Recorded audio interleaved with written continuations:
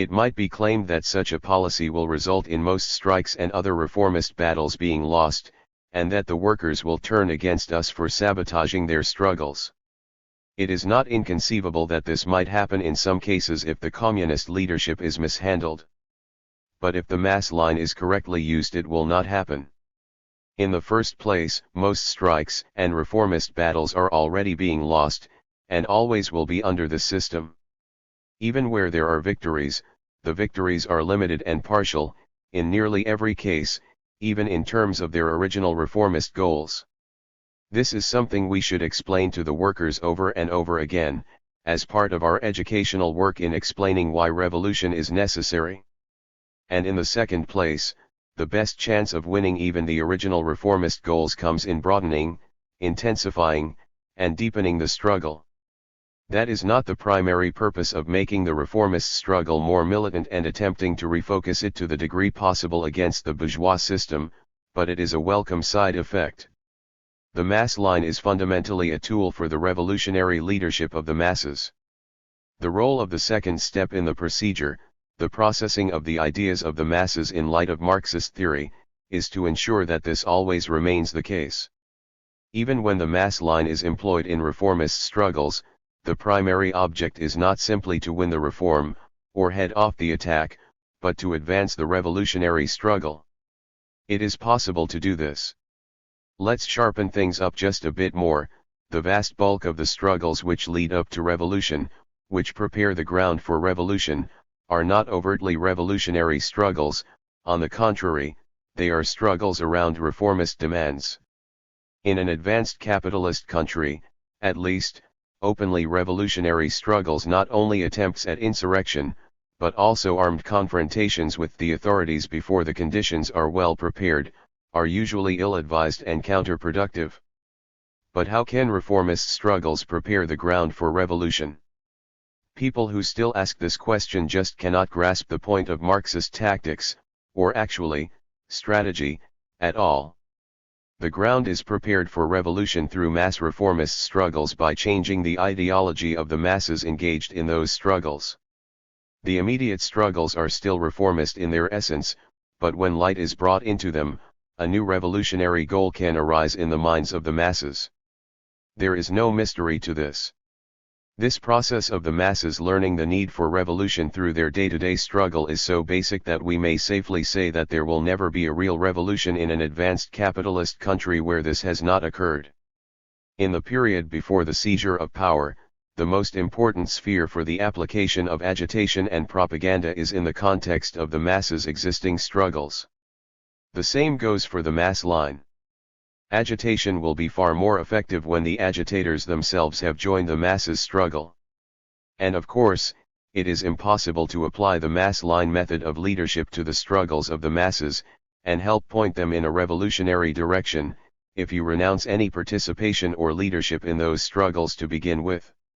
Thus the two major tools the vanguard has available to turn the day-to-day struggles of the masses in a revolutionary direction, namely agitation and propaganda and the mass line, are both vitiated if the party abandons any direct participation in the day-to-day reformist struggles of the masses.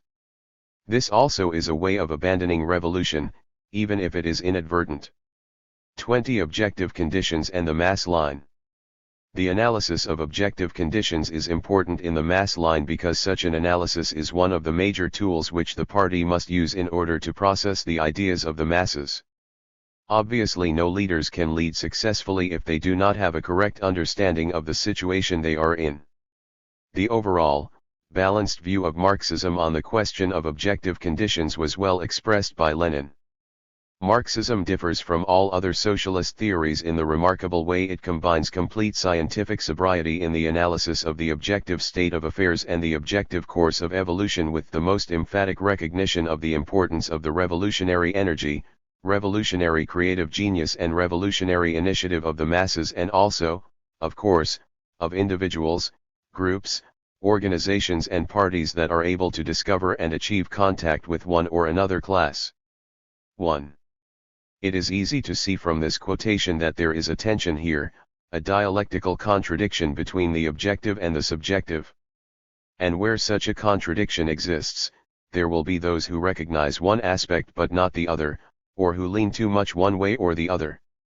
There will be rigid fatalists on the right and there will be crazy subjectivists on the left.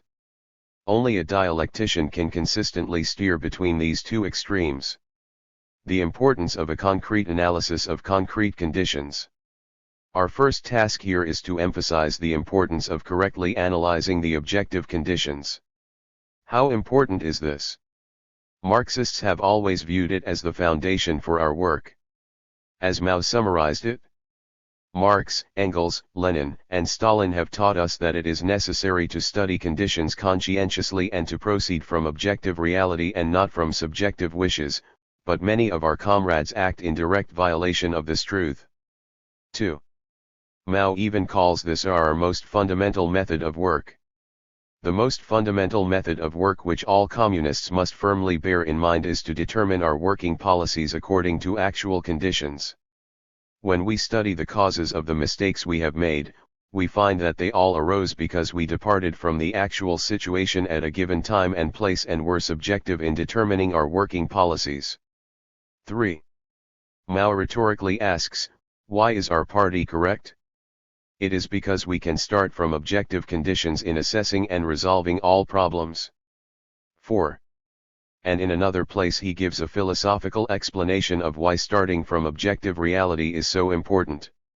Subjectivism means proceeding not from objective reality and from what is actually possible, but from subjective wishes.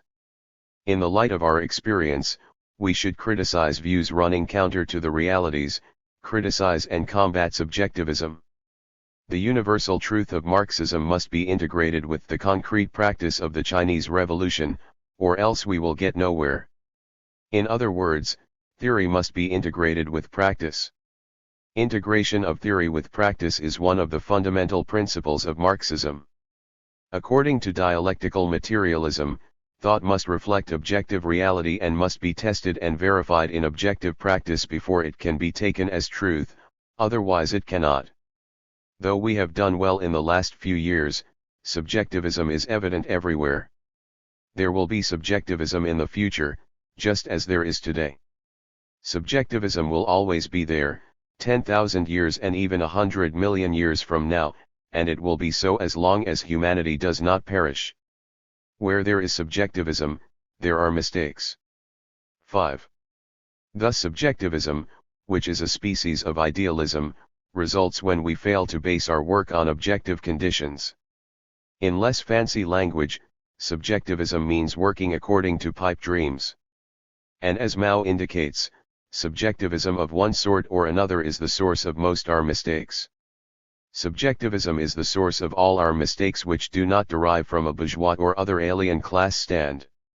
Of course, taking a bourgeois class stand is only correctly described as an error, or a mistake, if it is an aberration. David Rockefeller did not become a capitalist by mistake. Anyone, no matter who, may succumb to subjectivism if they cease studying the objective situation.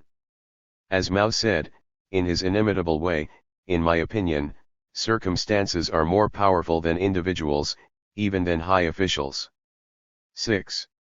Not even important leaders of the party or the state, under socialism, are immune, no matter what their previous accomplishments.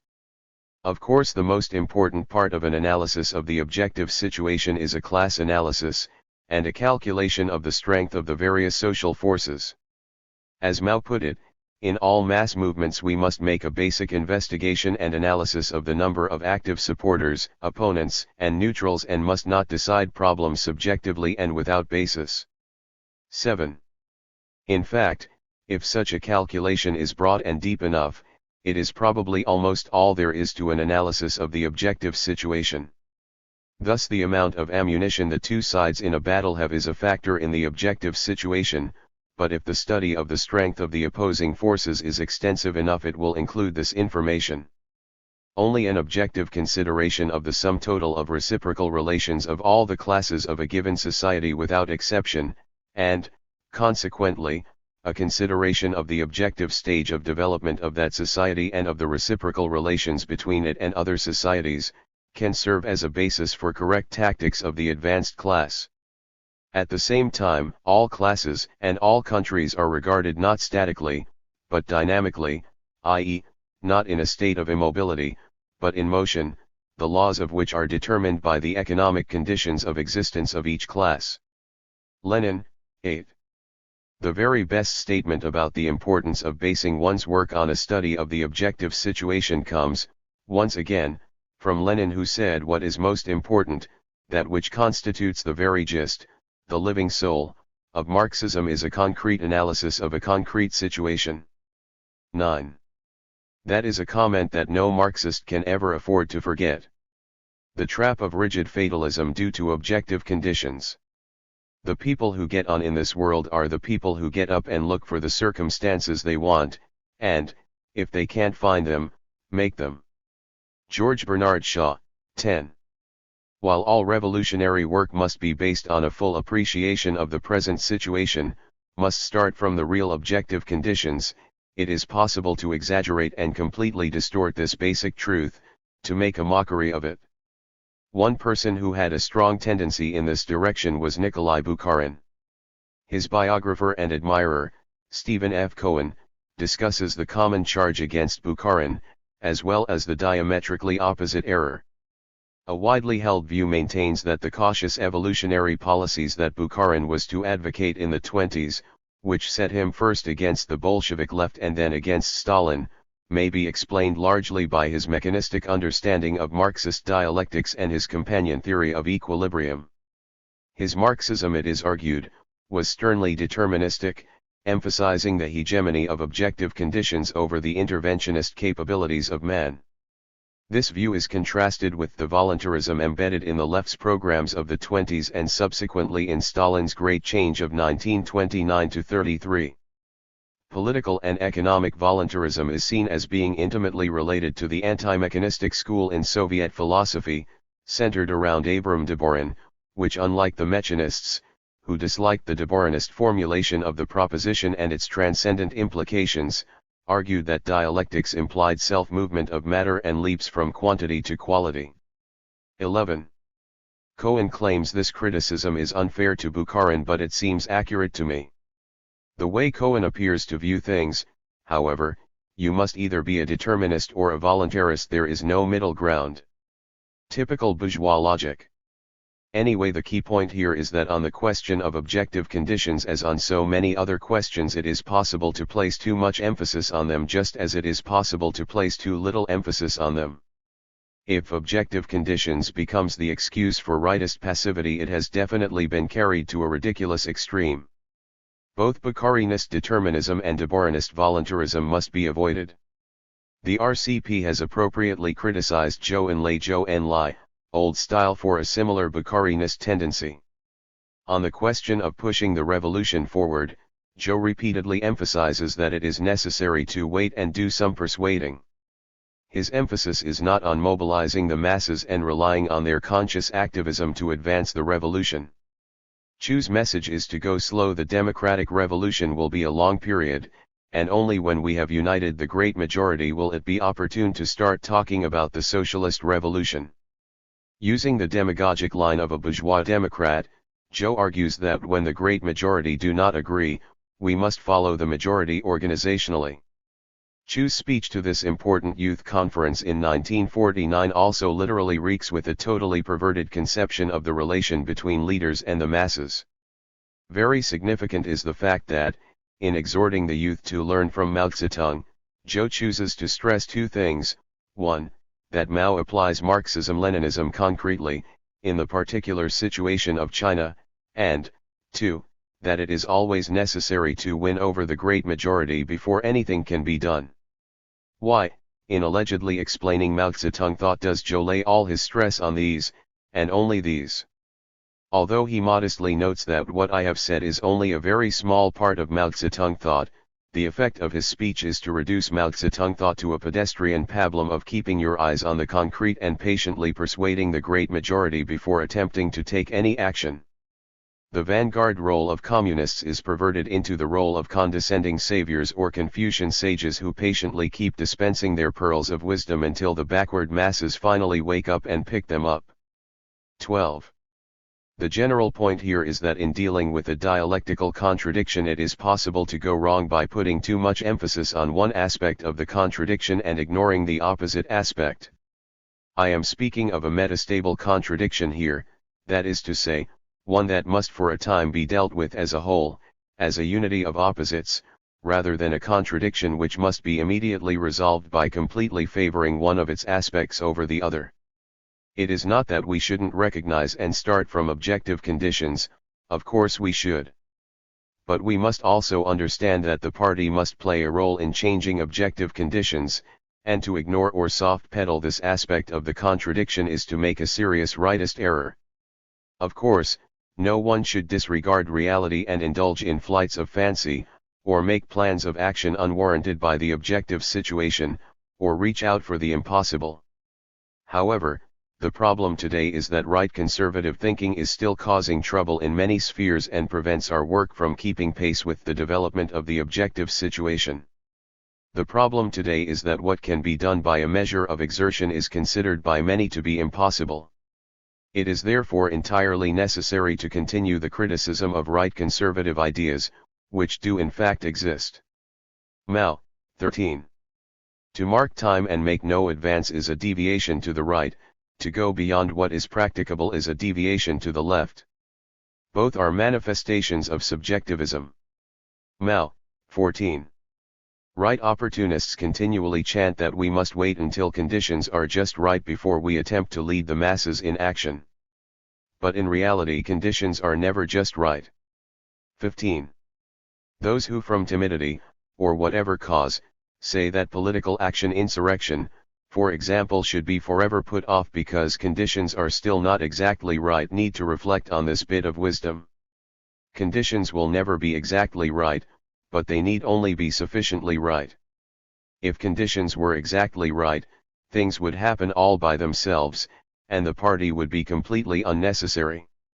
An excellent statement of the Marxist point of view appeared in an article in the Chinese newspaper People's Daily in 1959. One of the greatest characteristics of the communists is that they have a strong subjective desire to transform the world, display their subjectivity as far as possible with respect for objective reality, and never show themselves helpless in the face of objective reality. 16. While it is completely true that we must start from the real objective conditions in all our work, we must be very careful not to let objective conditions become the excuse for passivity, or even worse, become the excuse for redirecting the revolutionary struggle in a reformist, economist direction. Lenin exposed and criticized this latter tendency very forcefully. In the following, he starts by quoting an economist attack on his position. In adopting a hostile attitude towards the activities of the Social Democrats of the late 90s, Iskra ignores the absence at that time of conditions for any work other than the struggle for petty demands, declare the economists in their letter to Russian Social Democratic organs, Iskra, number 12. The facts given above show that the assertion about absence of conditions is diametrically opposed to the truth. Not only at the end, but even in the mid-90s, all the conditions existed for other work, besides the struggle for petty demands all the conditions except adequate training of leaders. Instead of frankly admitting that we, the ideologists, the leaders, lack sufficient training, the economists seek to shift the blame entirely upon the absence of conditions, upon the effect of material environment that determines the road from which no ideologist will be able to divert the movement. What is this but slavish cringing before spontaneity, what but the infatuation of the ideologists with their own shortcomings? 17.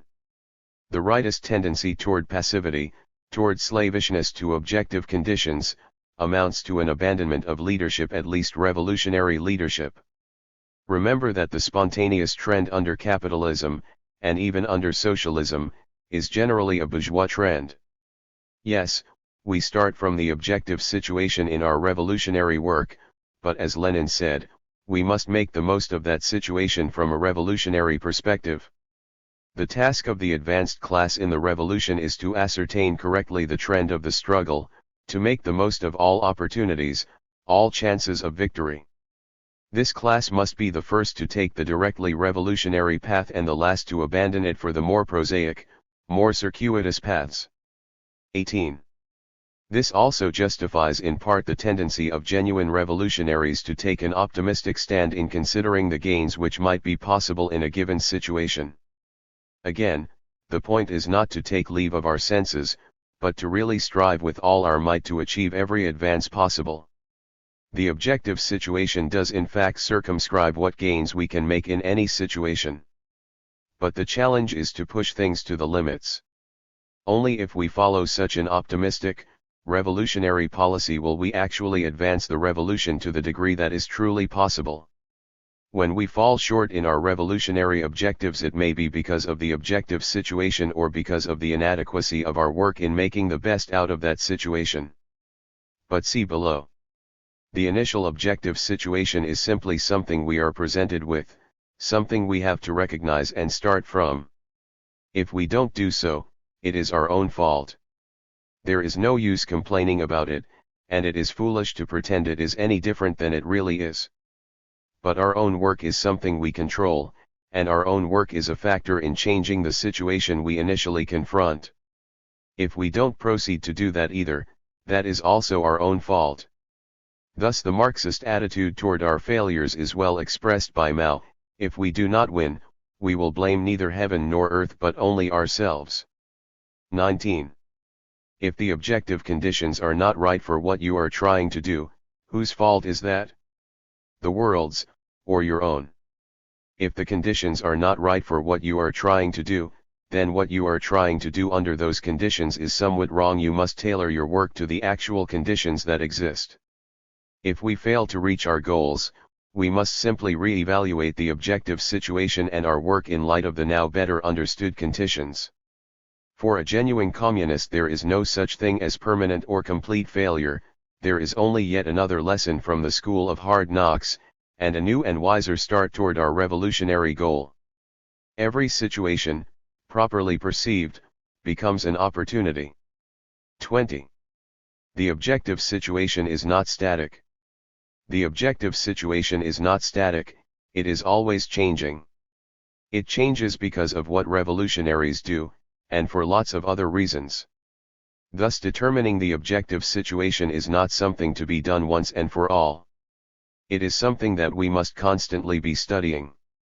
This is all the more the case since, while we may at many points come to a more or less correct understanding of the objective circumstances, there will always be at least some subjectivity in our understanding, which we should constantly work to reduce.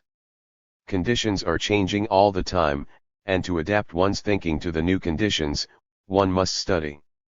Even those who have a better grasp of Marxism and are comparatively firm in their proletarian stand have to go on studying, have to absorb what is new and study new problems.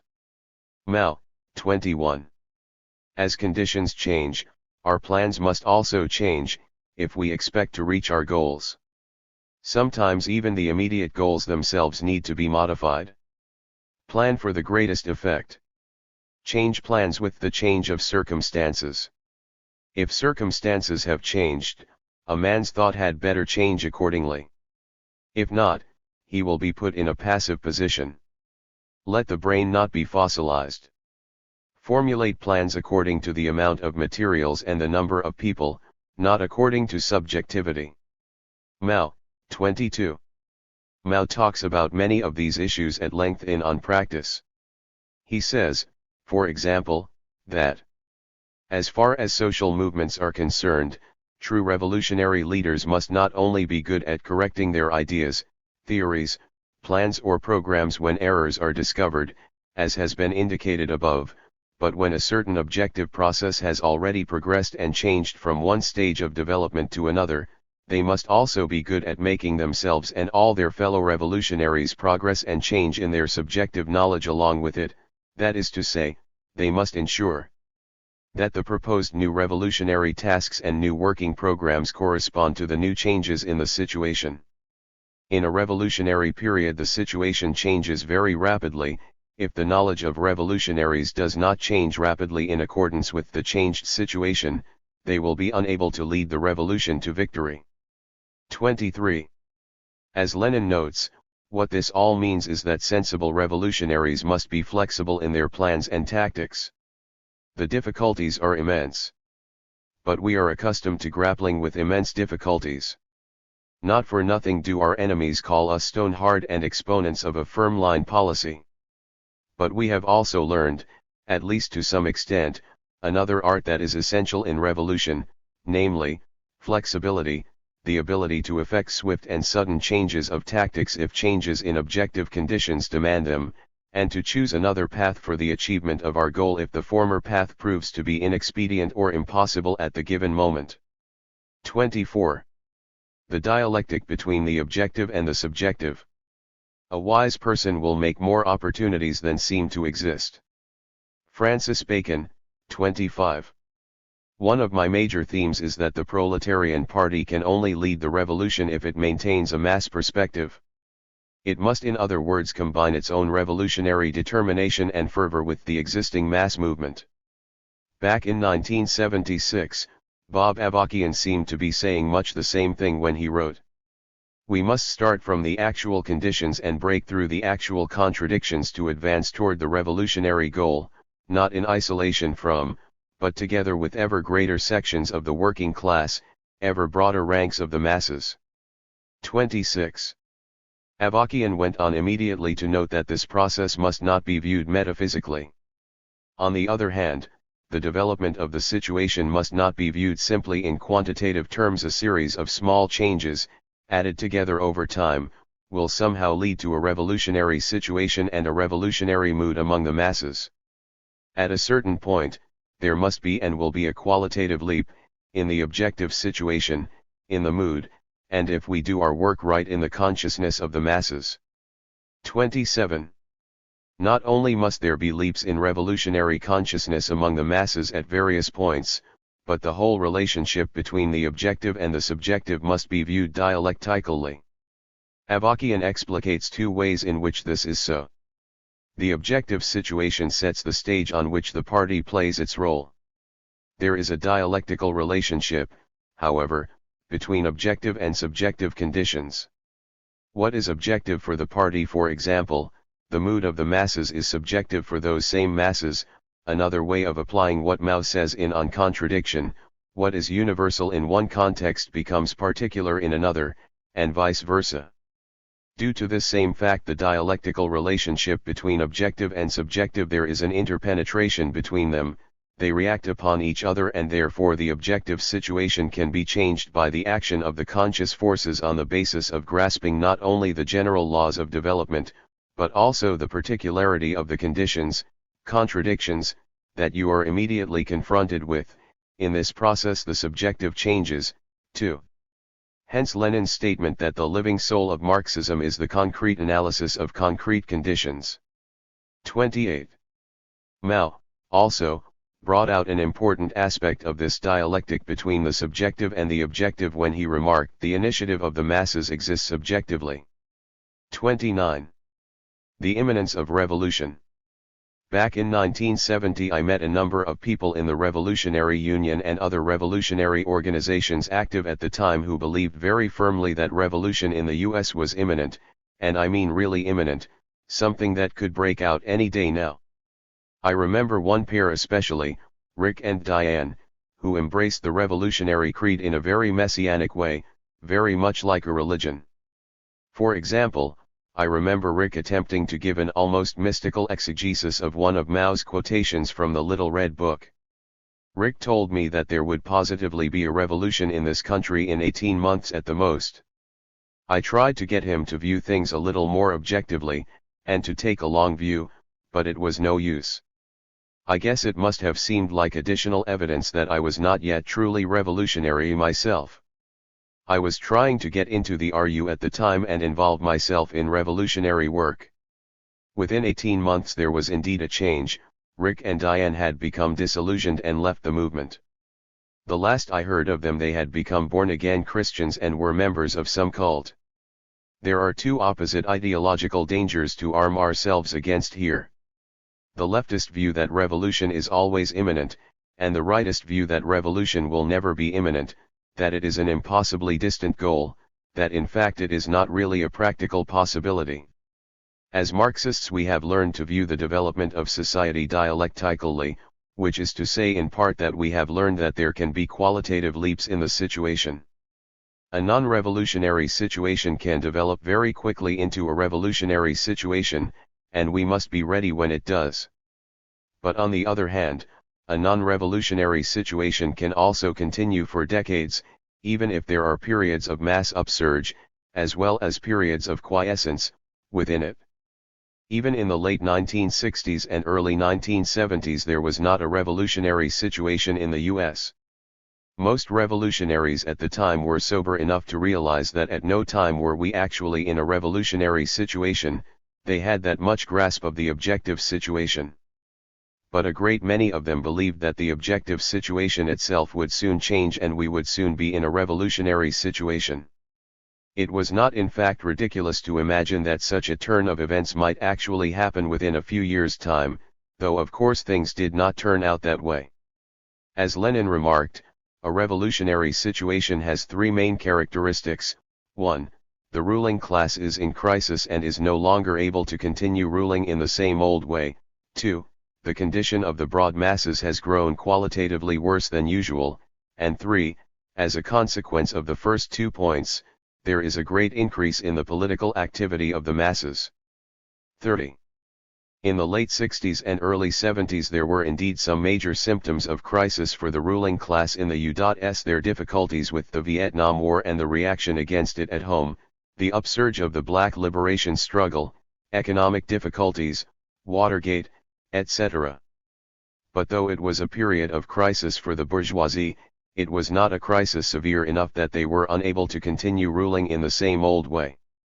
There was no resort to open fascism, no declarations of martial law, no military coups, etc.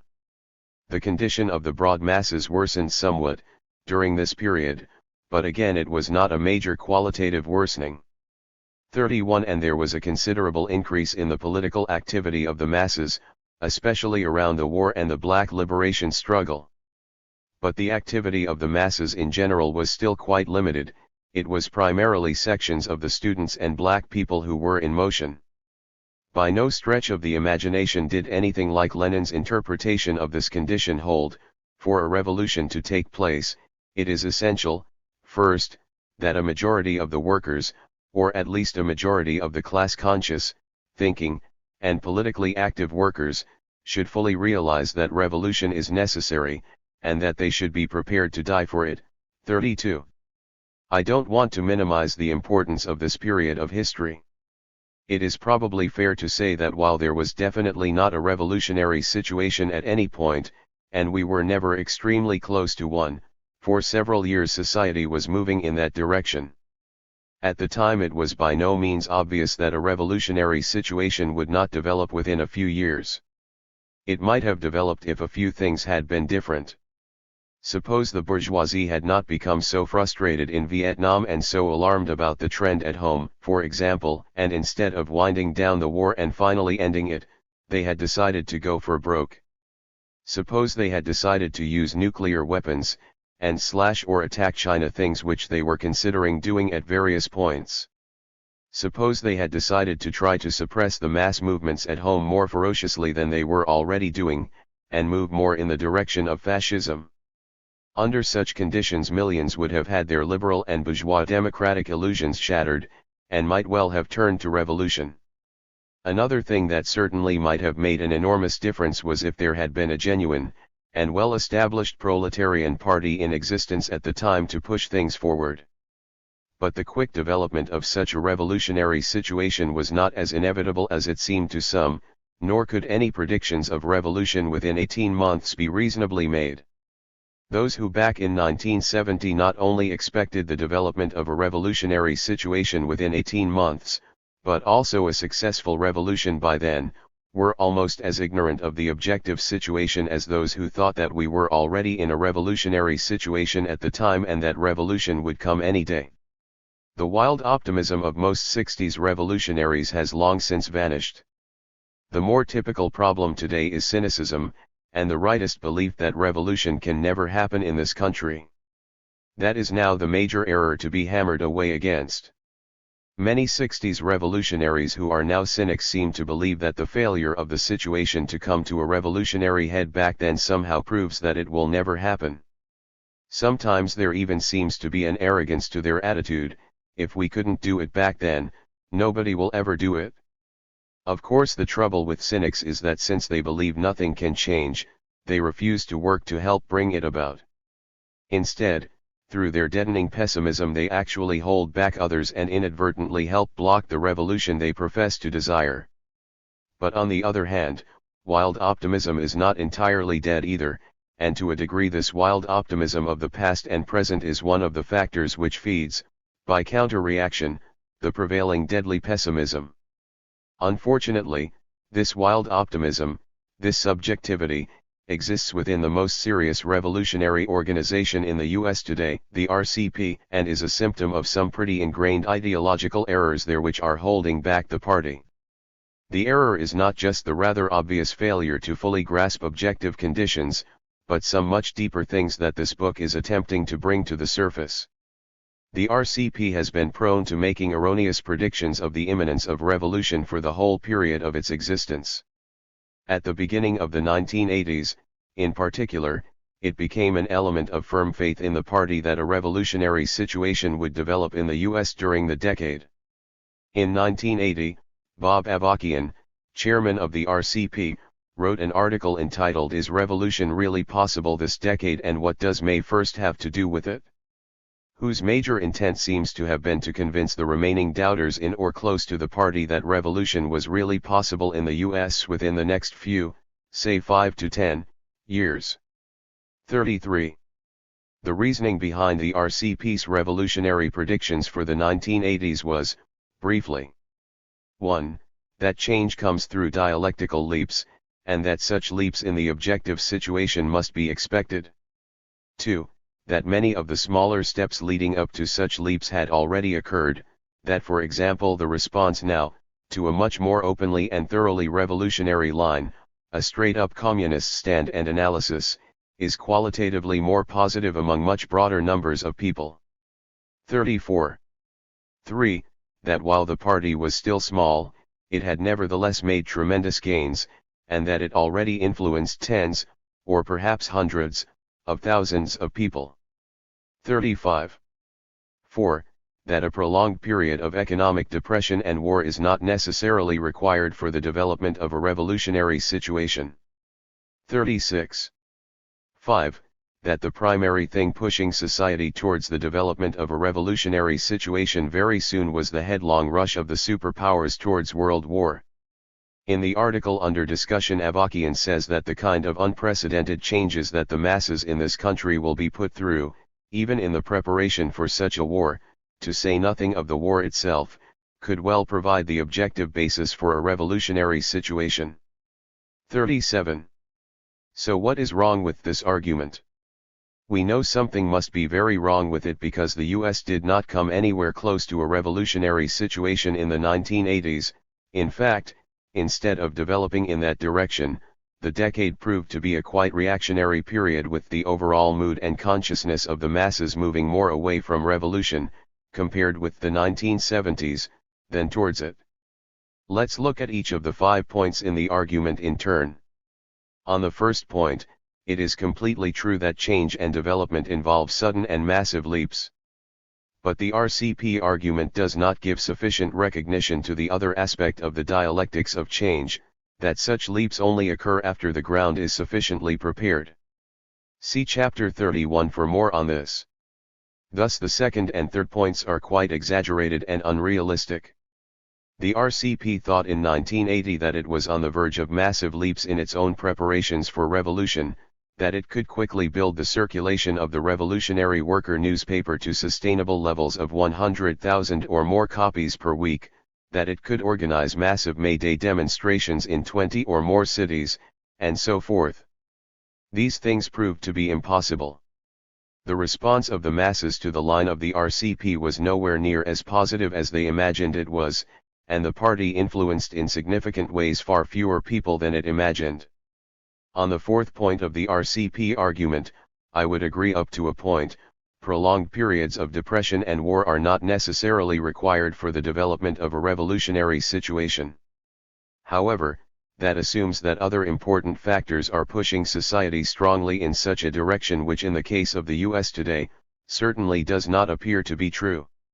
It seems to me that in a very backward political climate such as we are confronted with overall in this country, it will take some very extensive, bitter, and prolonged negative experiences to shake the masses awake to the necessity of revolution. Capitalism, of course, is a system that cannot but administer such unpleasant lessons, sooner or later. The RCP also proved wrong in its prediction of inter-imperialist war between the US and the USSR during the 1980s. Of course, the world is extremely fortunate that such a thing did not occur, and everybody, including the RCP, is very happy that it did not. But it does show that the party did not really correctly grasp the whole situation during the 1980s, and all the possibilities. Where, exactly, did they go wrong on this? Well, I think the party was correct in its perception around 1980 that there were powerful developments in the direction of world war, certainly within the US. I think they were correct in their estimation that the US bourgeoisie was unflinching, and determined to go for broke in their struggle with their Russian imperialist counterparts. If the Soviet imperialists, like the US imperialists, had also been as strong and intransigent as they appeared to be on the surface, the RCP view, that it's obvious that world war is coming before long, 38 might well have proven all too accurate.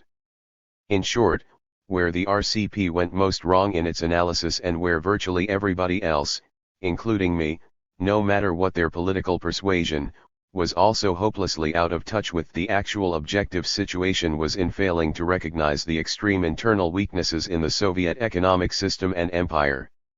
We Marxists knew the Soviet Union and its sphere was moribund, but we had no idea how much so. To a degree, our partial recognition of the economic and other problems which the Soviets faced further misled us. We thought it would force them to opt even more strongly toward war as the only solution to their difficulties. We did not see that they were already in such a state of crisis and internal decay that most of their top leaders themselves recognized that world war offered no possibility of a solution to their problems, no possibility of bailing them out. We American Marxists knew full well the nature of imperialism, and we knew quite well the United States, but we did not sufficiently know the Soviet Union. That is why our expectations of world war in the 1980s proved wrong.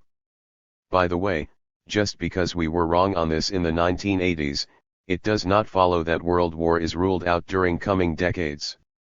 On the contrary, whether or not the former Soviet Union succeeds in its restructuring along Western-style capitalist lines, the danger is still there, and will always be there, as long as imperialism continues to exist. In fact, we must recognize that it is just in unstable times like the present that things can suddenly lurch in a totally unexpected direction. We must not become seduced by the current transient easing of tensions among the nuclear powers. So overall, the RCP's argument that a revolutionary situation was looming in the 1980s was way off base. It did not start from a correct analysis of the objective situation. The mistake on the unrecognized dire weakness of the Soviet Union is quite understandable, because it is much harder to know the situation in another country, especially a secretive one like the Soviet Union, but it was still a mistake. The other mistakes, though secondary, such as the great overestimation of the strength of the revolutionary forces in the US, the great overestimation of the current receptivity of the American masses to revolutionary ideas, and the great underestimation of the work that is necessary in order to prepare the masses for revolution, and the renunciation of many of the techniques that are necessary in order to do so, are less understandable, less acceptable, and are evidence of serious left errors in the line of the party. In the 1980 article I have been focusing on, Bob Avakian condemns blind faith in the possibility of revolution and says that it will lead, sooner or later, to demoralization, despair and outright defection from the revolutionary ranks. 39. Unfortunately, the same is true of any analysis of the imminence of revolution which is not based on the real objective conditions. It is therefore no wonder that the RCP itself has shown signs of these evil symptoms, after 2 decades of following a line starting not from objective reality, but only subjective wishes and beliefs. It is too bad that when such mistakes are exposed, people can not just seek to correct them. Unfortunately for some, the weak and the faint-hearted, it is an excuse to give up the struggle. See Chapter 41 for more on this. In the publishers, the RCP's Introduction to a recent collection of Bob Avakian's essays from the 1980s, it is admitted that some of the predictions and expectations contained in these essays have not come about. Revolutionary opportunities did not develop as rapidly as several of these essays had foreseen. 40. As of this writing, June 1990, I have not seen any extensive, or satisfactory analysis and self-criticism by the RCP about this whole question. There have been a number of comments and admissions worth noting, however. In the fall of 1987, Bob Avakian made some remarks which showed that the party was just beginning to recognize that it did not completely understand the Soviet Union. As we've said before, we have to recognize that, in terms of the analysis that we made, going into this decade, of what the character of the decade would be, there has been some tactical underestimation of the difficulties for the other side. I presume he means the Soviet Union JSH in having the all-out confrontation which we have been correctly pointing to as shaping up. We have in the recent past made some self-criticism, internally among our leadership, for this tactical underestimation. 41. But the only thing being questioned here was the timing. It is crucial to remain firm in our understanding of what has been and remains the principal contradiction in the world, the inter-imperialist contradiction, and at the same time to grasp this in dynamic terms and specifically in terms of the intensifying conflict between the two main trends in the world. These are the trend toward world war and the trend toward revolution, both of which have intensified through the course of this decade. 42. Looking back at the 1980s with the benefit of hindsight, it now seems pretty clear that while there were indeed developments in the direction of inter-imperialist war, especially at the beginning of the decade, these developments were quite likely to short-circuit, though this was by no means assured. In other words, while it certainly appeared for a while that the principal contradiction in the world was the inter-imperialist contradiction which was leading to imminent world war, it was not so in fact. It now seems clear that the RCP, and I myself, were wrong on this very basic question, and that the point of view of the Communist Party of Peru as expressed by Chairman Gonzalo was and is correct. We consider that there exist 3 fundamental contradictions in this situation since World War II JSH. The first and principal contradiction, between oppressed nations, on the one side, and imperialist superpowers and imperialist powers, on the other. A second fundamental contradiction is the one between proletariat and bourgeoisie. A third contradiction is the inter-imperialist one, between the superpowers, between the imperialist superpowers and the imperialist powers, and amongst the imperialist powers themselves. 43. Of course we know that the principal contradiction can suddenly change, that inter-imperialist world war is and will remain a serious possibility and eventually a certainty if imperialism continues to exist. But it now once again seems very clear that so far, in the entire period since World War II, the principal contradiction in the world has been between the oppressed nations, the so-called Third World, and imperialism. Note added October 4, 2003, this whole business about what the principal contradiction in the world was during the post-World War II Cold War period is still something that one am pondering.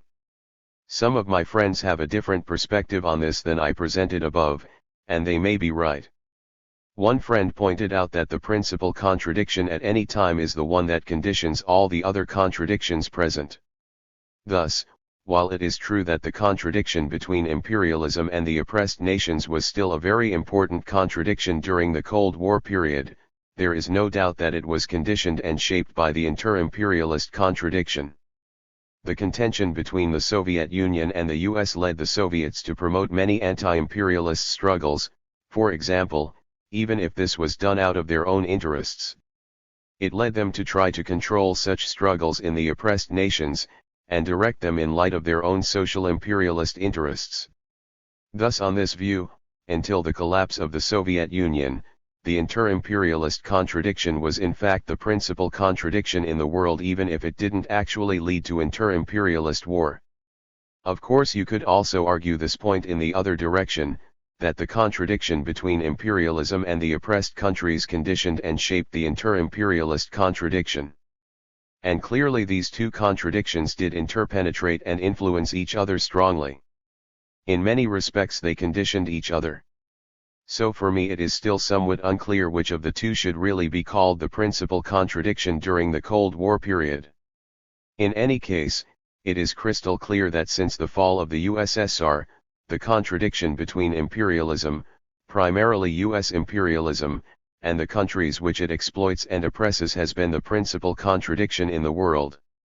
Returning again to the RCP's discussion of the failure of its revolutionary predictions for the 1980s, in the spring 1990 issue of Revolution, Bob Avakian says, "We're at the end of the 80s and things haven't worked out the way we thought they would in the general framework of the 80s. And while not being dogmatic and mechanical about the 80s, there is a period that has gone on and hasn't worked out exactly the way we predicted. In one very basic way, it hasn't worked out the way we predicted at all. That is, there has not been a major worldwide violent readjustment of the world relations of one kind or another. In particular, there has not been the outbreak of World War. This has not yet occurred, and we did expect it by now unless it was prevented by revolution. We thought it was very likely that it would happen. So, obviously we have to analyze why this has not happened." 44. But no such analysis is provided. All he says is the imperialists have actually maneuvered to avoid this direct, all-out confrontation, i.e., nuclear war. We have to look more deeply at why and how they were able to do that. 45. On a number of occasions recently the RCP seems more to be raising important questions than answering them. Near the end of the same article, for example, Avakian raises the question of what forms of struggle, and what forms of organization, can really give expression to and unleash the positive factors among the basic masses without giving any indications of what he views the answers to be. 46. He closes the article with the unanswered question, how can we make some breakthroughs that are crucially needed, breakthroughs that we are at the point of being able to make, breakthroughs that will be great strides in preparation for the goal toward which all this is aimed. It does seem clear that the current party line does not contain the answer to this very basic question, and I disagree that the party is at the point of being able to make such breakthroughs.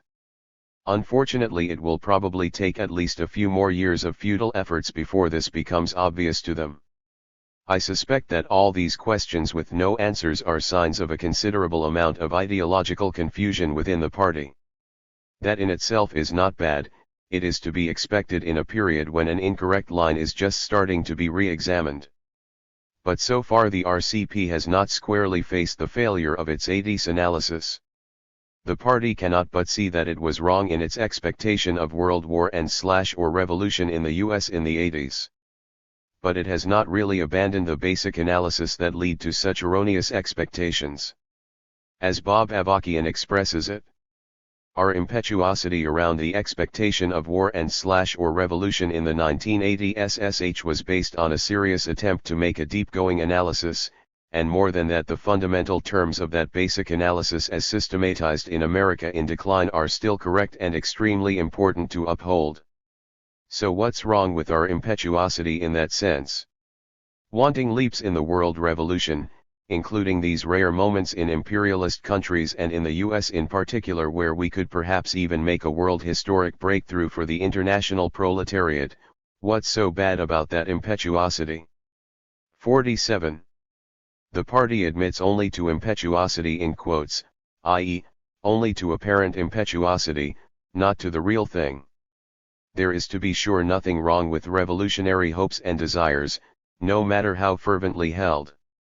But actual revolutionary work, and the political line of a revolutionary party, must be based not on fervent hopes, but on a correct analysis of concrete conditions. The RCP still does not admit that its perception of the objective situation at the beginning of the 80s, and also now, is incorrect in any fundamental respect, it sees only a few tactical errors. The primary thing they confess to is being wrong about the timing of events.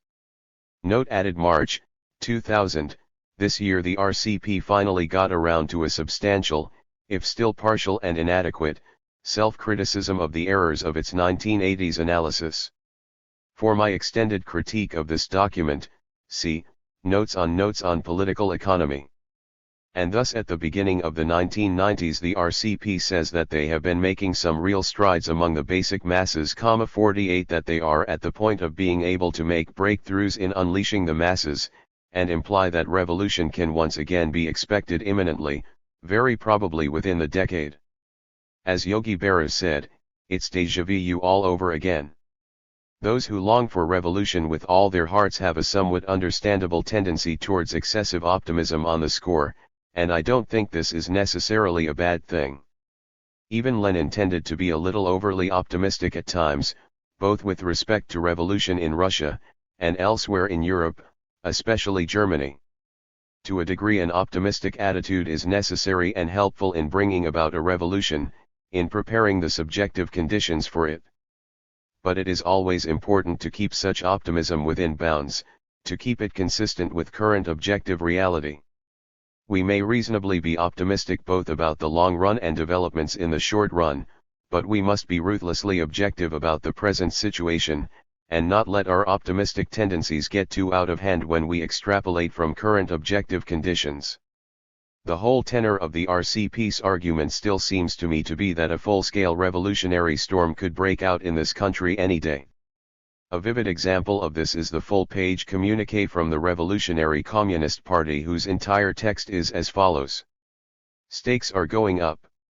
Attacks are coming down from the powers that be. The atmosphere is charged. Battle lines are being drawn and forces are lining up. On the people's side, not just on theirs. In this situation, our chairman Bob Avakian said our stand is, fear nothing. Be down for the whole thing. 49.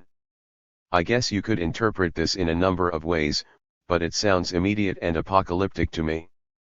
I don't think the current objective situation can justify the extreme optimism the RCP seems to have, even granting that, yes, things can change very quickly. The actual fact of the matter, no matter how much it may distress us, is that as of this writing, 1990, revolution is not imminent in this country. It worries me that the RCP apparently still does not have enough of a grasp of the objective situation to realize this obvious fact. Revolutionaries must have a long-term perspective. A common theme among revolutionary-minded individuals whose acquaintance with Marxism is not very deep, is that the revolution is a single event which happens in a day, or at least in a very short period. Those of us who talk about revolution with the masses have all come across those who say, when the day comes you can count on me. These folks, despite their sympathy for revolution, do not realize that the day will not come at all unless those of us who want it to come get out and work for it over a long period beforehand. For a fine discussion of this syndrome which gets into important aspects of the issue which I have not mentioned here, see Bob Avakian's article When the Real Deal Goes Down. I'll be there, you'll beware.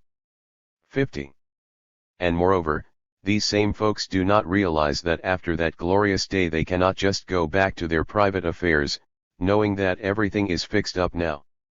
There is only one truly revolutionary attitude, that of the long view.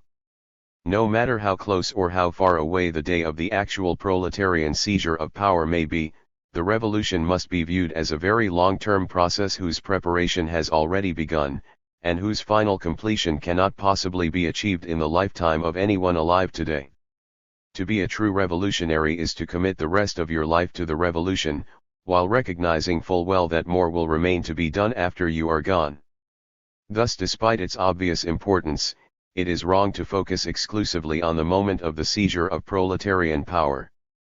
That will undoubtedly be a great, momentous, and historic day. But whether it is near or far, whether it lies in the future or the past, as it will someday, there is revolutionary work to be done.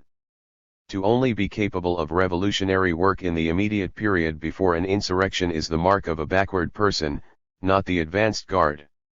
Communists and other serious revolutionaries should not need to constantly fool themselves into thinking the revolution, the seizure of power, is imminent in order to develop any enthusiasm for and dedication to revolutionary work. Not only communists, but the masses too must be imbued with this long-term point of view. We must frankly tell the people that we cannot say exactly when the seizure of power might be possible. More than that, we cannot say with certainty at this point whether it will be soon or not. We should get them to understand that an insurrection might be possible far sooner than they, or we, presently imagine, that things can change rapidly, but that also it might be quite a long time yet. But that one thing is certain: the more they stir themselves and take part in the preparations, the sooner that day will be. It could be argued that we, as Marxists, should have some notions about how the objective situation may be expected to develop, and of course this is true.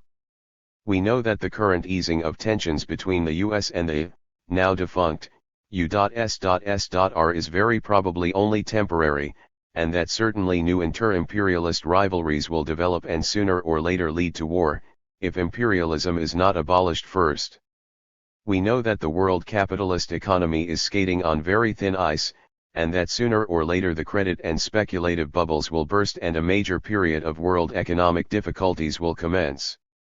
We know that much of the Third World is more or less ripe for revolution, and that active revolutions are in progress in a number of countries that can be expected to spread and eventually weaken imperialism considerably. Thus we do have some considerable knowledge about how the objective conditions may be expected to develop in the US and around the world. But it must be recognized that we only know the overall principles, and not most of the particulars, or the timetables. We do not know the objective situation well enough, for example, to know with certainty whether a revolutionary situation will develop in the US during the next 25 years. Society is enormously complex, and very small occurrences can have enormous and unforeseeable consequences. This is a characteristic of physical reality as well, which has only recently dawned on the scientific community with the development of so-called chaos theory and theories of complexity. A revolutionary situation might develop in this country in the next 25 years, or it might not. Frankly, I personally doubt it can come that soon. But all we can do is our damnedest to prepare for the possibility, so that if such a situation does develop, we will be ready for it, and it will not be wasted. To be revolutionaries we do not need to be soothsayers. We only need to know that our day will come. We must prepare, we must be ready, and that is all. Of course we must constantly study the objective conditions so that our tactics can be adjusted accordingly. But fortunately it is not necessary that we know the future in minute detail. The point in stressing the need for a long-term perspective is not to encourage passivity. Just the opposite. At all times and places there are revolutionary tasks to be done. The point is to identify those most appropriate to the actual situation, and to get moving on them immediately. The future belongs to those who prepare for it today. Malcolm X. Basing our revolutionary work on the objective conditions. What exactly does it mean, then, to base our revolutionary work on the actual objective conditions? It means starting from the real situation, and addressing the problems and tasks posed by the real situation. It does not mean addressing whatever problems and tasks we choose to, nor whatever our subjective desires would like to address. Nor does it mean, even in the most backward situation, giving up revolutionary work. Since revolutionary work is primarily a matter of agitation and propaganda, first of all, and of leadership of the masses, second of all, revolutionary work which actually starts from objective conditions means 1. Agitation and propaganda which addresses the issues of the day and the questions actually on the minds of the masses, which is presented in language the masses addressed can understand, and which actually serves to raise the revolutionary consciousness and understanding of the masses to which it is presented. Chapter 11 talked about this. 2. Leadership of the masses in the class struggles in which they are already engaged, Leadership which uses the mass line to lead the masses in such a way that their immediate struggles, whatever they are, also advance the revolutionary struggle, even if sometimes only indirectly. That is, so that to the maximum degree possible, the target of all the struggles of the masses is broadened into the whole capitalist system, and so that the masses involved in these struggles are best able to sum up their own experiences from a revolutionary perspective. Back in 1976, before the RCP renounced any leadership of the masses in their day-to-day class struggles, they recognized the connections between objective conditions, the mass struggle, correcting mistakes, and the mass line. They wrote that, of course, there will be ebbs and flows in the struggle due to objective conditions and the relative strength of class forces, and we cannot avoid altogether making mistakes in the struggle, because we, the party together with the class as a whole, must learn how to wage this class warfare in the course of waging it. But the more thoroughly and all-sidedly we apply the mass line at each step, the more we discover and deepen our grasp of the laws governing the struggle through the study of Marxism-Leninism, and return concentrated, correct lines, policies, tactics, etc., to the masses, the more we can learn to avoid mistakes and to correct them more quickly when they are made. 51.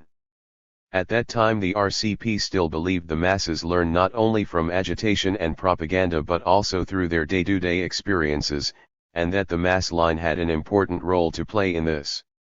In those days when the party confronted problems it didn't know the answers to, such as the problems mentioned in a previous section of this chapter, of what forms of struggle and organization are presently needed, and of how to bring about breakthroughs in unleashing the masses, it at least knew that it should use the mass line to figure out the answers.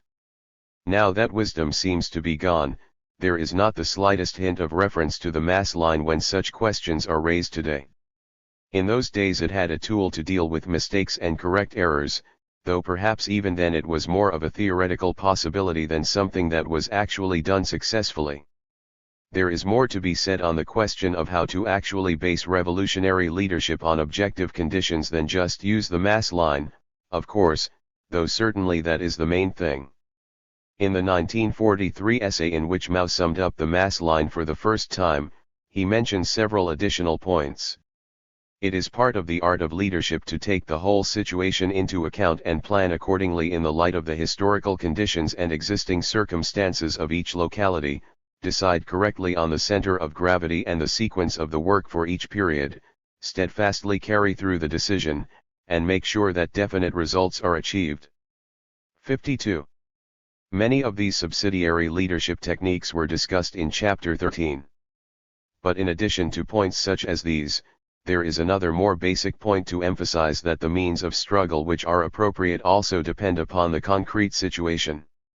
Lenin said, "To attempt to answer yes or no to the question whether any particular means of struggle should be used, without making a detailed examination of the concrete situation of the given movement at the given stage of its development, means completely to abandon the Marxist position."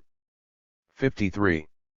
Sometimes inexperienced revolutionaries imagine that some forms of struggle, say violent forms, are inherently revolutionary, while other forms of struggle, say peaceful protests, are inherently non-revolutionary. But the Marxist point of view is that no forms of struggle are inherently correct or incorrect in the abstract and divorced from concrete conditions. There is no such thing as revolutionary forms and methods of struggle in the abstract, only in the concrete. Lenin wrote that inexperienced revolutionaries often think that legal methods of struggle are opportunist because, in this field, the bourgeoisie has most frequently deceived and duped the workers, particularly in peaceful and non-revolutionary times, while illegal methods of struggle are revolutionary.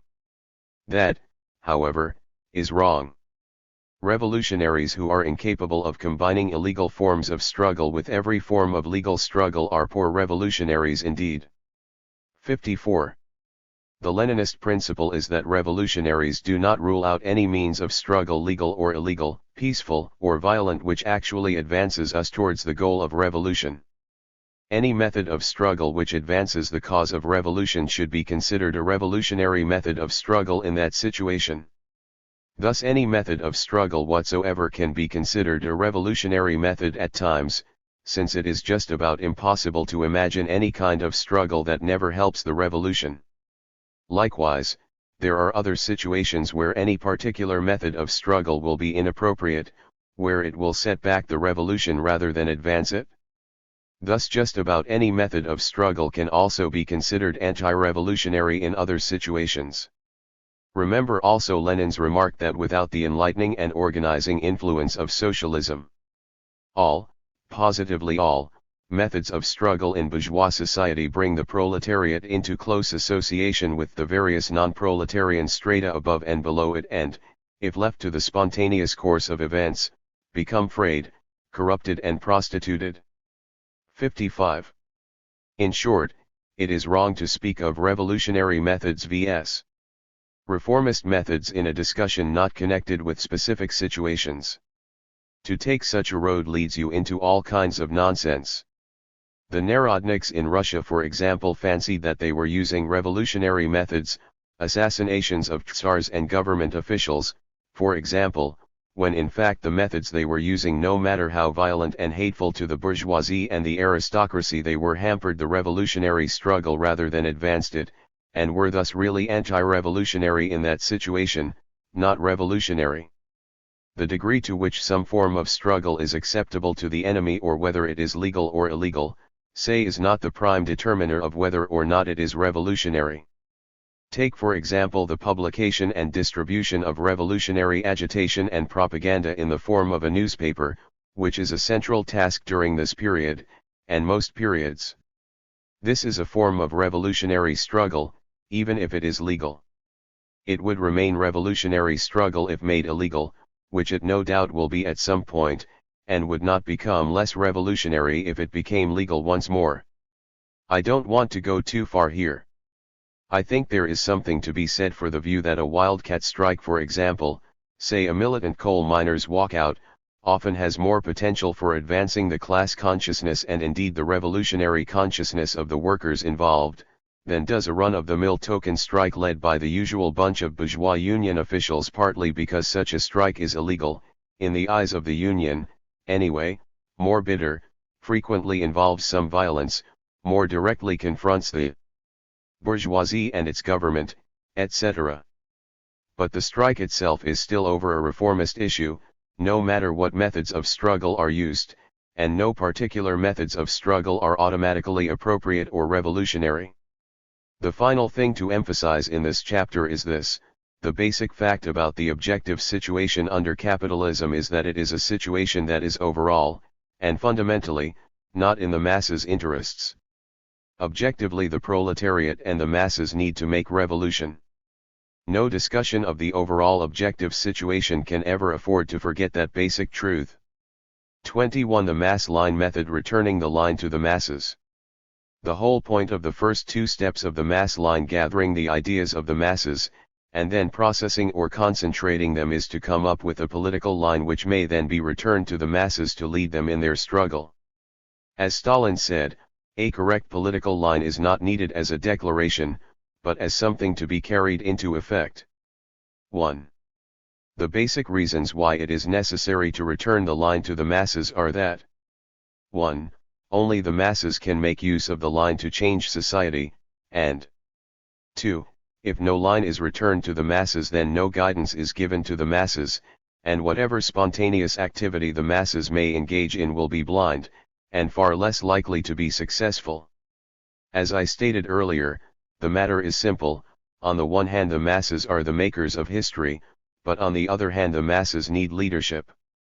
There is one further purpose in taking the line back to the masses, however, and that is to test the correctness of the line itself, to see if it actually works, and to what extent. As Mao put it, only through the practice of the people, that is, through experience, can we verify whether a policy is correct or wrong and determine to what extent it is correct or wrong. But people's practice, especially the practice of a revolutionary party and the revolutionary masses, cannot but be related to one policy or another. Therefore, before any action is taken, we must explain the policy, which we have formulated in the light of the given circumstances, to party members and to the masses. 2. Returning the line to the masses is, in an overall sense, the agitational step in the technique of the mass line. But it in itself is typically a fairly elaborate process, with steps or stages of its own. What does it mean to take the line back to the masses? Taking the concentrated line back to the masses means promulgating it broadly and deeply. But before the line can be successfully promulgated among the masses, it must be promulgated within the party itself. A line is set and implemented by the party, but it is normally a leadership body within the party that sets the line, based on the application of the mass line both within and beyond the party, while it must be the whole party that implements it, or at least the whole party in the region or area of work in question. The members of the party cannot implement a line they do not understand and support. So the line must be fully discussed within the party, and all party members, especially those in closest contact with the masses, must be able to ask questions and seek clarifications about it and how it is to be implemented. The discussion should continue until there is general understanding, general support, and general enthusiasm for the line within the party. In saying that the whole party needs to support the new line, one point should be clarified. One of the tenets of democratic centralism is that individual party members have the right to their own personal views and the right to privately disagree with aspects of the line of the party. But democratic centralism also requires that when individual members disagree with a line, they still must be committed to supporting it among the masses.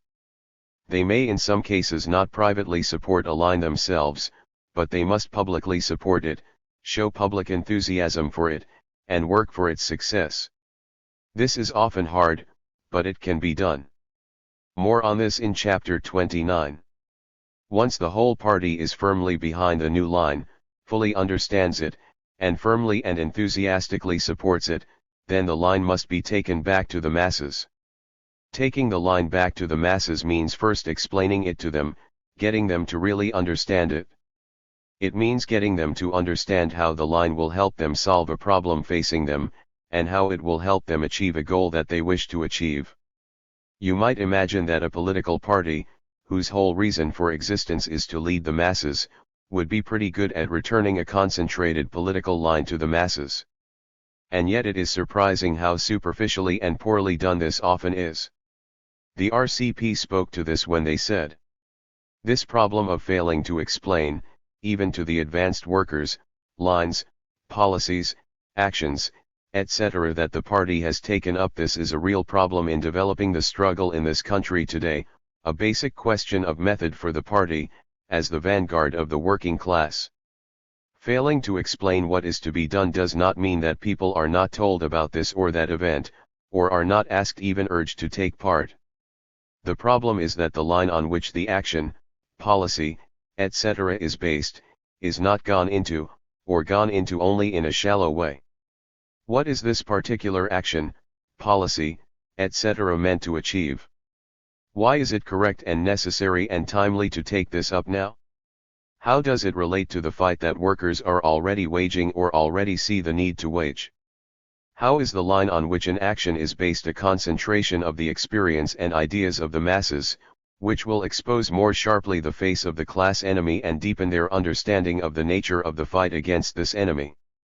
Who are the allies in this fight? How will a policy help the masses to fight in a more conscious and determined way for their own interests? These are the kind of questions that must be gone into, in discussing and explaining policies and actions taken up by the party. Failing to go deeply into this, how can it be expected that the initiative of the masses, especially the advanced workers, will be unleashed? 3. Taking the processed line back to the masses in this way will be especially difficult, and probably impossible, for the party if it has not integrated its members into the life and existing struggles of the masses it is attempting to lead. One of the main tasks in taking the concentrated line back to the masses is to win over as many of them as possible to support it and act on it. The reason is of course obvious: the larger the fraction of the masses which support a line, the better the chances of success for the line, the better the chances of achieving the desired goal. Similarly, the more enthusiastically the masses support a line, the better its chances of success. When the masses are of one heart, everything becomes easy. Mao, for of course the masses will never be totally, 100%, of one heart at the beginning or in the midst of struggle. Afterwards, in retrospect, essentially everybody may be in agreement that a line or policy was correct after all, but almost never will this be true at the time the line is first promulgated. And this is not necessarily a bad thing. If the line turns out to be wrong, the leaders should be very thankful that among the masses there are some alternative ideas on how to proceed, which can be concentrated with another application of the mass line. But while we recognize that not everyone can really be brought to totally support a line when it is first promulgated, that is the thing to aim for in order to give the line the best chance of success. As always in our agitation and propaganda among the masses, getting the masses to support a line should not be viewed as preaching or forcing something down their throats. Instead, it is a matter of showing them how the line will help them solve the serious problems that confront them, of showing them how the line is in their interests. It means relating the line to their own experiences and situation. It means explaining why things should be done this way and not that way. It means answering every question they have about the line, and going over it in as much detail as the masses wish, until they are satisfied. If it turns out that this cannot be done, that we can't get the masses to understand, agree with, and act on a line, then the line will fail, and the mass line method will have to be used again to come up with a line that the masses can understand, support, and put into practice. But party members must always remember that every line that the party goes to the trouble of trying to implement among the masses has some serious thought behind it and should be given a chance to prove its worth. Consequently, even if there is initially some resistance, even substantial resistance among the masses to the line, the effort should continue and perhaps be intensified for a while.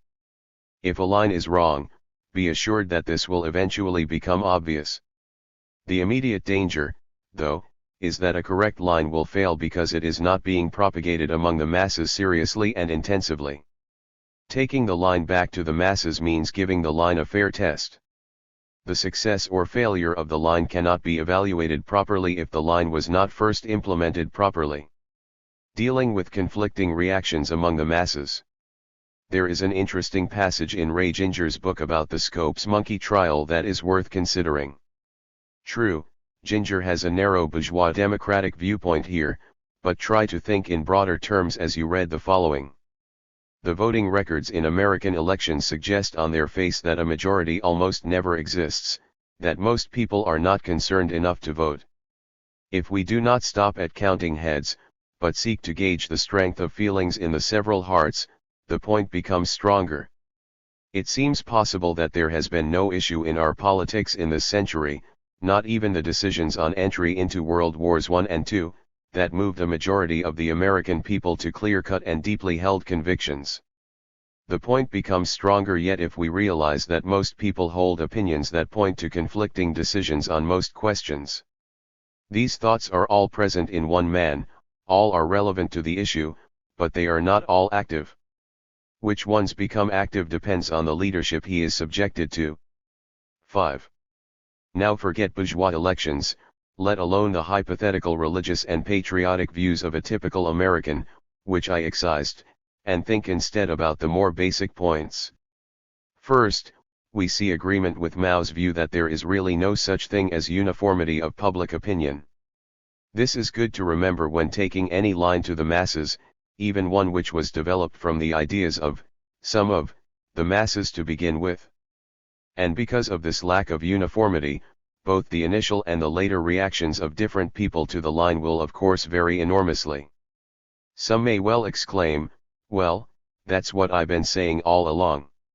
Other initial responses may range from great idea to that'll never work.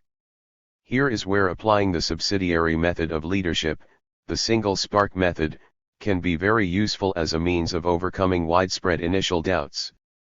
And some backward people will not be won over at all. That should not worry us. On the other hand, neither should we take the possible enthusiasm of just a tiny handful of people to be general enthusiasm. We must be prepared for various reactions to our line from the masses, and not let the initial negative reactions of some destroy our own enthusiasm, nor, in the other case, let the enthusiasm of a tiny few cause us to take leave of our senses. Second, we should note well the point that even within many individuals there will be internal conflicts about the wisdom or workability of the line. Most people with doubts will probably be inclined to simply stand aside and watch at least until the line starts to show them some positive results. But it is well to remember that even many who continue to oppose the line may have internal conflicts which might allow them to be won over later. And on the other hand, even many who support the line and try to put it into effect may also have some doubts, which could lead them to back out later if things do not go well. We must remember our basic principle of dialectics, that there is contradiction everywhere, and try to turn that to our advantage rather than our disadvantage.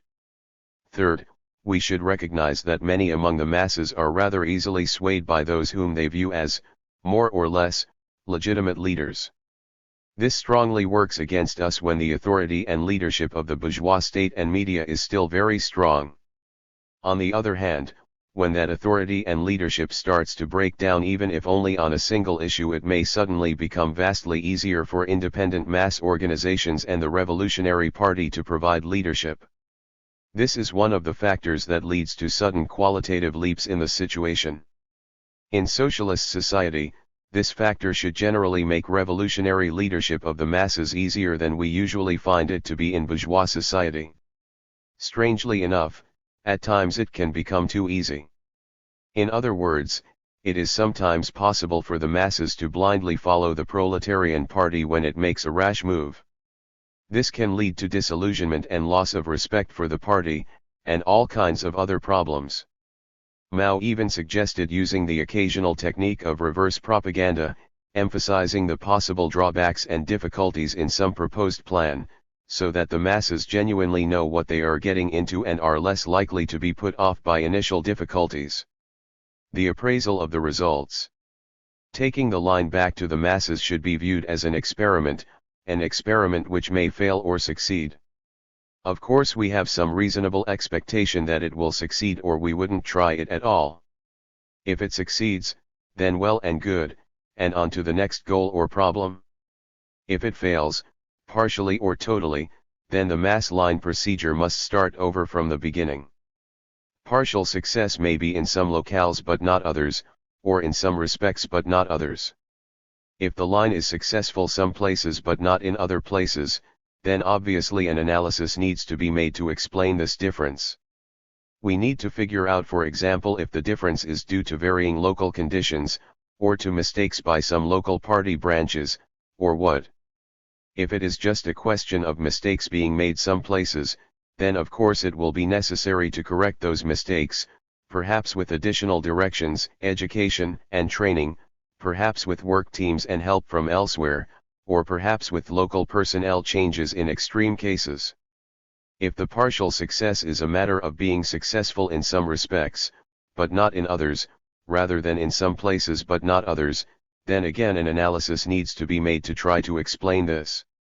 The most likely explanation is that more than one goal was being tackled at once, and one such goal was achieved, while other goals were not. If it is the primary goal that is achieved, then the application of the mass line in this case may be appropriately judged to be successful in the main. If it is only a subsidiary, or lesser goal, then we would have to judge that the line is unsuccessful in the main, even though something useful is accomplished. This can also be put in terms of dialectical contradictions. In any situation there is always a primary contradiction, and our primary goal is to resolve that contradiction. If we do so, then our efforts have been successful in the main, even if other, lesser or subsidiary, contradictions remain to be resolved. On the other hand, if only a lesser contradiction is resolved, we had better reanalyze the situation to determine what the primary contradiction we face is, and how we can use the mass line to resolve it. But even a complete failure of the line to achieve our goal should not be viewed as a total waste of time or a total disaster, because we have also learned something. Failure is a teacher, and really is not such a bad thing if we can then proceed to make use of the lesson.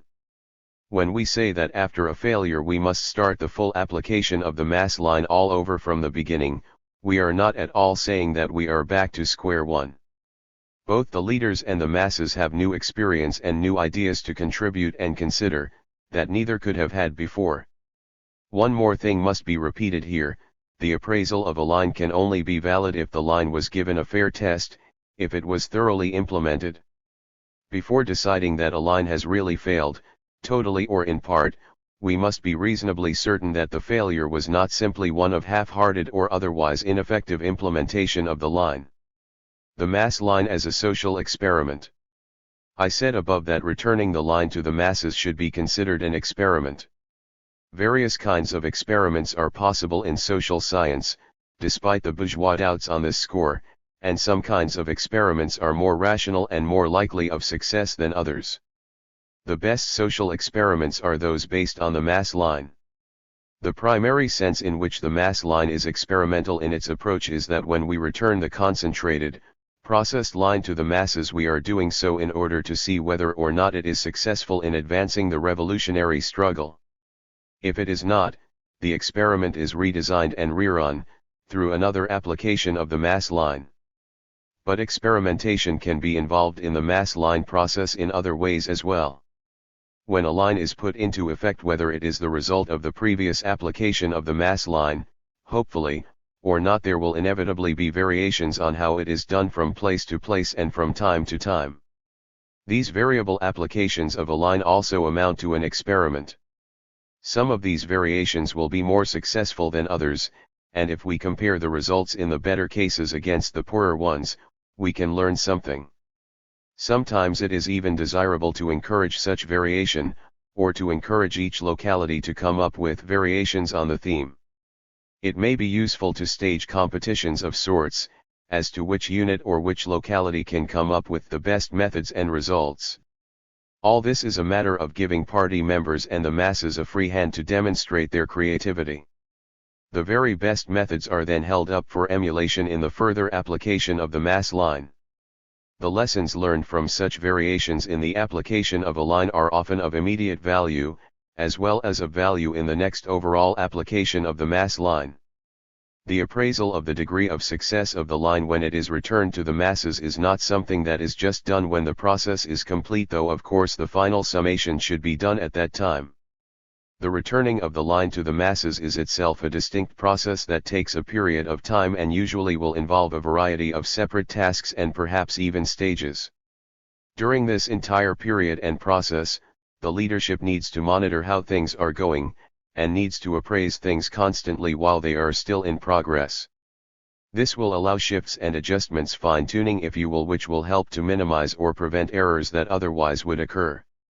Any complex social or biological process requires feedback while underway to help guide it. Another, more profound, way of expressing the above is to say that the mass line also needs to be applied to smaller subsidiary processes and goals within its application to a larger process or goal. This is yet another dialectical aspect of the mass line. Or again, from another point of view, the monitoring process should also be an example of combining the general with the particular, since the leaders cannot monitor the implementation of a line with equal attention in all locations. One, or a few, locations must be monitored especially closely, in conjunction with the general overall monitoring. While the role of experimentation in the application of the mass line is important and needs to be stressed, as well as the nature of the mass line as itself a means of experimentation, not all social experimentation can be considered to be bound up with the mass line or necessarily conducive to it. In fact, it is even possible to use calls for experimentation as a means of opposing the mass line and mass struggle, or at least slowing it down unjustifiably. This was one of Liu Shaokai's favorite tricks. Here is one example. During the 1950s, Mao and the CPC advanced the collectivization of Chinese agriculture through a number of stages and by means of a number of applications of the mass line. The result of all this was a great nationwide experiment with various different degrees and forms of collectivization. Then Mao and the party used the mass line again to select the very best of these forms as the model for the nationwide implementation of the people's communes. At this point, after all the experimentation that had already gone on and had already been appropriately summed up, Liu Shaokai tried to stop the advance to people's communes by calling for a very slow, gradual, piecemeal approach, more experimentation. He argued that we must not set up too many communes at one stroke and go too fast. We should first conduct experiments to create the models and then gradually set them up in a well-prepared, methodical, and orderly manner, by separate stages and groups. The practice of daring to think, speak, and act should not be followed on a nationwide scale but should be carried out in a small scope with typical experiments conducted first. 6. Were there some errors made because of the simultaneous, nationwide introduction of the people's communes? Sure. Was there also a great and extremely important social advance? Sure. Was the success primary and were the mistakes easily corrected? Sure. In retrospect, was it right to introduce the people's communes in such a big way? Yes, it sure was. It was a most expeditious and successful socialist transformation of rural society. And keep in mind that even if the process had been stretched out for decades, there still would have been some mistakes made, and probably far more than were made Mao's way. That's assuming the change would and could have been accomplished at all if it had been slowed to a snail's pace. Often it is necessary to strike when the time is ripe, if you really want to accomplish something, and especially if you want to enable the masses to accomplish something. Furthermore, as Mao said, in any task, if no general and widespread call is issued, the broad masses cannot be mobilized for action. 7. Liu's small-scale, snail's pace approach is not a mass approach, and real Marxists believe that it is the masses who are the makers of history. Besides the fact that Liu was obviously foot-dragging and really using the call for experimentation as a convenient way of opposing the people's communes, there is something else wrong here: the emphasis on small-scale experimentation. What is needed for a successful large-scale change is some pretty extensive, large-scale experimentation by the masses themselves. As Mao put it in his classic 1943 formulation of the principles of the mass line. Formulate general ideas, general calls, out of the particular guidance given in a number of cases, and put them to the test in many different units, not only doing so yourself, but by telling others to do the same, then concentrate the new experience, sum it up, and draw up new directives for the guidance of the masses generally. 8. The procedure is thus to go step by step from one or a few individual cases, to small-scale experimentation, to medium or large-scale experimentation, and general implementation. To keep things always on a level of small-scale experimentation is to sabotage and abort the social change. Mass movements need to be implemented on the broadest possible front, but only after some tests are done on smaller fronts. The principle of doing everything on as broad a front as possible is good provided you know where you are going. Bertolt Brecht, 9. At one time the Communist Party of China used the phrase Dianxianmian, point line plain, to describe this progression of a mass movement. As the bourgeois sinologist John Bryan Starr describes it, a campaign was begun, nominally at the instigation of the masses themselves, on a small scale, at a point a few experimental cases usually run where conditions were favorable for the success of the experiment. On the basis of the results of this experimentation, details of the campaign would be determined. The campaign would then be launched on a modest scale, extending the point to a line. Modifications to the procedures of the campaign and sometimes even to its goals would be made on the basis of the results of this initial implementation. Following those modifications, the campaign would be launched on a nationwide basis, thereby moving from line to plain. 10. This is actually a very sensible procedure if it is really followed. But it is important to remember that there are two ways of going wrong here. It is certainly possible to be too rash in the implementation of mass campaigns, to implement them, that is, without careful consideration, planning, experimentation, feedback, and guidance.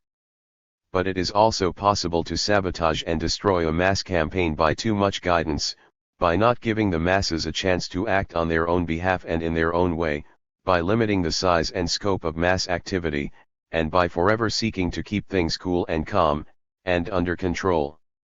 After the Lushaokai bunch managed to substantially undercut the socialist education campaign by these methods, and then interfere with the development of the Cultural Revolution, the Maoists evidently decided not to use the point-line plane analogy anymore. The concept had become somewhat discredited by the use to which it was put by the reactionaries.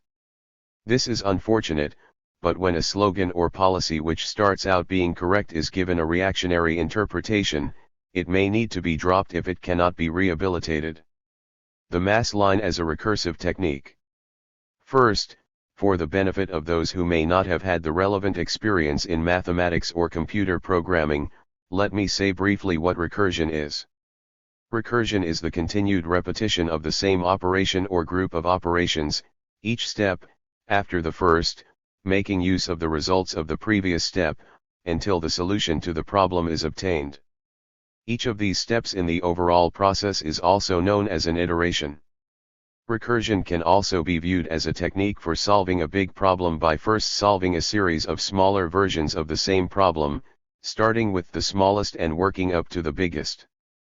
But this ever larger aspect of recursion, though common, is not essential to the concept. The mass line is best considered as a recursive technique since in general more than one application of it is necessary in order to fully resolve a problem or achieve a goal. Why? Mao explains this from a philosophical point of view in On Practice, in a passage which I partially quoted in an earlier chapter. Generally speaking, whether in the practice of changing nature or of changing society, men's original ideas, theories, plans or programs are seldom realized without any alteration. This is because people engaged in changing reality are usually subject to numerous limitations. They are limited not only by existing scientific and technological conditions but also by the development of the objective process itself and the degree to which this process has become manifest. The aspects and the essence of the objective process have not yet been fully revealed. In such a situation, ideas, theories, plans or programs are usually altered partially and sometimes even wholly, because of the discovery of unforeseen circumstances in the course of practice. That is to say, it does happen that the original ideas, theories, plans or programs fail to correspond with reality either in whole or in part and are wholly or partially incorrect. In many instances, failures have to be repeated many times before errors in knowledge can be corrected and correspondence with the laws of the objective process achieved, and consequently before the subjective can be transformed into the objective, or in other words, before the anticipated results can be achieved in practice. 11. And this is true even when the mass line is used. Using the mass line improves our chances for a successful first shot, especially when the goal is a subsidiary one, or relatively simple. And using the mass line repeatedly is our best means of achieving our major revolutionary social goals. Indeed, in reality, our only effective means of achieving them. One final point about recursion. In computer programming you usually have the choice of using recursion or not using it. And as specialists in computer algorithms are well aware, a recursive algorithm is seldom the most efficient method, in terms of time and computer resources, of solving a problem. 12. In light of this, someone might wonder if the recursive iteration of the mass line is the most efficient method of achieving revolutionary goals, or if there is some way that this whole technique could be transformed into a more efficient non-recursive process. I wouldn't say that this is totally inconceivable in all situations, but there are several things to be said against the idea. First, recursion is inefficient primarily because of the rapid growth in processing overhead as the number of iterations gets very large. A recursive computer algorithm that iterates thousands and thousands of times can sometimes be very inefficient indeed. But in the case of the mass line we are never talking about thousands of iterations. Typically the number of iterations required to achieve some particular social goal is very small, just a few and often only a single go-round is necessary. Second, and more fundamentally, the overall algorithm here is extremely simple. Here it is. 1. Use the mass line to try to achieve a revolutionary goal. 2. If not completely successful, go to step 1 again. Almost all the time and effort involved in this process comes in step 1, each iterative application of the mass line. True, we could elaborate on this algorithm a bit, listing the 3 steps involved in the mass line technique, etc. But the point is that any improvement in the overall efficiency here cannot come in tinkering with the overall algorithm unless that somehow means eliminating the application of the mass line and replacing it with something else entirely. If anybody has any good ideas on this score, I would be glad to hear them. The situation is this: what we know how to do, what we know sometimes works, is to apply the mass line. We do not have any other fundamental leadership procedure. All the other leadership techniques are strictly subsidiary to the mass line, see chapter 13. When an application of the mass line fails, what else is there to do but to apply it again on a higher basis, that is, taking account of what we have learned from the failure of the first application. And finally, it must be said that the bulk of the algorithms which have been investigated in computer science so far are straightforward representations of procedures in formal logic. The investigations into algorithms appropriate to different kinds of computer architectures, such as neural networks, is just beginning, and it is these kinds of architectures that are more appropriate to the solution of most human problems. I strongly suspect that people will find that with some of these more complex architectures the race will not always be to the non-recursive implementations. In fact, I dare say that in many cases non-recursive implementations will be impossible to come up with. Why does the mass line work? As we have seen, the main point in using the mass line is to discover those correct and vital ideas of the masses which can move the revolutionary process forward. The mass line works, is effective, because it enables the revolutionary leadership to do just that. The leadership learns some important things from the masses about how to advance the struggle, things it did not already know. Thus the effectiveness of the leadership, and therefore also the mass movement under that leadership, is greatly enhanced. However, there are some other reasons why the mass line is effective too. We can bring out one of these reasons by first considering the following words of Lenin. At the beginning of the struggle it took only a few thousand genuinely revolutionary workers to warrant talk of the masses. If the party succeeds in drawing into the struggle not only its own members, if it also succeeds in arousing non-party people, it is well on the way to winning the masses. 13. The point here is that if whatever the party is saying and doing wins over some of the masses, it will most likely be effective in winning over more of the masses if persevered in. It is a test of the effectiveness of the ideas of the party in gripping the masses to see if they have already gripped some of the masses. This applies to ideas which come directly from Marxist theory as well as those which come first from the masses and which are then processed with the aid of Marxist theory. Of course, much of Marxist theory came originally from the ideas of the masses too, if you look at it from a historical point of view. But the point to be emphasized here is that ideas which have already in some way or other, spontaneously or otherwise, been adopted by some of the masses are just those ideas which stand the best chance of being adopted by the majority. The mass line starts from these ideas which have already shown some effectiveness in gripping the masses. Sometimes, it is true, it is only a very few people, or even a single person, who contributes the idea that is eventually concentrated via the mass line. But more frequently this idea is shared by many more people, sometimes even a rather sizable fraction of the masses. Of course, the revolutionary leadership weeds out many of these ideas in the light of Marxist theory and the study of the objective conditions which the masses face. But those ideas which remain after this concentration process is complete are still from the stock of ideas which has shown at least some effectiveness in gripping the masses. Not only are these concentrated ideas correct and vital and capable of moving the revolutionary struggle forward if and when they are adopted by the masses, there is in many cases already good reason to believe that these ideas will be readily adopted by the masses, given the appropriate work by the party. All this then is another reason why the party becomes more effective in leading the masses to the extent it uses the mass line. It is another reason why the mass line works. And there are others besides. Emerson wrote that there needs but one wise man in a company and all are wise, so rapid is the contagion. 14. Emerson was more or less hostile to the masses, and tended to glorify the great man, as you can see in this quotation. But the remark can be reinterpreted as an illustration of yet another reason why the mass line works. The good ideas of one person, or a few, are recognized, concentrated, and then propagated amongst the broad masses.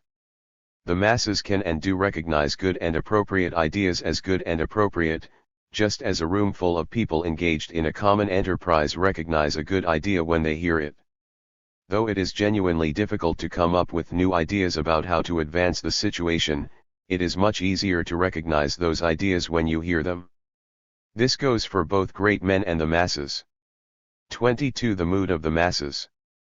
Everyone, including bourgeois populists and left sectarians, agrees that we must pay close attention to the mood of the masses.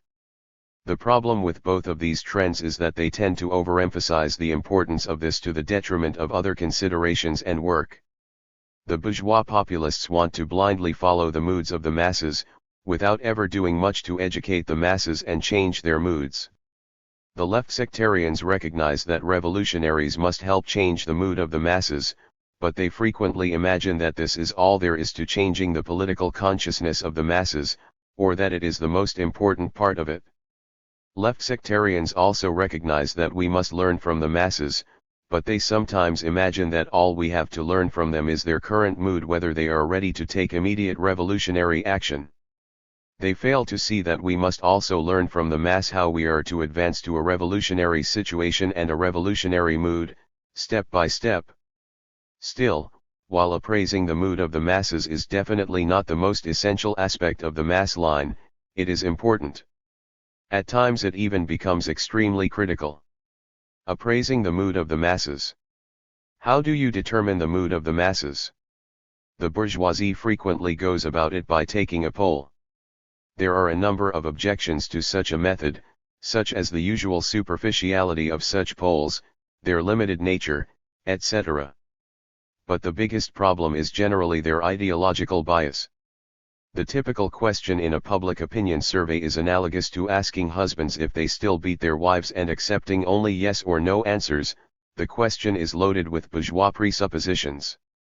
In political polls, for example, people are asked if they intend to vote for the Democrats or the Republicans. Or they might be asked, which party do you intend to vote for in the upcoming election? Which amounts to nearly the same thing, since there are only the two establishment parties with any significant presence in most U.S. elections.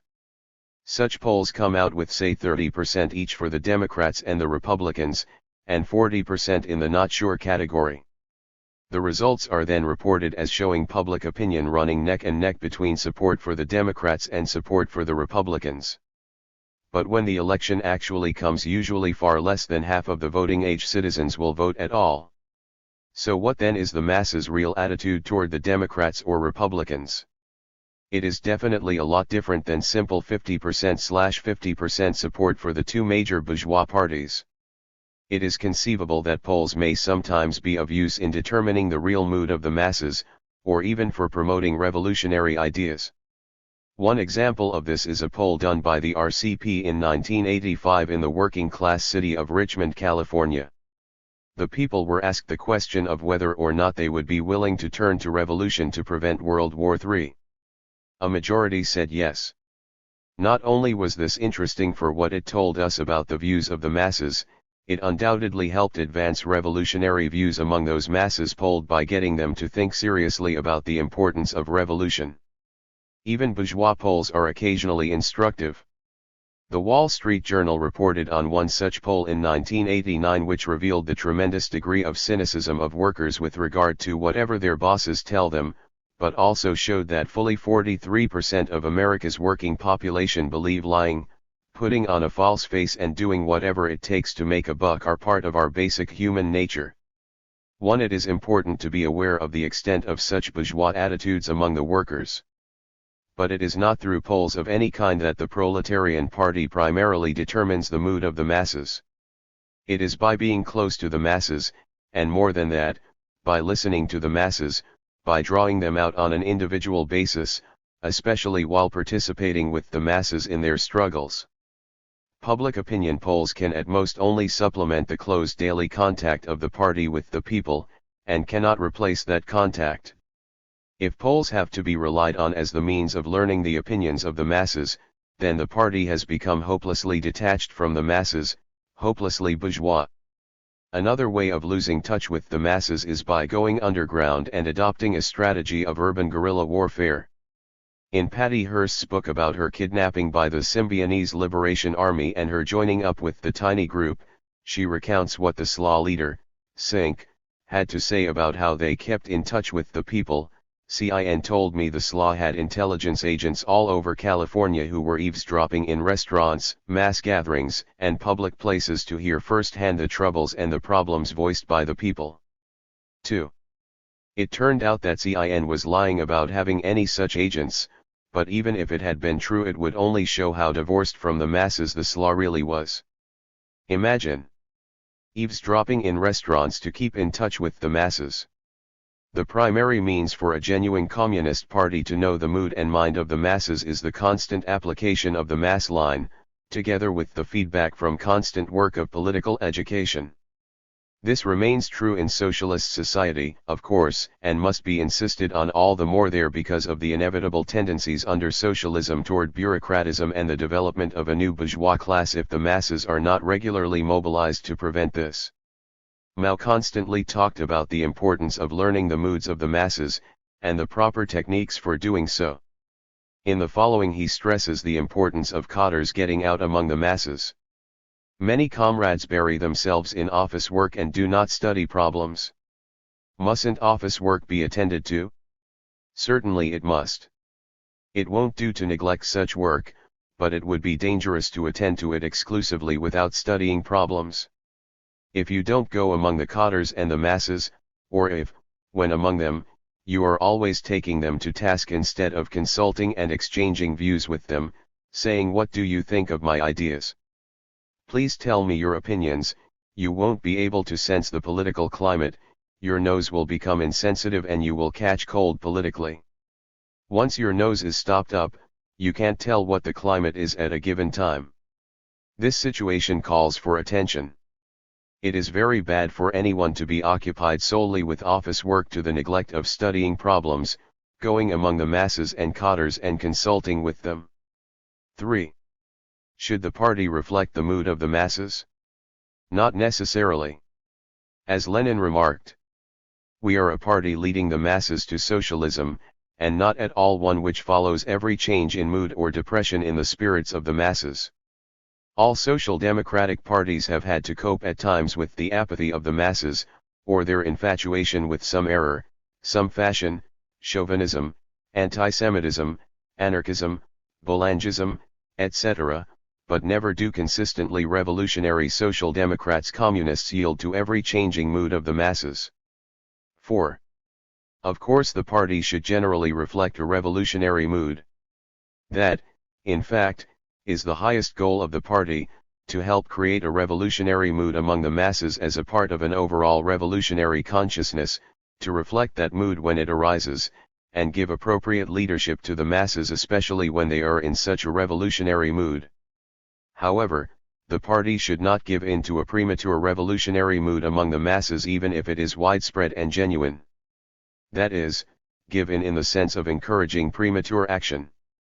Lenin said that in many countries of Western Europe, the revolutionary mood, we might say, is at present a novelty, or a rarity, which has all too long been vainly and impatiently awaited.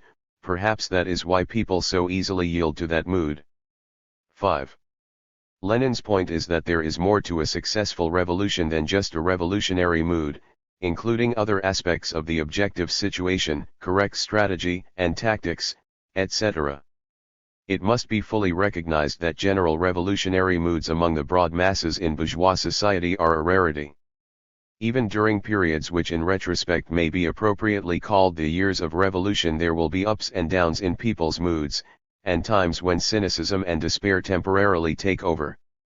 Of course we must be cognizant of all the moods of the masses, including such negative moods, but as Lenin remarks in the following passage, these ups and downs must not deflect us from our revolutionary program and strategy, which, it is worth noting again, Lenin calls tactics.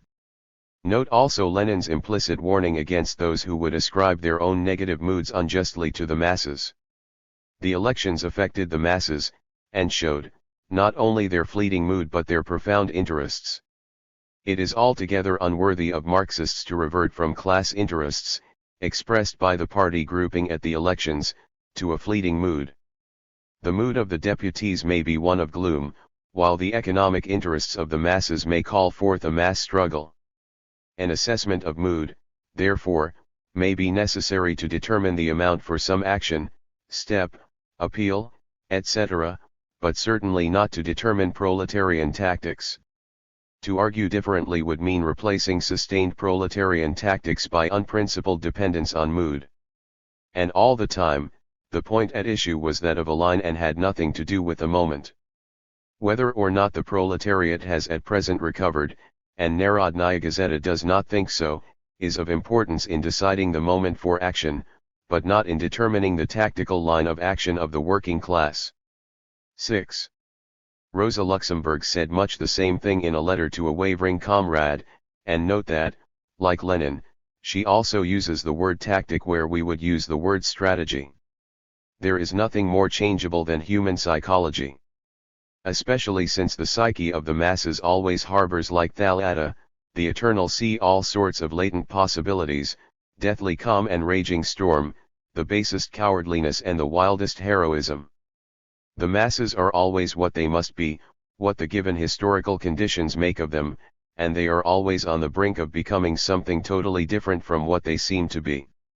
It's a fine ship's captain, indeed, who would steer a course according to the momentary appearance of the water's surface and wouldn't know how to deduce from the signs in the sky and on the sea whether or not a storm was brewing. My dear little girl, disappointment in the masses is always the most disgraceful attitude a political leader could have. A truly great leader adjusts his tactic not in accordance with the momentary mood of the masses, but in accordance with the iron laws of historical development. He sticks to his tactic despite all disappointments and, for the rest, allows history to bring its work to maturity. 7. Yielding to backward moods, and abandoning a revolutionary program because of them, is such a common phenomenon that it is worth stressing the danger a bit more.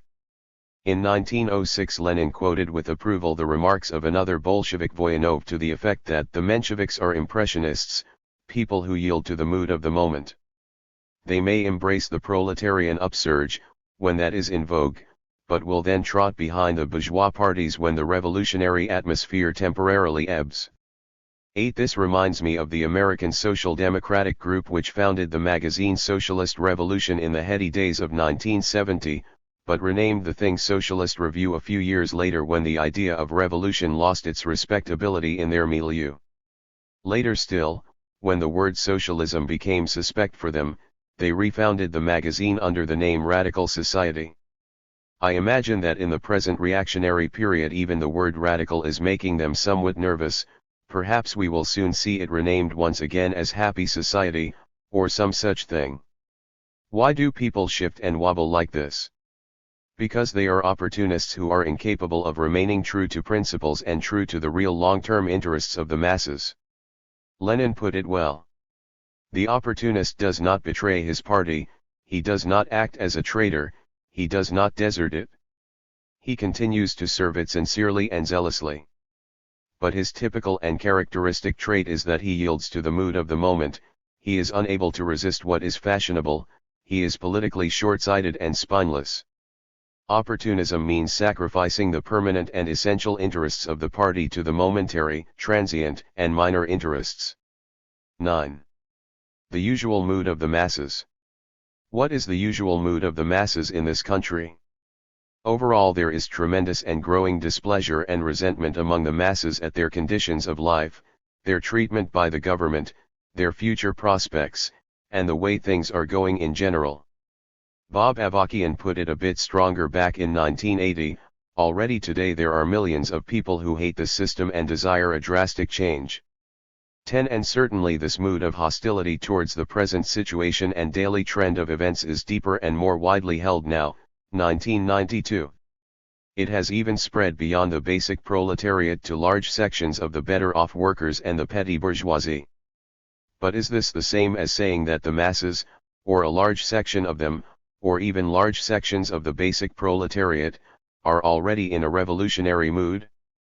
No, it is not even close. One of the problems is that even most of those who desire a drastic change have little or no idea of what kinds of changes are needed or how they can be brought about. Very few of them really understand just how drastic a change is necessary, that a social revolution is necessary. In fact, it is not even fully correct to say that many of the presently disgruntled masses hate the system. Instead, most simply hate the situation they find themselves in. If they understood enough to hate this system, then their revolutionary consciousness would be considerably further developed than it actually is. They would understand that this is just one system, and that there are other possibilities. A mood of disgruntlement is a far cry from a revolutionary mood. Even a very intense anger, such as appears to be developing in the US, is by no means a revolutionary mood. If there is little or no class consciousness, and thus little or no recognition of the need to make a change in which class rules, there can be little or no revolutionary consciousness worthy of the name. And for there to be a genuine revolutionary mood, there must be at least a primitive revolutionary consciousness. In fact, Lenin even described the mood of the Russian masses during the 1905 revolution as not fully revolutionary. The broad masses were still too naive, their mood was too passive, too good-natured, too Christian. They flared up rather quickly. Any instance of injustice, excessively harsh treatment by the officers, bad food, etc., could lead to revolt.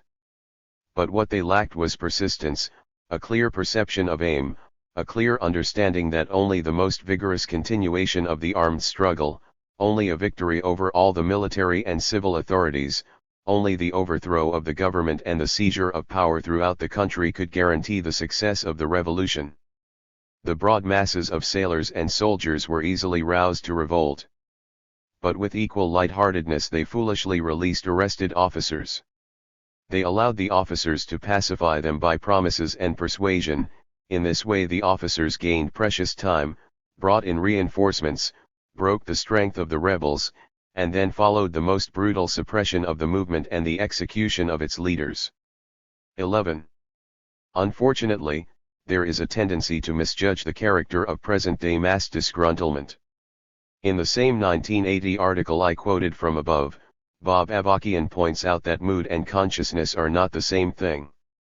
In fact, it is quite true that there are indeed millions of people in this country who right now are in such a mood that if they actually saw a revolutionary situation they would not only welcome it but they would be overjoyed and would rush to the front with a gun in their hand. But the mere fact that there is a sizable minority of people who have such sentiments does not make a revolutionary situation, nor does it even lead all or most of them to be revolutionary-minded, or at least willing to consistently work and struggle for revolution. Such a truly revolutionary outlook doesn't develop fully among even the majority of these people when they can see that the rest of society is not in that position, and not in a revolutionary mood. 12. But actually the problem is much deeper than that. It is not just that people aren't in a revolutionary mood because they do not see lots of other people in a revolutionary mood yet. No matter how deep their anger becomes, even to the point of picking up weapons, they will not begin to develop a truly revolutionary mood until they come to understand something about who they are and who the enemy is.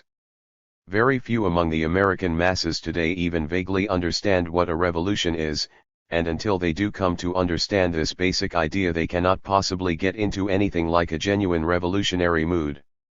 The painful truth is that there is little or no genuinely revolutionary mass consciousness in the US today and therefore no immediate possibility of a revolutionary mood despite all the rising mass anger.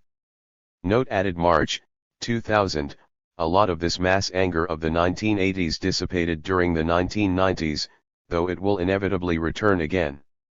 The plain fact of the matter is that most of the time, the broad masses will not be in a revolutionary mood, even when they do develop a firm class consciousness.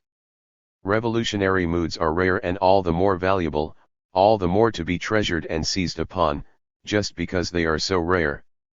This is especially the case in bourgeois society. Under socialism it should be possible to achieve and maintain revolutionary moods more easily and for longer periods of time, but even then there will inevitably be periods of consolidation or even retreat, when the overall mood of the masses will be less than revolutionary.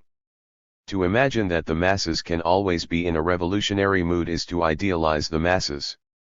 It is in effect to suppose that communism can be achieved in a single day, that all the consciousness necessary for achieving the many tasks of the revolution can suddenly come into being in a single instant.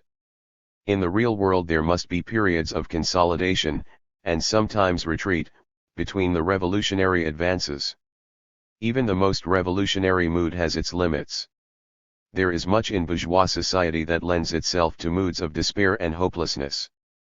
Life under capitalism is after all one long series of attacks on the masses, and while this must ultimately lead to a social explosion, it will also lead in the meanwhile to a lot of negativism and cynicism.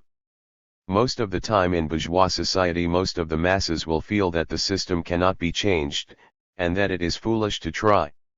We should recognize these negative moods among the masses, and not try to deny them when they are real. But no matter how despairing the masses may be at times, this should not make us revolutionaries despair in turn.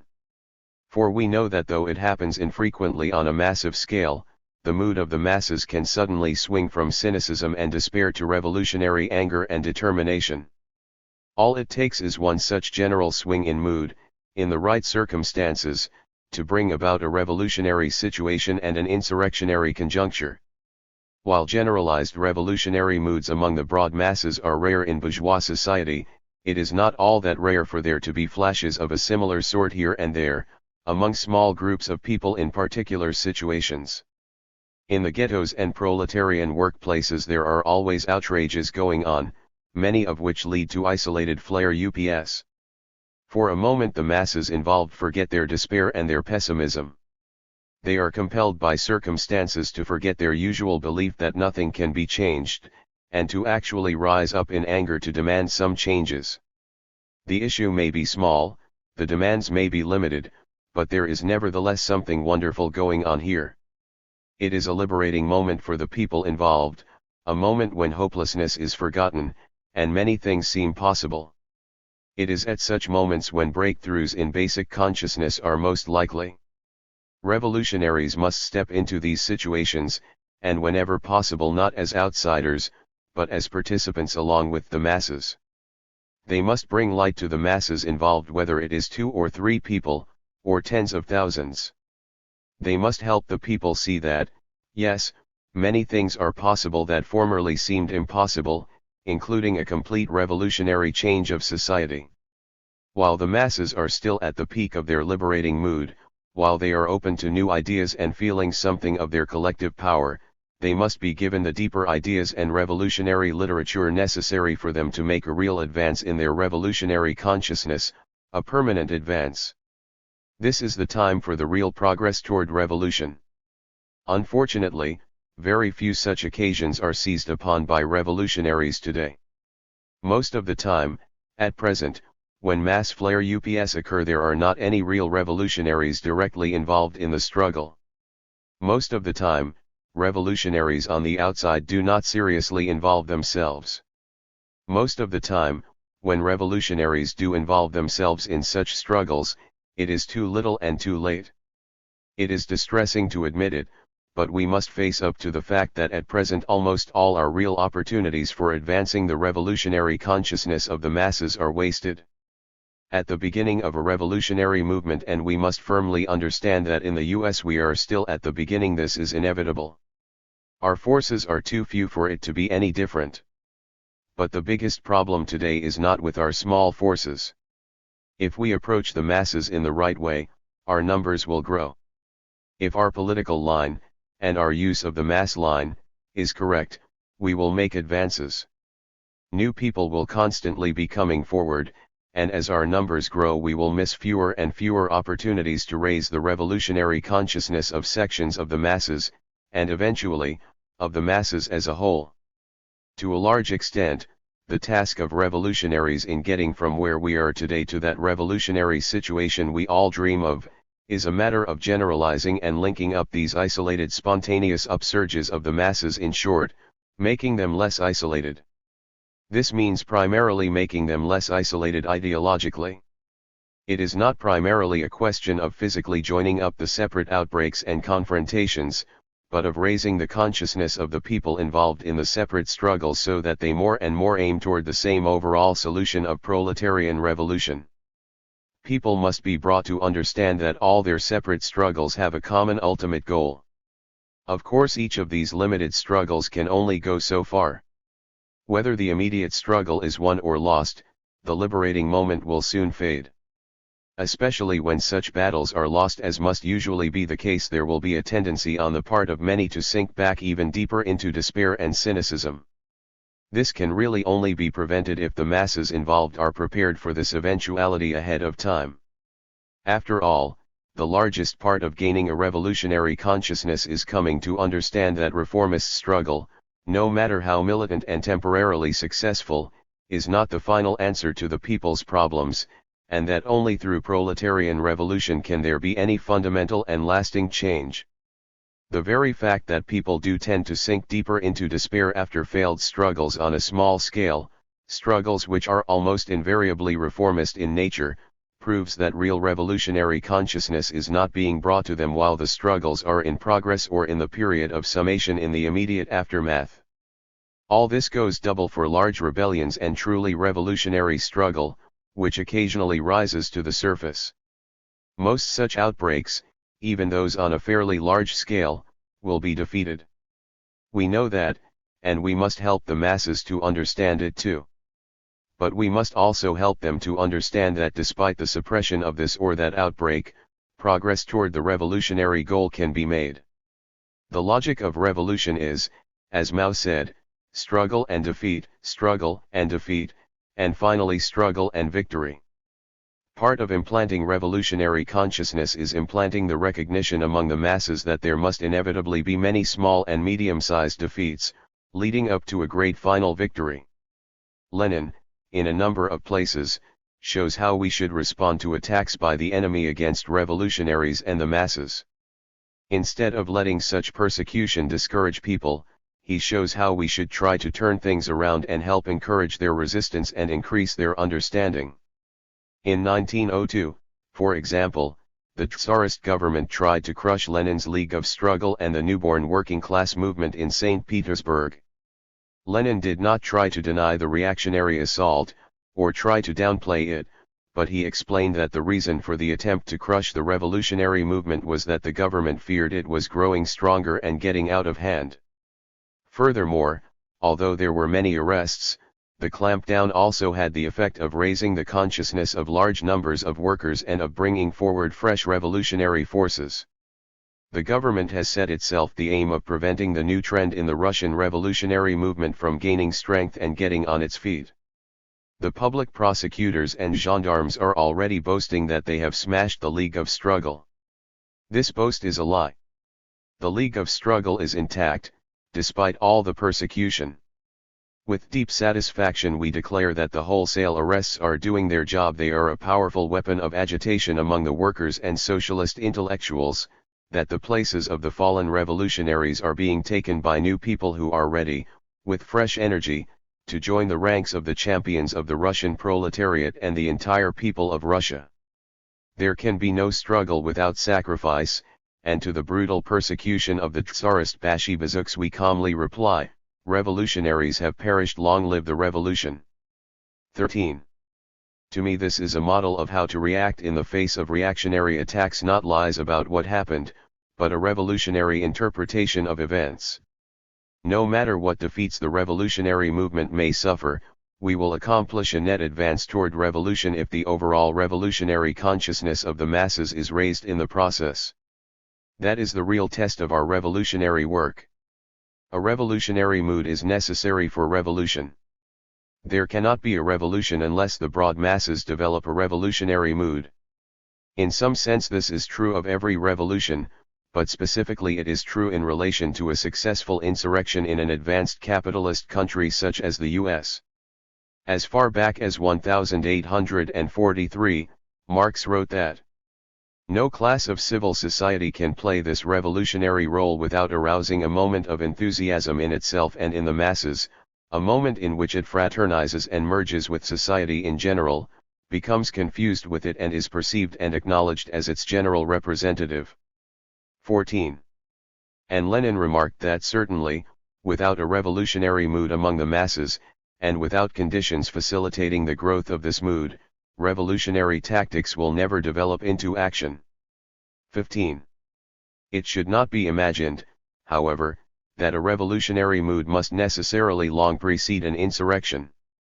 On the contrary, such a mood can sometimes develop overnight, and more or less accompany the insurrection if the necessary consciousness and preconditions are in place. Moods are just that kind of thing, quick to arise, quick to change, quick to fade. That is why revolutionary parties must be able to move quickly and adroitly to take advantage of revolutionary moods. Since a revolution is not a single event, not just an insurrection for example, but a fundamental change in class rule involving a whole series of changes and developments over a long period, it must be recognized that a revolution requires not just one, but a whole series of revolutionary moods, big and small. The biggest and most glorious revolutionary mood will undoubtedly be at the moment of proletarian insurrection. But we must learn to utilize all the lesser positive moods as well, both before and after the insurrection. And we must learn how to help generate revolutionary moods. Changing the mood of the masses. The actual mood of the masses at any time and place is part of the objective situation with which the proletarian party must deal. But the mood of the masses is always changing, if only subtly, and among the factors which may help change their mood in a positive direction are the words and actions of the party itself. Of course, revolutionary agitation and propaganda is of immense importance in changing the mood of the masses. Any revolutionary mood that develops which is not in large part the result of long and patient agitation and propaganda will be a rare thing indeed, and quite shallow with little lasting power. The 1968 events in France might be considered an example. Of course, even in that case there was considerable prior ferment in society, especially in the student movement. There was, in other words, some limited preparation in the form of agitation and propaganda. But by themselves agitation and propaganda are never enough to swing the mood of the broad masses, no matter how intensively and extensively they are carried out. There must be events and actions which inspire the masses. There must be breakthroughs somewhere which show the masses that contrary to what they have been thinking, they themselves can also rise up and win. Sometimes these inspiring breakthroughs happen in other countries, or far away within the same country. A single spark in the form of the overthrow of the monarchy in France led to a whole series of European revolutionary explosions in 1848. As E. J. Hobsbawm tells the story, in France, the natural center and detonator of European revolutions, the Republic was proclaimed on February 24. By March 2 revolution had gained southwest Germany, by March 6 Bavaria, by March 11 Berlin, by March 13 Vienna and almost immediately Hungary, by March 18 Milan and therefore Italy, where an independent revolt was already in possession of Sicily. At this time the most rapid information service available to anyone, that of the Rothschild Bank, could not carry the news from Paris to Vienna in less than 5 days. Within a matter of weeks no government was left standing in an area of Europe which is today occupied by all or part of 10 states, not counting lesser repercussions in a number of others. Moreover, 1848 was the first potentially global revolution, whose direct influence may be detected in the 1848 insurrection in Pernambuco, Brazil, and a few years later in remote Colombia. 16. A similar thing happened in Eastern Europe in 1989, when popular upsurges against revisionism spread from one country to another like wildfire. These sorts of revolutionary chain reactions happen in a situation where revolution is overripe in many similar places. It is like a superheated liquid in Physics 1 raised above its boiling point but which hasn't yet started to boil. The immersion of one tiny sharp-cornered object into the liquid can suddenly cause it to boil explosively, not only in the immediate region of the sharp object, but spreading extremely fast throughout the entire volume. In a sense, all revolutions are more or less like this. Even if the revolution does not spread to other countries, it must spread throughout the one country or region. And the reason it spreads is because the people suddenly see that revolution is in fact possible, that they can make revolution too. In such an overripe situation, the main problem therefore is not in spreading the revolution, but in getting it started in the first place. And here we must step back and take a dialectical view of the matter. A single spark in one context is a full-scale conflagration in another. In the above example of 1848 Europe, for example, the overthrow of the French monarchy was the single spark that led to revolutionary uprisings throughout Europe, and even in South America. But the overthrow of the French monarchy was itself a great and large-scale revolutionary change, even if in a sense it was only an echo of the Great French Revolution of 1789. There were events, lesser sparks within France that led to this French revolt, and which allowed the overall events in France to serve as the spark for revolutionary change elsewhere. It is not enough to recognize that a single spark can start a prairie fire. You must also be able to determine the precise nature of such a spark, and learn how to generate it. You must recognize the need to generate the little sparks that lead to the big sparks. You must know how to start from where you are presently at, from present conditions, and proceed step by step from there to the full-scale revolutionary situation. There is a tool for doing this, it is called the mass line. How do we help change the mood of the masses? Through our revolutionary work, which consists of two main aspects, revolutionary education, agitation and propaganda, and revolutionary leadership, the mass line. There are no other effective ways to go about it. How can agitation and propaganda around a party program and line change the mood of the masses?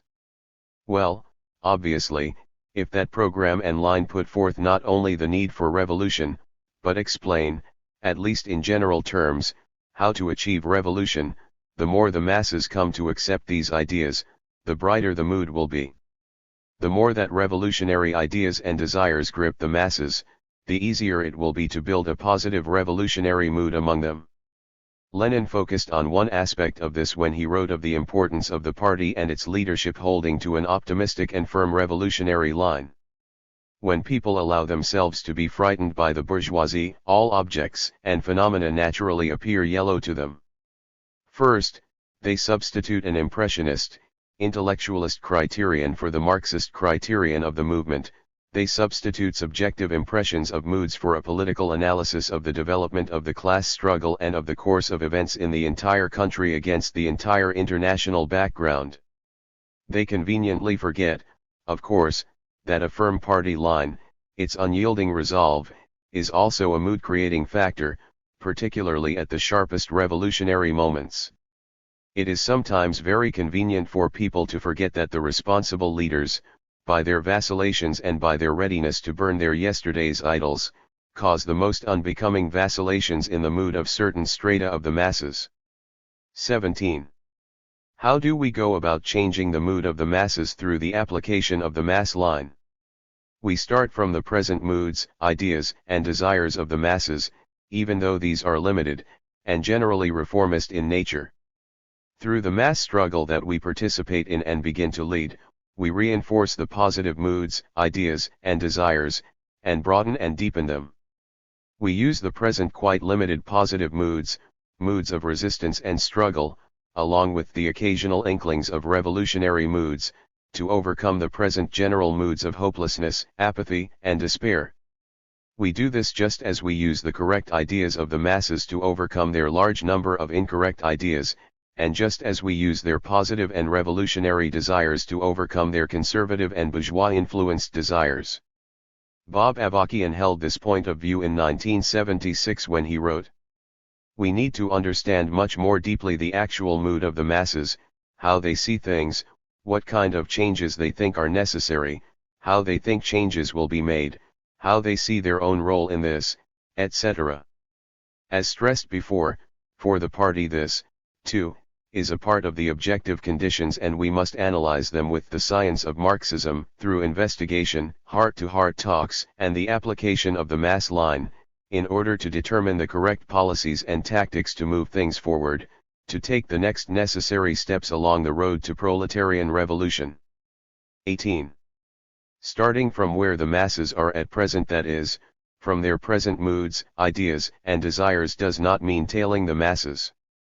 On the contrary, when the mass line is employed, it means using all the positive factors which really exist at present to overcome the negative factors which also exist at present, and thus change the overall situation. Once again, Bob Avakian put it well back in 1976. Actually facing where the class is, summing up more deeply what the mood is, the contradictory moods and ideas that exist, and being able to apply the materialist and dialectical method will lead to less tailing, not to more tailing, and more to relying on the masses of people in the correct, political, scientific sense, rather than to less relying on the masses of people. 19. Even after the proletariat seizes power, the party must continue to pay close and careful attention to the mood of the masses, and to the importance of changing such moods in a revolutionary direction. As Lenin powerfully expressed this, the dictatorship of the proletariat means a persistent struggle, bloody and bloodless, violent and peaceful, military and economic, educational and administrative, against the forces and traditions of the old society. The force of habit in millions and tens of millions is a most formidable force.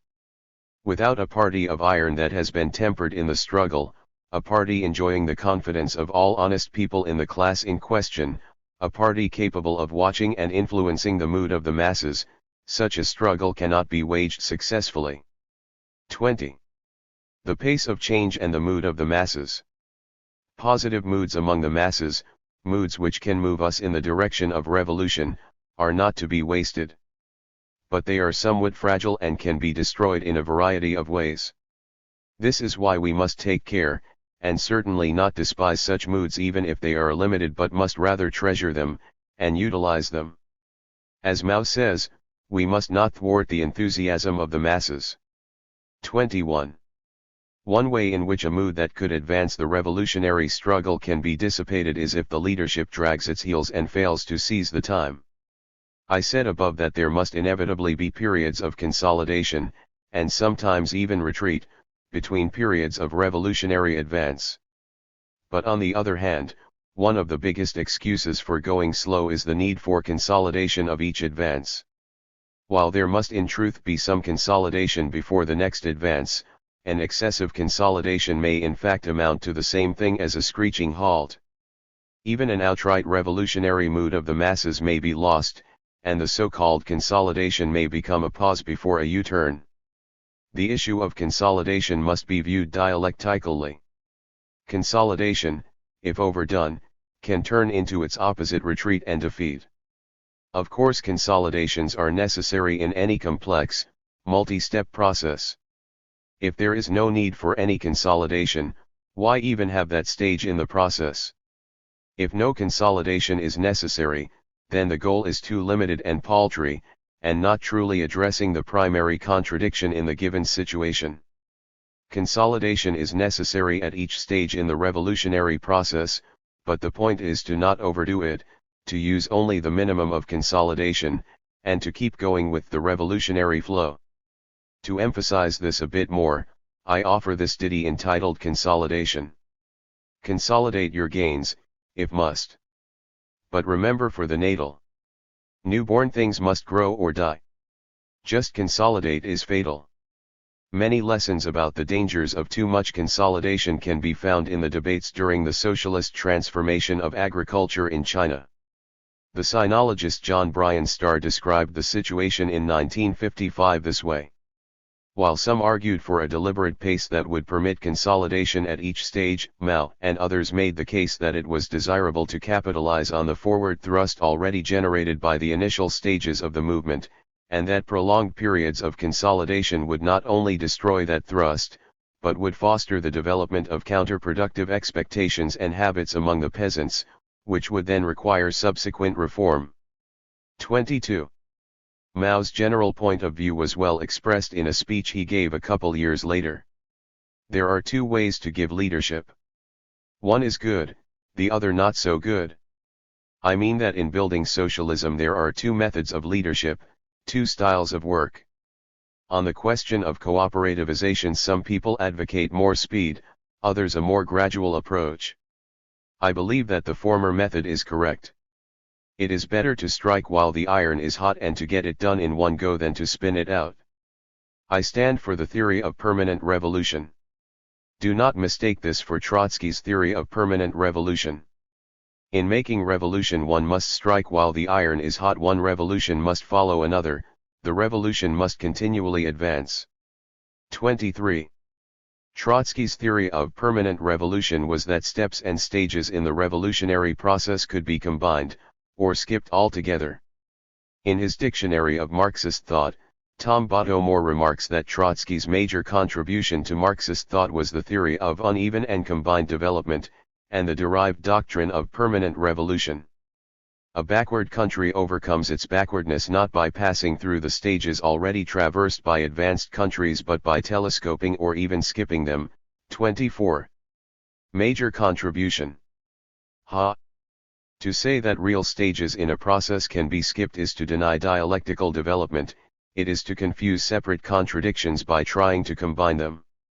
Thus the hopelessly incorrect program that Trotsky and his followers tried to implement in China in the 1930s and 1940s, failing to see the necessity of a new democratic revolution first, they foolishly tried to bring about an immediate socialist revolution in the urban areas. Mao, in contrast, argued that while any complex revolutionary process must necessarily have distinct stages to it, one stage should lead into the next, and the whole process should not be aborted through the excessive consolidation of one single stage. Compare Mao's leadership of the collectivization of Chinese agriculture, with the failed attempts in Eastern Europe. Mao himself drew the contrast in 1958. After liberation in 1949 came the land reform. As soon as this was completed there followed the mutual aid teams, then the low-level cooperatives, then the high-level cooperatives. After 7 years the cooperativization was completed and productive relations were transformed, then came the rectification. After rectification was finished, before things had cooled down, then came the technical revolution. In the cases of Poland and Yugoslavia, democratic order had been established for 7 or 8 years, and then a rich peasantry emerged. 25. It is of course no longer necessary to point out how thoroughly the so-called communists botched things up in general in Eastern Europe. Mao has frequently been portrayed by the revisionist usurpers in China, as well as in the Western press, as a wild hothead, trying to force revolutionary change at an impossible pace. But if you look at Mao's actual writings you'll find both urgings to speed changes up, at times, and other urgings to take it easy and not get carried away. So was Mao inconsistent, then? Not at all. There was a single method behind both kinds of urgings, a method which shows you whether or not the pace of change is too slow, about right, or too fast. I'll let Mao himself explain in the following two quotations, one urging caution, the other urging faster action. To speed up cooperativization is good, but we should not speed it up excessively. We should not try to advance anything before the overwhelming majority of the people are satisfied with the advance. What I mean is that we should always make over 90% of the people delighted. 26. A high tide of socialist transformation is sweeping through the rural areas, and the masses are jubilant. This has been a profound lesson for all communists. The masses have such a vast reservoir of socialist enthusiasm, but why was it that many of the leading organizations could be so insensitive or only barely sensitive to this a few months ago?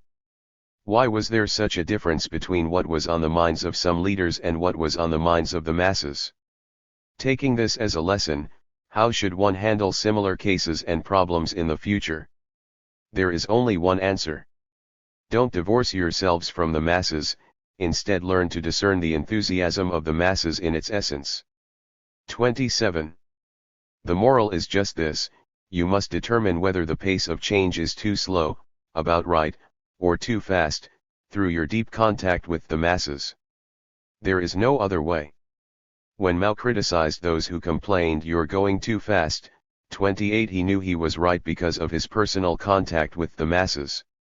The limits of a revolutionary mood. As important and indispensable as a revolutionary mood among the masses is to revolution, we must remind ourselves once more that such a mood alone is not enough.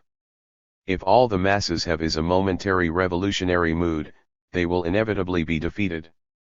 What else do the masses need to make revolution besides a revolutionary mood? The answer for Marxists should come as no surprise or shock: the other elements have long been known to us. The masses also need some considerable revolutionary consciousness.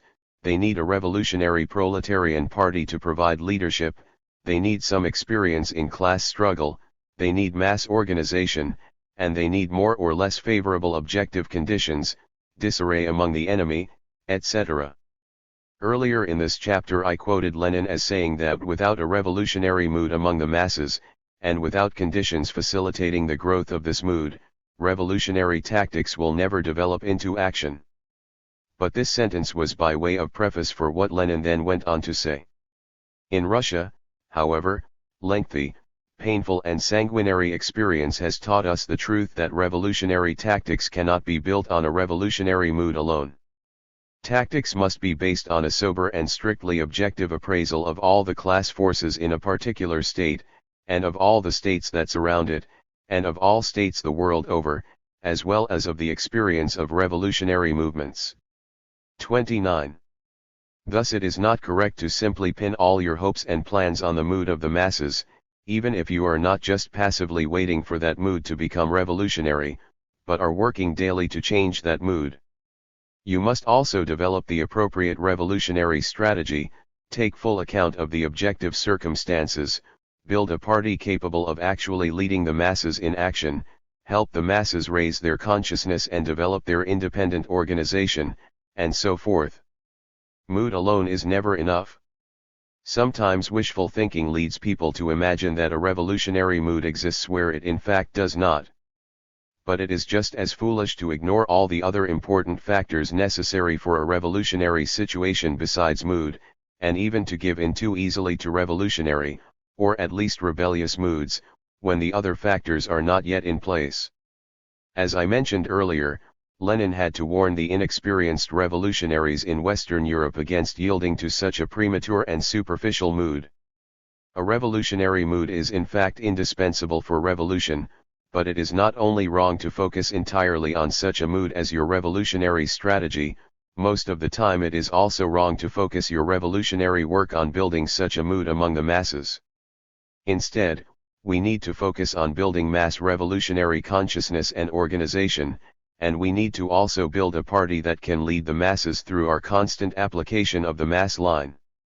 These are the things to concentrate on now in order to help prepare the ground for a revolutionary situation which includes a revolutionary mood among the masses. Focusing on the creation of a revolutionary mood is more like the last step in the process, a step that may even occur spontaneously. To focus all your work in the preparatory period on building just a revolutionary mood is to have your priorities all wrong. 23. Mass combativity. Among the moods that the masses may sometimes have is one of combativeness towards the enemy, which in practice usually means either towards scabs during strikes, or towards the police in more political situations. Mass combativity today? I have been told that there is an unofficial slogan within the RCP. Mass combativity today. Mass armed combat tomorrow. 1. This is a slogan that cries out for clarification. The thing that troubles me about the slogan in the present situation is not the mass armed combat tomorrow part. We have always known that we are working toward a mass insurrection. My problem is with the mass combativity today part. What is this saying about the present? What is it implying about our present tasks? Is the slogan implying that at present combativity characterizes the overall mood and activity of the masses in the U.S.? If so, it seems to me to be clearly mistaken, despite such occasional righteous rebellions as in Los Angeles following the Rodney King decision in 1992. That would indicate to me that the RCP leadership is out of touch with the real mood of the masses. Or is the slogan a perspective for the party? Is it suggesting that party activity among the masses today is primarily that of encouraging, promoting, and leading combativity? If so, how does this fit in with the party program, 1981, that states that agitation and propaganda are the main tasks of the party? Does this in turn imply that agitation and propaganda are primarily for the purpose of encouraging, promoting, and leading combativity among the masses? Or what? What is the slogan really saying? What line really lies behind it? It seems to me that the slogan is undialectical in the sense that it does not understand that there must be leaps in the consciousness and activity of the masses from the present, basically non-combative situation. Moreover, the leap from our present non-combative overall situation to generalized mass combativity is much bigger than the leap from mass combativity into mass armed combativity. This last leap is actually a rather small one which might even occur spontaneously. If combativity really characterized the masses today, revolution would probably be imminent. The biggest battle would have already been won, that of raising the general political consciousness of the basic masses to revolutionary consciousness. Thus I suspect there is a good deal of left impetuosity behind the slogan, and a lack of appreciation of the actual concrete situation the revolutionary movement faces today. In the November 1989 issue of the international Maoist magazine A World to Win, someone identified only as a correspondent and a supporter of the Revolutionary Communist Party, USA, but clearly very cognizant of the RCP viewpoint, states that the Revolutionary Communist Party has attached great importance to the need to heighten the combativity of the basic masses. 2. It goes without saying that there cannot be a revolution if the masses are not combative, and that therefore it is certainly an important task of a revolutionary party to promote such combativity at the appropriate times. But that is just the issue: when are the appropriate times? Or, is it always appropriate to heighten the combativity of the masses, at all times and places, as the RCP seems to be implying both through words and actions? I maintain that combativity is not always wise or appropriate. No form of revolutionary struggle is always appropriate in every situation. But beyond that undeniable general truth, in the US today, small-scale physical combat between the masses and the authorities is not generally appropriate or desirable. Genuine mass upsurges such as around the Rodney King decision are a wholly different matter. They are to be lauded and gloried in. Fights with the police do not usually help get us closer to revolution, but often actually tend to impede our progress toward that goal. At present, physical confrontations are something which we should usually try to avoid, rather than try to bring about. At present, our agitation and propaganda should not normally focus on bringing about physical confrontations between the people and the police, but rather on exposing the nature of the system and need for proletarian revolution. I'm sure these opinions will enrage some people, who are bound to call them revisionist or anti-revolutionary. So let us look into the matter carefully. Only infantile revolutionaries think it is always appropriate to physically attack the enemy, or to always and everywhere encourage the masses to do so. Such a policy means that the masses are led into battles which they are not prepared for, and that they are led into ambushes. This is not just foolish, it is criminal. It plays into the hands of the enemy. Lenin said that to accept battle at a time when it is obviously advantageous to the enemy, but not to us, is criminal. Political leaders of the revolutionary class are absolutely useless if they are incapable of changing tack, or offering conciliation and compromise in order to take evasive action in a patently disadvantageous battle. 3. Some people act like they are completely unaware of this principle. Or if they are aware of Lenin's opinion, perhaps they consider themselves more revolutionary than him, more Catholic than the Pope. Agents provocateurs. Consider for the moment those sterling representatives of the police, the agents provocateurs. These are individuals employed by the police for the purpose of provoking people into physical confrontations with the police so that the police in turn will have an excuse to attack the masses, beat and arrest them, and sometimes kill them. If combativity were always desirable, then we would have to say that an agent provocateur was really helping bring about the revolution, no matter what his or her intent. I suppose there might be a few people who actually believe this. In just about any militant demonstration there will be individuals present who seek to raise the level of combativity.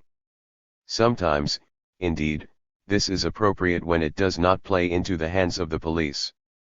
But even when it does play into the hands of the enemy, these people are not always agents provocateurs. Usually, in fact, they are just misguided anarchists or other individualist militants who happen to be functioning as if they were agents provocateurs, people who believe that taunting the police and creating mayhem in the streets are what defines revolutionary commitment. 4. In other words, people who do not know any better, people who do not have good sense. From an objective point of view, it may not matter all that much at the immediate moment whether someone fomenting inappropriate combativity is an agent provocateur or just misguided. Thus there is a tendency to lump them both together, to consider foolish ultra-leftists as agents provocateurs along with the actual paid agents of the police. On the other hand, there is also the tendency of revisionists and people who really oppose political action directed against the system itself, especially when any laws might be broken, to paint truly revolutionary individuals and groups as agents provocateurs. In particular, the RCP has sometimes been accused of this. This is typically an underhanded means of seeking to discredit the RCP in the eyes of the masses. Hardly anyone can really believe that the party is working with the police, no matter how much they hate the party and its revolutionary stand. Generally these ridiculous charges come from opportunist sectarian groups hostile to the RCP. Sometimes they come from individuals in the social democratic left, or from radical liberals, such as the following excerpt from an editorial which appeared in the San Francisco Weekly, June 20, 1990. Flag burning, as symbolic acts go, is a rather silly one. Flag burners generally manage to alienate more people than they win over to a cause. That is why many activists have, at one time or another, wondered if those burning the flag at political demonstrations were actually agent provocateurs on the scene only to discredit the other protesters. The RCP is not identified by name here, but there is no doubt that it is primarily the RCP who the editorial writer had in mind. Of course, contrary to the writer's opportunist perspective, flag burning is often a wonderfully provocative way to help the masses understand that their limited immediate struggle is part of a much larger, revolutionary struggle.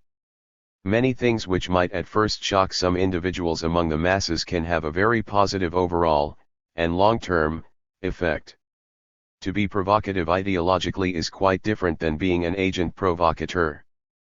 But the RCP has done some things which are far more questionable than burning flags.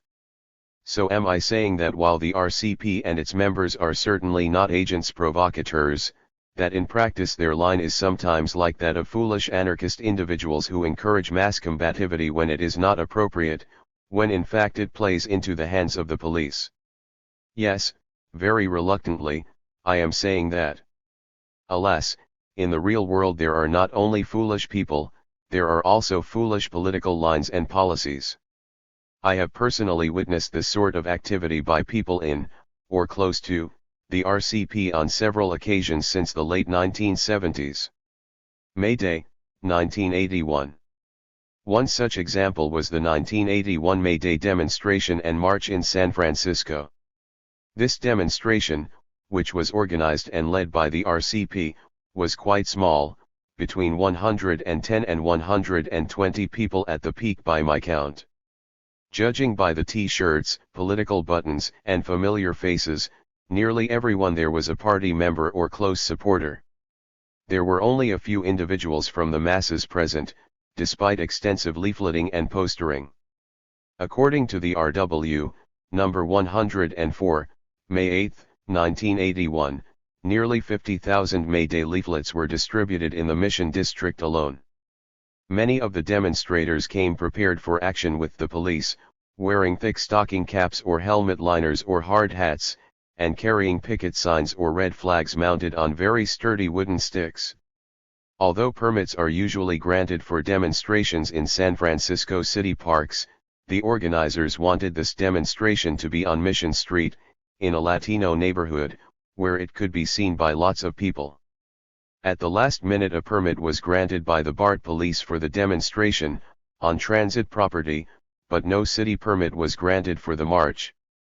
The demonstration itself, at the corner of 24th and Mission Streets, consisted of a few short speeches, some revolutionary slogans, and the singing of the Internationale, and was not interfered with by the police. One of the rally leaders then took a bullhorn and organized everyone to prepare for the march up Mission Street. I was told later that he warned people that no march permit had been obtained, though I myself didn't hear him say this. After marching about 2 blocks, people behind me began shouting that the cops were coming up behind us. Then we began to see that the cops were also blocking off the street in front of us. The march kept going, and I did not hear any police orders to disperse. Then the cops received the order to attack and they charged toward the front of the march, swinging their batons ferociously down on people's heads. The marchers turned and rushed back towards those of us in the middle. Meanwhile the cops behind were also attacking and people were rushing forward away from them. The marchers were soon dispersed to the sidewalks by this pincer assault, but the cops kept pursuing anybody with a red flag or anybody else who they thought had been in the march. When they spotted such a person they would push other bystanders out of the way, charge swinging their clubs wildly, brutalize the person, knock them to the ground and then haul them off to one of the several paddy wagons they had brought up. Lots of demonstrators were bleeding and battered. Down the street a ways I saw someone in civilian clothes with a baseball bat attacking the demonstrators, with no interference from the police. He may well have been an undercover pig. Evidently some of the marchers did try to defend themselves and fight back against the cops, though I did not personally witness any of this. Everybody I saw being attacked was not putting up any resistance. I did see one cop who must have gotten a good taste of his own medicine. However, he had streams of blood coming down the side of his head. All of this action brought large numbers of people out of the stores to watch. People were really quite horrified to witness the brutality of the police attacks, but this does not mean they were on the side of the demonstrators. I heard cries of alarm, "Oh no," and so forth, all around me as the few marchers remaining in the street were clubbed viciously to the ground. I immediately started agitating to the crowd about the real nature of free speech, freedom, democracy, and the system in general in this country, and about how the police attacked the march without so much as a warning. Unfortunately, the bystanders were not buying this. One person claimed to have seen the communists attack the police first, and right in front of us was the one cop with the bleeding head. One old woman practically attacked me because I was claiming that the cops started it. There were lots of people there and I don't know what everybody was thinking, but the only opinions I heard expressed were extremely negative toward the marchers. There was a reporter there going from person to person getting their eyewitness accounts of what happened. He ignored what I was saying and everyone else seemed to be telling him that the communists started it. It is amazing how people's preconceptions govern what they think they see. A woman with several revolutionary worker newspapers in her hand walked through the crowd and one young patriotic type pulled the papers from her and threw them to the ground. There were shouts of "Go back to Russia," and the like, and I thought that one punk might attack her. I went over to help her, but the punk let her go before I got there. She still had a small red flag in her hand though, which was dangerous since she was about to walk by some cops. But she stuck her flag under her shirt and was not stopped. I put my flag under my coat for the same reason, and walked by the cops. I have described this one May Day demonstration in detail because I think it is illustrative of the kinds of political actions which the RCP has staged and seems to desire, or at least seemed to desire during the 1980s. There was certainly some combativity there, though it was rather one-sided. The marchers definitely got the worst of it by far. But would it have been a positive political event if the cops had taken the worst licks, while everything else was the same? No, it would have still been a political mistake. The reason is, the event did not serve to raise the revolutionary consciousness of the masses. If anything, it worked in the opposite direction. It could be argued that the marchers, at least, had their consciousness of the nature of the system raised. I doubt that, since most of them were already conscious revolutionaries. For them, consciousness raising is more a matter of learning how to make revolution, since they already know the necessity of it. If there were a few individuals from the masses in the march, they may well have blamed the RCP as much as the cops for getting themselves beaten and arrested. Even I felt rather suckered in and disgusted with the party when I found out later that they had more or less purposely provoked the attack by marching without a permit, and had probably pulled a few of the masses into something which they were not prepared for. I believe that the march leaders expected that the police would attack, and decided to march anyway. I think they even welcomed the attack. We need more mass combativity, you see, more confrontations with the police. As I mentioned above, the effect on the masses I saw who witnessed the march was definitely far more negative than positive. Of course, even if the marchers and those who saw the march did not have their consciousness raised, if those who heard about the event later had their consciousness raised towards revolution, it might still have been a good thing. But did they? The hostile reports, lies, on TV and in the local press certainly did not have that effect. The efforts of the RCP to sum up the event positively reached very few of the masses. And what about the May Day demonstration the next year, the real test of whether progress was being made? The RCP did not even attempt to hold a May Day demonstration in the Bay Area in 1982, choosing instead to concentrate their limited forces in LA, Atlanta, and New York. The few May Day demonstrations and/or marches in the Bay Area in the decade since then have been pitifully small and without any apparent mass support. In most recent years, mass May Day demonstrations have been abandoned altogether in the Bay Area, and apparently elsewhere, in favor of a few small-scale neighborhood actions. May Day is at present all but totally dead in the US as a revolutionary mass event. In 1991, the RCP did hold a May Day demonstration at the very same corner in San Francisco as the 1981 demonstration. Neither it, nor any other May Day demonstration in 1991 was announced in advance in the Revolutionary Worker, and little effort seemed to go into making it a mass demonstration, although leaflets were distributed in advance. By my count, there were only about 30 people who showed up, all or nearly all, party members or close friends. There was no attempt to stage an illegal march up Mission Street this time. Perhaps there was an insufficient spirit of combativity. It is interesting to look at the report of the 1981 demonstration in the Revolutionary Worker, and see how the RCP itself summed it all up. The overall headline in the May 8, 1981 issue was May 1, 1981, The Shape of Things to Come, and the subhead for the San Francisco report was San Francisco, Proletarians Liberate Some Territory. The first paragraph states, for those who took part in, or saw and heard of the events that day, the possibilities for revolution, including right here in the belly of US imperialism, have been drastically changed. Thus we see immediately that the party viewed the demonstration as a great success, a real step toward revolution. The article claims that about 1/3 of the marchers were political refugees from Central America.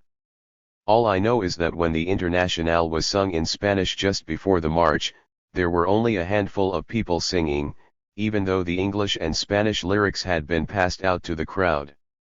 The article goes on to claim that the march consisted of 250 to 300 people, plus another 100 following along on the sidewalk. This is an exaggeration of 3 times the actual number, I know, because I personally counted the crowd several times, head by head. In perhaps the greatest example of wishful thinking, the article describes the reaction of the onlookers to the police attack as follows. Blood is running from the head wounds of the marchers. But instead of beating this march into submission, it is dawning on the pigs that it is they who are completely surrounded, and as the demonstrators see the horrified looks in the pigs' eyes, it is clear that the air is charged with the formerly suppressed political energy of the masses. These pigs in blue are in enemy territory. Yes, enemy territory. In this district where tens of thousands of foreign-born workers and other immigrants mainly from Central America are concentrated, the RW has been a hub of political debate and activity. 5. Is this the same demonstration and march that I was in the middle of? Hard to believe. The RW account even suggests that the negative reports of the demonstration in the mass media ended up serving a positive role. But the counter-revolutionary public opinion campaign and their vicious Gestapo tactics have continued to draw increasingly broader sections of the masses sick, and the advanced, more sharply and deeply into political life. 6. Would that this were so. If it had been so, then the policy of combativity against the police would have indeed been correct. But all the evidence indicates that this summation was a hopeless fantasy. If the party had been following a correct line in its mass work, increasingly broader sections of the masses would in fact be coming forward. But the results of the past decade, the loss of mass support for May Day and the RCP speaks for itself. Like all political events, even those on a small scale, the 1981 May Day demonstration in San Francisco was complex, with conflicting effects and results. Some good things probably came out of it, and some bad things. Because just about every event is like this, it is always possible to make it appear that the net result is strongly one way or the other, when in fact it may be a mixed bag or even the diametrically opposite summation may be the real truth. In disputing the RCP account, I have perhaps leaned a bit too far the other way. I do not know, for example, if there were some individuals who came forward, and moved closer to the party because of the demonstration. I also do not know if there were some who dropped away. But there are objective standards for judging political progress over a period of time, and the failure of the RCP to win a significant and increasing mass support certainly lends credence to my interpretation of such events. The strategy of combativity. It's strange that anyone would think that a strategy of combativity is a Marxist revolutionary strategy. Engels, speaking of a small-scale ultra-left riot led by Henry M. Hindman's Social Democratic Federation, said.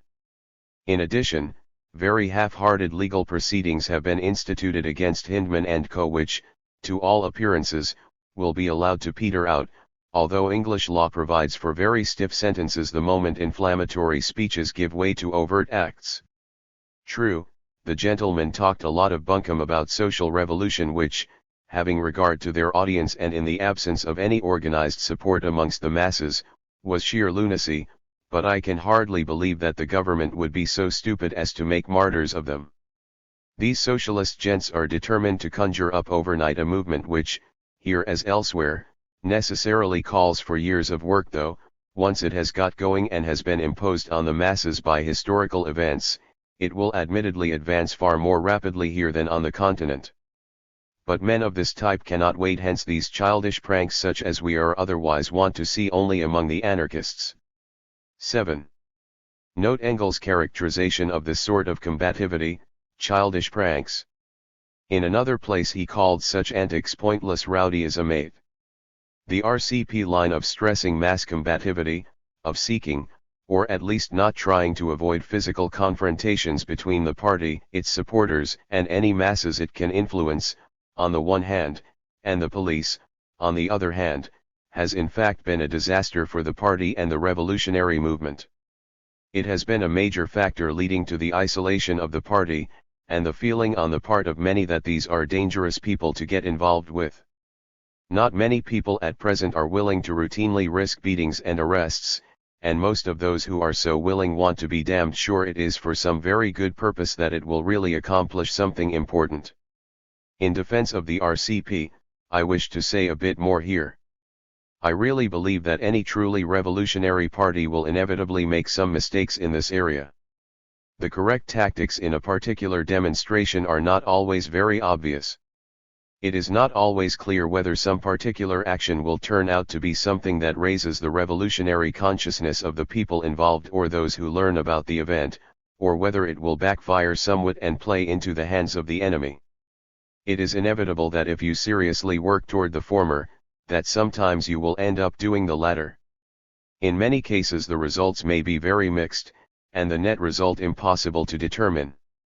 Moreover, in many cases it does not really matter all that much. A premature insurrection could be a major calamity, but a single local May Day demonstration that is just a little bit too confrontational, and ends up with a handful of bruised noggins and a few arrests on minor charges is really not that big a deal. Advancing the revolutionary struggle is in large measure an art that must be learned through trial and error. But limited and occasional errors are one thing, and consistent patterns of error are another. The main point is that the RCP does not seem to be focusing on the most essential goals in its political work. It seems to be far more concerned to encourage mass combativity and confrontations with the police than in working to raise the revolutionary consciousness of the masses. It may even believe that one of the best ways to raise people's revolutionary consciousness is through an endless series of physical confrontations with the police. That is a seriously wrong idea. It is certainly true that proletarian revolution cannot develop out of the blue. There undoubtedly will be a vastly increased level of combativeness on the part of the masses in the period leading up to insurrection. But this is not something that the proletarian party must directly foster, for the most part. On the contrary, it is a natural, and inevitable development of a rising revolutionary mass consciousness and a developing revolutionary situation, and the certain attempts by the ruling class to suppress the revolutionary trend of events. If anything, the role of the party in such circumstances is more to cool down the relative handful of impatient individuals until the broad masses are ready for action. This is the surprising, and somewhat uncomfortable, role Lenin and the Bolsheviks found themselves playing throughout much of 1917. Of course we must not view things too narrowly here. Sometimes a physical confrontation may advance the revolution by advancing the revolutionary consciousness of the masses, even if it results in a defeat for the immediate masses involved, on that one day. But this is more the exception than the rule. The point is that only if a confrontation, or combativity, promises to advance the real revolutionary consciousness of the masses in general, and thus the real long-term interests of the masses, should it be encouraged. That is our criterion for judging everything, every political event or activity. The main purpose of agitation and propaganda today is not to encourage mass combativity, nor discourage it either, but to change the thinking of the masses so that they can see the crying need for revolution, and so that they are determined to help bring about the revolution. To the degree this is accomplished, there will inevitably be a heightened level of combativity, and this heightened level of combativity can in turn sometimes help to advance the situation. But the focus is all wrong if the main goal is not to advance the revolutionary consciousness of the masses, but rather to directly promote confrontations with the police. The primary role of agitation and propaganda in general is not to push people into immediate precipitous action, but to raise revolutionary consciousness, and prepare them for coordinated decisive action.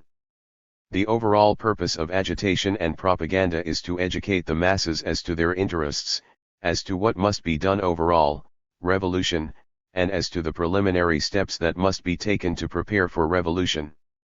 These preliminary steps amount to two things, especially, 1. Broadening and deepening the revolutionary consciousness of more and more of the masses, and 2. Helping the masses build their own struggles and their own independent organizations, independent of the bourgeoisie, to advance their own interests. Our task at present is to prepare the masses for revolution, not to begin fighting it immediately. Some people seem to have forgotten this basic truth, and the basic character of a revolution in an advanced capitalist country. The attitude of a party towards mass combativity in everyday situations in a non-revolutionary period can tell you a whole lot about the real revolutionary strategy of that party. The more stress is put on immediate combat with the police, the more the actual unstated strategy of that party becomes a crude form of gradually intensifying urban guerrilla warfare, rather than mass insurrection at the appropriate time. This is one of the ill effects of oversimplifying the question of a correct strategy for revolution, and of reducing it to the single issue of class analysis, which I discussed in Chapter 18. It leads to the relative neglect of many other critically important questions of revolutionary strategy. Thus we find this very important issue of whether to focus on raising mass combativity getting scant attention in RCP theoretical organs such as revolution. The party simply has not thought out the issue carefully. You thought that Bruce Franklin's program of urban guerrilla revolution in the US was long dead in the RU/RCP? I'm afraid that even after all these years it has not been completely laid to rest. Errors in political line are the damnedest things to totally extirpate. They tend to keep coming back in disguised forms as long as the political problem they address is not fully resolved. Not until the working class actually seizes political power will all the various erroneous theories about how to make revolution in this country really disappear even within the proletarian party. The student movement origins of the strategy of combativity. Where does this recent American strategy of combativity come from anyway? Its roots lie in the escalating, confrontational style of the student movement of the late 1960s and early 70s. By no means am I saying that such confrontations were always bad. But the limited success of spontaneous tactics in one situation does not make for a valid overall revolutionary strategy. One prominent radical student leader of the 60s was Mark Rudd, who played an important role in the 1968 strike at Columbia University. The leader of Columbia's SDS chapter was Mark Rudd, whose action faction believed that the student body could best be radicalized through confrontation, education would follow action. SDS demanded that the university end its support of war research and cancel its plans to expand into the adjacent black ghetto. But the issues were not as important to the action faction as action itself. By refusing ever to give ground and by upping the demands as they went along, Rudd and his comrades escalated the April 23 rally into an occupation of 5 of Columbia's buildings. In the seized files of Grayson Kirk the students found justification for their protests, documents proving the university's complicity with war research and the CIA. 9. The Columbia strike was an important event of the era, and played a positive role, at least in the short run. The interesting thing here is that the action factions theories seem to be rather successful at this point, although how much real revolutionary education of the students took place in its aftermath is open to serious doubt. But based on such limited experience, which seemed to be working, i.e., based on pragmatism, Mark Rudd and other action faction types of people went on to the Days of Rage fiasco of 1969, and to found the Weathermen terrorist group, later renamed the Weather Underground. It was a simple equation: confrontation theory led to ever more combativity, which led to urban guerrilla warfare, which led to pathetic failure. Obviously there was a serious failure of logic and common sense somewhere in this chain of development, and I think a good part of the problem comes right at the start, the notion that action by itself is revolutionary, or that action by itself leads to revolutionary consciousness. The dialectical interaction between experience and consciousness will be explored further in the next chapter. Lots of people besides Rudd held that engaging in confrontational action led to revolutionary consciousness. Many even started thinking that the action of the few could spark the revolutionary consciousness of the many, which is related to the theory of advanced actions which will be discussed in chapter 26. Perhaps the epitome of such thinking was the Symbionese Liberation Army in the 1970s. Patty Hearst recounted the SLA's philosophy as it was explained to her after her kidnapping. The SLA's immediate program was to make war against the state until the government fought back by oppressing the people openly. That would bring about a change in people's attitudes. More and more of them would then join the SLA in its war against the government oppression. 10. In response to this I will quote Patty Hearst again, from her taped statement to the media upon joining the SLA and adopting the revolutionary name Tanya: "There is no victory in half-assed attempts at revolution." 11. There are real limits to what people can learn from the actions of others, and even from their own actions, when those actions are stupid and self-destructive. The notion that the foolish, confrontational actions of the few can generally bring about the awakening of the many is a complete perversion of the single spark method. One of those initially influenced by the action faction logic was Abbie Hoffman. 12. His biographer, Marty Jesser, remarks however that On his campus speaking tours, Abiy had noted the chilling effect the weathermen were having on student activism. Many student activists believed that weather tactics were the only moral and practical response to the death and destruction the United States was causing in Vietnam, unwilling, however, to make so total and dangerous a commitment to revolutionary struggle, they simply withdrew from political action. 13. This is interesting because it brings out 1. The fully justified moral outrage of the students. 2. The valid recognition that the campaign of death and destruction on the part of the U.S. imperialists morally justified a response in kind, as waged by the weather underground, for example. 3.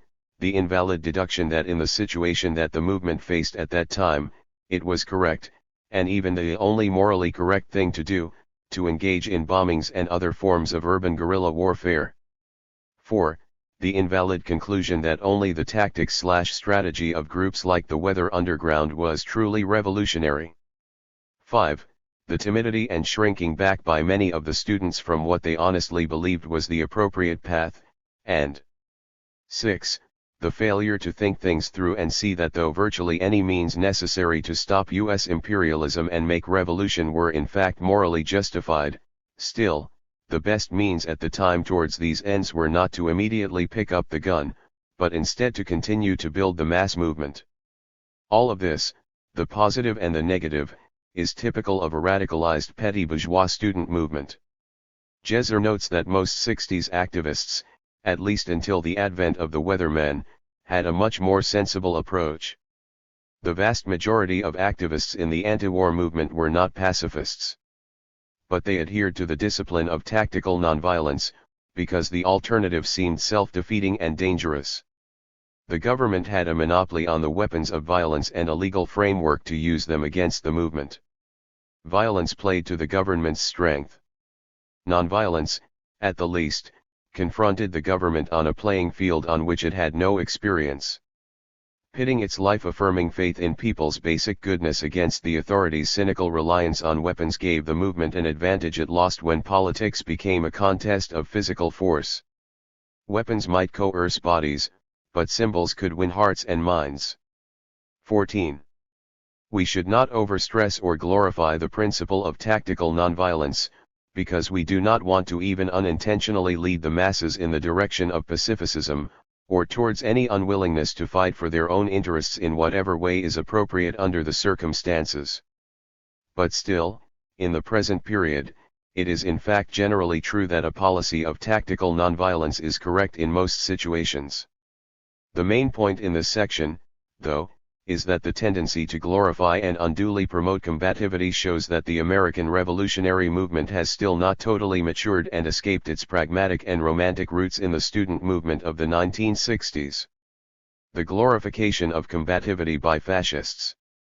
We have no formulas. We only hope that our party will go back to its ancient methods of struggle, that it will attack, with implacable combativeness, constituted power, without ever descending to pacts and bargains. Benito Mussolini, in August 1902, when he still considered himself to be a revolutionary socialist. 15. A few words must also be said here about the historical tendency of fascist organizations to base their so-called revolutionary strategy on the promotion of street violence. In no way am I implying that the RCP or other revolutionaries who glorify combativity are fascist. I am only pointing out one discomforting analogy in political strategy. This was a feature not only of the rise of Mussolini and Hitler to power, but also regularly appears in fascist movements in all countries including the Larouchians in the US. Even revisionists, who after all usually turn out to be not much more than fascists in disguise when they come to power, use such techniques when they do not have the police and army at their disposal. 16. It is true that in the beginning, fascist combativity is directed mostly against communists and other staunch opponents of fascism, and against scapegoats. But where fascist parties begin to gather strength, they also focus some of the misguided mass combativity they control against the police and other authorities as a step towards achieving total power.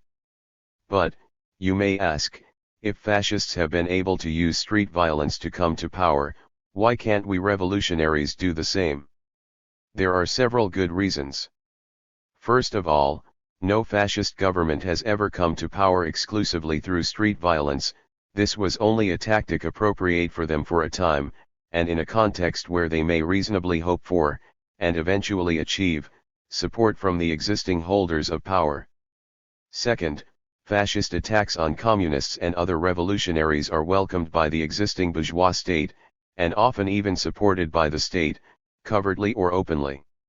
In other words, anti-revolutionary street violence generates support for the fascist party from the bourgeoisie, both immediately and in the long term. Street violence by revolutionaries will of course never gather any support from the ruling class. Third, fascists can use their control over street violence, even that part of it directed at the existing authorities, as a bargaining chip with the ruling class. Thus Hitler agreed to suppress his own brown shirts or stormtroopers, Sturmabteilung, as part of his deal with the German military chiefs to become supreme ruler of Germany. 17. No such bargaining chip is available to revolutionaries. Fourth, mindless mass violence, mindless for the masses involved, not for their fascist leaders, is an excellent way of getting people to take out their rage on scapegoats, Jews, communists, etc., instead of their real enemy. It is in this way a necessary thing for a fascist movement as part of their strategy of keeping the masses from thinking and fighting for their own real interests. Revolutionaries, however, are not trying to distract the masses from their real enemies, or from a rational plan to overthrow them. Fifth, those whom the fascists want to attack, communists, Jews, ordinary workers, etc., are often easy targets for street violence. The bourgeoisie, however, is well protected by millions of armed guards, police, military, etc. Street violence tends to be strongly disadvantageous to the revolutionaries and the masses. The fascists know this, and this also is one reason why they relish in it. The state knows it too, and this is why they support fascist street violence, and have their own agents provocateurs. But, alas, some infantile revolutionaries do not know it. Sometimes it is argued that fascists promote street violence because this will attract angry youth, especially males, to their banner.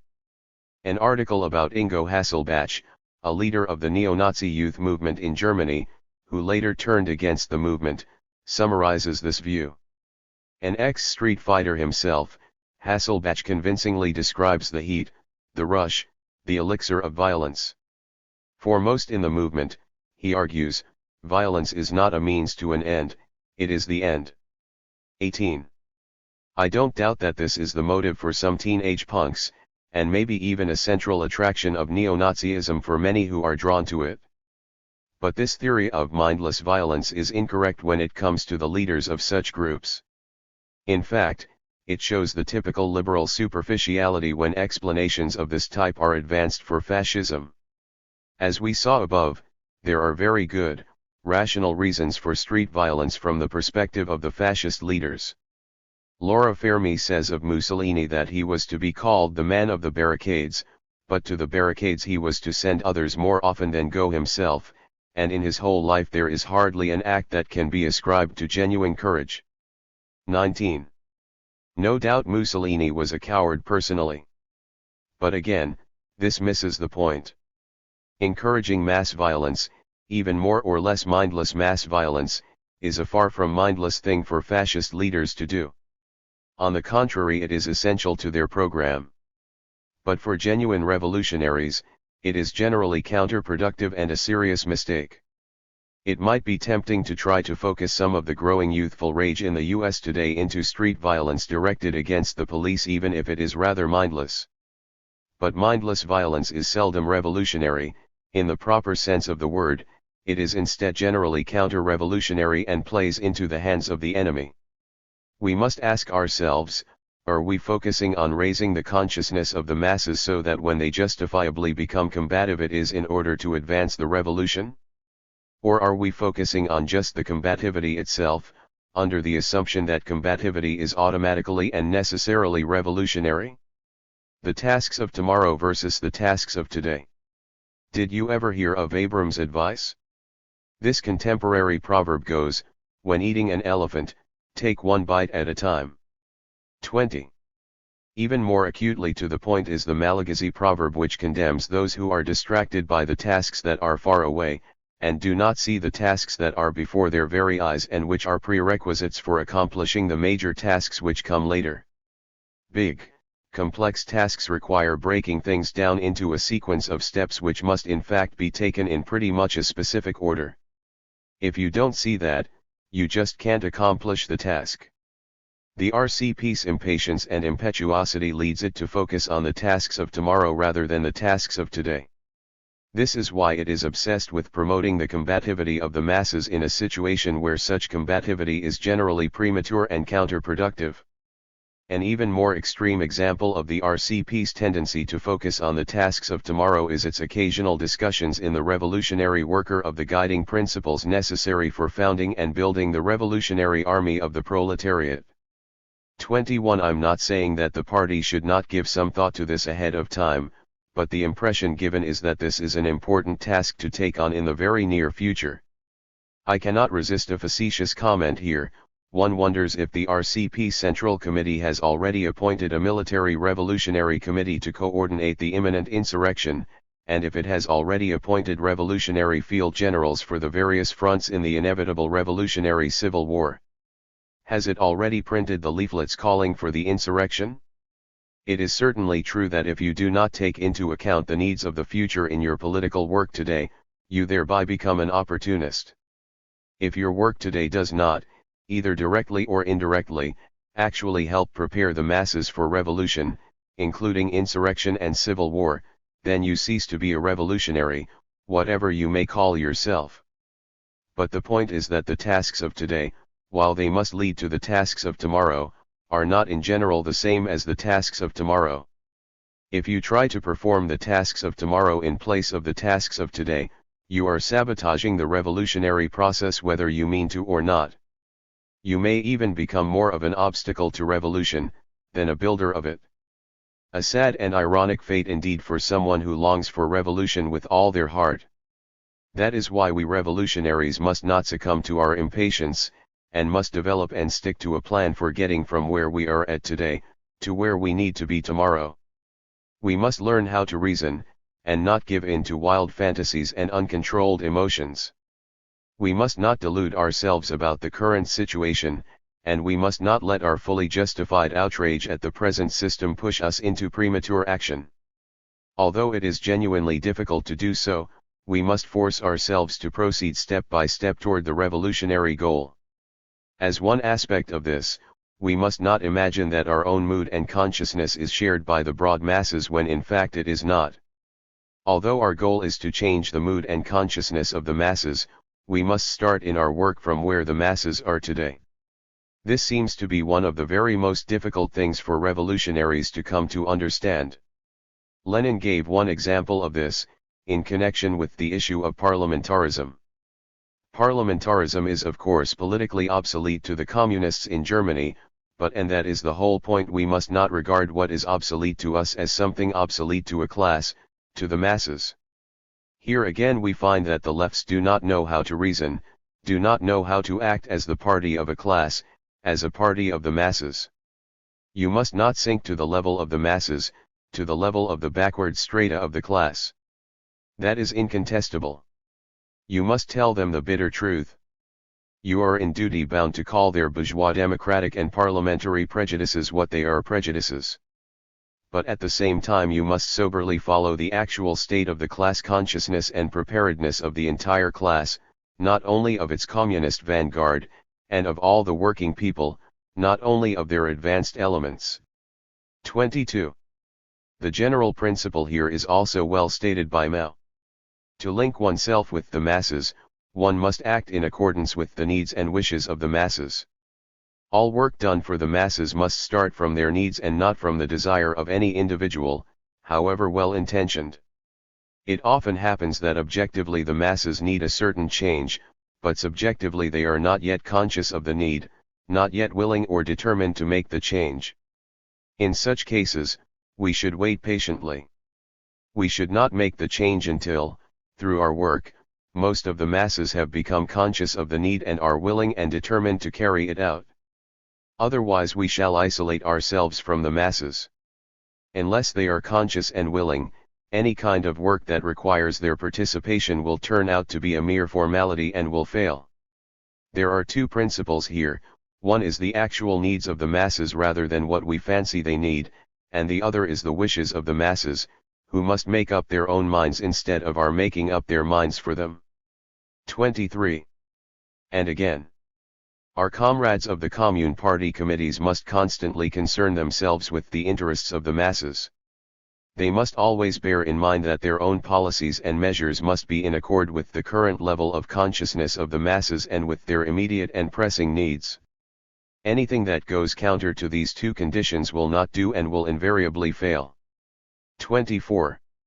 I feel I must flatly assert that the RCP no longer truly agrees with the general principles enunciated by Mao and Lenin in the above passages. It seems to me that they view these principles as a form of opportunism, despite their respect for Mao and Lenin. Imagine. Lenin says we must engage in the forms of struggle that the broad masses wish to engage in even when we see that such forms cannot be ultimately successful. Mao says that we must do what the masses wish, and that our policies and measures must be in accord with the current level of consciousness of the masses and with their immediate and pressing needs. Isn't this tailing after the masses? Isn't this bourgeois populism?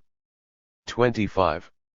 It would be bourgeois populism if the mass line and continued Marxist agitation and propaganda were not being employed. But that is just the point. The RCP does not understand when, where, and how to use the mass line. Nor does it understand why Marxist agitation/propaganda is not in conflict with our participation in the actual struggles of the masses, whatever they may be, i.e., reformist or not, but actually can only be truly effective when it is done in the midst of such participation. Mao said that Lenin had not only given his heart to the masses, but that he was in tune with the mood of the masses. 26. Truly being in tune with the masses means not only knowing their ultimate interests, but also their immediate interests. It means not only knowing their revolutionary moods when they arise, but also understanding their moods at other times. It means recognizing their actual political consciousness at any given time, and recognizing what the masses understand and are willing to do that will advance the overall situation toward revolution. It is basically a question of the mass line. The whole problem in a nutshell is that the RCP has little idea of how to get from here to there. It has forgotten the basic Marxist-Leninist-Maoist method for turning a non-revolutionary situation into a revolutionary situation. That's why for more than a quarter century now the party has been floundering. 24. The masses' own experiences.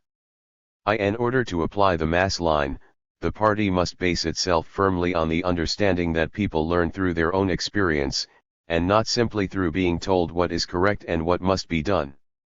RCP, 1976, 1. As we saw at the end of Chapter 11, the masses cannot learn from agitation and propaganda alone, they must also learn through their own experience. Primarily, this means through their own experience in struggle. Since their struggle, in ordinary times, is mostly over reforms, or warding off negative reforms, i.e., attacks by the bourgeoisie, this means the masses must to some degree learn the need for revolution through their own experience in reformist struggle. Is such a thing really possible? Yes, it is, if a revolutionary party exists which is able to help the masses correctly sum up their experience of reformist struggle. The dialectics of experience. The millions of people will never heed the advice of parties if this advice does not coincide with what the experience of their own lives teaches them. Lenin, 2. What is experience, anyway? Sometimes philosophers have used the term in very strange ways to refer to sense data, or other sorts of entities which imply various idealist or naive materialist theories of knowledge, empiricism, positivism, etc. Partly because of this and to distance themselves from these erroneous theories, other writers have preferred the terms practice or praxis. To a considerable degree this has been true within Marxist discourse as well. but in this book I am using the word experience in a very ordinary everyday way, and as more or less synonymous with the way Marxists generally use the term practice, i.e., human activity, the interacting with and changing of the world, both the physical world and human society. My use of the word experience is in accordance with the basic definition of the word in Merriam-Webster's Collegiate Dictionary, 10th edition, 1993 1a, direct observation of or participation in events as a basis of knowledge. B, the fact or state of having been affected by or gained knowledge through direct observation or participation. Mao expressed the fundamental point of view of the Marxist theory of knowledge in the passage already quoted in Chapter 3, where he said that all correct ideas come from social practice, the struggle for production, class struggle, and scientific investigation. Or, in other words, all knowledge comes from experience. Knowledge is the summation of experience, the theory derived from practice. The close relationship of the mass line to the Marxist theory of knowledge will be explored in Chapter 30. However, most of any single individual's knowledge does not come from his or her own personal experience. On the contrary, the knowledge gained by others, going back to a time long before our hominid ancestors had evolved into human beings, has been passed down to each new generation, which in turn is able to refine and add to that body of knowledge because of its new experience. We are the beneficiaries, and to some extent the victims, of this cultural heritage which countless others have arrived at through personal experience. Furthermore, we live in the midst of this culture which is continuing to change and develop, as more human experience accumulates. But unfortunately, no single individual has full access to this vast accumulation of prior human experience that we call culture, in the broad sense. Mostly this is just because there is far too much experience for any one individual to comprehend, but partly it is also because there are certain kinds of summed-up experience which the ruling class needs to keep from the masses. Specifically, there is one tremendously important part of modern culture that the bourgeoisie is frantic to keep from the people, the mass experience of struggle and making revolution, which is summed up as Marxism, Leninism, Maoism. So the question is, how do we bring this treasure of human experience in social struggle which derives from the masses, which is actually mass experience which has become lost to the masses, how do we bring this absolutely necessary mass experience back to the masses? Well, this is what Marxist education is all about, of course, and Chapter 11 talked about some of the issues involved. But there is one more key point that forms the core of the present chapter, namely, for the most part the appreciation of experience depends on other experience. In other words, generally you can't correctly sum up one experience unless you've had other experience. There is widespread but only partial recognition of this point. It is fairly obvious that you cannot often correctly sum up a new experience unless you've had plenty of prior experience, or at least know about the prior experience of others. To give one illustration, how can we Marxists sum up that some reform gained by mass struggle is all well and good but not the road forward as the basic solution to all the problems the masses face? It is because we are very familiar with the overall negative past experiences of the masses who fell into the trap of reformist perspectives.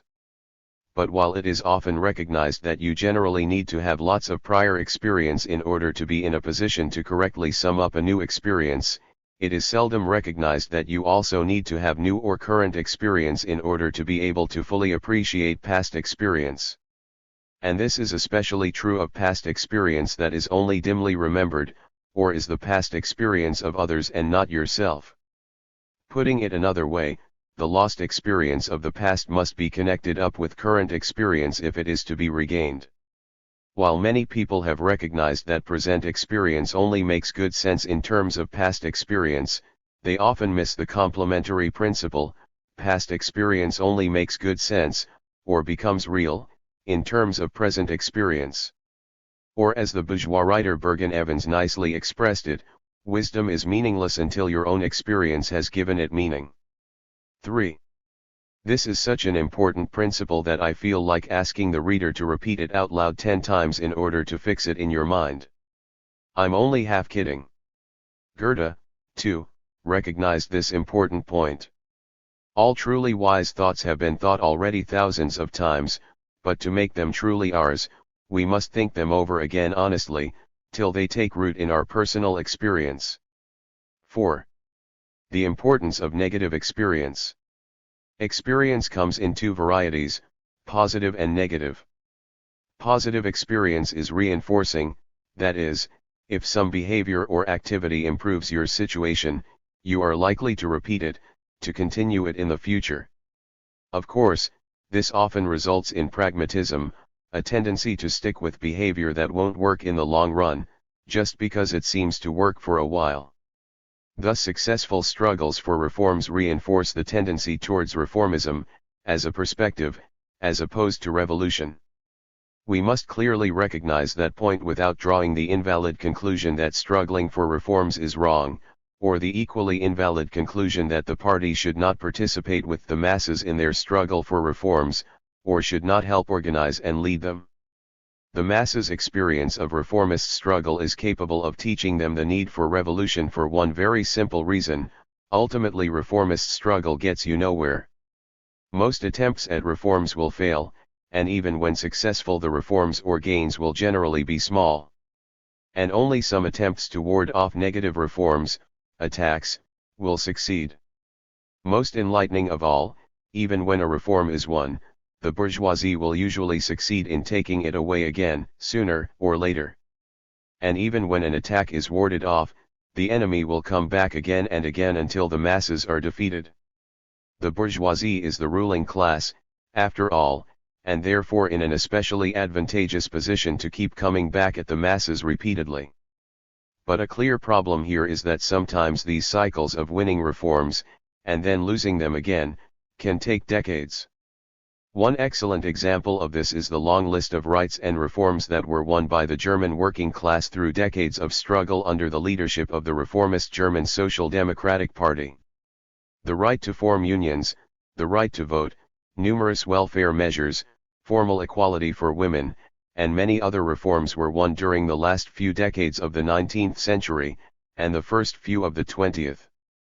But then, in the midst of a great economic crisis, the German bourgeoisie turned to Hitler and the Nazi Party, and all these reforms won so painfully over many decades were stripped away overnight. Even the right to hold a private opinion contrary to that of the fascist state was taken away. So how can the masses be expected to learn such lessons summarizing decades of class experience from their own personal experience, which is generally so much shorter and limited? The answer is, they can't, at least not directly. But this broader experience of the working class and the masses as a whole, locally and around the world, can be connected up with their personal experiences, and only if it is connected up with their personal experiences are they likely to learn the broader lesson. An appropriate time to bring up such historical lessons, to generalize and broaden the more immediate and personal experience of the masses involved, is just when the enemy has attacked them and inflicted a defeat on them. When something like the right to an abortion is taken away or restricted, for example, or social security is weakened, or a union is busted. Revisionists might well sit quiet at such a time, especially if they had participated in the failed struggle to ward off the attack. But a revolutionary must seize even the time of such a defeat to raise the revolutionary consciousness of the masses. And, actually, it is often at moments of defeat, at times of mass setback, that the most important lessons can be learned. Summing up the negative experiences of the masses in a revolutionary way is in fact a large part of what it means to engage in revolutionary agitation. All experience offers opportunities for consciousness raising.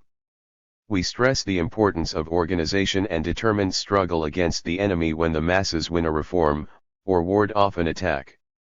We stress the absurdity of reformism as a perspective, and the need for revolution, when the masses are defeated. The latter is an overtly revolutionary summation, the former is only indirectly revolutionary, but it is at least that, because the masses must raise their class consciousness, their sense of being a class for itself, and must come to appreciate the importance of building their own organizations independent of the bourgeoisie, in order to make revolution in the future. An illustration: in 1850 the English bourgeoisie sought to repeal the 10 Hours Bill that, to the degree it was enforced, limited the labor of women and children to 10 hours per day. Engels wrote an article about this which pointed out two aspects to the situation. First, all the work of agitation which led up to the enactment of the law in the first place was a good thing in that it fostered organization, class consciousness, and a feeling for their collective strength among the working class.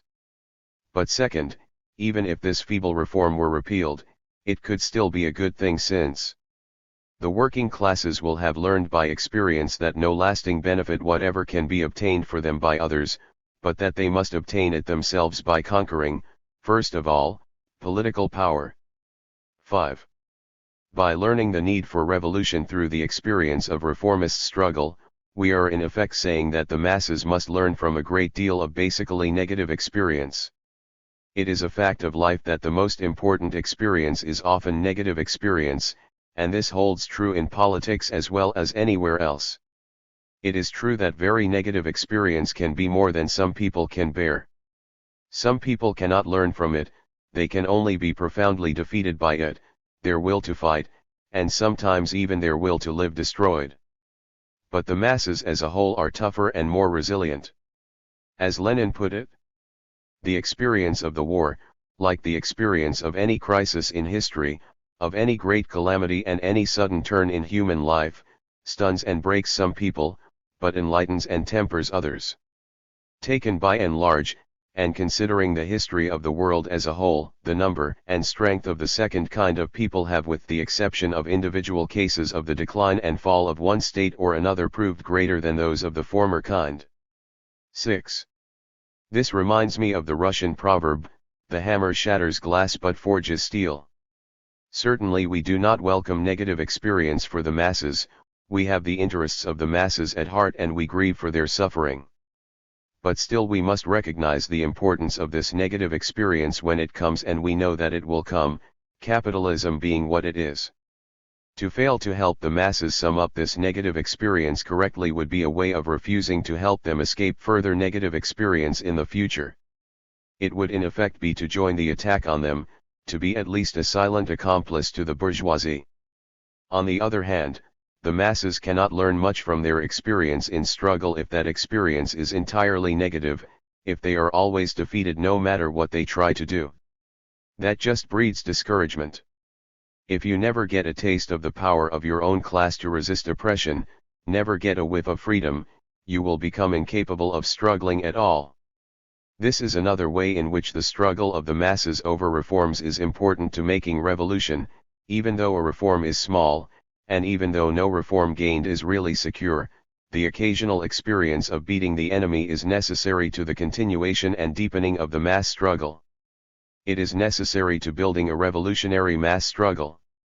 No doubt people usually learn best from their own personal experience, and this holds for negative experience as well as positive.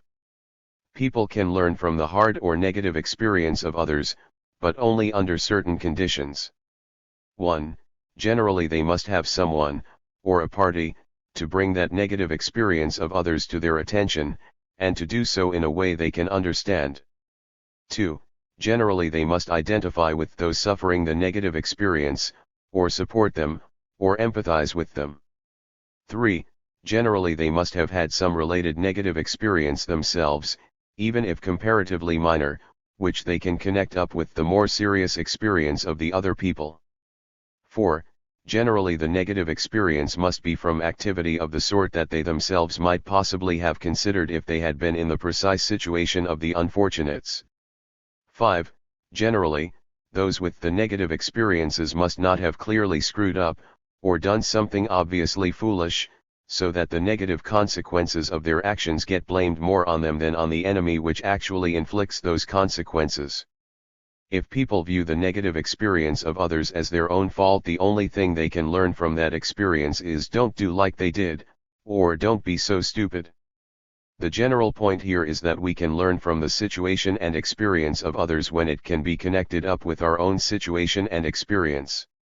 We should keep principles of this sort firmly in mind in our work of agitation and educational work in general. Learning from life vs. learning from books. But, needless to say, the masses learn from life and not from books. Lenin, 7.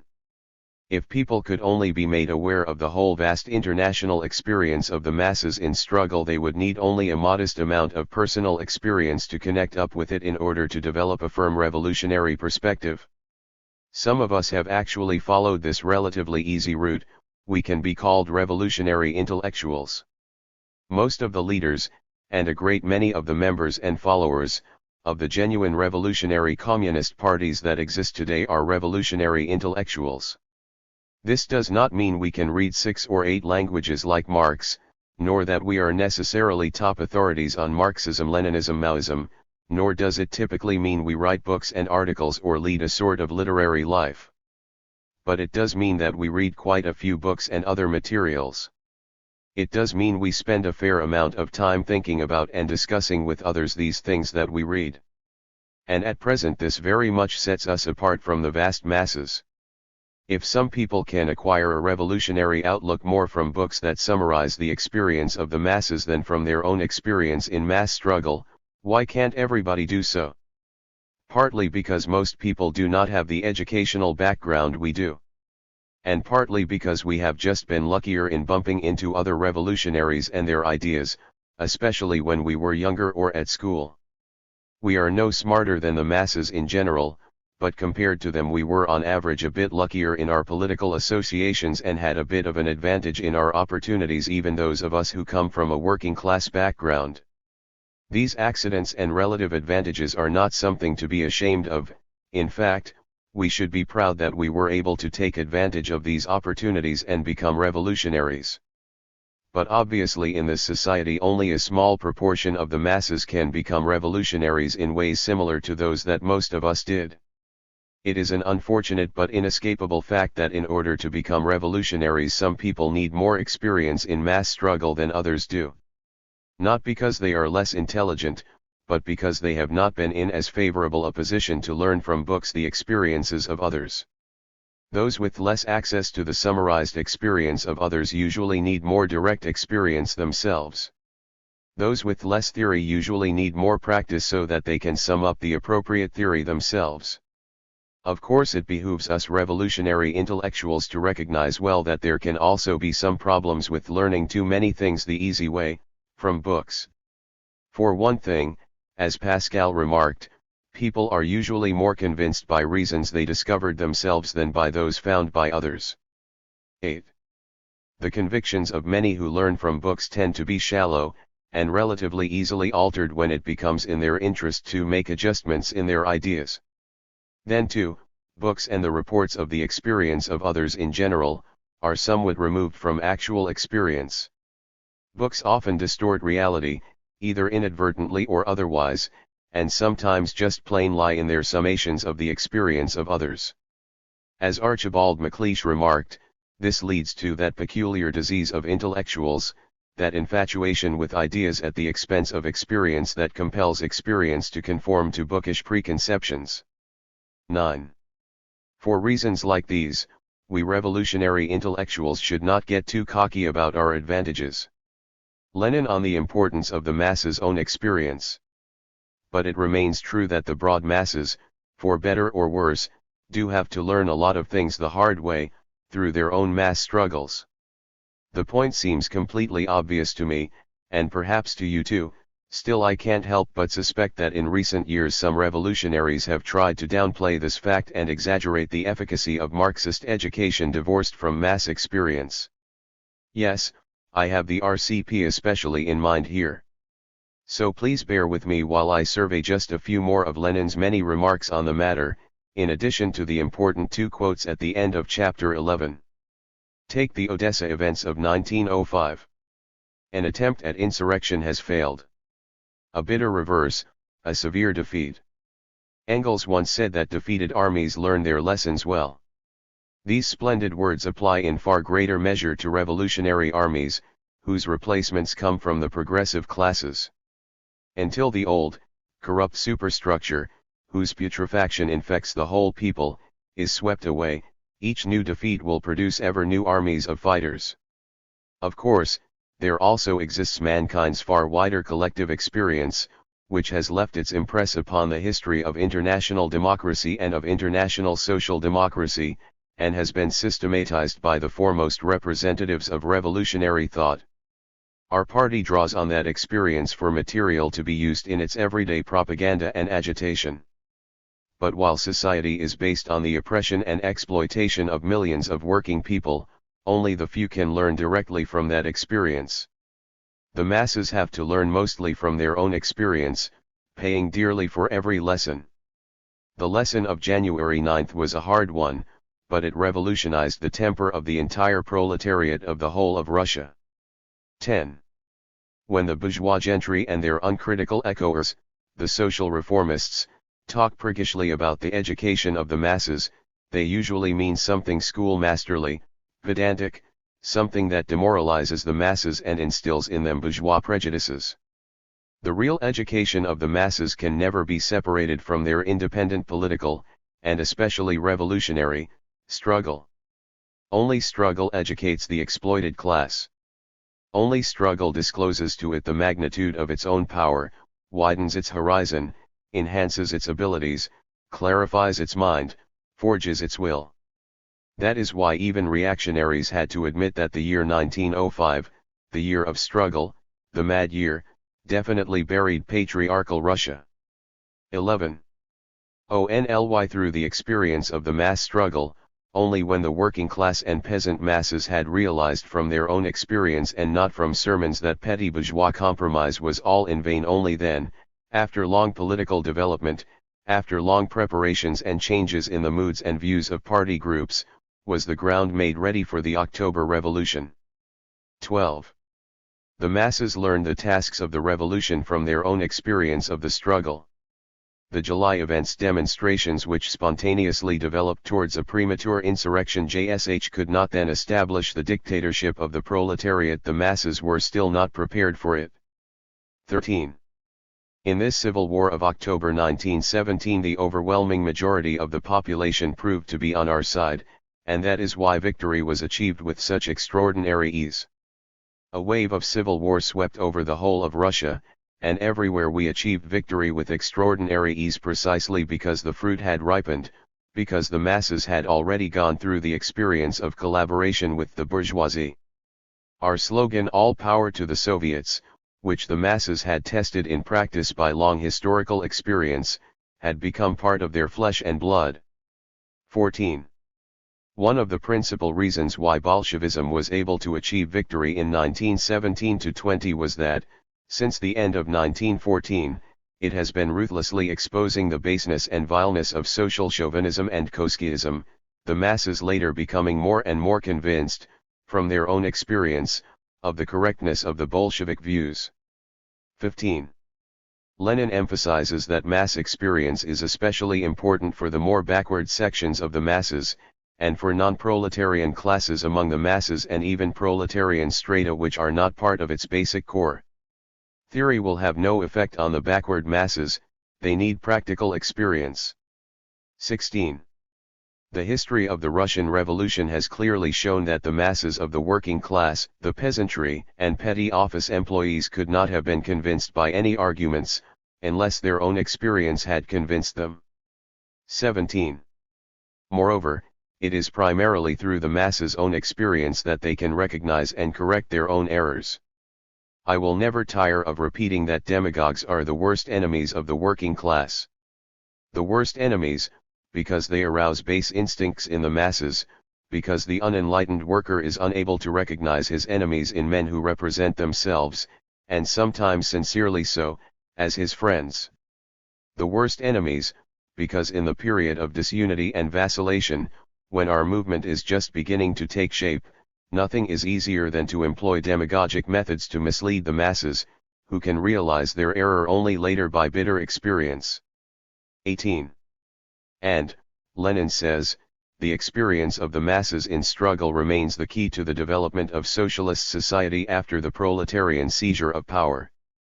In fact, this mass experience was exceptionally important in the new Soviet state because most of it was new experience for both the masses and the party. All that we knew, all that the best experts on capitalist society, the greatest minds who foresaw its development, exactly indicated to us was that transformation was historically inevitable and must proceed along a certain main line, that private ownership of the means of production was doomed by history, that it would burst, that the exploiters would inevitably be expropriated. This was established with scientific precision, and we knew this when we grasped the banner of socialism, when we declared ourselves socialists, when we founded socialist parties, when we transformed society. We knew this when we took power for the purpose of proceeding with socialist reorganization, but we could not know the forms of transformation, or the rate of development of the concrete reorganization. Collective experience, the experience of millions, can alone give us decisive guidance in this respect, precisely because, for our task, for the task of building socialism, the experience of the hundreds and hundreds of thousands of those upper sections which have made history up to now in feudal society and in capitalist society is insufficient. We cannot proceed in this way precisely because we rely on joint experience, on the experience of millions of working people. 19. This leads to the more general point that where there is no previous relevant mass experience to be found in books, book knowledge by itself fails.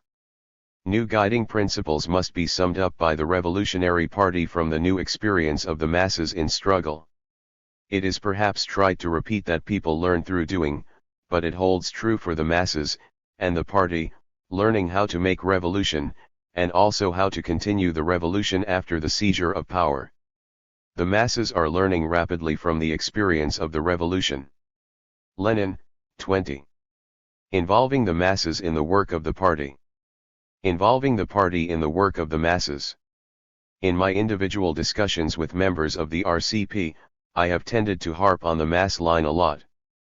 Over the past 6 or 8 months, this section was written in 1990, one RCP member, recognizing my obsession, and reflecting a recent new emphasis locally within the party, I'm told, has sought to challenge me on this.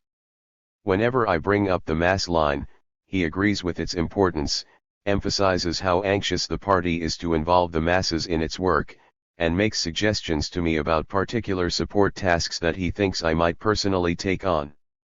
I find this very instructive. Such a response strongly suggests how this party member and perhaps the party generally currently understands the concept of the mass line. It seems to say that for the RCP these days, the mass line means involving the masses in the work of the party. Of course, this is a very important task, but to my mind it is not really what the mass line is all about. First, involving the masses in the work of the party is part of having a mass perspective. It is one, among many aspects of having a mass perspective. To rely fully on the masses, what does this really mean? It means many things and not just, not primarily, getting the masses involved in the work of the party. It means most essentially and generally, relying on the masses as the only force which can bring about the revolution. It means relying on the masses as the prime source of vital ideas about how to move the situation forward. Involving the masses in the work of the party, while important, is not as important as things such as these. Second, as I have said many times, the mass line is basically a question of from the masses, to the masses. That is, the mass line method of leadership is the gathering the various ideas of the masses about how to advance their interests in their current situation and especially their long-term, basic interests, which means their revolutionary interests, processing these ideas with the aid of Marxist theory and a scientific analysis of the objective situation, and then returning these refined ideas to the masses in order to advance the revolutionary struggle. Third, involving the masses in the work of the party is at best peripheral to the application of the mass line. It is not even the same as step 3 of the mass line process, where we seek to involve the broad masses in the struggle by taking the concentrated political line back to them. Taking the party's own work tasks to the masses, tasks which it arrived at on its own rather than through the application of the mass line, is not the same as returning the advanced ideas of the masses to the masses. Finally, and most importantly, while it is necessary to involve the masses in the work of the party, it is even more necessary to involve the party in the work of the masses. This gets to the very heart of the issue. Involving the party in the work of the masses means involving the party in the struggles of the masses. It means participating with them in their struggles and bringing light, revolutionary light, into those struggles. It means sharing their most important experiences, and helping them to sum up those experiences in a revolutionary way. Of the two, involving the masses in the work of the party. Involving the party in the work of the masses.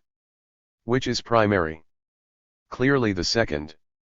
The party exists to serve the masses, not the other way around. The masses are the primary force for revolution, not the party. In the end, the revolution must be the work of the masses, and the party is there only to help them in their revolutionary work. And here is something else to think about: if the work of the party is viewed as both education, agitation/propaganda, and leadership, via the mass line, then involving the masses in the work of the party can be justly viewed as an all-sided and very important thing to do. But if the work of the party forgets either one of these two main tasks, then the involvement of the masses in the work of the party will also be one-sided and or limited. If the party slights leadership of the masses generally will not choose to participate in the work of the party. When a few do participate, it will be half-heartedly. If the party slights the revolutionary education of the masses and focuses entirely on the day-to-day struggle, the masses may wish to participate in the work of the party, but instead of being led to revolution, those participating in the work of the party will be led into bourgeois traps and ultimate disaster. In other words, for it to really be correct to stress the importance of involving the masses in the work of the party must first be balanced and more or less correct itself. Helping the masses sum up their experiences. We all need personal experience, to varying degrees, in order to learn. But one of the curious things about it is that even when we have such experiences which are possible to learn from, we do not necessarily learn from them. I would even go further and say that much of the time we do not learn what we should, or at least all we should, from our own experiences. A corollary to this is that we all need help in summing up our own experiences if those experiences are not to be just wasted and need repeating over and over again. And even if long repeated experience might eventually cause us to put two and two together without any outside help, can we possibly afford to wait that long? What are the scientific principles involved in helping people learn, and to learn through their own experiences? The psychologist Diane F. Halpern summarized a number of them in an article in the Chronicle of Higher Education, which is a publication for college professors. Halpern sets the stage as follows. If you like horror stories, this one should terrify you. In a random telephone survey of more than 2,000 adults, conducted by the Public Opinion Laboratory at Northern Illinois University, 21% of the respondents said they believed that the sun revolved around the earth. An additional 7% said they did not know which revolved around which. I have no doubt that virtually all of these adults were taught in school that the earth revolves around the sun. They may even have written it on a test. But, in fact, they never altered their incorrect mental models of planetary motion because their everyday observations didn't support what their teachers told them. People see the sun moving across the sky as morning turns into night, and the earth seems stationary while that is happening. Students can learn the right answers, even recite them in class, and yet never incorporate them into their working models of the world.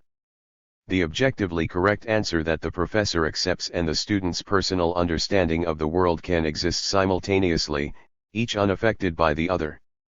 Outside of class, the student continues to use the personal model because it has always worked well in that context. Unless professors address specific errors in their students' naive models of the world, the students are not likely to replace their own models with the correct one promoted by the professor. Students' personal notions of how the world works influence what they learn in every academic discipline. 21. One point here, probably the most obvious to us Marxists, is that experience which is too limited tends to give rise to pragmatism. I'll discuss this further in a moment. But for now I want to focus on the last two sentences, which I will translate into terminology relevant to this book. First, for every person, and specifically for every individual among the masses, Their personal notions of how the world works influence what they learn from the proletarian party. Agitation, propaganda, and mass line ideas returned to the masses must all take into consideration the contrary ideas the masses may already believe. Second, unless the party addresses specific errors in the masses' naive models of the world, the masses are not likely to replace their own models with the correct one promoted by the party. It is not sufficient to put forward correct ideas without also showing the problems with incorrect ideas that the masses already hold. Halpern then says that cognitive psychology provides models of human learning and knowing, that is, how people acquire, organize, retrieve, and use information that can help us teach students to put aside their naive models of the world. To educate our students successfully, we must incorporate into our teaching an understanding of the way in which learners organize knowledge and represent it internally, and the way in which these representations resist change when learners encounter new information. 22.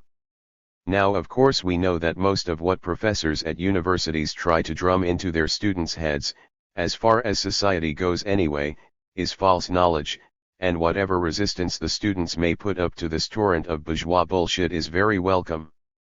Furthermore, cognitive psychology also has its limitations and bourgeois biases. Nevertheless, some things relevant to us in our work of educating the masses have been pretty well established scientifically, and we would be fools to ignore these findings. Ironically, Halpern notes that even cognitive psychologists themselves often ignore their findings when it comes to their own teaching and presentations. She illustrates this by mentioning the deadly dull 3-hour lecture I once sat through on the shortness of people's attention span. Here then are some of Halpern's basic principles of human cognition that should serve as a guide for college-level instruction and which also may help us revolutionaries in our educational work. What and how much students learn in any situation depend heavily on their prior knowledge and experience. We must not think of our students as blank slates, but as slates that may need to be edited, updated, and revised to reflect new, correct information. This is related to the rejected bullet theory of propaganda discussed in Chapter 11, and also emphasizes the importance of experience, the subject of the present chapter. JSH. To change students' incorrect or incomplete mental models, we need to understand their implicit and explicit beliefs and design our instruction so that we expose the errors explicitly and make the benefits of the new models obvious. Otherwise, students may be able to produce a correct answer on a test, but their underlying understanding of the phenomena involved may not change. Or for us, we must constantly investigate, and investigate deeply, just how the masses view things. Even if the masses start to understand the proletarian world outlook, unless they come to really understand the flaws in their initial bourgeois perspective, and how that perspective works against their own true interests, they will not make the leap to a solid revolutionary outlook. JSH. Learning and remembering involve multiple, interdependent processes. No single set of learning principles will help all students learn in every situation, particularly because what students learn and recall partly depends on what they already know. Experience often teaches us things that are, in fact, wrong, but our daily lives do not always provide immediate feedback that demonstrates the errors. To promote critical thinking about the judgments we make, educators need to provide systematic and corrective feedback. For example, research indicates that most jurors believe that they can tell from a person's demeanor whether she or he is telling the truth. Yet Paul Ekman, a psychologist at the University of California at San Francisco who studies lying, has found that people generally can't tell when someone is being truthful or not. We may not find out that someone has lied to us, though, and without evidence that our judgments about someone's honesty have been wrong in the past, we are overconfident about our ability to detect deceit. A technique that Ekman has used successfully to dispel students' assumptions about this ability is to have convincing liars testify to law students during a class and later on in the session admit their deceit. There is nothing like the experience of being hoodwinked by a liar to drive home the point to people that you can't always tell if people are lying by studying their faces. The general point here, however, is the ever-present danger of pragmatism, the invalid generalization of experience which is too limited. JSH. Because students frequently fail to apply what we have taught them in class to the real world, we must focus part of our teaching on transferability. For instance, virtually all students who have taken courses in the social sciences or statistics can tell you that a correlation between two variables doesn't necessarily mean that a change in one variable causes a change in the other. But when, for example, they read a newspaper report of a study that found that children who eat breakfast are better readers by the end of first grade, many of these same students don't recognize that eating breakfast did not necessarily cause the first graders to be better readers. Making frequent use of real-life examples in class helps students recognize the principles we are teaching when they encounter them operating outside of school. Or, for us, keep our agitation and propaganda as concrete as possible. Always endeavor to connect up generalizations and abstractions with concrete instances, and preferably with the direct concrete experience of the masses we are talking to. JSH 23. Much of this could be considered common sense, but it is amazing how uncommon common sense can sometimes be. Halpern suggests a technique that is useful in applying these principles. The teacher can start by having students give their own explanations of the subject to be studied. For example, state how they believe selected topics in psychology are linked, describe what would happen if a certain chemical were heated, or explain how they would determine the value of a variable. Students often are surprised to discover that they already have beliefs about such topics. Then the teacher can present the facts, stressing the ways in which reality is similar to or different from the student's initial understanding of it. Using a few real-world examples that require the students to apply underlying principles will help ensure the replacement of old understanding with correct information. Later in the semester, the teacher can again ask the students for their own explanations of important principles and how their understanding differs from their original conceptions. Having students reflect on their prior knowledge, subsequent learning, and their current understanding increases the likelihood that they will internalize what they are taught in class. 24. In our work with the masses, instead of plunging right in with abstract explanations of surplus value, we might start by asking them how they would explain the fact that the capitalists keep getting richer and richer while hard-pressed workers must struggle to keep their heads above water. Or start by asking them what they think the causes are of all the wars the government keeps getting into, before explaining how imperialism necessarily leads to war. The point is to first bring to the surface the false bourgeois theory, which is probably only implicit in their thinking, so that they can reject it themselves when its flaws are pointed out, and when a superior explanation is put forward. Someone once remarked that the only sure weapon against bad ideas is better ideas. But actually, better ideas alone aren't all that effective unless they are explicitly contrasted to the bad ideas. Moreover, this contrast between the correct and the incorrect is most effective of all when it is done by you yourself. Halpern's comment about students often being surprised to discover that they already have beliefs about such topics should especially strike a familiar chord. Every Marxist talking to the masses quickly discovers that most of them do not understand that they have bourgeois ideas, or even that they have a worldview at all. People must be challenged to formulate their existing erroneous theories and ideas before they can be helped to critique them and overcome them. Though she doesn't use the philosophical term, one of Halpern's main themes is everybody's tendency towards pragmatism in the hasty summing up their experiences. She gives one more example. Have you ever waited with a group of people for an elevator? Invariably, someone will keep pushing the call button. If you ask the button pushers why they continue pushing, they will explain their belief that the elevator will come more quickly if it knows they are impatient. This sort of naive belief is highly resistant to change, because it is repeatedly confirmed in real life. In fact, after an interval of button pushing, the elevator arrives, just as the button pusher predicted. 25. This is an interesting example.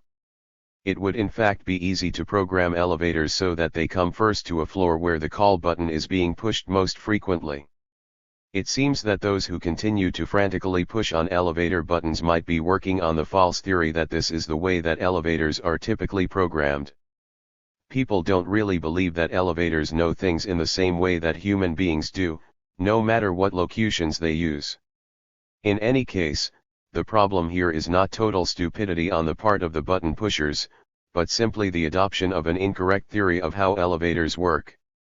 Despite the fact that people use elevators all the time, they have not investigated how they work, and it is no wonder that they have various false ideas about them. And the same thing is true with the masses' view of society and the capitalist system.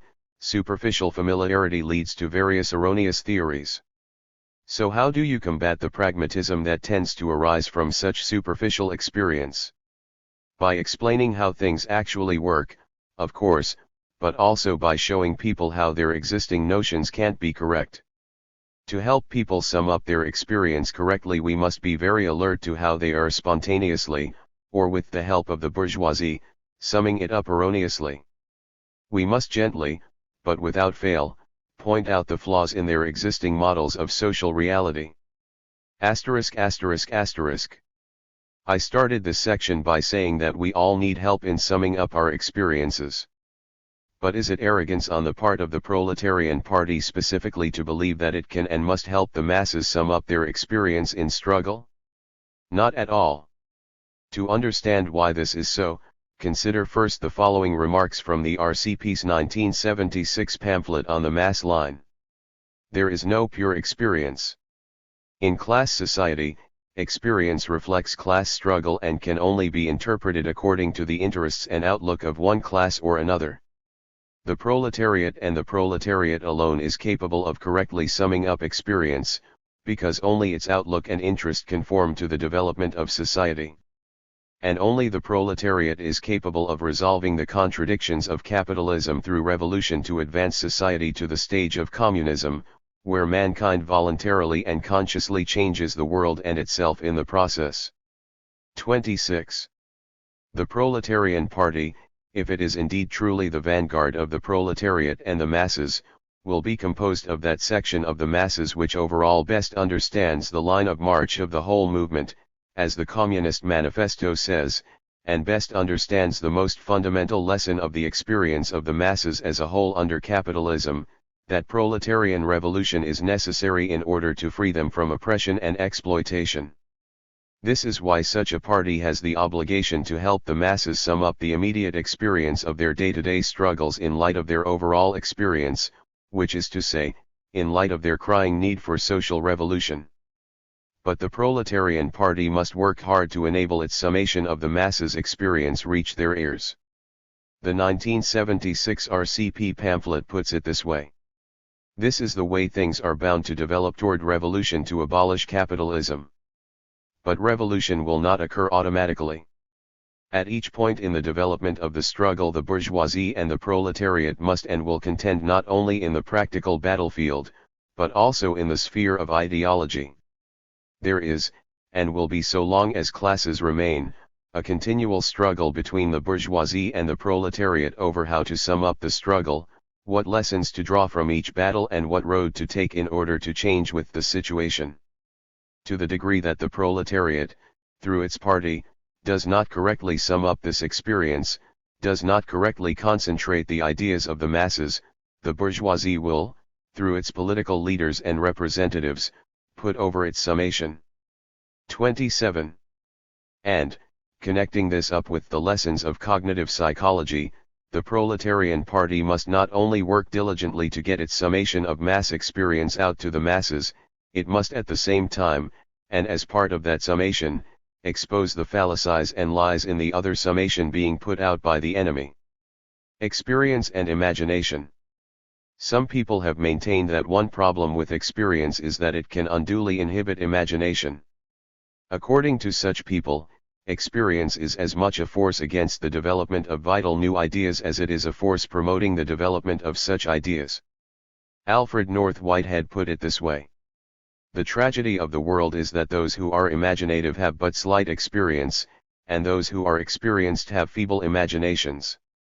Fools act on imagination without knowledge, pedants act on knowledge without imagination. 28. But this tragedy is by no means inevitable.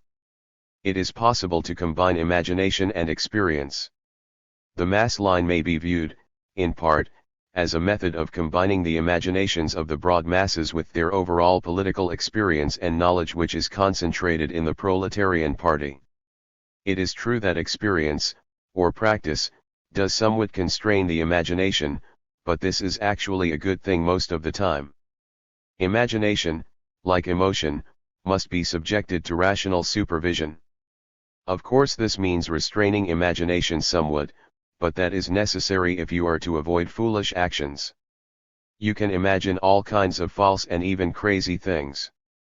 You can, for example, imagine that the past was different than it actually was, or that the present is very different than it actually is. But to do so is obviously very dangerous as a premise for political activity. Imagination about the future, about various real possibilities in the present that can be rationally expected to bring about various different futures, this is the proper role for imagination in politics.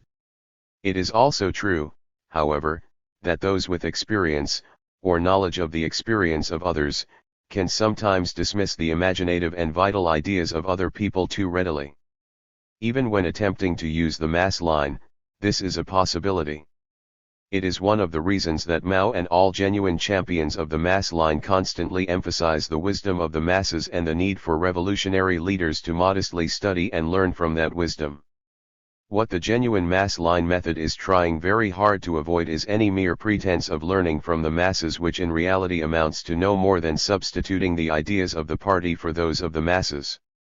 The whole point of the mass line is to change the ideas of both the party and the broad masses, to discover from among the masses new ideas which can serve to advance the mass struggle. The mass line and the experience of the masses.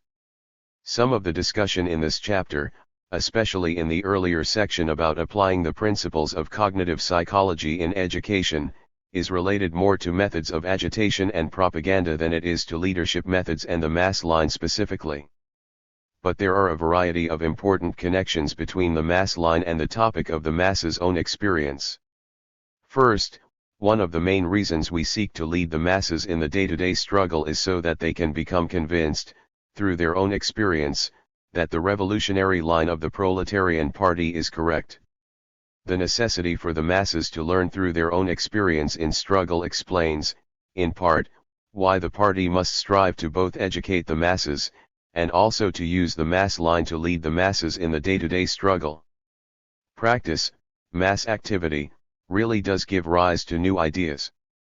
And promoting mass struggle is a key part of preparing the masses to develop and accept new ideas, including radical and revolutionary ideas. Erich Fromm put it nicely, we're more likely to act our way into new ways of thinking than we are to think our way into new ways of acting. 29.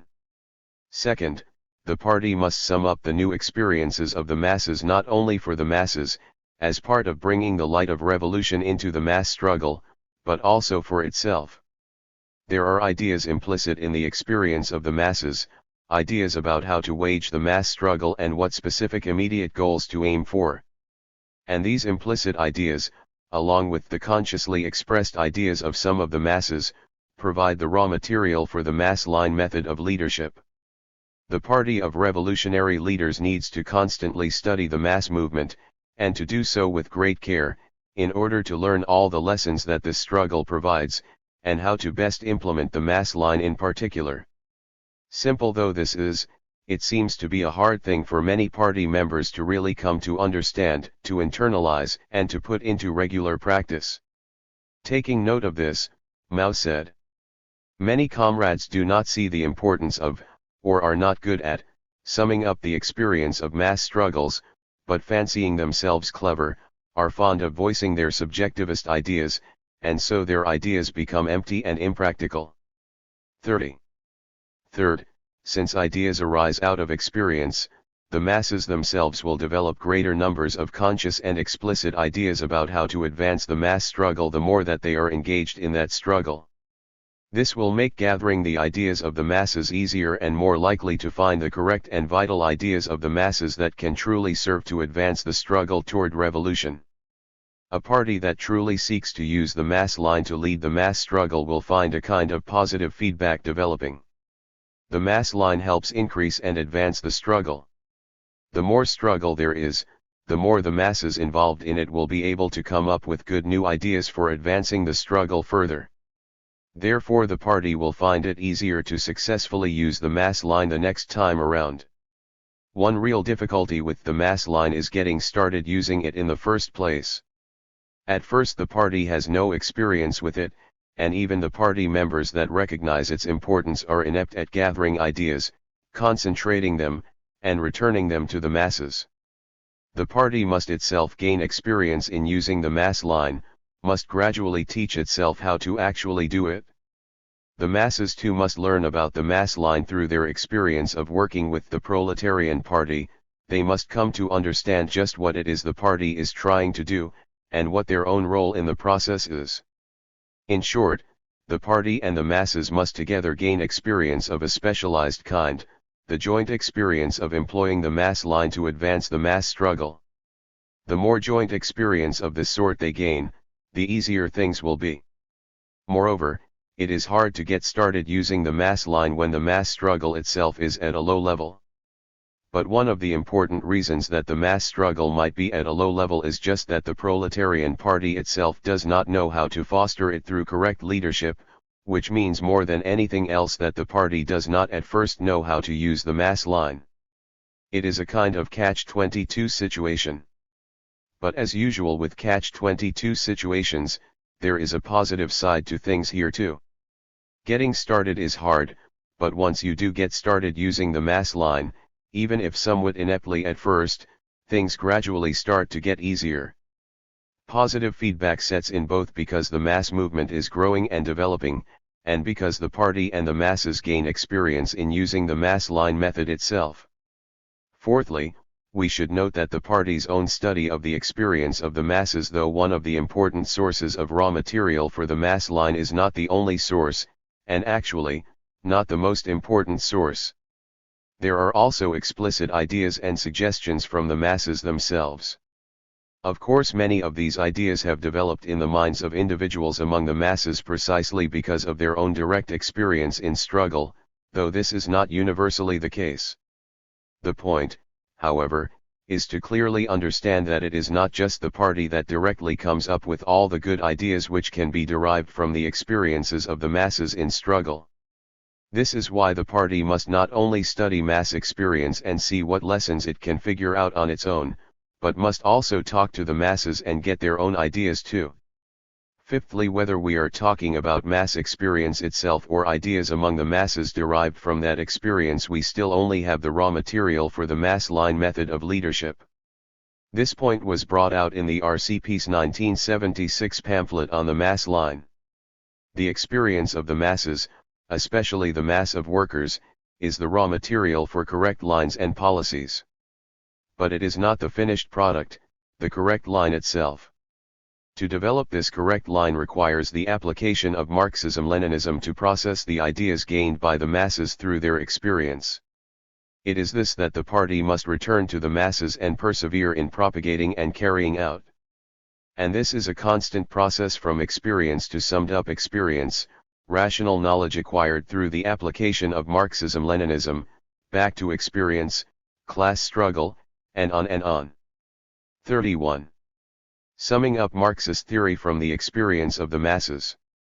Even though the bulk of mass struggle under capitalism is over reformist issues, occasionally there is also some very overtly revolutionary struggle. And this too can be either a positive experience, or a negative experience, or a mixture of both. Lenin, for example, talks about Marx's reaction to the Paris Commune. In September 1870, Marx called the insurrection an act of desperate folly. But, when the masses rose, Marx wanted to march with them, to learn with them in the process of the struggle, and not to give them bureaucratic admonitions. He realized that to attempt in advance to calculate the chances with complete accuracy would be quackery or hopeless pedantry. What he valued above everything else was that the working class heroically and self-sacrificingly took the initiative in making world history. Marx was also able to appreciate that there are moments in history when a desperate struggle of the masses, even for a hopeless cause, is essential for the further schooling of these masses and their training for the next struggle. 32. The Paris Commune was an important experience both for the masses and, from a standpoint of theory, for Marx and Engels. Marx summed up some very important lessons from the negative experience of the Commune being suppressed by the bourgeoisie. In their last joint preface to a new edition of the Communist Manifesto, 1872, Marx and Engels state, "One thing especially was proved by the Commune, viz., that the working class cannot simply lay hold of the ready-made state machinery, and wield it for its own purposes." 33. Lenin points out that the only correction Marx thought it necessary to make in the Communist Manifesto, he made on the basis of the revolutionary experience of the Paris Communards. 34. This is another fine example of how even the essential points of revolutionary strategy are critically changed by means of summing up the experience of the masses. See Chapter 18. Raw experience too has its limits. Experience is vitally important, and the experience of the masses is especially crucial, and even indispensable for revolution. But of course experience by itself will never liberate the masses. There are several reasons for this. First, no person's individual experience is sufficient in itself to understand the world. We must all find ways to learn from the experience of others as well as our own limited experience. Second, mass experience as a whole is too extensive, too much of a jumble. We must find a way to generalize it, and abstract essential principles from it, i.e., we must turn mass experience into theory so that it can guide us. And from mass experience we must pluck implicit ideas about how to move the situation forward towards revolution. Third, generalizing and abstracting from limited or uninformed individual raw experience frequently gives rise to erroneous theories of how the world works and how it can be changed. Raw summations of raw experience tend towards pragmatism. Experience, even the relatively broad experience of the masses at a given time and place, must be informed by revolutionary Marxist theory which derives from the summarized experience of all the world's masses throughout history. Mark Twain wrote that we should be careful to get out of an experience only the wisdom that is in it and stop there, lest we be like the cat that sits down on a hot stove lid. She will never sit down on a hot stove lid again, and that is well, but also she will never sit down on a cold one anymore. 35. This is a case of learning too much from a negative experience. But actually, the more usual problem is that people learn too much from limited or narrow experience which is positive at first but which, when repeated, leads them into a very negative experience in the end. And this is why, as important as direct experience undoubtedly is for the masses, something more is also needed, namely agitation and propaganda from the proletarian party which reflects the important lessons of the broader experience of mass struggle around the world and throughout history, and especially its number one lesson that social revolution is necessary. Neither agitation and propaganda alone, nor extensive mass experience alone, will suffice. Both are indispensable for revolution. And, moreover, both are most effective by far if they are carried out together, if the revolutionary agitation and propaganda is presented to the masses in the midst of their struggles. 25. Stay close to the masses. Keep in touch with the masses. Live close to them. Know their moods. Know everything. Understand the masses. Be able to approach them. Win their absolute trust. Leaders must not become isolated from the masses they lead, or the vanguard from the whole army of labor. Do not flatter the masses and do not break away from them. Lenin 1. One of Mao's constant admonitions to the Communist Party of China was to stay close to the masses. In this, he was following in the footsteps of Marx, Engels, and Lenin, who often urged the same thing upon their followers. Why did all these great leaders, and Mao especially, put such emphasis on this? Why must we stay close to the masses? The answer is not all that difficult. We must stay close to the masses in order to understand them, discover their concerns and needs, be aware of their experience, know their moods, learn their ideas, be educated by them, educate them, lead them. Serve them. All of these things are either part of, or prerequisites for, or closely related to, the mass line. While I expect that everyone who considers themselves a Maoist will verbally agree with each of the above 9 points, in some cases we may justifiably have suspicions that the actual commitment to stay close to the masses in order to accomplish these things is rather shallow. Therefore I do not think it is beating a dead horse to further emphasize the importance of staying close to the masses with the following series of quotations from Mao. Mao's instructions to stay close to the masses. The relation between a genuine Marxist party and the masses, says Mao, is different from that of any other party in history. Armed with Marxist-Leninist theory and ideology, the Communist Party of China has brought a new style of work to the Chinese people, a style of work which essentially entails integrating theory with practice, forging close links with the masses and practicing self-criticism. Point 2. Unlike the parties of other classes, the proletarian party unites with the struggles of the masses, makes their concerns and interests its interests, and makes common cause with the people. We communists are like seeds and the people are like the soil. Wherever we go, we must unite with the people, take root, and blossom among them. 3. Go among the workers, peasants and soldiers and into the thick of struggle. Cultural Revolution poster. Mao summed it all up this way. Another hallmark distinguishing our party from all other parties is that we have very close ties with the broadest masses of the people. Our point of departure is to serve the people wholeheartedly and never for a moment divorce ourselves from the masses, to proceed in all cases from the interests of the people and not from the interests of individuals or groups, and to understand the identity of our responsibility to the people and our responsibility to the leading organs of the party. Point 4. But 2 comments must be made about that particular quotation, since it is subject to misinterpretation in some respects. First, Mao says that we should serve the interests of the people instead of the interests of individuals or groups. But aren't the masses of the people made up of individuals and groups? This is the old conundrum in political theory that liberals, especially, get hung up on. Aren't women, for example, a subgroup of the masses whose interests should be championed by the Revolutionary Party? Isn't the welfare of particular individuals among the masses also a genuine and legitimate concern of the party? The answer is clearly yes to questions such as these. What then is Mao getting at here? Of course the masses consist of individuals and subgroups. And of course we must champion the interests of all these individuals and subgroups unless and until these individual and group interests go against those of the rest of the masses. And that is just Mao's point. When we talk about the interests of the masses in contrast to the interests of individuals and groups, we are simply using some shorthand. The interests of the masses that we champion are the shared interests of the masses, their common, collective interests. The interests of individuals and groups that we oppose are not all of their interests, but only those which go against the shared interests of the masses as a whole.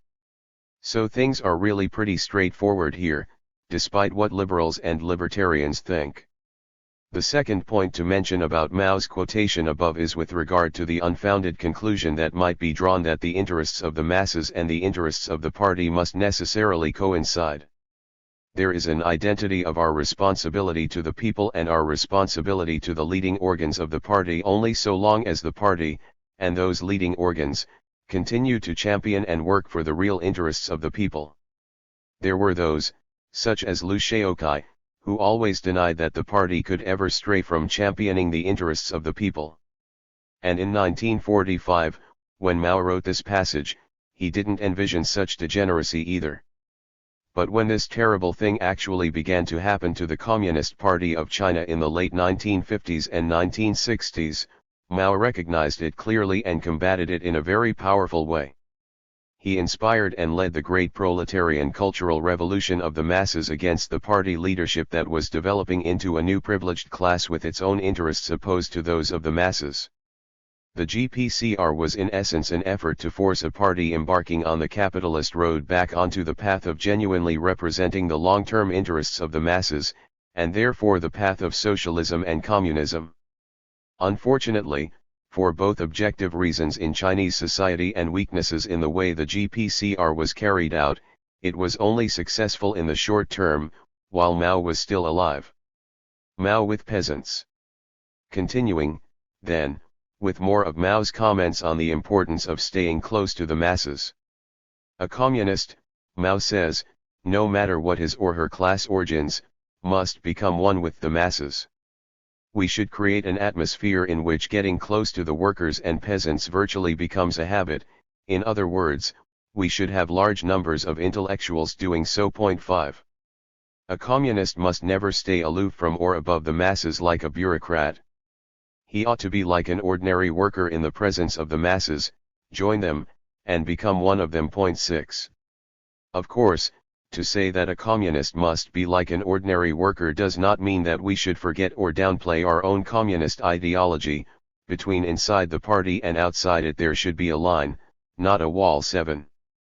But the point here is that we must never detach ourselves from the masses, so that we may know them, understand them, be with them, and serve them well. 8. It is necessary for party members to really merge with the masses and share their lifestyle, to share will and woe with them. 9. And leading cadres especially should pay constant attention to the interests of the masses, the experiences and feelings of the masses. 10. Communists must really be concerned for the masses, and help them satisfy their needs. Wherever our comrades go, they must build good relations with the masses, be concerned for them and help them overcome their difficulties. We must unite with the masses. The more of the masses we unite with, the better. 11. And no matter what we communists set out to accomplish, we must integrate ourselves with the masses, since only through the medium of mass struggle can we accomplish anything. We communists must be able to integrate ourselves with the masses in all things. If our party members spend their whole lives sitting indoors and never go out to face the world and brave the storm, what good will they be to the Chinese people? None at all, and we do not need such people as party members. We communists ought to face the world and brave the storm, the great world of mass struggle and the mighty storm of mass struggle. 12. How should we judge whether a youth is a revolutionary?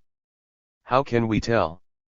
There can be only one criterion, namely, whether or not he is willing to integrate himself with the broad masses of workers and peasants and does so in practice. 13. So when we assess a person and judge whether he is a true or false Marxist, we need only find out how he stands in relation to the broad masses of workers and peasants, and then we shall know him for what he is. This is the only criterion, there is no other. 14. Mao constantly harped on the theme, stay close to the masses. Why? Because he saw that many members of the Communist Party of China had a tendency to remain aloof from the masses, from their living conditions, from their experiences and ideas, and from their struggles. Can you unite with the masses if you do not join in their struggles? I wouldn't pose such a silly question if there were not people who apparently believe that you can. To unite with the masses, to be one with them, to integrate with them, what do all these things really mean? While living the same life as the masses, sharing will and woe with them, socializing with them, etc., are important, they are not the most important aspect of uniting with them. The most essential aspect of uniting or integrating with the masses is joining up with them in their actual struggles. If you don't do that, then you have not united with the masses, no matter how you live. Consider a scab. His living conditions may well be the same as those of the workers who go on strike. He may be a working class person, live in a working class neighborhood, and socialize with other working class people. But despite all that, his refusal to join up with the struggle firmly divorces him from the masses involved. Of course, no communist would scab on a strike, but the point is more general than that. Remaining aloof from the struggles of the masses is almost as bad as opposing them, as far as truly uniting with the masses goes. A parable: suppose you and a friend are walking down the street and are attacked by some muggers. While you and your friend are trying to ward off the attackers, a bystander comes up and hands you a leaflet opposing the system that generates muggers, but lends you no assistance. What is your reaction? Has he united with you? On the other hand, what if your friend says the same thing that the leaflet did, once you both get a chance to discuss it? Wouldn't your reception to those ideas be considerably more positive coming from the friend who stands by your side in struggle? Of course, once again, no real communist would stand by while the masses were being attacked by muggers, without joining in their defense.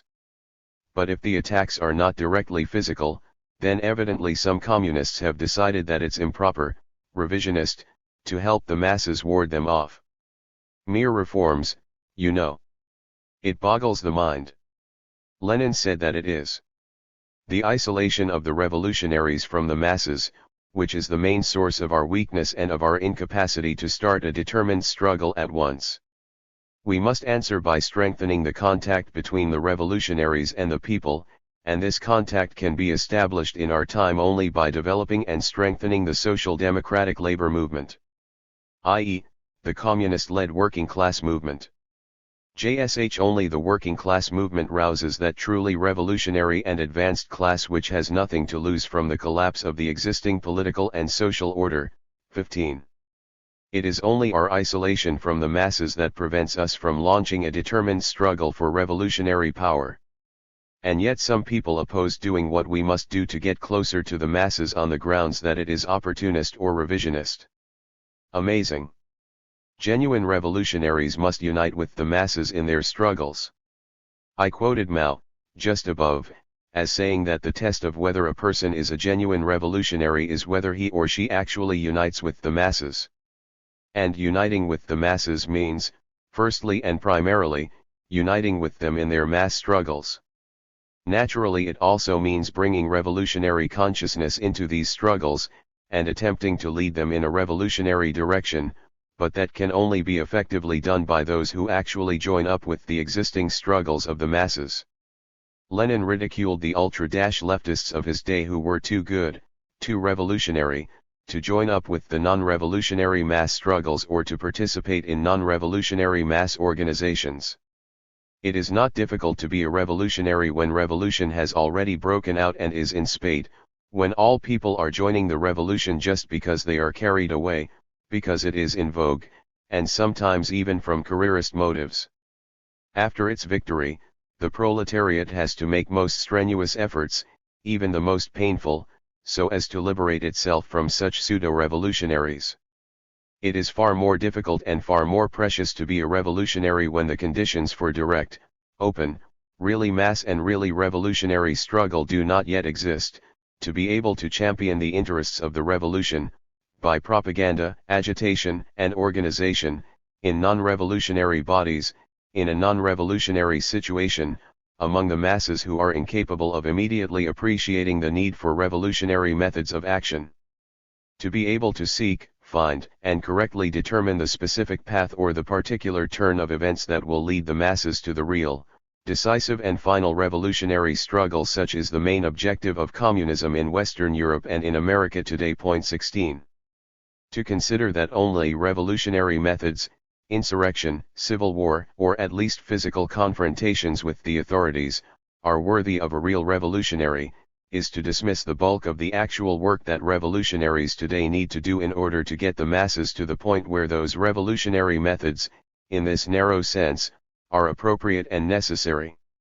It is therefore, as Lenin implies above, to be a very poor revolutionary today, it is to be the sort of revolutionary who is not needed now, and who will appear by the millions once those who grasp the real revolutionary tasks of today lay all the necessary groundwork. The true revolutionary is the person who does today what needs to be done today, in order to advance the situation towards revolution.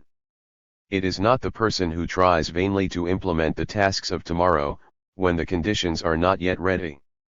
That kind of simple-mindedness is more of an obstacle to revolution than an aid to it.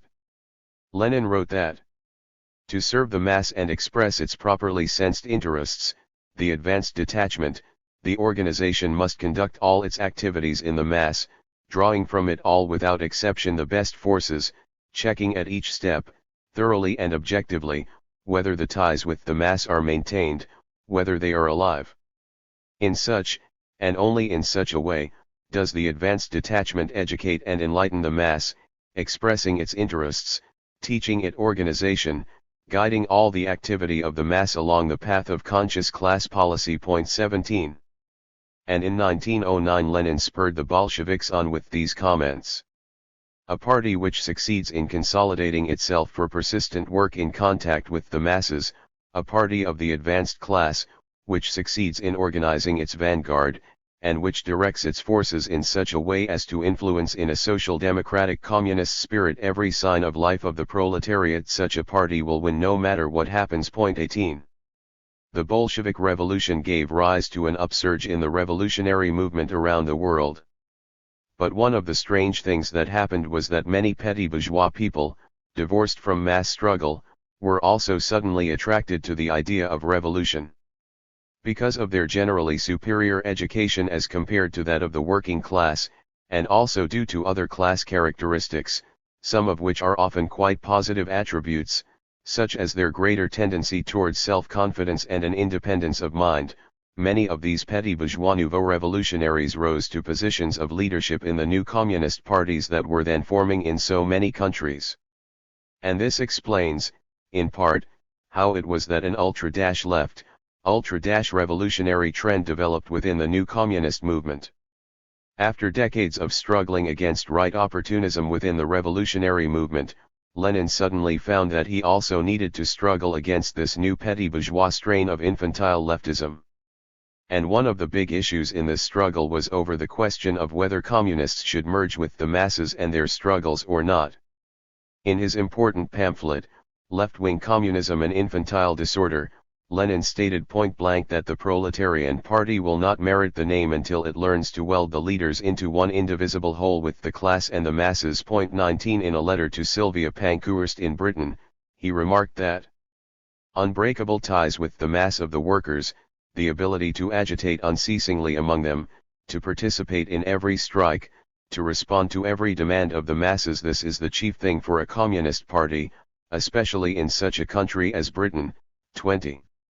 In his theses on the fundamental tasks of the Second Congress of the Communist International, Lenin said that all parties affiliated to the Third International must at all costs give effect to the slogans, deeper into the thick of the masses, closer links with the masses, meaning by the masses all those who toil and are exploited by capital, particularly those who are least organized and educated, who are most oppressed and least amenable to organization. 21. And later, during that same Second Congress, he said that what we want is new and different parties. We want parties that will be in constant and real contact with the masses and will be able to lead those masses.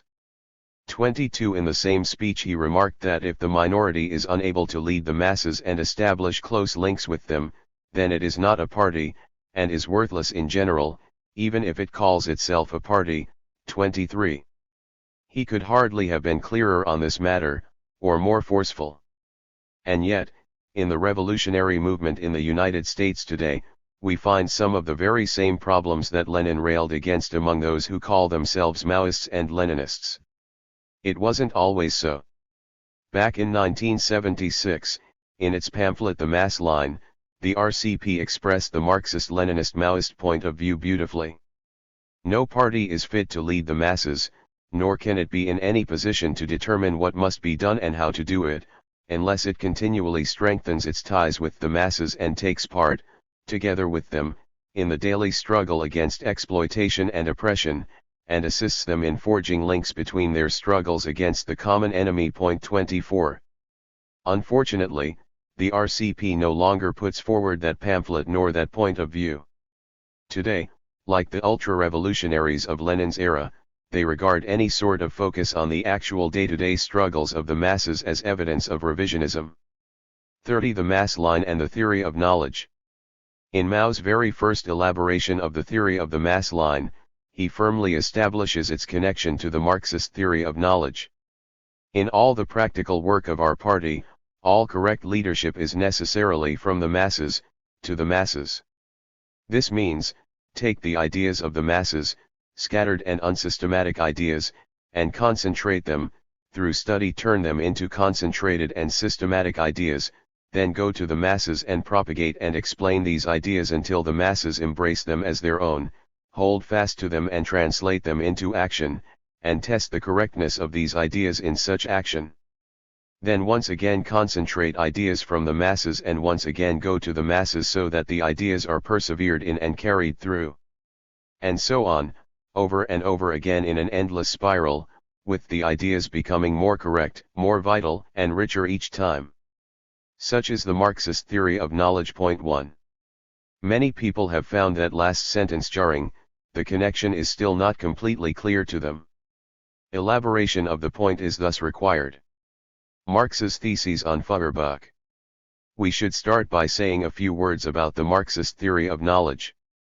This is an extremely important topic in itself, and could easily be expanded into a whole book. But we must be very circumspect and attempt to keep the discussion brief and closely related to the mass line. There is no more pithy and profound summary of Marxist epistemology than in Marx's marvelous theses on Feuerbach, which are notes he wrote down in 1845. As a preface to our first look at Marx's theses, let's consider for a moment a very basic question about human knowledge: how can we ever know that our ideas about the world are correct? This is a question which has puzzled many philosophers, and led to many strange theories. The strangest, which is a favorite of bourgeois ideologists, is that we really never can be sure that our ideas about the world are correct. According to this view, nothing is ever really fully established. We are at best stuck with a set of working hypotheses, any or all of which we may have to throw out at any moment. This is the sophisticated version of what amounts to a theory of epistemological agnosticism. Point 2. Marx took an entirely different approach. The question whether objective truth can be attributed to human thinking is not a question of theory but is a practical question. Man must prove the truth, i.e., the reality and power, the this-worldliness of his thinking in practice. The dispute over the reality or non-reality of thinking which isolates itself from practice is a purely scholastic question. Point 3. In short, practice should be the source of, and is definitely the test of, ideas and theories. Mao expressed this as follows: where do correct ideas come from? Do they drop from the skies? No. Are they innate in the mind? No. They come from social practice, and from it alone. They come from three kinds of social practice: the struggle for production, the class struggle, and scientific experiment. It is man's social being that determines his thinking. Point 4. So to the extent that we can change the world through our practice, we demonstrate that our ideas about the world are essentially correct. So how can we change society specifically? Obviously, to change society we must change people, but how do we change people? The early French materialist philosophers, and following them, Ludwig Feuerbach, recognized that people were the product of their education and upbringing. They therefore argued that to change people we must change their education and upbringing. While this is of course true, Marx saw that it was in fact a shallow analysis of the situation. He addressed this in another of his theses on Feuerbach. The materialist doctrine that men are products of circumstances and upbringing, and that, therefore, changed men are products of other circumstances and changed upbringing, forgets that it is men who change circumstances and that the educator must himself be educated. Hence, this doctrine is bound to divide society into two parts, one of which is superior to society, in Robert Owen, for example. The coincidence of the changing of circumstances and of human activity can be conceived and rationally understood only as revolutionizing practice. Point 5. How the mass line grows out of the Marxist theory of knowledge. Marx's theses on Feuerbach are rightly famous for their profundity. In the two theses quoted we have not only the fundamental epistemological principles behind the mass line, but also a number of secondary principles. To elaborate. First, since practice is the source of correct theory, guidance, if we are searching for a correct revolutionary theory, further guidance, we must discover it in revolutionary practice. Second, since it is only the masses who can make revolution, it is in mass revolutionary practice where we must discover revolutionary theory. Third, if one part of the masses, the proletarian party, is to educate and lead the rest, then that part must itself be educated. While the part may educate the whole must also educate the part. The mass line is the primary means by which not only the party educates the masses, but by which, prior to that, the masses educate the party. Fourth, the proletarian party may be viewed as superior to the masses only in a limited, partial sense. In a deeper sense, the masses are superior to the party. The party is the concentrator of the wisdom of the masses, and as such can serve as the educator and leader of the masses.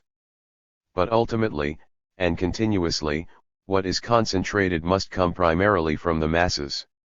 In the deepest sense of all, neither the masses nor the party is superior to the other, they form a dialectical unity. Fifth, since one part of the masses, the party, is not truly superior to the rest, the process of changing the whole must be reiterative and dialectical. First the whole must change the part, then the part must change the whole, and then the cycle must be repeated over and over again. Sixth, in concentrating the new ideas of the masses, which arise out of their current practice, we must also consider what has been concentrated from their past practice. And in concentrating the ideas of the masses in one locality, we must also consider what has been concentrated from the masses elsewhere. Marxist theory itself is primarily, and in essence, the summation of all this past revolutionary practice of the masses everywhere in the world.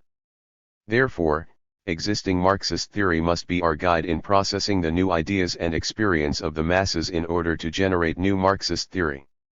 Thus, while we must constantly repeat the process of generating theory out of practice, we never find ourselves back at the very beginning, knowing nothing at all about how to proceed. In each cycle or spiral we learn something. In each spiral we learn more of the truth, adding to or slightly revising what we knew before. Seventh, the proletariat and the masses must change themselves, along with all of society, in the course of their struggle. And not only themselves, they must also change their party, which is part of the masses, in the broad sense. This is revolutionizing practice, accomplished step by step. Eighth, to say that knowledge comes from social practice is to say that people, including both the masses and their party itself, have to learn through their joint experience in class struggle. If the party and the masses are not involved together in constant class struggle, they cannot help each other learn, and they cannot help each other change. In other words, revolutionizing practice depends for its success on the masses and their more conscious, experienced and educated segments, and especially the revolutionary party, working together in a common social movement, moving more and more in the direction of proletarian revolution. I think it should be fairly easy to see at this point that, as Mao indicated, the mass line is simply the tool which directly implements the Marxist theory of knowledge. Even a few of the more perceptive sinologists have seen this quite clearly. Edward Hammond wrote that the concept of revolutionary practice posited a process of knowledge which changed both the known and the knower. This powerful philosophical insight of the third thesis on Feuerbach radically broke with the old materialism and laid the foundation for the more political concept of the mass line, which is concerned precisely with the need to educate the educator. 6. Marx, notes Hammond, avoided Feuerbach's dualistic materialism by posing society as a whole as the subject of knowledge. Thus not only is there no dualism of the knower and the known, but any dualism of know-it-alls and know-nothings is also denied. 7. Hammond even sees that Marx's dialectical approach made Marxism significant and substantially different from populism and pragmatism. 8. The steps in the mass line process mirror the stages of cognition. What are the stages of human cognition? Viewed from the highest, most abstract level, cognition is a matter of truth or knowledge being derived from practice, and then being used in turn to guide further practice. But anything this complex must necessarily consist of stages. The first stage in the process of cognition is that of perception. What we see with our eyes or perceive through our other senses must then be processed by our brains, to bring it into coherence with what we have perceived and reconstructed into knowledge in the past. Mao puts it this way. The first step in the process of cognition is contact with the objects of the external world, This belongs to the stage of perception. The second step is to synthesize the data of perception by arranging and reconstructing them. This belongs to the stage of conception, judgment, and inference. It is only when the data of perception are very rich, not fragmentary, and correspond to reality, are not illusory, that they can be the basis for forming correct concepts and theories. As to the sequence in the process of cognition, perceptual experience comes first. We stress the significance of social practice in the process of cognition precisely because social practice alone can give rise to human knowledge, and it alone can start man on the acquisition of perceptual experience from the objective world. For a person who shuts his eyes, stops his ears, and totally cuts himself off from the objective world, there can be no such thing as knowledge. Knowledge begins with experience. This is the materialism of the theory of knowledge. Point 9. But what is involved in this second stage of cognition, in the reconstruction of sense perception? Mao goes on to explain. The second point is that knowledge needs to be deepened, that the perceptual stage of knowledge needs to be developed to the rational stage. This is the dialectics of the theory of knowledge. To think that knowledge can stop at the lower, perceptual stage, and that perceptual knowledge alone is reliable while rational knowledge is not, would be to repeat the historical error of empiricism. This theory errs in failing to understand that, although the data of perception reflect certain realities in the objective world, I am not speaking here of idealist empiricism which confines experience to so-called introspection. They are merely one-sided and superficial, reflecting things incompletely and not reflecting their essence. Fully to reflect a thing in its totality, to reflect its essence, to reflect its inherent laws, it is necessary through the exercise of thought to reconstruct the rich data of sense perception, discarding the dross and selecting the essential, eliminating the false and retaining the true, proceeding from the one to the other and from the outside to the inside. In order to form a system of concepts and theories, it is necessary to make a leap from perceptual to rational knowledge. Point 10. So the first step in the process of cognition is the gathering of perceptual knowledge, and the second step is the merger of that perceptual knowledge into what we have learned prior to that, and the transformation and reconstruction of the whole into a higher level of rational knowledge. Is that the end of the story then? No, there is one more stage. The dialectical materialist movement of knowledge from the perceptual to the rational holds true for a minor process of cognition, for instance, knowing a single thing or task, as well as for a major process of cognition, for instance, knowing a whole society or a revolution. But the movement of knowledge does not end here. If the dialectical materialist movement of knowledge were to stop at rational knowledge, only half the problem would be dealt with. And as far as Marxist philosophy is concerned, only the less important half at that. Marxist philosophy holds that the most important problem does not lie in understanding the laws of the objective world and thus being able to explain it, but in applying the knowledge of these laws actively to change the world. Marxism emphasizes the importance of theory precisely and only because it can guide action. If we have a correct theory but merely prate about it, pigeonhole it, and do not put it into practice, then that theory, however good, is of no significance. Knowledge begins with practice, and theoretical knowledge is acquired through practice and must then return to practice. Point 11. And, finally, at the end of his great essay on practice, Mao sums up the whole process of cognition this way. Discover the truth through practice, and again through practice verify and develop the truth. Start from perceptual knowledge and actively develop it into rational knowledge, then start from rational knowledge and actively guide revolutionary practice to change both the subjective and objective world. Practice, knowledge, again practice, and again knowledge. This form repeats itself in endless cycles, and with each cycle the content of practice and knowledge rises to a higher level. Such is the whole of the dialectical materialist theory of knowledge, and such is the dialectical materialist theory of the unity of knowing and doing. Point 12. I think it is now fairly easy to see how the steps in the mass line method of leadership mirror the stages of cognition in the dialectical materialist theory of knowledge. Corresponding to the perceptual stage of cognition, we have the mass line step of gathering the ideas and experiences of the masses. Corresponding to the stage in cognition of raising perceptual knowledge to rational knowledge, we have the mass line step of processing the ideas of the masses in light of existing MLM theory, in light of the long-term revolutionary interests of the masses, and in light of a careful scientific investigation of the objective conditions. And corresponding to the third stage in cognition, of using our rational knowledge to guide our new practice, we have the mass line step of returning the processed ideas of the masses back to the masses in the form of policies, programs, and campaigns which serve as the basis for new mass practice, for new mass political struggle. Just as the test of our knowledge is the use of it in further practice, the test of the ideas we gain from the masses is the use of them to guide further mass action. The mass line method allows the masses as a whole, including their political leadership concentrated in the Revolutionary Party, to operate in a way that does in fact employ the dialectical materialist theory of knowledge. This allows the political struggle of the masses to be much more rational and scientific than it would otherwise be. To remain committed to resolving the central problems of the masses. To keep refocusing on the central requirement that is necessary to accomplish this, social revolution.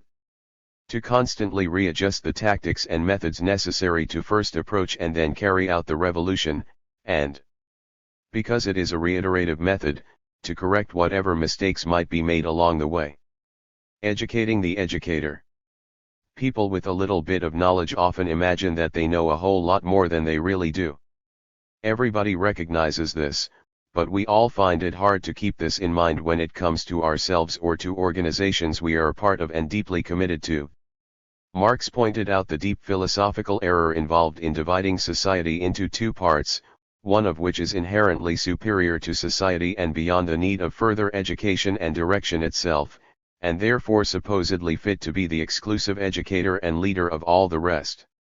It is true that society, and every class in society including the proletariat, must inevitably have some individuals within it who generally understand the interests of the whole better than do most of the other individuals, those who are more resolute than the average person in their promotion and defense of those interests, and those who better understand the long-term goals that these interests thus require. Many of these sorts of people come together to create political parties, and because these sorts of people do tend to comprise political parties, it is reasonable to say that such parties often are in a position to help educate and lead the rest of their class to a considerable degree. In the Communist Manifesto, Marx and Engels say this about the communists in relation to the rest of the working class. The communists, therefore, are on the one hand, practically, the most advanced and resolute section of the working class parties of every country, that section which pushes forward all others. On the other hand, theoretically, they have over the great mass of the proletariat the advantage of clearly understanding the line of march, the conditions, and the ultimate general results of the proletarian movement. Point 13. But we must never forget that even in the case of communists and the proletariat, those who create and join the revolutionary party or parties of the proletariat have come from the same basic masses as those who haven't joined. And like the rest of those masses, we still have shortcomings and limitations in our own understanding. Yes, we may understand some key points which many of the rest of the masses do not. But that does not mean we, not even our top leaders, understand all the important points. Moreover, like the rest of the masses, we must continue to learn and gain further experience. On average, we communists and our revolutionary party as a whole are usually a bit ahead of the masses in general when it comes to understanding the basic situation and the ultimate goal. But we still have so very much to learn about how to reach that goal that overall we can only be viewed as being just a few steps ahead of the rest of the masses.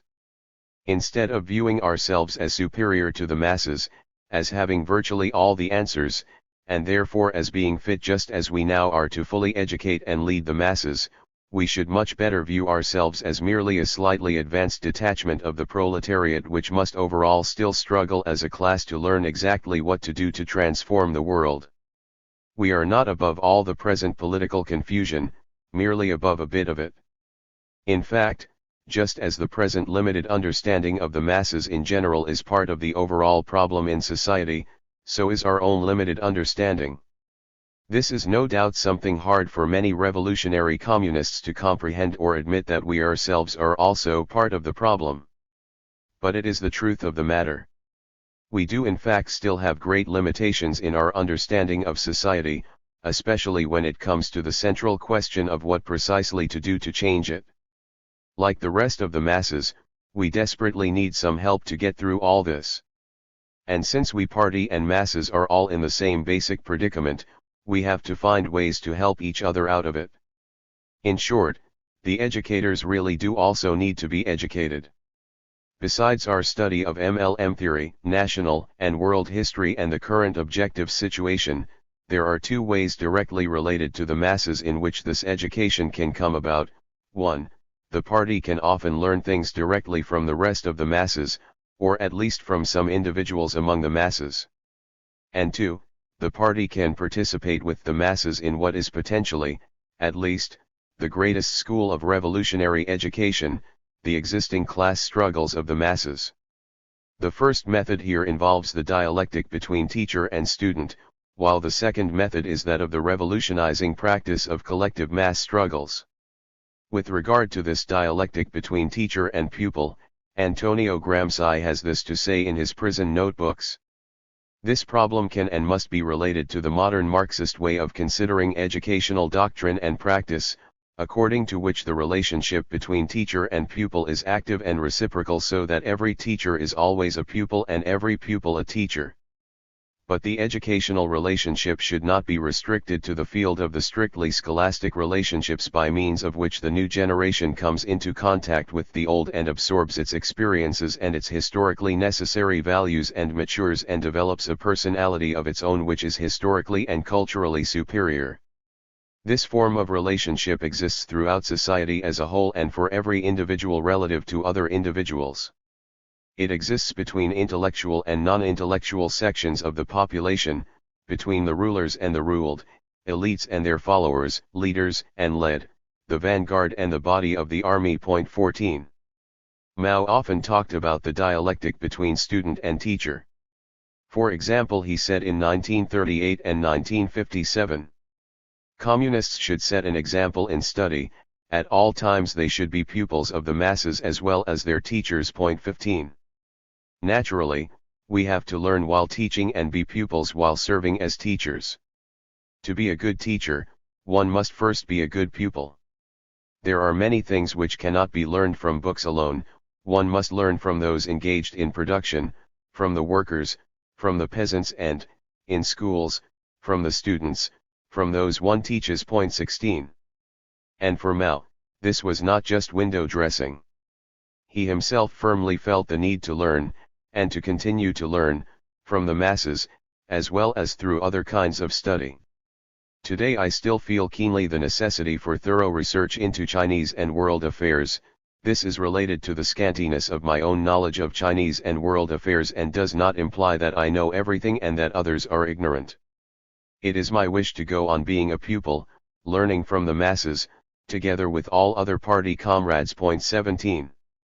When it comes to the great revolutionary changes to society that need to be made, the best Marxist leaders have always approached the accompanying education of the masses that is necessary in these situations in this same dialectical fashion, by also stressing the need to learn from the masses how exactly to proceed.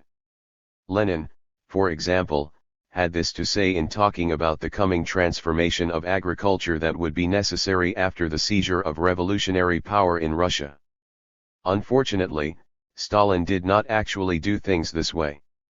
We cannot conceal from the peasants, least of all from the rural proletarians and semi-proletarians, that small-scale farming under commodity economy and capitalism cannot rid humanity of mass poverty, that it is necessary to think about going over to large-scale farming conducted on public lines and to tackle this job at once by teaching the masses, and in turn learning from the masses, the practical expedient measures for bringing about such a transition. 18. Mao said much the same thing with regard even to those working on newspapers and other day-to-day work in socialist society. 19. He also pointed out that even Confucius said that we should not feel ashamed to ask and learn from people below. 20. Mao summed all this up as follows, while at the same time connecting it up to the general theme of this chapter. We follow the people first, and later on the people follow us. Theory first comes from practice, and later on it is used to guide practice. The unity of theory and practice is Marxism. There was no Marxism to start with. It came to the people's mind from their practice in class struggle. It was first reflected in the minds of the forerunners, Marx, Engels, Lenin, and Stalin. The reflection of the objective law in the subjective world resulted in a theoretical summary which was developed into theories by them to serve as our models.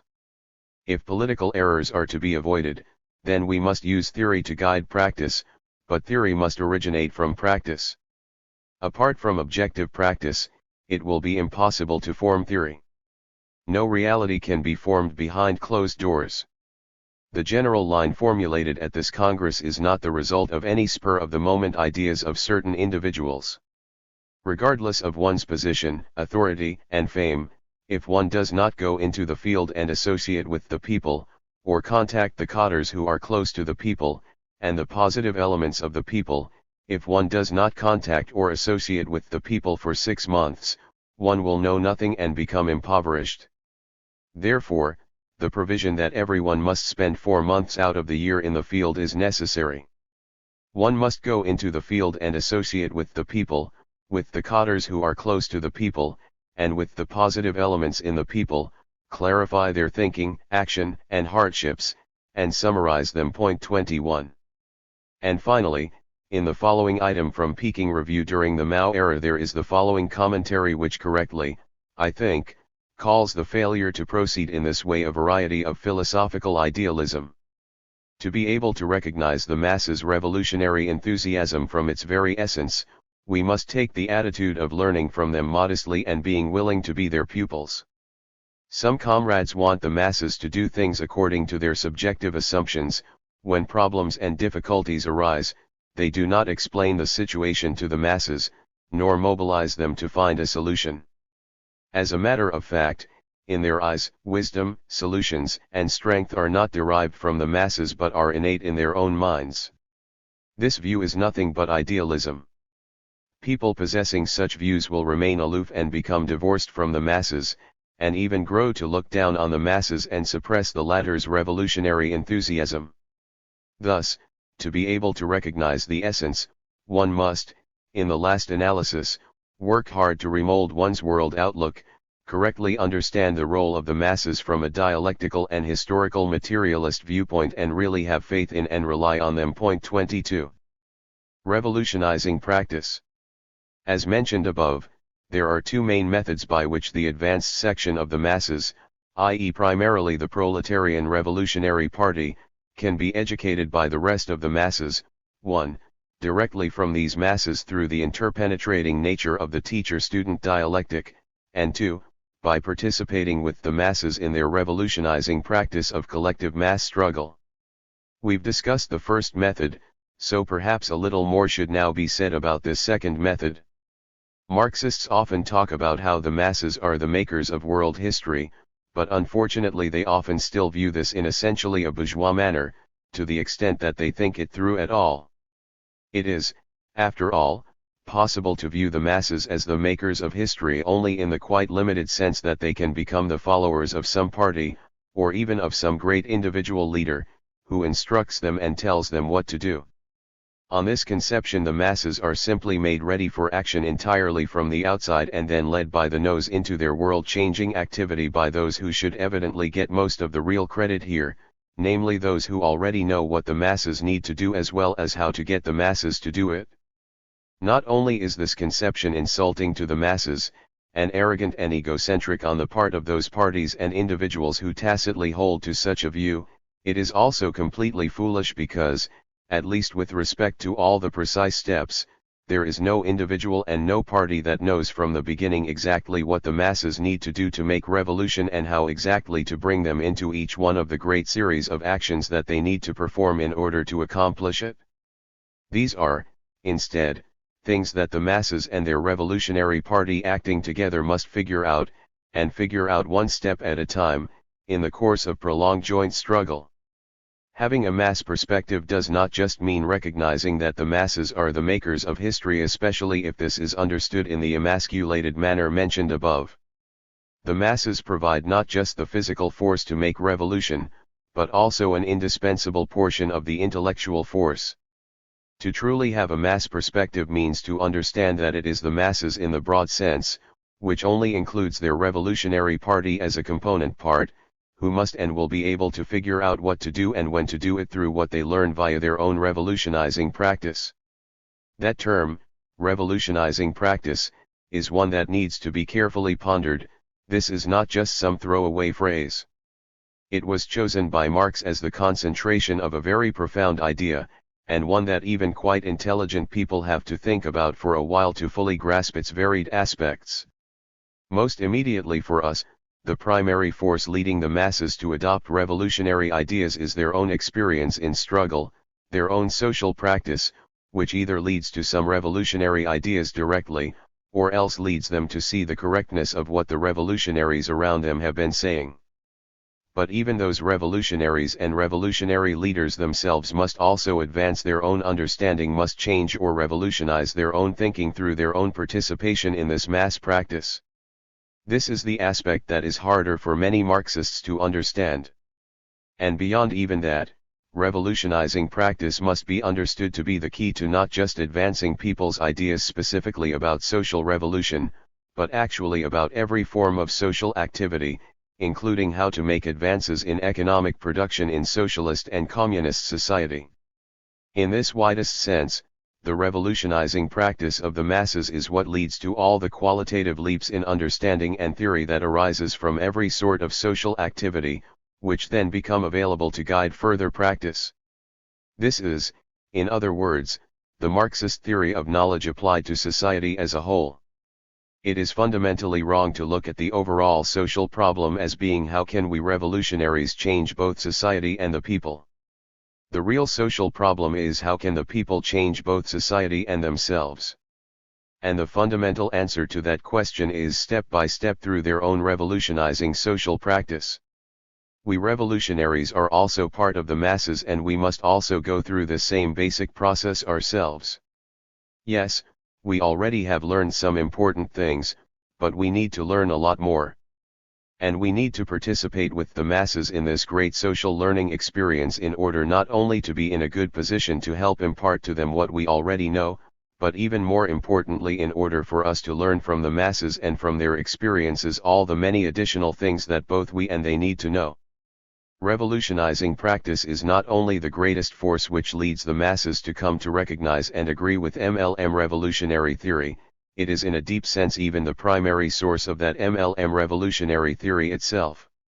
Our existing MLM theory comes from the previous summation of revolutionary practice around the world, but that is only our theoretical starting point for any new revolutionary struggle. Lenin put it this way: see, erect revolutionary theory is not a dogma, but assumes final shape only in close connection with the practical activity of a truly mass and truly revolutionary movement. 23. This is something to think about for those who talk so grandly today about their new synthesis of Marxism and such, while being unable to lead even tiny fractions of the masses in actual struggle and even rejecting the necessity to do so at this time. Further philosophical issues. Objections can of course be raised against the Marxist claim that theory must come from practice. It is true that there are theories and ideologies that do not come from practice, such as for example utopian ideas. But the issue is whether any correct theories can develop outside of practice. Conceivably, of course, this might occasionally happen, though it would still remain for actual practice to demonstrate the validity of such theories. When we say that theory must come from practice, what we are putting forward is a general principle which it is very important to follow if one wants to avoid as much as possible going seriously astray. A related issue is whether practice is ever sufficiently radical to generate the truly radical theory that is needed to change the world. Raymond Aron, who was a radical intellectual, once wrote that reality is always more conservative than ideology. 24. Perhaps all he meant was that many actual ideologies or theories are flights of fancy with no objective basis. This would probably be another way of saying that these theories did not derive from actual mass practice. In another sense, though, the comment is certainly untrue.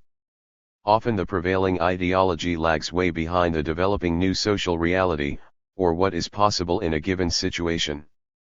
Mao talked about this phenomenon within the CPC when the thinking of many comrades lagged behind that of the masses during the rural collectivization campaigns. We could also respond to Aaron by saying politicians are often out of touch with reality, but the masses never are. 25 Lenin had yet another answer here to Aaron, and to the question I initially raised in this paragraph, when he remarked to a young Romanian friend, "I don't know how radical you are, or how radical I am. I am certainly not radical enough. One can never be radical enough, that is, one must always try to be as radical as reality itself." Point 26. It seems that Lenin is saying here that social reality requires an extremely radical ideology and political theory in order to change it. On the one hand, we must base our political leadership on the theoretical guidance we derive from mass practice, but on the other hand that theory must be sufficiently radical to actually be of use in changing this horrible capitalist imperialist world. This is another of those dialectical problems that the mass line resolves. While mass practice is never, at any given point, sufficiently radical to give rise to the more radical theory that will be needed later on, it is sufficiently radical to give rise to the theory needed to take the next step. What we learn from the masses today is what we and they can do today. That is, the theory that guides our current leadership practice must be learned from the masses currently, from their existing practice and ideas via the mass line. But on the other hand, our fuller theory, that tells us our more long-term goals, and how society must overthrow capitalism and establish socialism and later communism, has arisen from much more extensive practice of the masses in many different countries, over a period of centuries. So when asked if contemporary mass practice is sufficiently radical to generate the truly radical theory that is necessary to make revolution and to fundamentally change society, we have to give a dialectical answer. Right now that practice is only sufficiently radical to get us started on that path. But as things develop, and we continue our own agitation and educational work, the masses too will change their practice and their ideas, and then we will be able to derive from them the guiding theory to take the next step. Revolutionizing practice proceeds only step by step. This connects up with the next question of whether, given the limited practice and education of the masses, it is nevertheless possible to learn anything important from them. Clearly it is possible to go too far here, as Charles Bettelheim criticized ultra-leftists, including Lin Biao, of doing during the Cultural Revolution in China. Politically, ultra-leftist spontaneism is a direct extension of empiricism. Spontaneism asserts, as does empiricism, that knowledge can be derived directly from a limited practice and that the masses are therefore never in error. The Marxist view holds that correct ideas derive from practice, and in the first place from the practice of the masses. It is here distorted into the notion that all the ideas of the masses are correct. 27. All the ideas of the masses cannot possibly be correct because all the masses do not even share all the same ideas. Since there are conflicting ideas, many of them must be wrong. The dominant ideas of the masses also cannot always be correct because much of the time in bourgeois society the majority are tricked and fooled by the ruling class and their agencies of ideological control, i.e., TV, newspapers, schools, churches, etc. Even in socialist society, the majority ideas of the masses cannot always be correct, because of the lingering effects of their bourgeois upbringing and indoctrination, and because even widespread subjectivism can still exist in any form of society. Even beyond all that, there are at any given time in any society many particular matters about which few if any individuals among the masses have a correct understanding or viewpoint. For example, it would be ridiculous to attempt to gather much in the way of concrete ideas from the American masses right now, 2007, on how to organize the distribution of goods in some future communist society. That is a question the masses will certainly have many very important ideas on once socialist society exists, and as it further develops, but it is absurdly premature to try to gather the ideas to precisely decide this now before socialism even exists in this country. The main point can hardly be stressed too much. What we mostly need to learn from the masses right now is exactly how to lead them in action right now. And, yes, even in this regard we must sift and refine the huge and diverse assortment of views among the masses with the aid of our existing MLM theory, in light of our revolutionary goal, and in light of a careful investigation of the objective situation. Certainly we must also keep our ears open for good ideas about future tasks as well, but the main thing is always to discover and implement the appropriate leadership policies for the present time. Bettelheim's comment about the dangers of presumed knowledge derived from quite limited practice is indeed very important. This is why when we do use the mass line it should be based on an extensive and ideally even quite thorough investigation of the various views of the masses as our starting raw material. We say that correct knowledge derives from practice, but we also recognize full well that deriving supposed knowledge from very limited practice is a sure recipe for pragmatism, and hence for serious mistakes and political disasters in the mass campaigns based on such pragmatic ideas. Narrow conceptions of the role of the mass line in political epistemology. One interesting phenomenon I've noticed in talking to some members of the RCP, both in the past and more recently, is a tendency to understand quite well the theoretical basis for the use of the mass line within the party, but to seem to focus almost entirely on its role in transmitting knowledge from the lower ranks of the party to the top leadership. Usually there is also a recognition that many of these ideas should come from the masses to begin with, but the entire emphasis is placed not on getting these ideas from the masses, but rather on simply affirming that the party is organized in such a way that these ideas can then be presumed to flow naturally up to the party center. The underlying theory here, as we discussed in the previous chapter, is that democratic centralism exists in the party as an implementation of the mass line. Ideas come up from the masses and the ordinary party members who are, supposed to be, in close contact with those masses, and then flow up to the top party leaders level by level through the multiple layers of structure in the party. These leaders then pick and choose from among these various ideas and formulate policies and ideas for political campaigns in which the party will try to lead the masses in action. These refined ideas and plans are then sent back down through the party apparatus to the individual rank and file members, who are responsible for attempting to implement the policies and campaigns among the masses they are in contact with. But for this mechanism to actually work in this ideal way, a number of things must be true.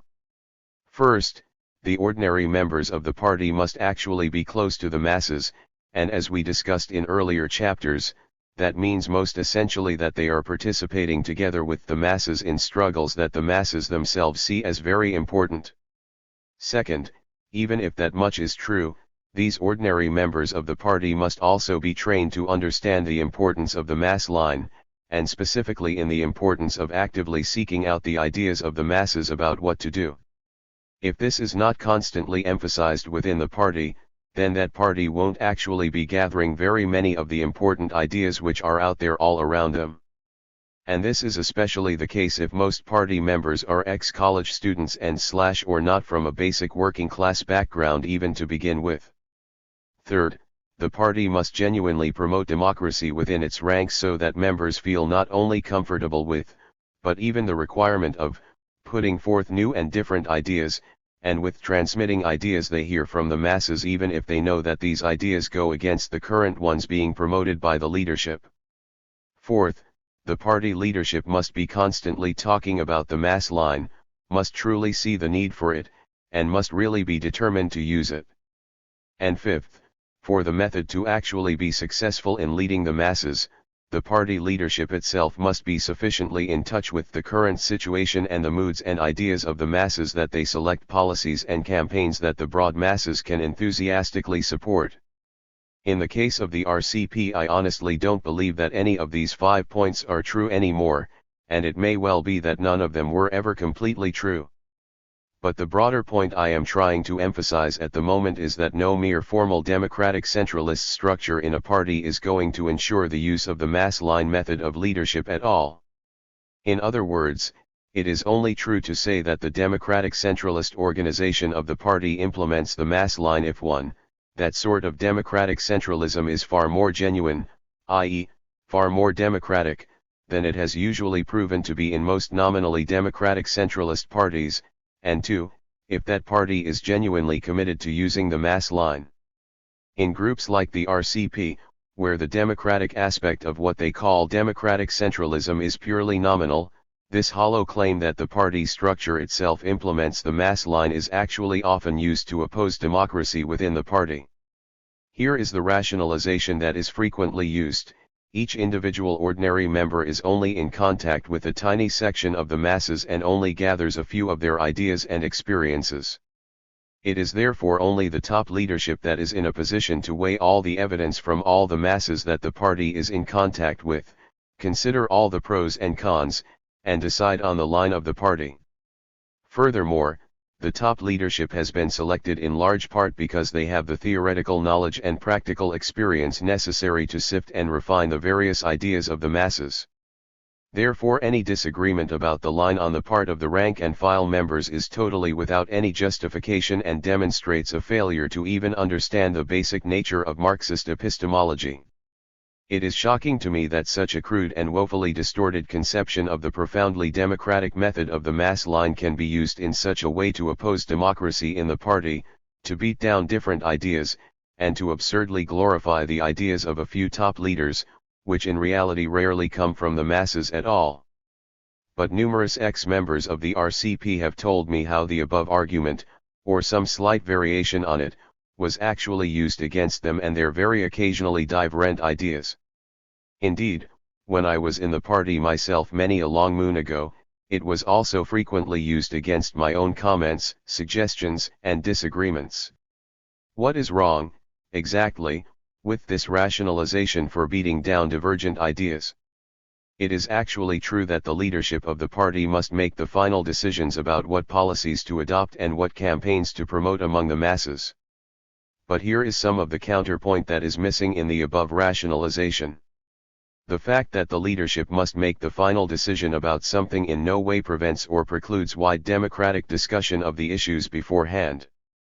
Indeed, the decisions the leadership eventually makes will be much better informed and much more likely to be correct if this broad democratic discussion within and beyond the party occurs first. That's right. Not only should the party democratically discuss internally what policies it should adopt, and what campaigns it should take up, it should even open up such discussions to the masses whenever possible. What an astounding and even frightening notion this might be for some doctrinaire parties. There is an obvious logical contradiction in saying that the rank-and-file members should both put forward their own ideas and those of the masses they are in contact with, and at the same time saying that the rank-and-file members should simply quietly and unquestioningly accept the line coming down from above and then try to implement it. Supposedly the submission and transmission of ideas occurs first, and then the decision and implementation stages occur.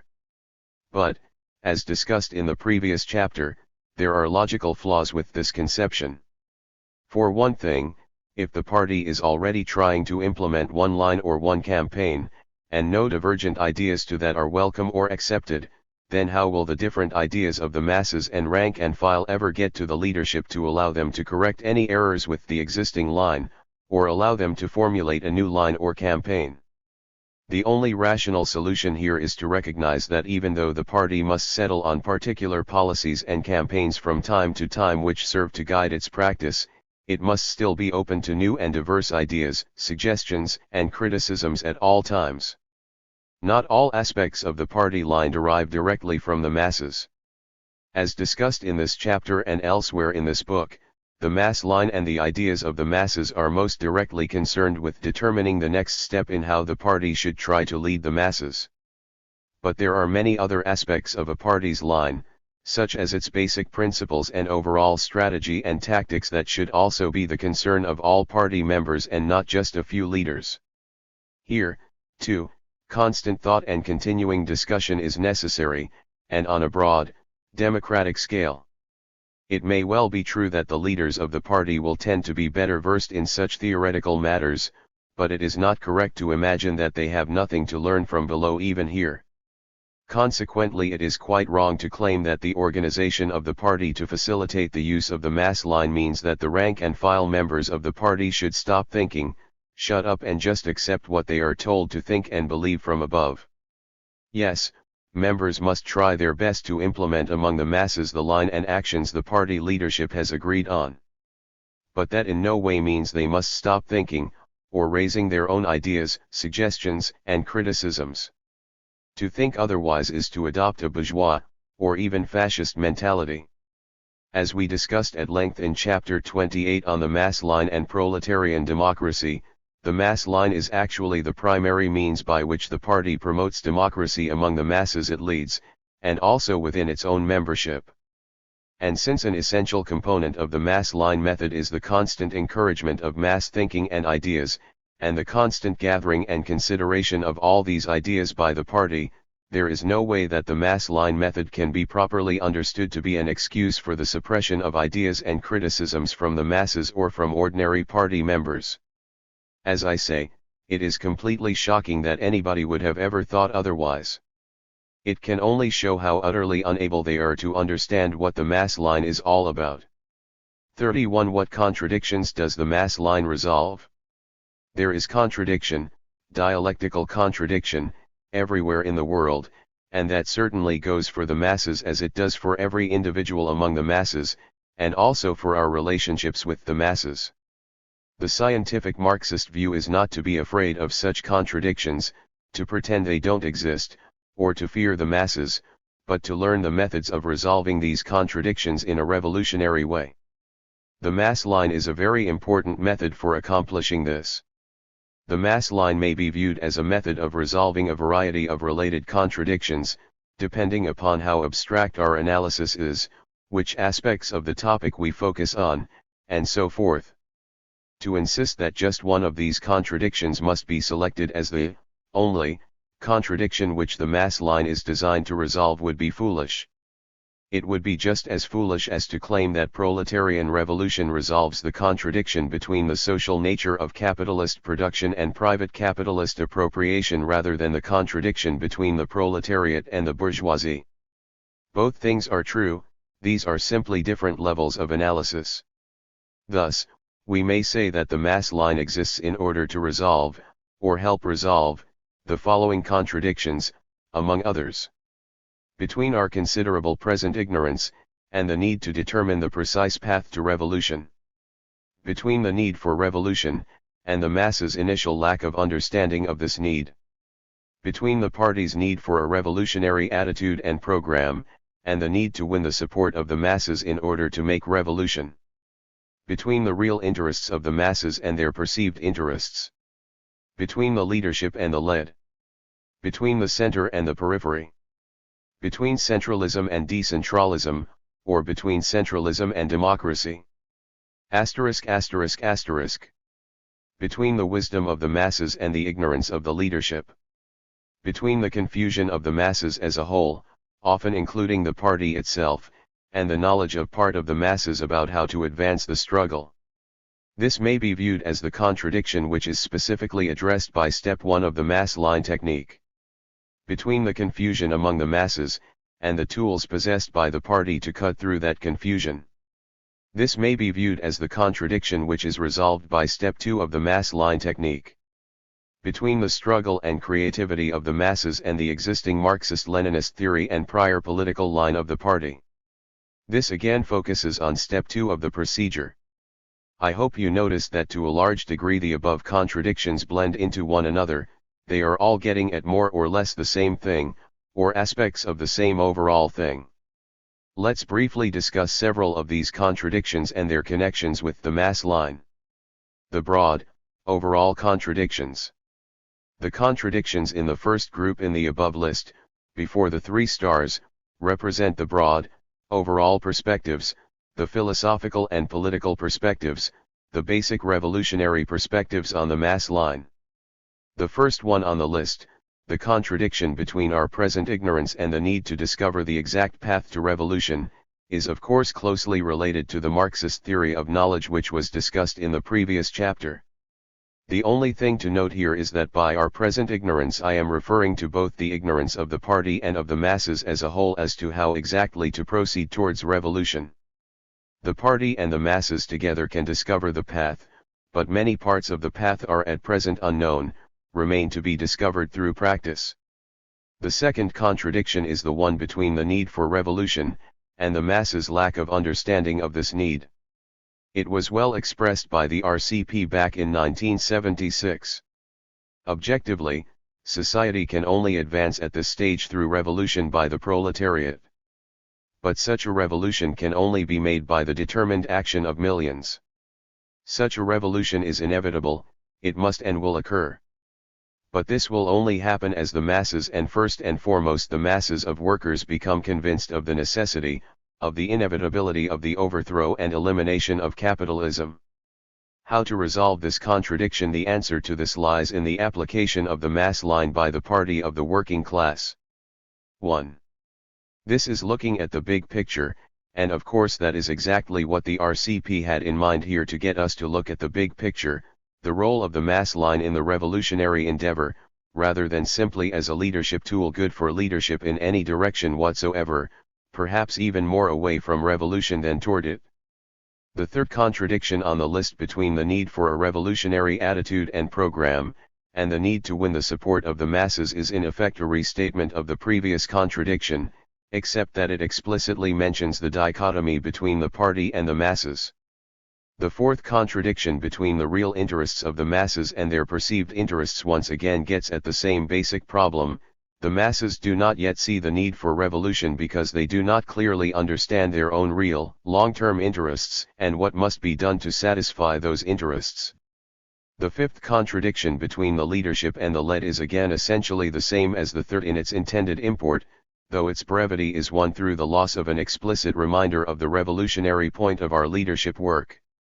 The contradiction between the leadership and the led.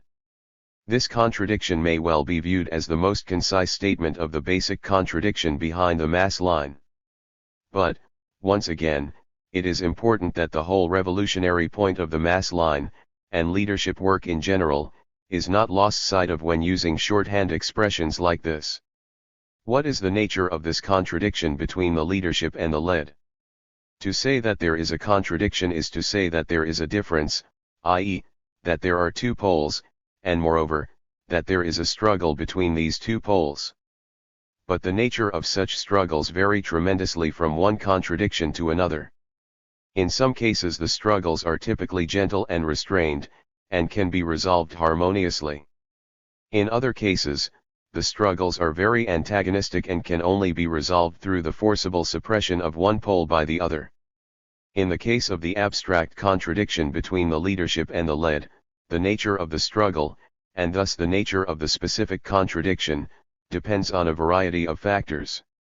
But the prime determinant is just what class the leaders represent and just which class or classes are being led. If the leaders represent one class, such as the bourgeoisie, and the led are members of other classes, such as the proletariat and its allies, then the contradiction between the leaders and the led is inevitably an antagonistic one, at least ultimately.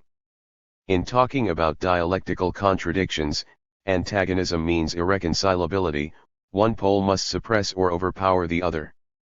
On the other hand, if the leaders and the led are from the same class, or the same group of allied classes, and represent the same overall class interests, there will still be struggles, but they will generally be much milder, and quite possible to resolve in a harmonious, non-antagonistic way.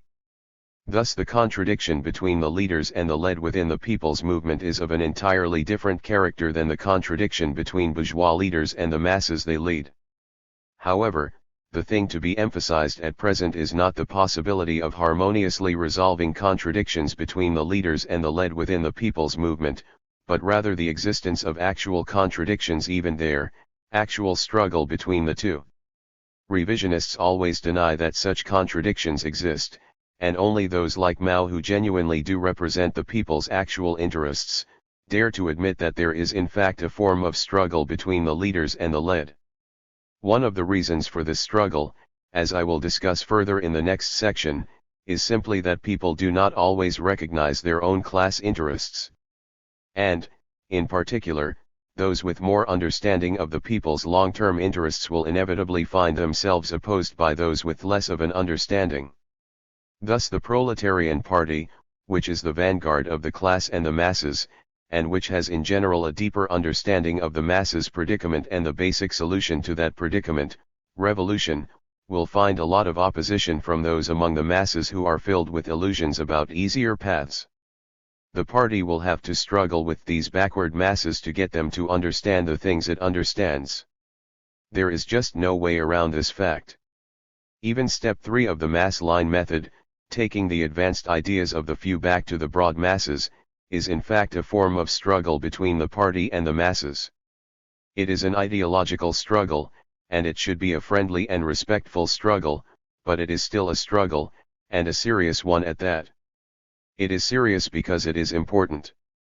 One of the ways of downplaying the importance of struggle among the masses, within the revolutionary movement, and within the party itself, is to always focus single-mindedly on the necessity of unity while conveniently forgetting that true unity must arise through struggle. Even many Maoists, and nominally Maoist organizations, seem to have great difficulty understanding this, despite what Mao himself had to say about it. To talk all the time about unity, and never about struggle, is not Marxism. Unity must go through struggle before higher unity can be attained. This is the same within the ranks of the party, class, or people. Unity transforms into struggle and again into unity. One cannot talk about unity alone without talking about struggles and contradictions. The Soviet Union does not talk about contradictions between the leadership and the led. Without contradictions and struggles, there would be no world, no development, no life, no anything. 2. There is not only struggle within the masses, among the people, and within the party, there is also struggle between the party and the masses. Such struggle is not a bad thing, but a good thing, as long as it does not become antagonistic. It will not become antagonistic as long as the party genuinely works in the real interests of the masses, and continually explains to the masses how it is doing so. There are other reasons for struggle between the party and the masses, and, moreover, it should not be assumed that the party is always correct in these struggles and the masses are always wrong. While the party has a better overall understanding of the road forward, it is often at a loss as to what the very next step should be, or worse yet, is outright mistaken about the best way to proceed. And, as we have seen, the mass line exists in large part to enable the masses to guide the party itself on questions like this. Perhaps most of the masses will have various erroneous notions about what to do, or will be at a loss themselves. But there will always be some people who have good ideas about what to do, and step 1 of the mass line method amounts to a struggle with the party to enlighten the party itself, so that it can in turn enlighten the rest of the masses. And actually, the party also needs to struggle with itself to learn how to learn from the masses, and to always continue to do so. The contradiction between the real interests of the masses and their perceived interests. Unfortunately, people are not completely aware of their own interests, either as individuals or as a class. This is especially true of their ultimate, long-term interests. And it is also especially true of the lower classes, and largely explains why they can be oppressed and exploited for long periods by the ruling class. Because of this contradiction, a curious, and potentially depressing, situation often arises. A political party which truly champions the real, ultimate interests of the masses may find little support from the masses. And on the other hand, various opportunist, or even outright bourgeois, parties may find considerable support from the masses, even though they are deathly opposed to the masses' long-term, ultimate interests, and may even make only a pretense of concern for their short-term, immediate interests. What is to be done about this? Well, the primary method of resolving this contradiction is to educate the masses to understand their real interests. This is always our major task and goal. But I believe that Marxist politicians, being dialecticians, must go further than that.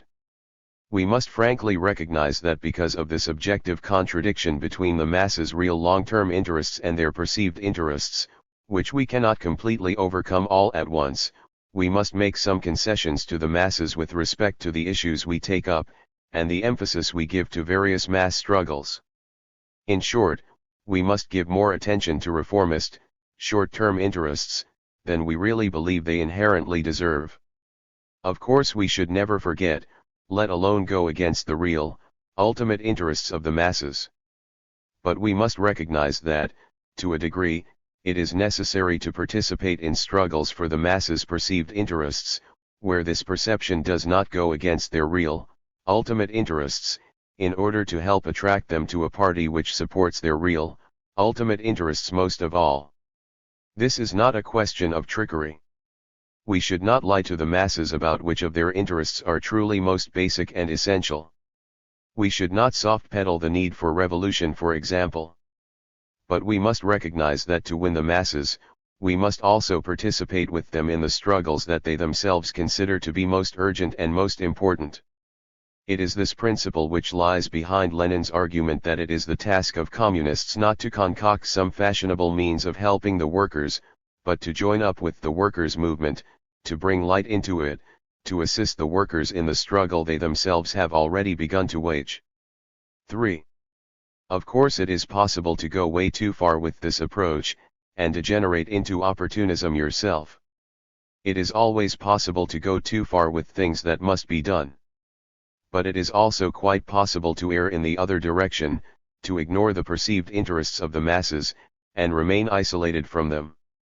Furthermore, it is possible to become so indifferent to the perceived interests of the masses that you end up opposing many of their struggles around their real short-term interests. It is even possible to turn away from the real interests of the masses completely, stage by stage. It would be quite nice if all revolutionary leaders had to do is stand up and yell this way to the Revolutionary Party, this way to the revolution. In real life the path to revolution is not so straight and direct. Those who ignore the real contradictions of society, and among the masses, will never be able to lead the masses to revolution. Some of the more specific contradictions resolved by the mass line. One important contradiction to consider is that between centralization and decentralization. Some people have viewed the mass line as essentially decentralist. One sinologist, for example, talks about a mass line style of operation, with its emphasis on decentralization. 4. In truth, the mass line does allow for certain types of decentralization, as compared to commandist and overly centralist styles of work, for example. But it also allows for centralization, as compared with anarchy. The mass line is best viewed as a means of resolving the contradiction between centralization and decentralization, allowing the proper role for each. Centralization and decentralization are in dialectical opposition to each other, and may even seem to bourgeois minds to be in logical opposition to each other. And indeed, generally if you have more centralization you must have less decentralization, and vice versa. And yet there are methods of increasing and strengthening both centralization and decentralization, and methods of increasing the effectiveness of both. The mass line is the very best of these methods. The mass line increases and promotes decentralization in that it gathers ideas and experiences of the masses from far and wide. It increases and promotes centralization because it allows a centralized leadership body to concentrate these ideas and select the best of them as the basis for political action by the masses as a whole. It increases and promotes decentralization again by having the many party members take these concentrated ideas back to the broad masses where they can be acted on locally, and by encouraging the cadre to do so in light of local conditions instead of in a strictly uniform and mechanical way. Amazing as it might seem to those lacking dialectics, if the mass line method of leadership is utilized, both centralism and decentralism will be fostered and enhanced. True, the respects in which each is enhanced will be somewhat different, but overall this is still the basic truth of the matter. The contradiction of the struggle and creations of the masses vs. Marxist-Leninist theory and the prior line of the party. Back in 1981, in the course of criticizing the Chinese revisionists, The RCP made a very interesting and profound comment. To tell you the truth, I found this remark to be quite surprising coming from the RCP, because I have seen little or no evidence that they have been acting in accordance with this principle. Anyway, this is what they did say. The struggle and creation sick of the masses form a unity of opposites with the Marxist-Leninist theory and line of the party, in which the former is the principal aspect. But the party plays a dynamic role in pushing this whole process forward, striving to transform each aspect into its opposite on ever higher levels. 5. This seems to be saying that not only is there a contradiction between Marxist-Leninist theory and line, on the one hand, and the struggle and creations of the masses, on the other hand, but that of the two it is the struggle and creations of the masses which are principal. But what does that really mean? I think it means at least these things. Marxist-Leninist theory and line are derived from the struggle and creations of the masses. When there is a conflict between the two aspects of this contradiction, it is the struggle and creations of the masses which should generally overrule the pre-existing theory and line of the party. The mass struggle should be the basis for changing the theory and line of the party.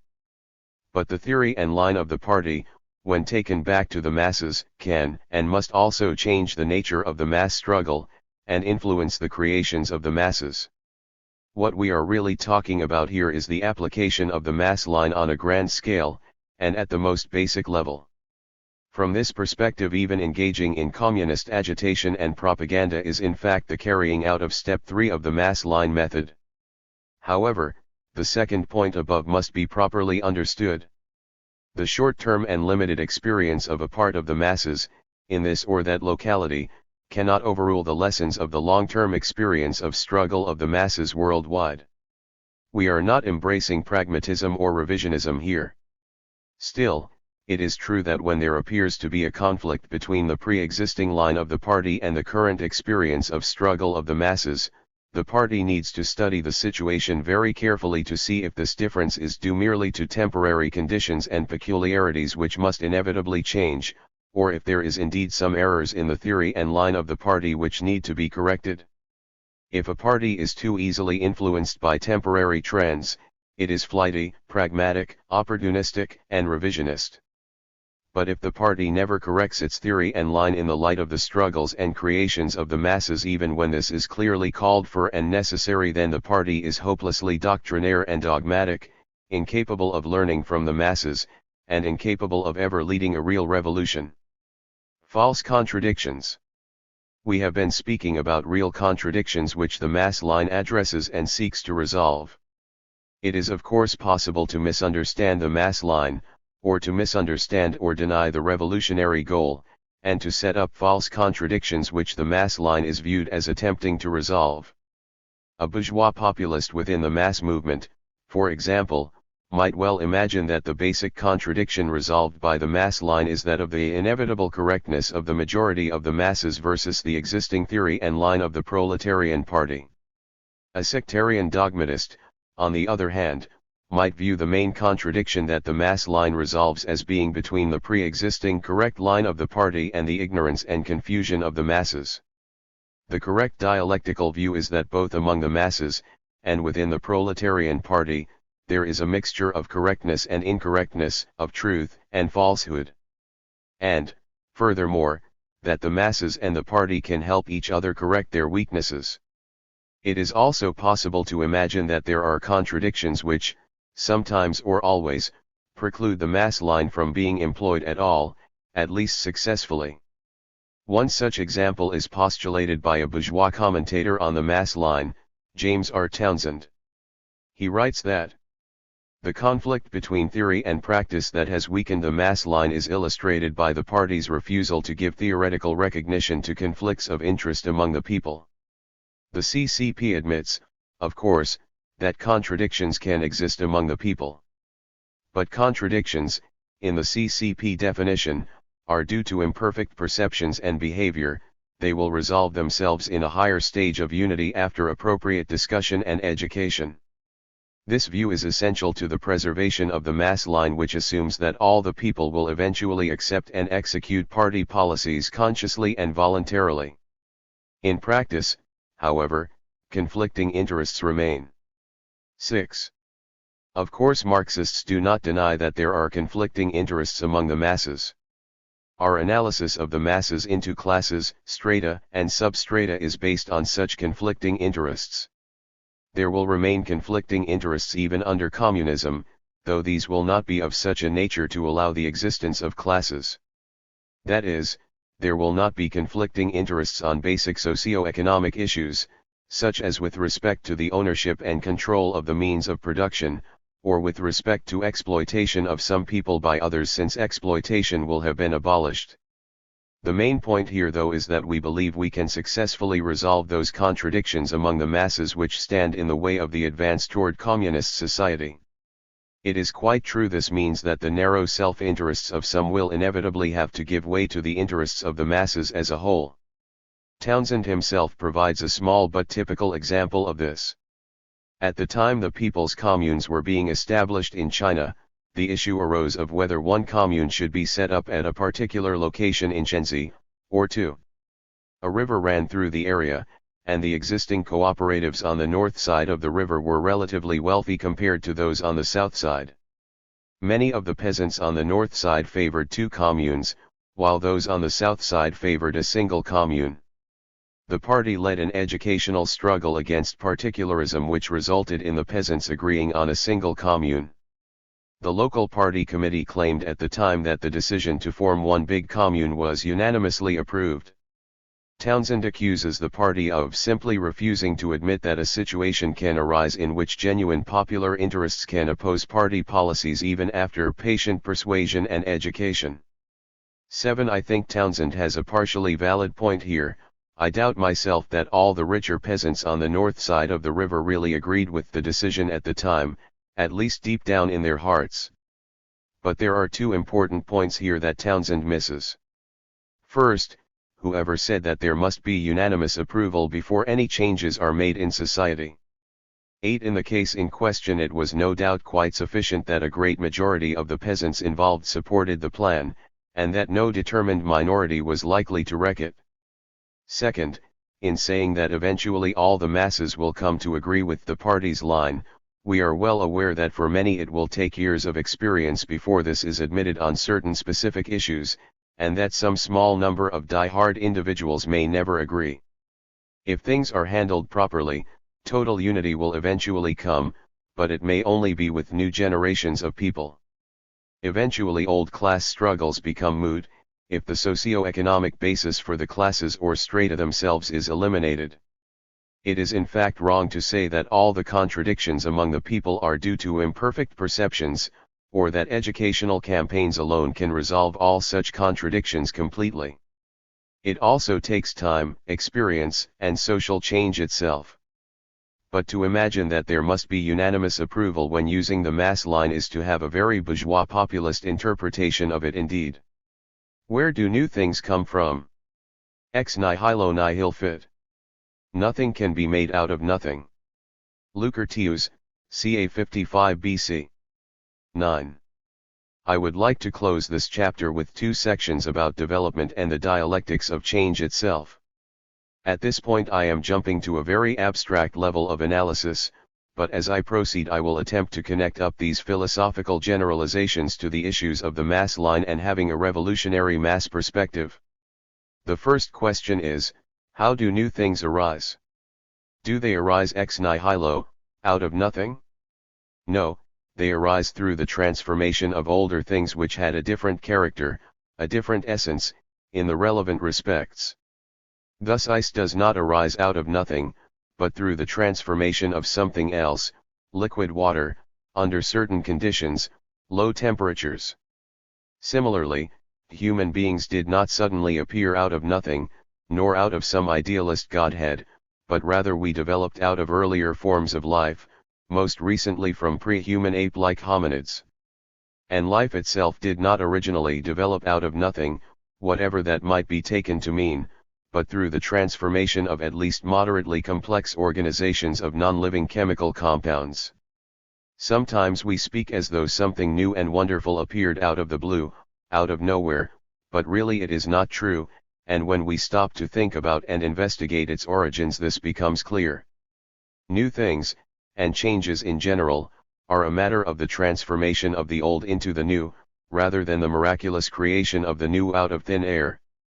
From this first basic and rather obvious principle, we can derive a number of subsidiary principles, such as: to make something new, you must start with something else which already exists, and find a way to transform it. Often there will be several different existing things which can be transformed into more or less equivalent new things, but in these cases, one of the existing things will almost always be more easily transformed into the new thing than any of the others. There's almost always a best way to proceed. Thus a careful analysis must be made of existing things to see what to start with in constructing the new thing. The old thing which can most easily be transformed into the desired new thing may be quite unlike the new thing in important respects. It may be glaringly deficient in the very characteristic that we are most interested in, and thus be overlooked at first. For example, it is vastly easier to transform an acorn into an oak tree than it is to transform a maple tree into an oak tree, even though in many respects the maple is much more like the full-grown oak than a little acorn is. Since anything new is derived from something old, it will still contain elements or aspects of the old thing. The only way the undesirable remaining aspects of the old thing within the new thing can be eliminated is through a series of further transformations. It is irrational to expect that something totally new can be created through a single transformation. Is anything ever really totally new? Certainly, in the sense that its essential aspect, or characteristics may be completely new. But there are always at least some other aspects of the thing which are not new. Thus there is some little bit of truth to the point of view that there is nothing new under the sun, even though it is essentially wrong. Let us now apply these subsidiary principles to a few of the many issues involved in social revolution. Why, for example, must there be the transitional stage of socialism between capitalism and communism? It follows immediately from principles 6 and 7. Socialism is the whole period during which a series of transformations turns capitalism into communism. Next, how can the proletariat, which originally and for long periods is unconscious of the need for revolution and of its revolutionary role, come to be the revolutionary force which transforms society? Through its own step-by-step transformation. From principle 1 we must find the ways to help transform the proletariat into a conscious revolutionary force. Things like the above two illustrations are elementary and easy to see, for genuine Marxists. But let's get into some more contentious issues such as the development of revolutionary mass organization and revolutionary mass activity. How can revolutionary organizations of the masses be developed? The best way is through the transformation of existing non-revolutionary mass organizations into revolutionary mass organizations. This is what happened with the Soviets, Workers' and Peasants' Councils, in Russia. It was Lenin's brilliant recognition of this possibility which led to the initial proletarian seizure of power. We should not imagine that the Soviets were revolutionary organizations when they were created early in 1917, recreated, actually, since they were first created in 1905. On the contrary, they were initially controlled by Mensheviks and SRS, so-called socialist revolutionaries, who had no serious desire for proletarian revolution even though their mouths were filled with revolutionary rhetoric in the wake of the overthrow of the Tsar. Most workers, peasants, and soldiers viewed the Soviets as their own organizations, but as organizations which existed in order to win concessions from the factory owners, landowners, and officer corps, and to represent their day-to-day, immediate interests. It was the Bolsheviks who turned the Soviets into truly revolutionary organizations through their calls not only for workers' control but, much more importantly, for all power to the Soviets, and through their election to leadership roles in the Soviets on the eve of the October Revolution. It is true that the Soviets did not always exist, they themselves came into being through the more or less spontaneous transformation of diverse cooperative impulses and earlier organizational efforts on the part of the masses, as well as the efforts of socialist intellectuals. But my point is that the Soviets could not have initially come into being as revolutionary organizations. Why not? Because the building of solid and significant organizations to which individuals have firm loyalty takes considerable time, while the transition from general non-revolutionary consciousness among the workers to a general revolutionary consciousness can be a much faster process. Consciousness can change very suddenly indeed, but solid organization is built only over time. Thus, if a solid organization of the masses themselves does not already exist, one that can be quickly transformed from an organization of resistance and reform into an organization of revolutionary action, there will not usually be time to build such an organization from scratch before the revolutionary opportunity passes. Now, of course, some nominally proletarian or mass organizations are really so firmly under bourgeois control or influence that there is no quick and easy way for the masses to ever seize control of them. I am thinking of the typical American labor union, for example. Any proletarian or mass organization with the possibility of quick transformation into a revolutionary organization of the masses must be democratic. The masses must be able to elect new leaders within relatively short time frames. There must not be constitutional restrictions which unduly restrict the possibilities for democratic change. There must not be international headquarters run by mafioso or other reactionaries which can take over insurgent local organizations, and so forth.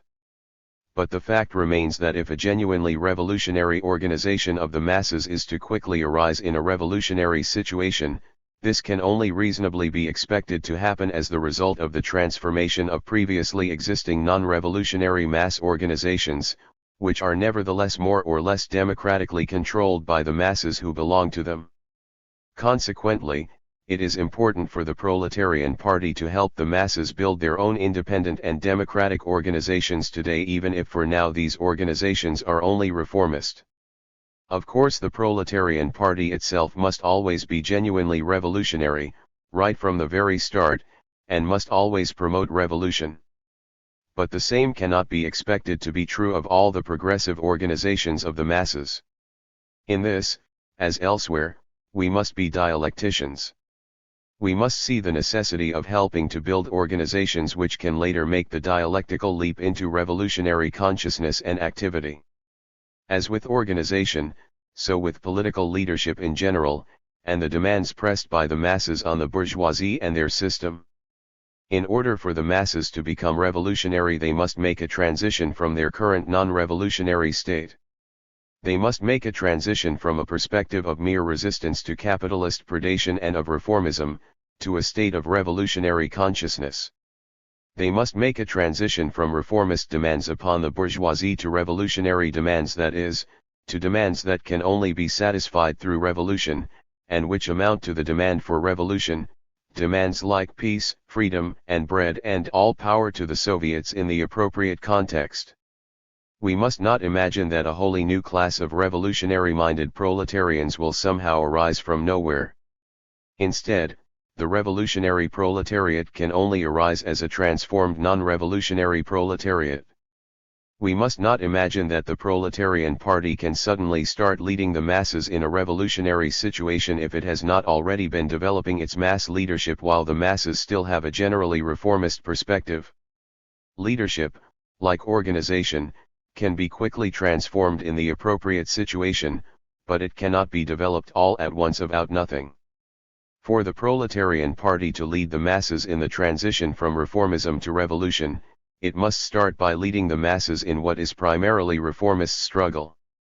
And the proletarian party must also seek to transform the reformist demands of the masses into revolutionary demands.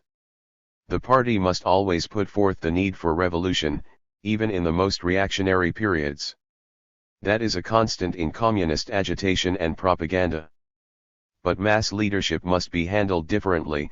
It must evolve with the actual mass struggle, with the actual developing situation.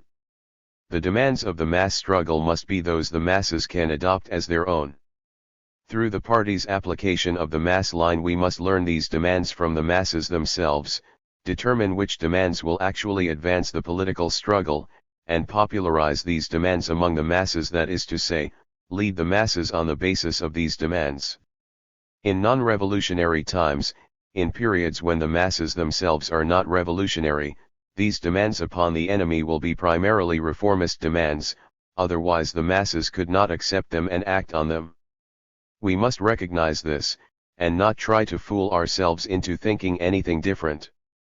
But as objective circumstances change, with developments such as accelerating economic crisis and war, and as the progress of our constant revolutionary agitation among the masses also begins to change the situation, the demands the masses make upon the bourgeoisie must become heavier and more insistent.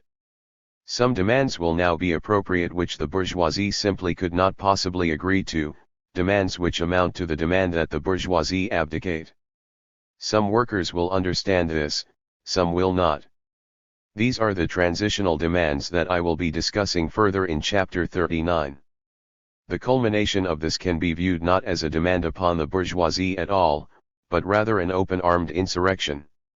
Leadership around reformist demands will have evolved first into leadership around transitional demands, and then at the appropriate time overtly revolutionary leadership of the masses, who only then will be ready for such leadership. The dialectics of change. So new things come from old things which change and develop. But how do things in general change? People familiar with Marxist dialectics of course know that change takes place through qualitative leaps. In other words, the dialectical view is not that something develops gradually and evenly from one thing into another, but that at some point there is a sudden transition, a leap, a revolution. This is true not only in human society, but in nature as well, such as in the change of water to steam as it is heated. But the point I want to emphasize here is that this is not the whole story about change. Generally it is necessary to give special emphasis to the importance of dialectical leaps when talking to people about change and development.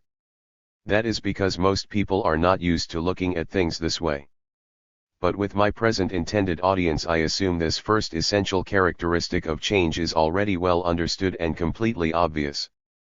That is why I am putting the emphasis here on the other important characteristic of change. While qualitative leaps are the essence of change, there is also the aspect of gradual development leading up to those qualitative leaps.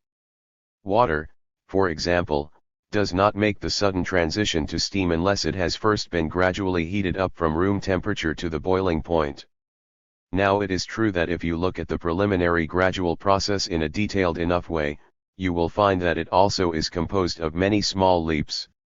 In the case of the gradually heated water, what is going on at a very fine level is the sudden qualitative leap in the acquisition of energy by individual water molecules as they come in contact with the energetic, heated, surface of the tea kettle, or with other, hotter, water molecules. Thus ultimately all change does seem to take the form of dialectical leaps. But nevertheless, from the point of view of the overall process, a large series of very small subsidiary qualitative leaps takes on the appearance of gradual development. It is almost as bad to fail to recognize this as it is to fail to see that this gradual development must lead to a qualitative change if there is to be any fundamental change in the overall situation. Change is a matter of gradual development leading up to, and preparing the ground for, sudden transition. Thus any intelligent effort to bring about change must not only recognize that a sudden transition or revolution is necessary at some point, though that is the first element of wisdom, but that also the ground must be prepared for that revolution through a period of gradual development. To rationally work to bring about a change is therefore primarily to concern yourself with fostering the gradual development that must inevitably occur before the necessary sudden leap is possible.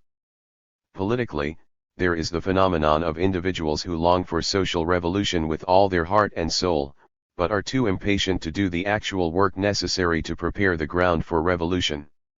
Because they are so impatient, they abandon the dialectical outlook on change, focus entirely on the need for a sudden transition, and downplay the effort needed to lay the necessary groundwork.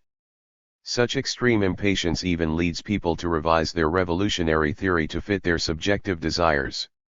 Winning the masses takes time, therefore maybe it is not necessary to win the masses, or maybe it is only necessary to win a small number of the masses. In such a way are the impatient pushed away from the masses, away from mass revolution, away from Marxism and toward left adventurism or even Putschism.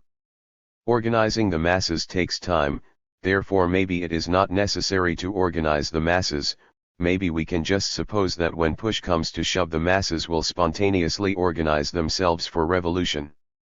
In such a way are the impatient pushed toward a form of anarchism and aloofness from the masses, even if they still recognize the importance of a vanguard party. Participating with the masses in their day-to-day struggle in order to raise their revolutionary consciousness is too big a job, therefore maybe it is not necessary, maybe it is really only a kind of reformism dressed up as revolutionary preparations, maybe the masses do not really need to learn through their own experiences, and maybe we do not need to be there with them to help them with this summation. In such a way does Marxism get turned into a sort of leftist preaching, or a form of evangelism.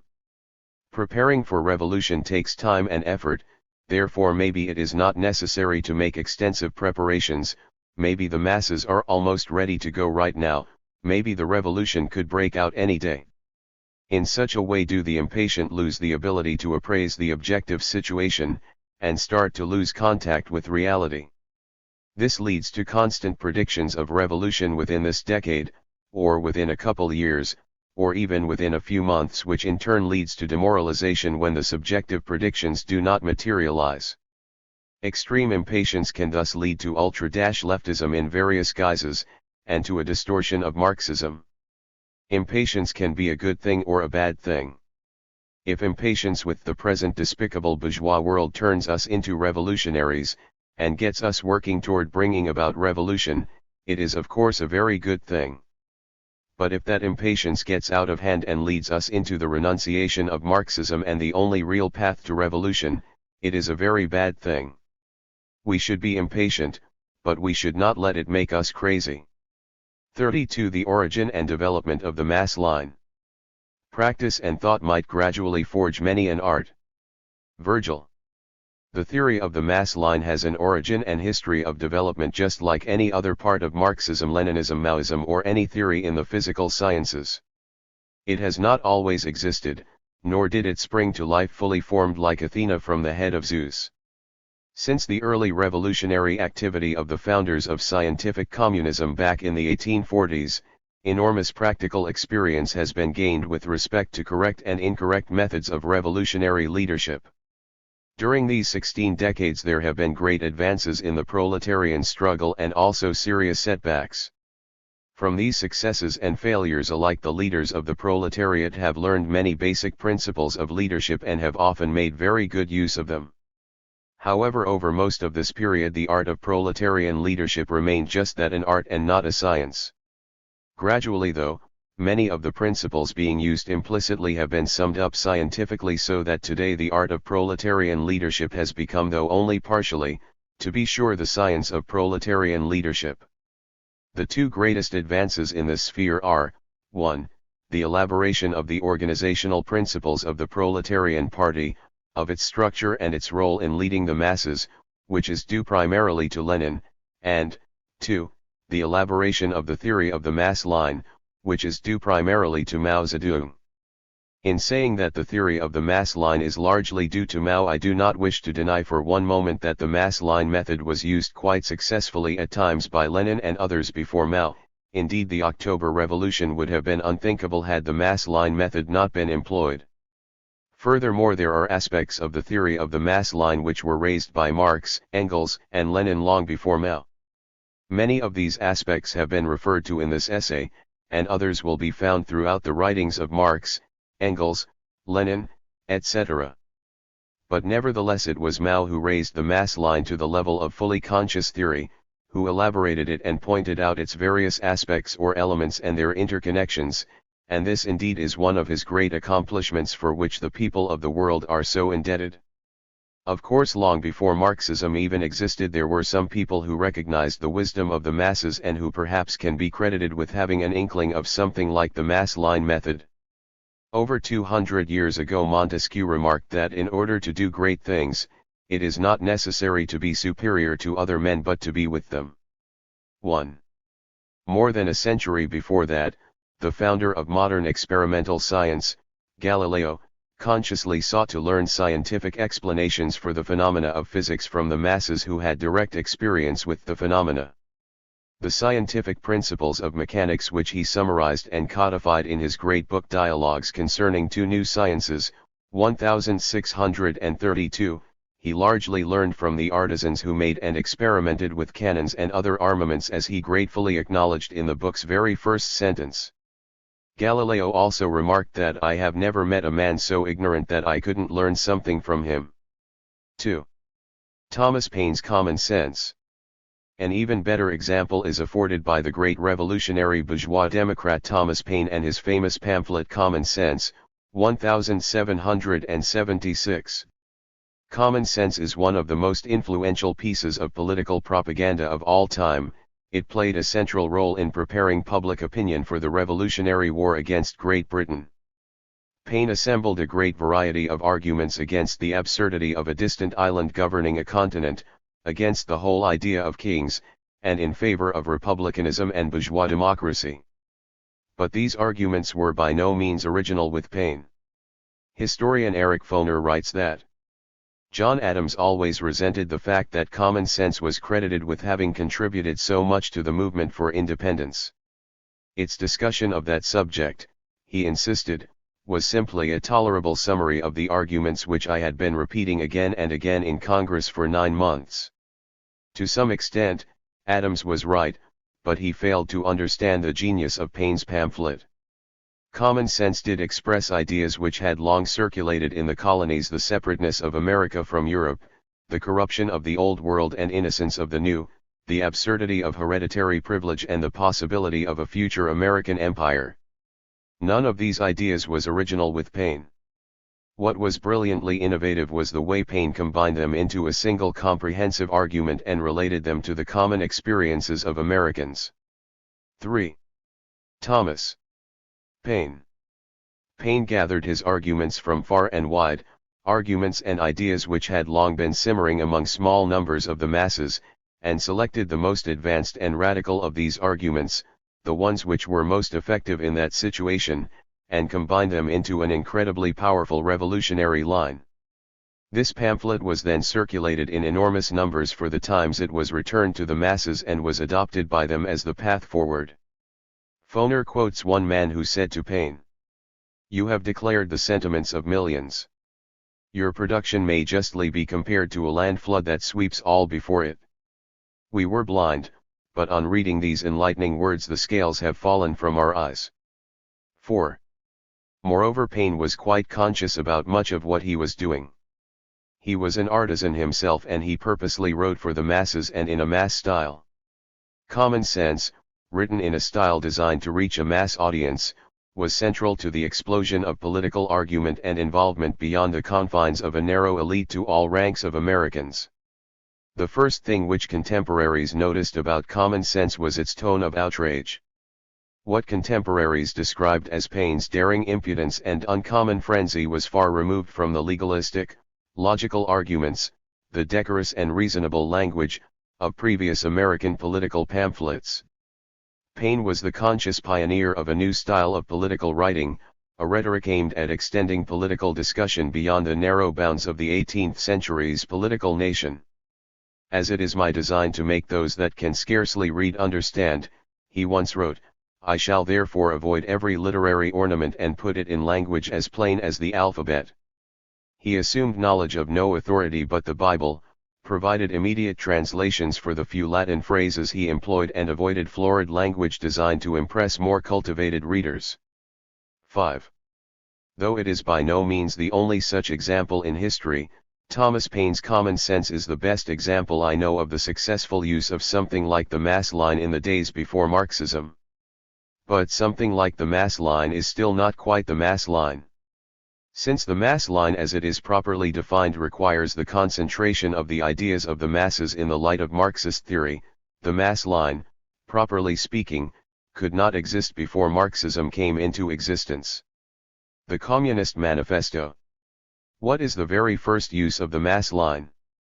A strong case can be made that it was the procedure followed in the development of Marxism itself. Marxism pulled itself up by its own bootstraps, as indeed human knowledge does in general. Mao once asked rhetorically how Marx himself became a Marxist. Was it by reading a lot of Marxist books in his youth? Obviously not. He and Engels constructed Marxism out of non-Marxism. But how did they do it? Dirk J. Strook has an interesting passage in his book on the birth of the Communist Manifesto that gets right to my point here. The manifesto represents a landmark in the history of thought and especially of socialist thought. Socialism, before Marx and Engels, flourished in dozens of different schools and sects, a conglomeration of brilliant insights, hopeful wishes, militant exclamations, and daring deeds. It was incoherent, its course like that of a ship blown over the waters by winds from all sides, unable to set its own direction. What Marx and Engels did was to seek out the sound elements in the many theories, testing their findings against the best of contemporary philosophical and scientific thought and against the accumulated practice of revolutionary struggles. They integrated their discoveries into a new and vital socialist world outlook. As with every great theory, that of Marx and Engels originated as a creative synthesis of scattered facts and doctrines, many already known, but now illuminated by new and deeper insight. Thus Marx and Engels lifted socialism from the realm of utopia to the realm of science. 6. Strook notes that this synthesis was basically accomplished between 1843 and 1845, and for the next 3 years Marx and Engels sought further self-clarification, testing their ideas in the political struggle and in the study of history and economics. And then in February 1848, the new theory was publicly proclaimed in the Communist Manifesto. I hope you can see the many parallels here between the procedure followed by Marx and Engels and the theory of the mass line as presented in this book. They gathered many radical and socialist ideas, processed those ideas with the aid of the best social theory then available, even though that was then only in the process of becoming Marxism, and with the aid of a study of history, past experience, and of the objective situation, and then returned the concentrated and powerful result to the masses in a form that still haunts the bourgeoisie today. It was no doubt a procedure followed intuitively, but it was enormously successful nonetheless. Thus, it really seems to be true that the mass line, as a thorough, if still implicit and intuitive, procedure, arose simultaneously with revolutionary Marxism itself. Marxism, from its inception, has been a method, as well as a doctrine. And as the doctrine developed, so did the method. Raising the mass line to conscious theory. With the advent of Marxism begins the more or less unconscious advent and use of the mass line method of revolutionary leadership, though just because it was still unconscious and left in the form of an art and not a science, it must be admitted that its application was generally not as consistent and thorough as would otherwise have proven possible. The mass line, as a fully conscious theory of leadership, only began to be formulated by Mao Zedong during the Yan'an period. Mao himself noted in 1948 that the Communist Party of China had been carrying on mass work for over 20 years and had been talking about the mass line for the past dozen years. 7. This would place the inception of the theory of the mass line at around 1936, in other words at the beginning of the Yan'an period.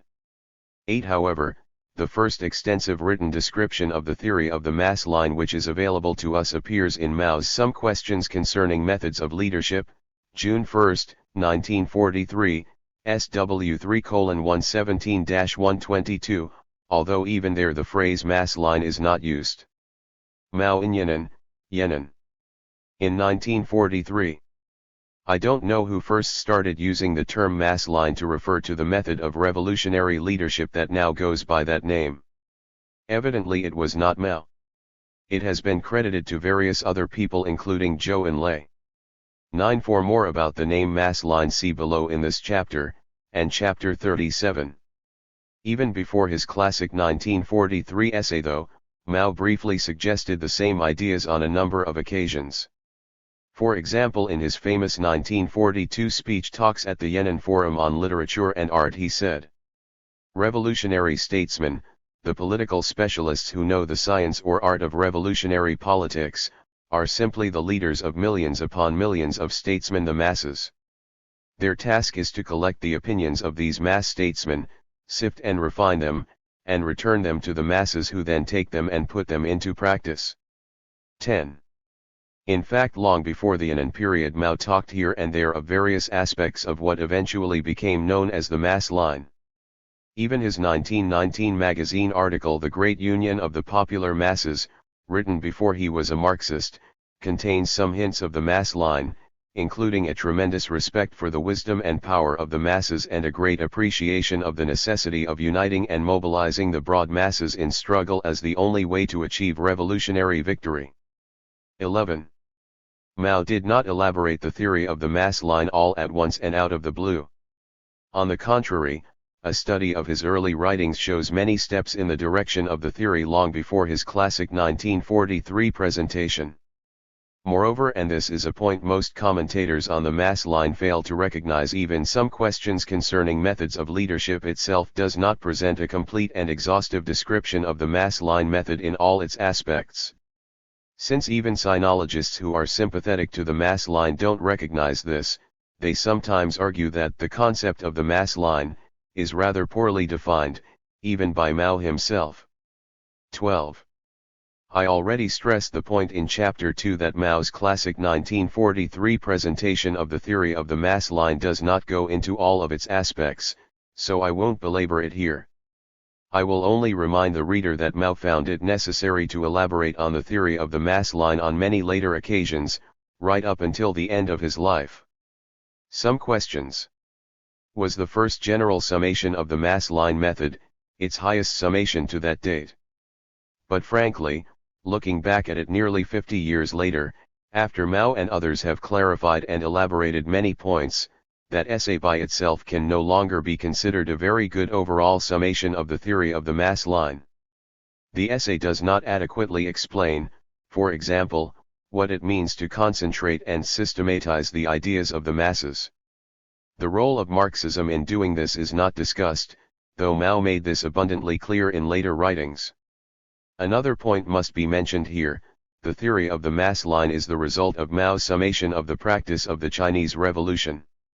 Some bourgeois writers have claimed that the mass line dates from well before the Yan'an period, that it dates from the Chinese Soviet Republic period, 1931 to 1934, for example, or even earlier.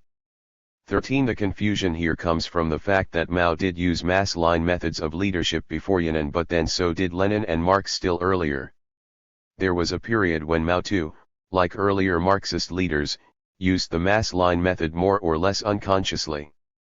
But only during the Yan'an period did Mao begin the process of scientifically summing up the theory that lay behind this practice. Connected with this is still another issue: Mao's evident attribution of the mass line to Lenin. I have as much as designated Mao the father of the mass line, but Mao himself often seems to credit Lenin with the honor, as in the following 3 examples. We expand on the tradition of the October Revolution and the mass line of Lenin and rely on the masses. 14. We follow Lenin in the mass line and the class struggle. 15. We, on our part, stick to studying Marxism-Leninism and learning from the October Revolution. Marx has left us a great many writings, and so has Lenin. To rely on the masses, to follow the mass line, this is what we have learned from them. 16. On other occasions, however, Mao speaks of our mass line and so forth. He speaks of the mass line as a development of the Chinese Revolution. 17. Moreover, the CPC and its members regularly attributed the mass line to Mao. 18. Well, there is a simple explanation for this paradox.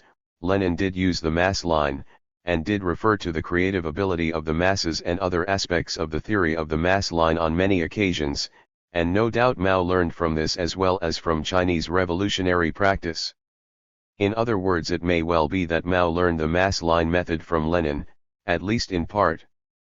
Nevertheless, it was Mao who summed up the theory of the mass line, who commented on it and elaborated it at length, and who became the preeminent theoretician of the mass line. Thus, whatever Mao said on the score, it is only sensible to attribute the theory of the mass line to him. I noted above that in his early descriptions of the mass line method, Mao did not use the phrase mass line itself. Instead he referred to it as the method of combining the leadership with the masses, SW3:117,120, or the method of linking the leading group with the masses, SW3:243. Often it was also referred to as the method of from the masses, to the masses, as in the CPC resolution on certain questions in the history of our party, SW3:208.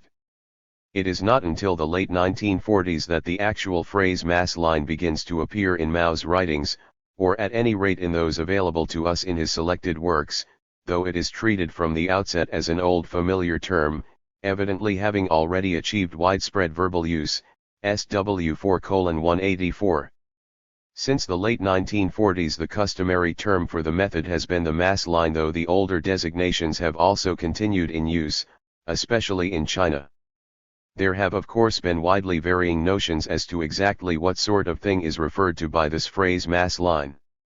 I am acquainted with some communists, for example, who have not identified the mass line with the method of from the masses, to the masses, see chapters 40 to 41.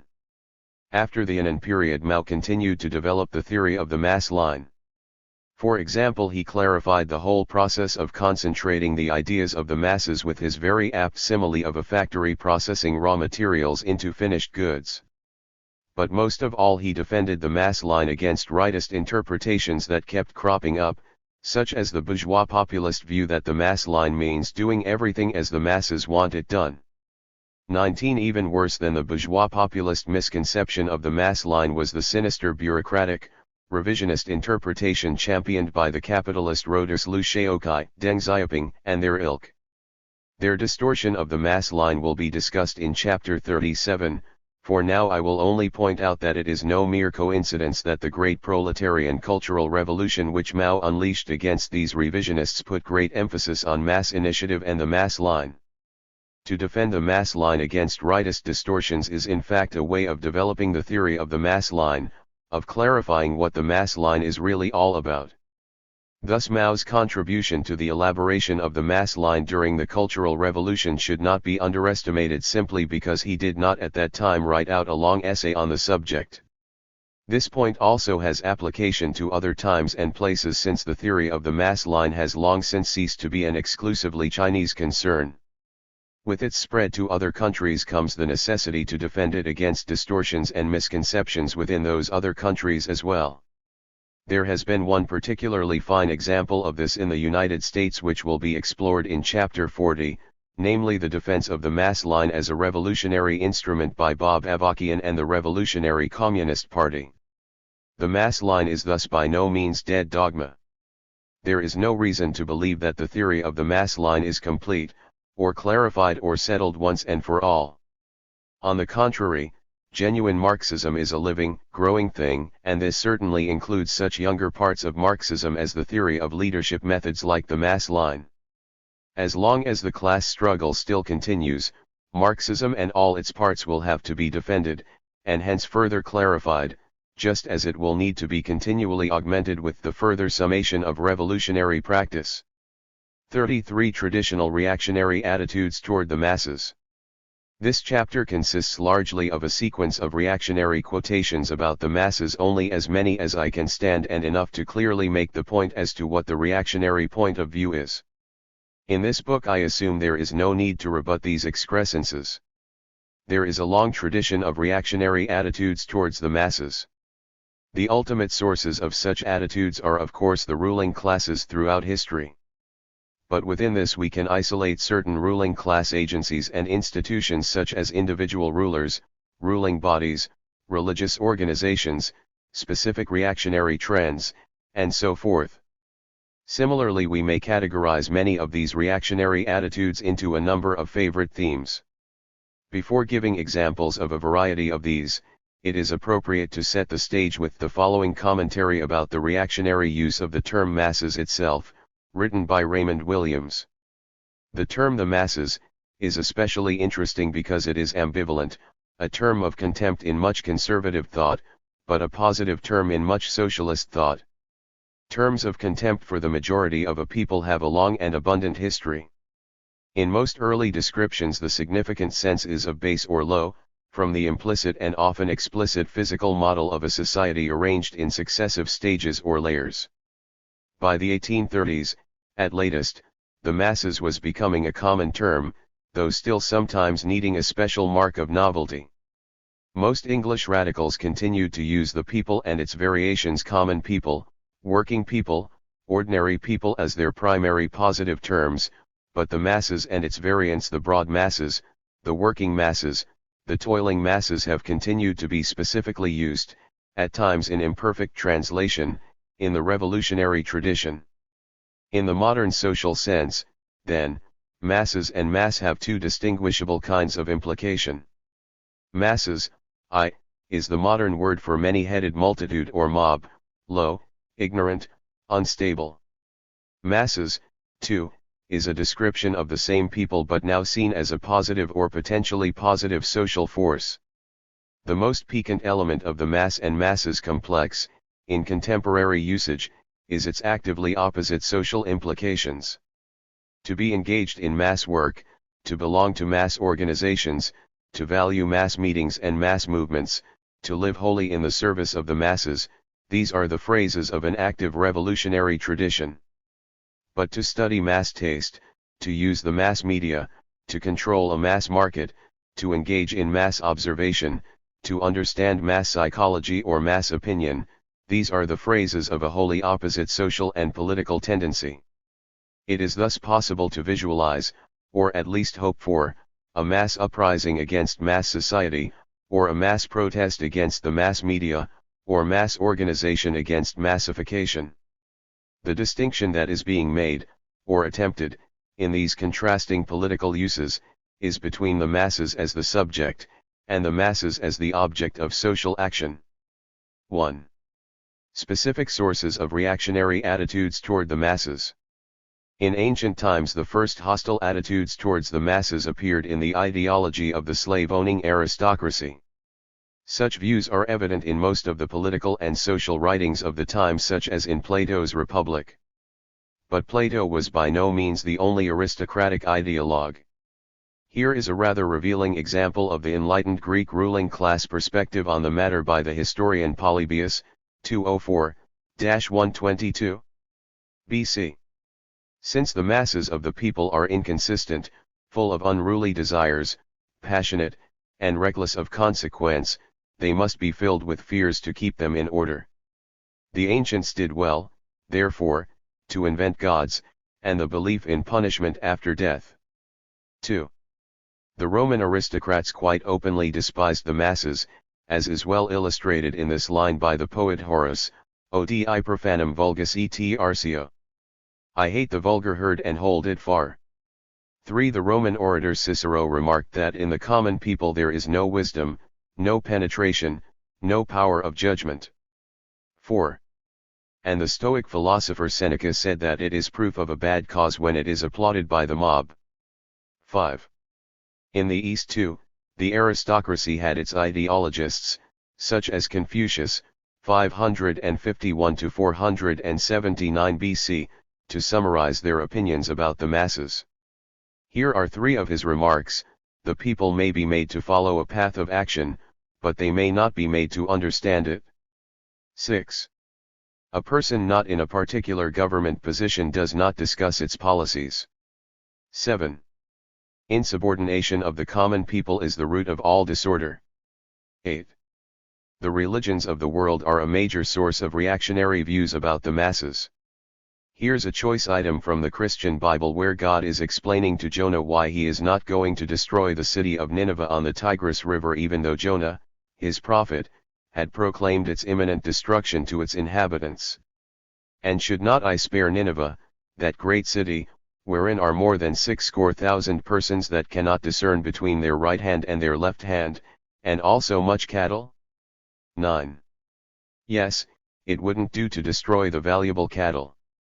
There are always divisions in a ruling class, with some sections taking a harder line toward the masses than others. Just as a hostile attitude towards the masses is a mark of the ruling exploiters in general, a relatively more hostile attitude is a mark of a relatively more reactionary stand. Thus we come to the Nazis and other fascists.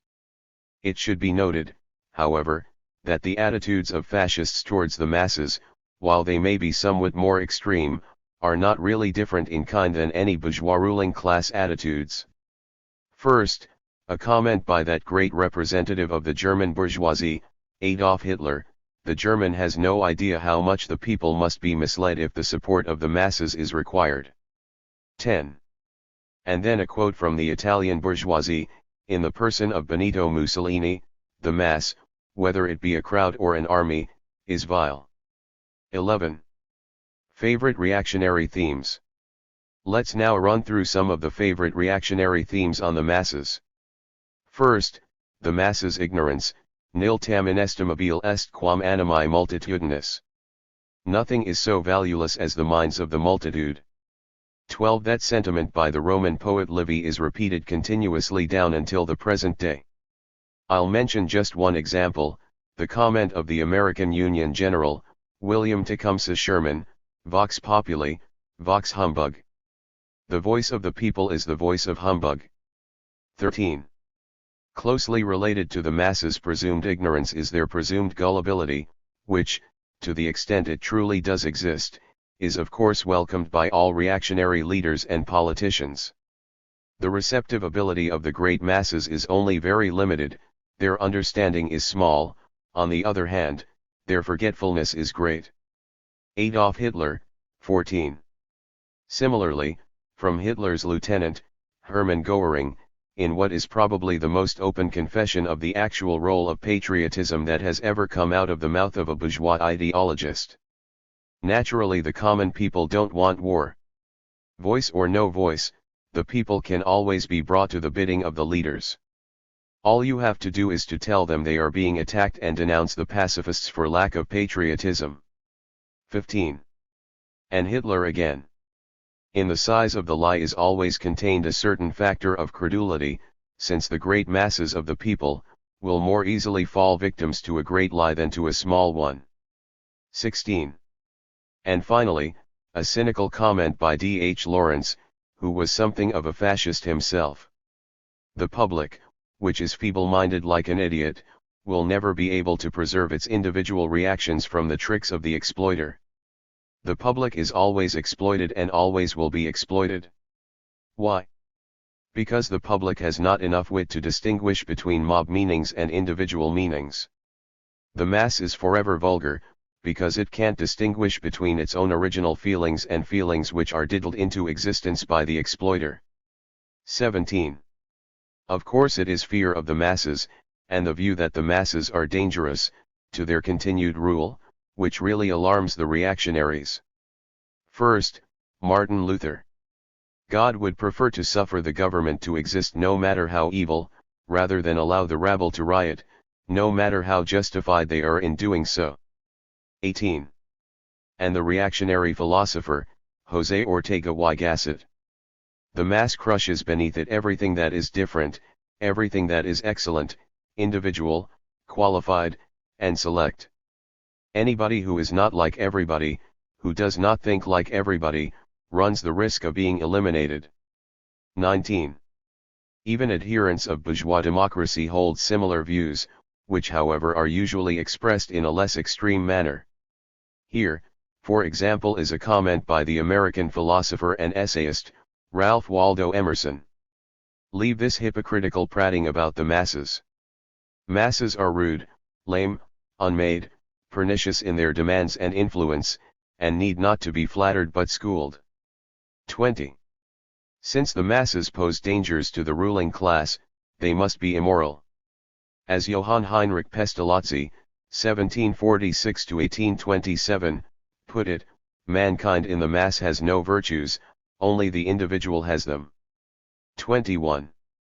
In the same vein, the famous American individualist, Henry David Thoreau, remarked that there is little of virtue in the action of masses of men. 22. Since the masses are ignorant, gullible, dangerous, and immoral, there is of course no hope for them from the reactionary point of view. This is one aspect of St. Augustine's remark, "Cursed is everyone who placed his hope in man." 23. Even revolutionaries, of sorts, have been known to give up on the masses, as this comment by the Russian anarchist Mikhail Bakunin illustrates. To my utter despair I have discovered, and discover every day anew, that there is in the masses no revolutionary idea or hope or passion. 24. And of course when ex-revolutionaries turn against revolution they also turn against the masses. Here's an example from the Russian ex-Marxist renegade, Nicholas Berdyaev. The majority of men do not in the least love freedom and do not seek after it. The revolutions of the masses have never displayed any great love of freedom. 25. Since to reactionaries the masses are vile, ignorant, and immoral, whatever virtue there is in the world must reside in individuals who separate themselves from the masses and set themselves above them. If ever there was a favorite theme about the masses which reactionaries love to harp on ad nauseum, it is the supposed superiority of the individual to the masses. First, thorough again. The mass never comes up to the standard of its best member, but on the contrary degrades itself to the level with the lowest. 26. Next, Herbert Hoover, in my opinion, we are in danger of developing a cult of the common man, which means a cult of mediocrity. 27. I won't burden the reader with any extracts from Ayn Rand, who constructed a whole philosophy based on this theme. The summary view of reactionaries is that the masses are despicable. The murdering and thieving rabble of the peasants, was a phrase Martin Luther used. 28. Alexander Pope said that the people are a many-headed beast. 29. A founder of the United States, and hero to modern conservatives, Alexander Hamilton, seconded that view, the people that great beast. 30. And lastly we have that bit of brilliant doggerel so popular with recent generations of conservative American college students, the masses are asses. Finally we come to the crux of the whole reactionary attitude towards the masses, since the masses are despicable, subhuman, and mere beasts, they are fit only to be slaves, in one form or another. Usually this is expressed somewhat delicately, but the meaning is clear. I uphold a radically aristocratic interpretation of history. For the mass to claim the right to act of itself is then a rebellion against its own destiny. Ortega y Gasset, 31. Even that great champion of bourgeois liberalism and democracy, John Stuart Mill, holds essentially the same view when you get right down to it. At present individuals are lost in the crowd. In politics it is almost a triviality to say that public opinion now rules the world. The only power deserving the name is that of the masses, and of governments while they make themselves the organ of the tendencies and instincts of masses. This is as true in the moral and social relations of private life as in public transactions. Those whose opinions go by the name of public opinion are not always the same sort of public. In America they are the whole white population, in England, chiefly the middle class. But they are always a mass, that is to say, collective mediocrity. And what is a still greater novelty, the mass do not now take their opinions from dignitaries in church or state, from ostensible leaders, or from books. Their thinking is done for them by men much like themselves, addressing them, or speaking in their name, on the spur of the moment, through the newspapers. 32. What is the purpose of reviewing such nauseating opinions as those presented above? The point is to fix them firmly in our minds as reactionary views so that when we hear the much more common milder versions of the same viewpoints we will recognize them for what they are. Are there faint echoes of these views within the revolutionary movement? Yes there are, and sometimes not all that faint. As Lenin said, you cannot live in society and be free of society. We must be on guard against these echoes, be alert to them when they crop up, and oppose them fiercely. 34. Bourgeois views of the mass line.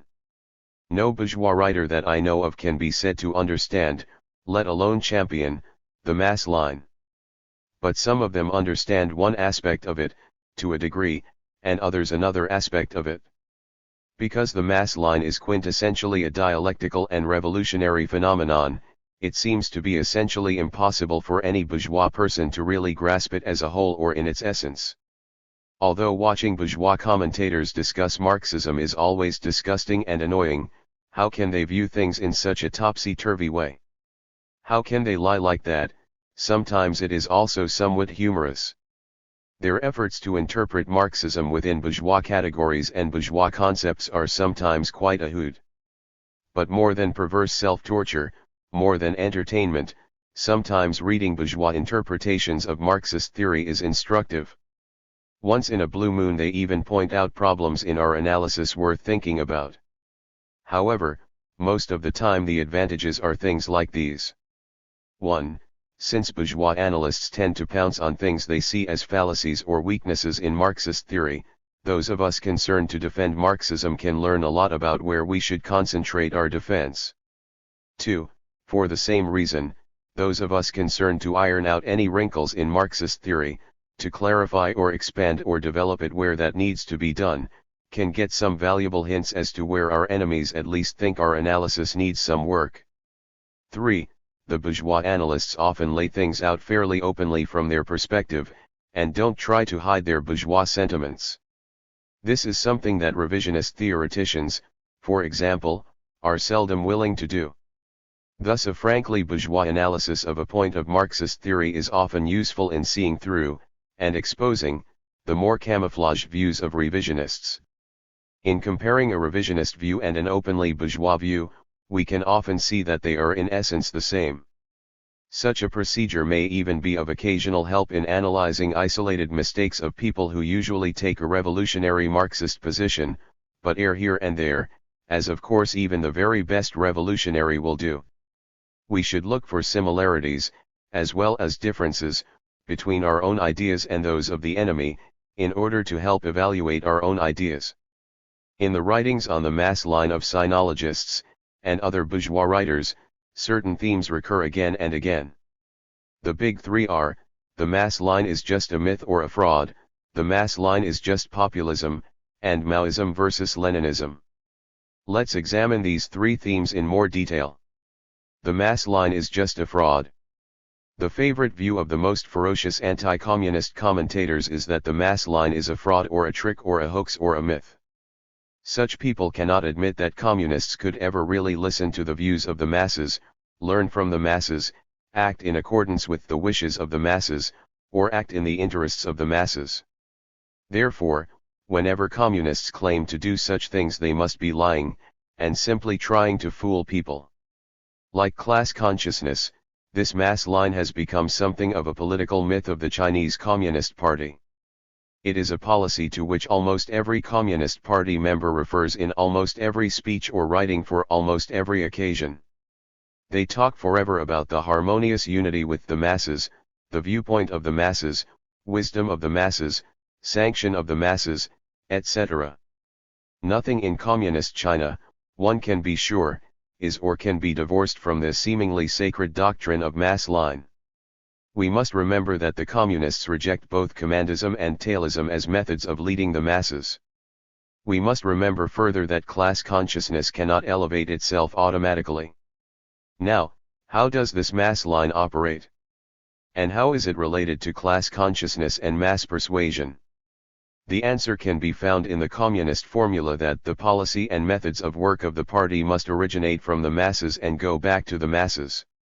A cynical interpreter of this statement would argue that the communists try to make the ideas of the party sound as if they were ideas of the people. It is closer to the mark to say that they attempt to transform the feeling or sentiments of the masses into an idea or notion that, on the one hand, seemingly represents what the masses want, but on the other, expresses what the party really intends. 1. Many bourgeois writers say that communists not only fool the people with their mass line talk, they also fool themselves, or at least are seeking to rationalize their own selfish schemes and make them seem democratic. A second basic precept, the concept of the mass line, is also a page out of Marxist-Leninist doctrine. In all definitions and interpretations of the mass line myth, communist leaders rationalize their actions or their need to act by attributing such action to popular demand. This kind of rationalization, also typical of the Soviet system, does not always mean that the leadership is trying to popularize its measures, but rather that it sincerely strives to crystallize and construe mass sentiment in such a way that, Though it appears to be a mass attitude, it is actually in line with party policy. Mao Zedong eloquently places his faith in reliance on the people, stating that as long as the foundations of the regime lie firmly rooted in the creative power of the people, it will endure and overcome all obstacles. Despite these professions of faith in the people as a source of guidance, the regime has shown that it believes, like Lenin, that the masses would never voluntarily participate and therefore must be prodded and guided. It is not clear whether the communist leaders truly believe in this basic rightness of the people theory or whether they espouse it to further their own ends. Franklin W. Hound suggests that they use it for self-justification. They like to believe their movement draws its mandate from the common people. 2. Whatever real contact the communists have with the masses is entirely for the purpose of indoctrinating them, and getting them to do the party's bidding, these people say. The Communist Party professionals must, therefore, necessarily keep in contact with the masses. The purpose of this contact, however, is not to find out the will of the people, but rather to obtain the support of the masses for the party's will. 3. The most charitable interpretation of the mass line by this group of commentators is that using mass line techniques means getting things done by persuasion rather than by compulsion and implementing policies by working through activists rather than by issuing administrative commands. For of course these two things are true and important, but they are not the essence of the mass line. This interpretation fails to recognize that the party and the masses are working together in a joint enterprise to satisfy the people's genuine interests, nor does it understand that anything is learned from the masses about how to proceed. Most of these bourgeois commentators insist on viewing the mass line as essentially an organizational technique. The mass line is an organizational technique that enabled the Chinese communists to gain the support of the masses without at the same time giving very much in exchange. 5. The writers in this camp emphasize the role of Marxist ideology in the mass line, including a class analysis. Armed with the proletarian standpoint, communists become qualified to analyze the classes of China, they say. Class analysis is the foundation of the communist mass line method. Clarity of standpoint combines objective determinants of class with levels of thought and enables the Marxist-Leninist to identify backward elements, class allies, progressives, activists, and potential youth league or communist party members. 6.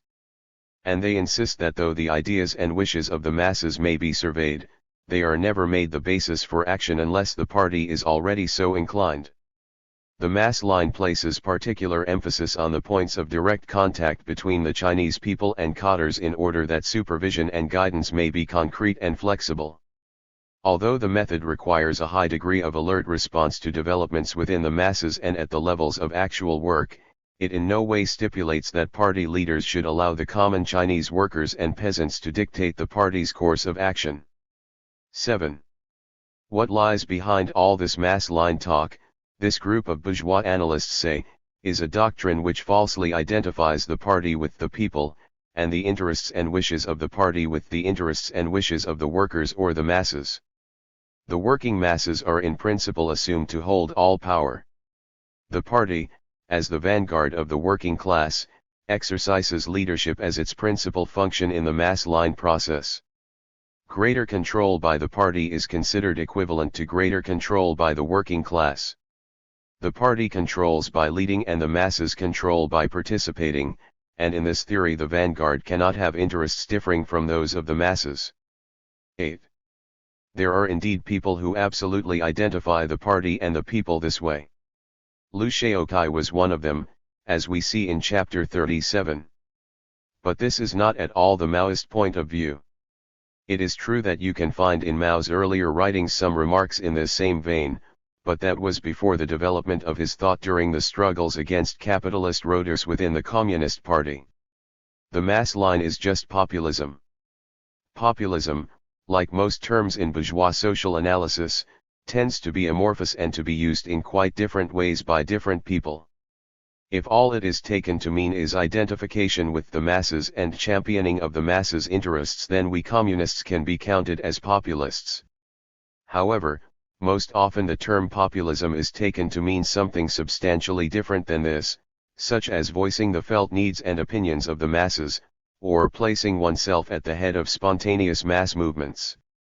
Thus, though it is amorphous, the concept of populism has a definite bourgeois connotation to it, since spontaneous mass movements tend to be bourgeois. Populism has a history in China, as in most countries. The ancient philosopher Lao Tse said that the sage has no decided opinions and feelings, but regards the people's opinions and feelings as his own. 9. Whether Lao Tse could actually be regarded as a populist is doubtful, but there have been many peasant revolts and upsurges in Chinese history, whose leaders may generally be regarded as populists of sorts. A case study in the bourgeois interpretation of the mass line as populism is provided by James R. Townsend in his article Chinese Populism and the Legacy of Mao Zedong. Townsend first states that a Chinese populism has emerged, and then voices his agreement with another bourgeois analyst's, Peter Weil's, definition of populism. The prevailing creed of China today does assert that virtue resides in the simple people, who are the overwhelming majority, and in their collective traditions. 11. Townsend recognizes that Mao and his comrades did not accept everything the masses believe. Mao and his colleagues have been selective in their populism. They have identified themselves with the cause of the people, with no reservations about the basic choice of popular over elite traditions. At the same time, their assertion that virtue resides in the simple people, and in their collective traditions does not mean they see the entire tradition of the common people as virtuous. On the contrary, some aspects of this tradition have been opposed as vigorously as anything in the elite tradition. For example, folk religion and superstition. 12. But already we can see that while recognizing that Maoists find both good and bad in the ideas of the masses, Townsend is off on a basically wrong track. He looks only at the overall, general views of the masses and says that the Maoists accept some and reject others. It never seems to occur to him that perhaps the masses do not speak with one voice, and that perhaps the views of the masses can change and develop. His definition of populism has got him looking for collective traditions of the masses as a whole, rather than new ideas that some of the masses may come up with in the course of their struggles. Townsend attributes Chinese populism to a number of sources, including the Marxist-Leninist legacy, but primarily to Mao, who he says is probably the foremost figure in the emergence of Chinese populism, the one who articulated its ideals most clearly, and the one who, through his personal power and prestige, was most effective in translating these ideals into practice. 13. Townsend does say, however, that Mao clearly cannot claim sole credit for the rise of Chinese populism. 14. As if Mao would have wanted to claim such a thing. But nevertheless Mao Zedong leaves behind a populist legacy that is rich and varied. 15. And then we come to Townsend's discussion of the populist mass line theory, which is the focal point of his whole analysis of Mao's Chinese populism. The mass line, Mao's main theoretical contribution to populism, is the mass line, a principle that presents the most fundamental elements in his philosophy.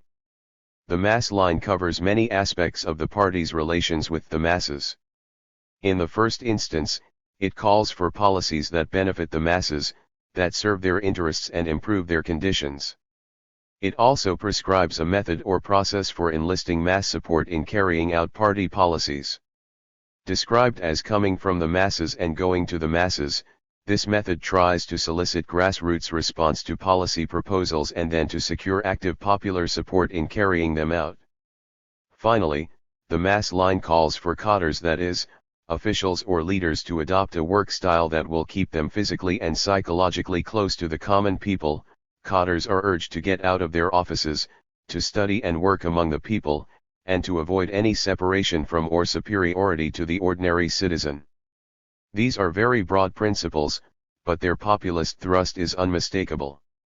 Mao's contribution to them rests on the fact that he stated them so clearly and forcefully, that he was willing to make them a political issue and place his own power behind them.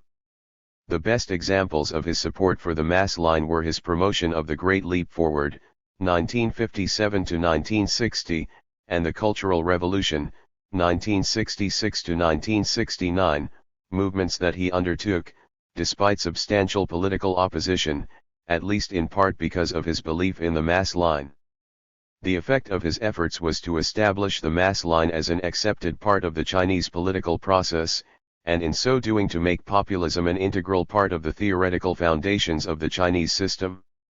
To put it another way, Mao legitimized Chinese populism. He, more than any other Chinese leader, was responsible for transforming populism from a rebel or protest belief to a legitimate principle of the government in power. Institutions of the mass line. Mao's institutional legacy to populism consists largely of organizational forms and practices that he supported in order to make the mass line a working system as well as a theoretical principle. 16. I won't try to give a line-by-line critique of the above view of the mass line. If the reader has been with me so far in this essay, most of what I might say is pretty obvious. Let me just make some overall comments. First, it is clear that Townsend, in common with most bourgeois writers, has a broader view of what the mass line is than Marxists do. To him it is a whole populist philosophy, a whole orientation in the direction of the masses and in relying on them, fighting on the side of the masses, and so forth. In our terminology, he identifies the mass line with a mass perspective. Second, he recognizes that within all this there is also a mass line method or process, but oddly enough his characterization of this method is not that of a bourgeois populist, but more in line with those who view the mass line as a trick, or way of foisting off the party line on the masses as if it were their own. It also prescribes a method or process for enlisting mass support in carrying out party policies. This method tries to solicit grassroots response to policy proposals and then to secure active popular support in carrying them out. On another occasion Townsend stated that the mass line demands extensive mass participation in the political process, but this participation is designed to produce popular execution of policy rather than popular formulation and control of policy. 17. Thus, despite his emphasis on Chinese populism, Townsend actually straddles the fence between those bourgeois commentators who view the mass line itself as a fraud and those who view it as populism. Who among the revisionists does Townsend's interpretation most remind you? For me it is all but identical to Liu Shaokai's view, lacking only the Marxist jargon. We find the same failure to grasp the essence of the mass line method, and the same confusion between the mass line proper and a mass perspective. Townsend even focuses on the organizational aspect of the mass line like Liu did, in his section on institutions of the mass line. While in Liu's writings one cannot find the faintest appreciation for the role of the mass line method in determining the political line of the party, in our more open and honest bourgeois interpreter, such a role is explicitly denied. A more consistent populist view of the mass line is provided by Mark Selden. The mass line politics of 1943, says Selden, are the essence of the Yan'an way, which synthesizes the most significant and distinctive features of the Chinese contribution to the practice of people's war, revolution, and the transformation of peasant societies. 18. We see hints of a narrow view here in one sense. The implication is that the mass line may only be of relevance in peasant societies. 19. The mass line, says Selden, includes strong populist impulses. 20. And mass line politics is opposed to bureaucracy and commandism. Although Selden recognizes the mass line as a new leadership conception, 21, and as the party's fundamental leadership principle, 22, he usually speaks in terms of mass line politics, or in other words of a general approach or attitude towards the masses, rather than of a precise leadership technique. Selden himself does not attempt to outline the process involved in the mass line method of leadership, though he does quote the description by Jack Gray, which is one of the best that bourgeois analysts have come up with, and which I will quote later in this chapter. Selden attributes the mass line and mass line politics primarily to Mao, but also mentions Gao Gang Kaokong along with Mao as the staunchest proponents of mass line politics. 23. This in itself is quite interesting and brings out Selden's bourgeois populist interpretation of the mass line. Gao Gang was an enthusiastic proponent of doing everything the way it was done in the Soviet Union, hardly the mass line way after Lenin's death, a rightist who as party secretary in Manchuria in the early years of the People's Republic stuck to the rich peasant line and ignored all Central Committee directives for collectivization, which he qualified as absurd. 24 and a schemer who tried to make Manchuria into his own kingdom, and later plotted to seize the leadership of the CPC.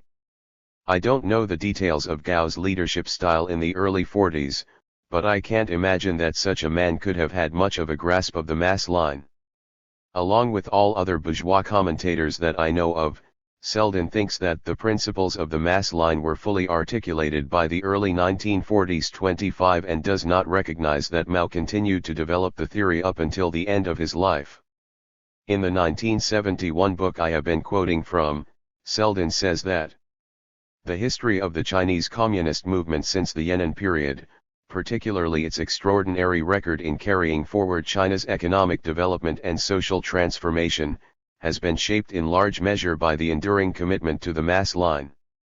Enshrined in 1943 as the party's fundamental leadership principle, it remains so to this day. 26. But after Mao died, the wind changed, and the revisionists came to power. Selden changed his evaluation of Mao's later leadership style. As is pointed out in Chapter 37, the current revisionist rulers of China claim that in his later years Mao abandoned his own mass line. This point of view is now echoed by Selden, who sympathized with the new revisionist leadership, at least at the beginning.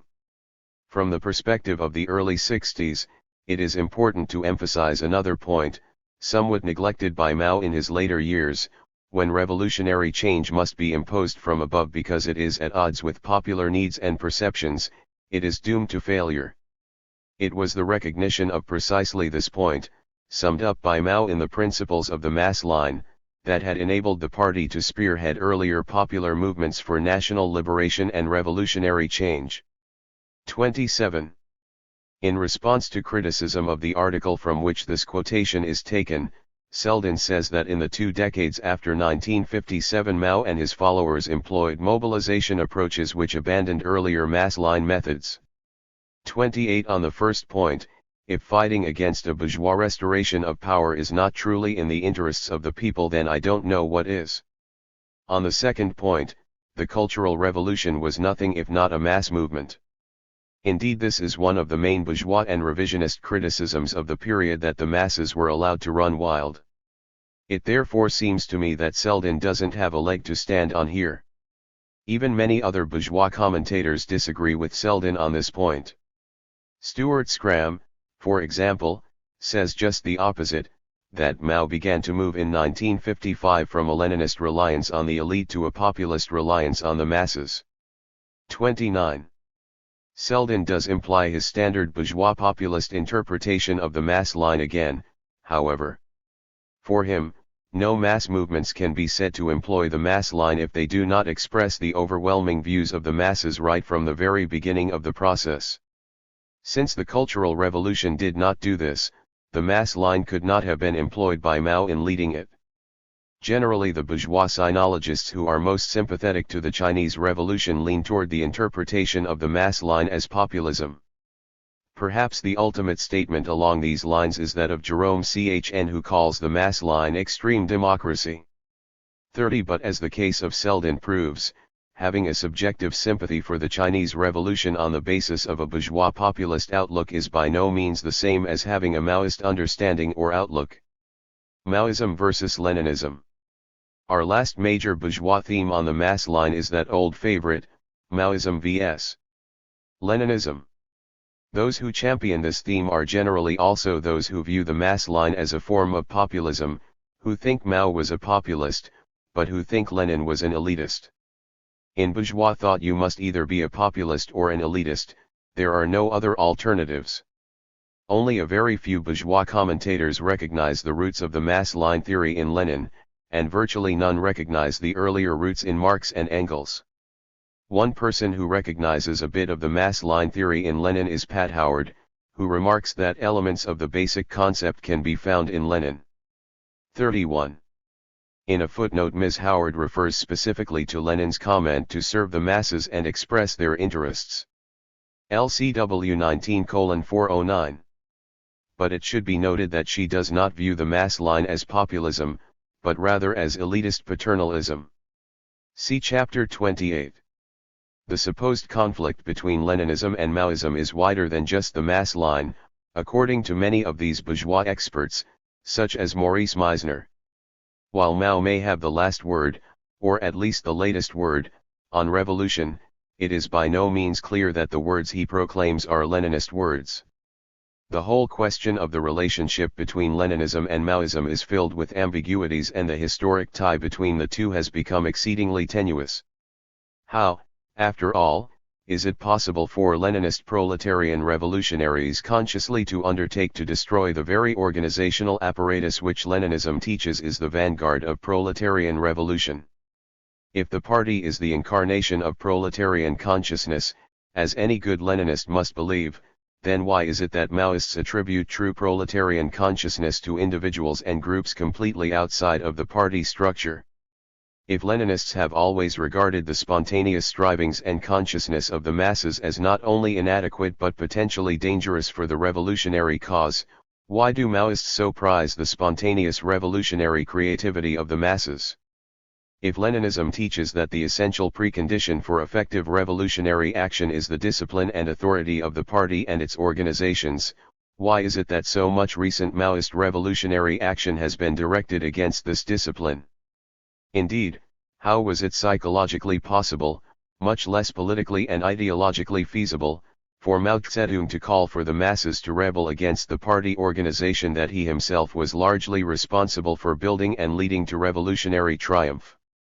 32. The above tirade is basically a slander of Lenin and Leninism, as I would hope readers of this book will recognize.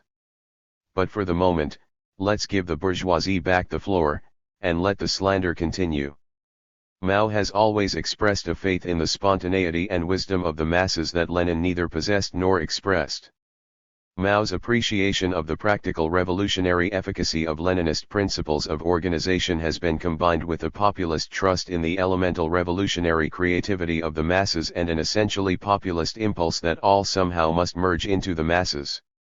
Whereas Mao the Leninist has insisted that the communists are to lead the people and are the vanguard of the revolution, Mao the populist has declared that the masses are the real heroes while we ourselves are often ridiculously childish. He has stressed the need for Marxist intellectuals and party cadres to bring socialist consciousness to the masses, yet has warned that many who have studied Marxist books have turned against the revolution, while illiterate laborers have often successfully mastered Marxism.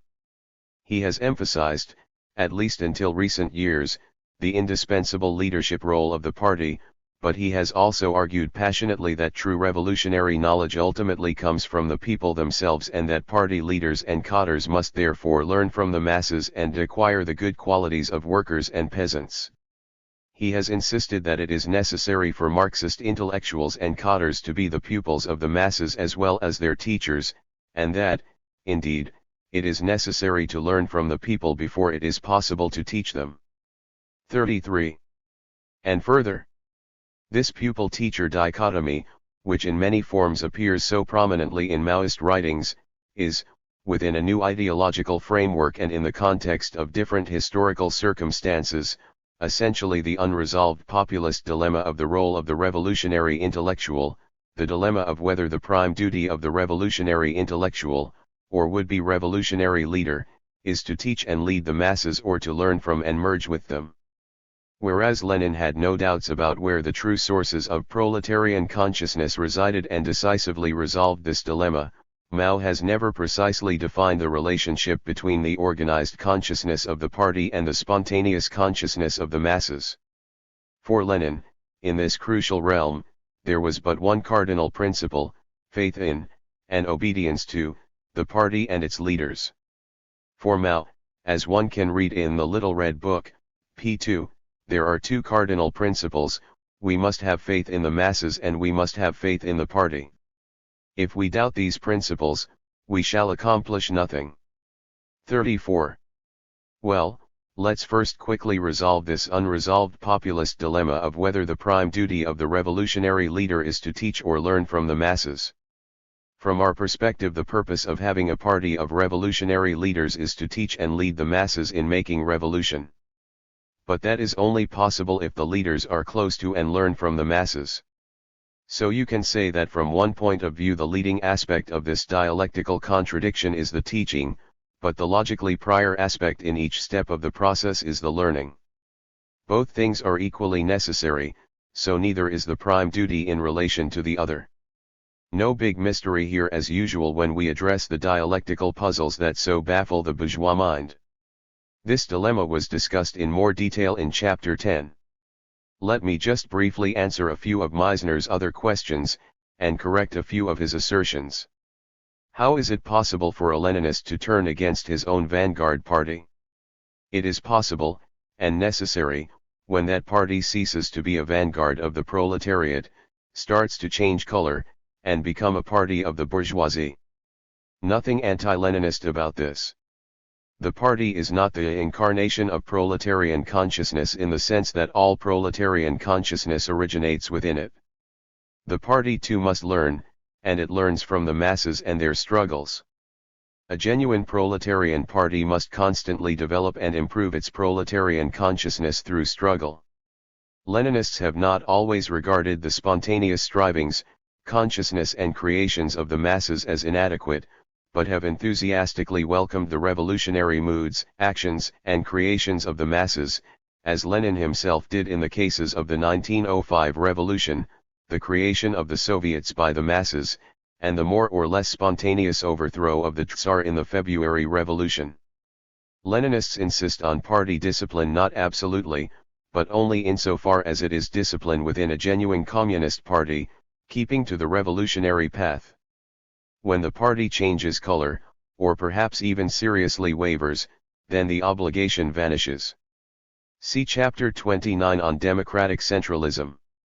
Lenin himself tendered his resignation from the Central Committee when the Bolsheviks initially refused to go along with his call for insurrection in 1917.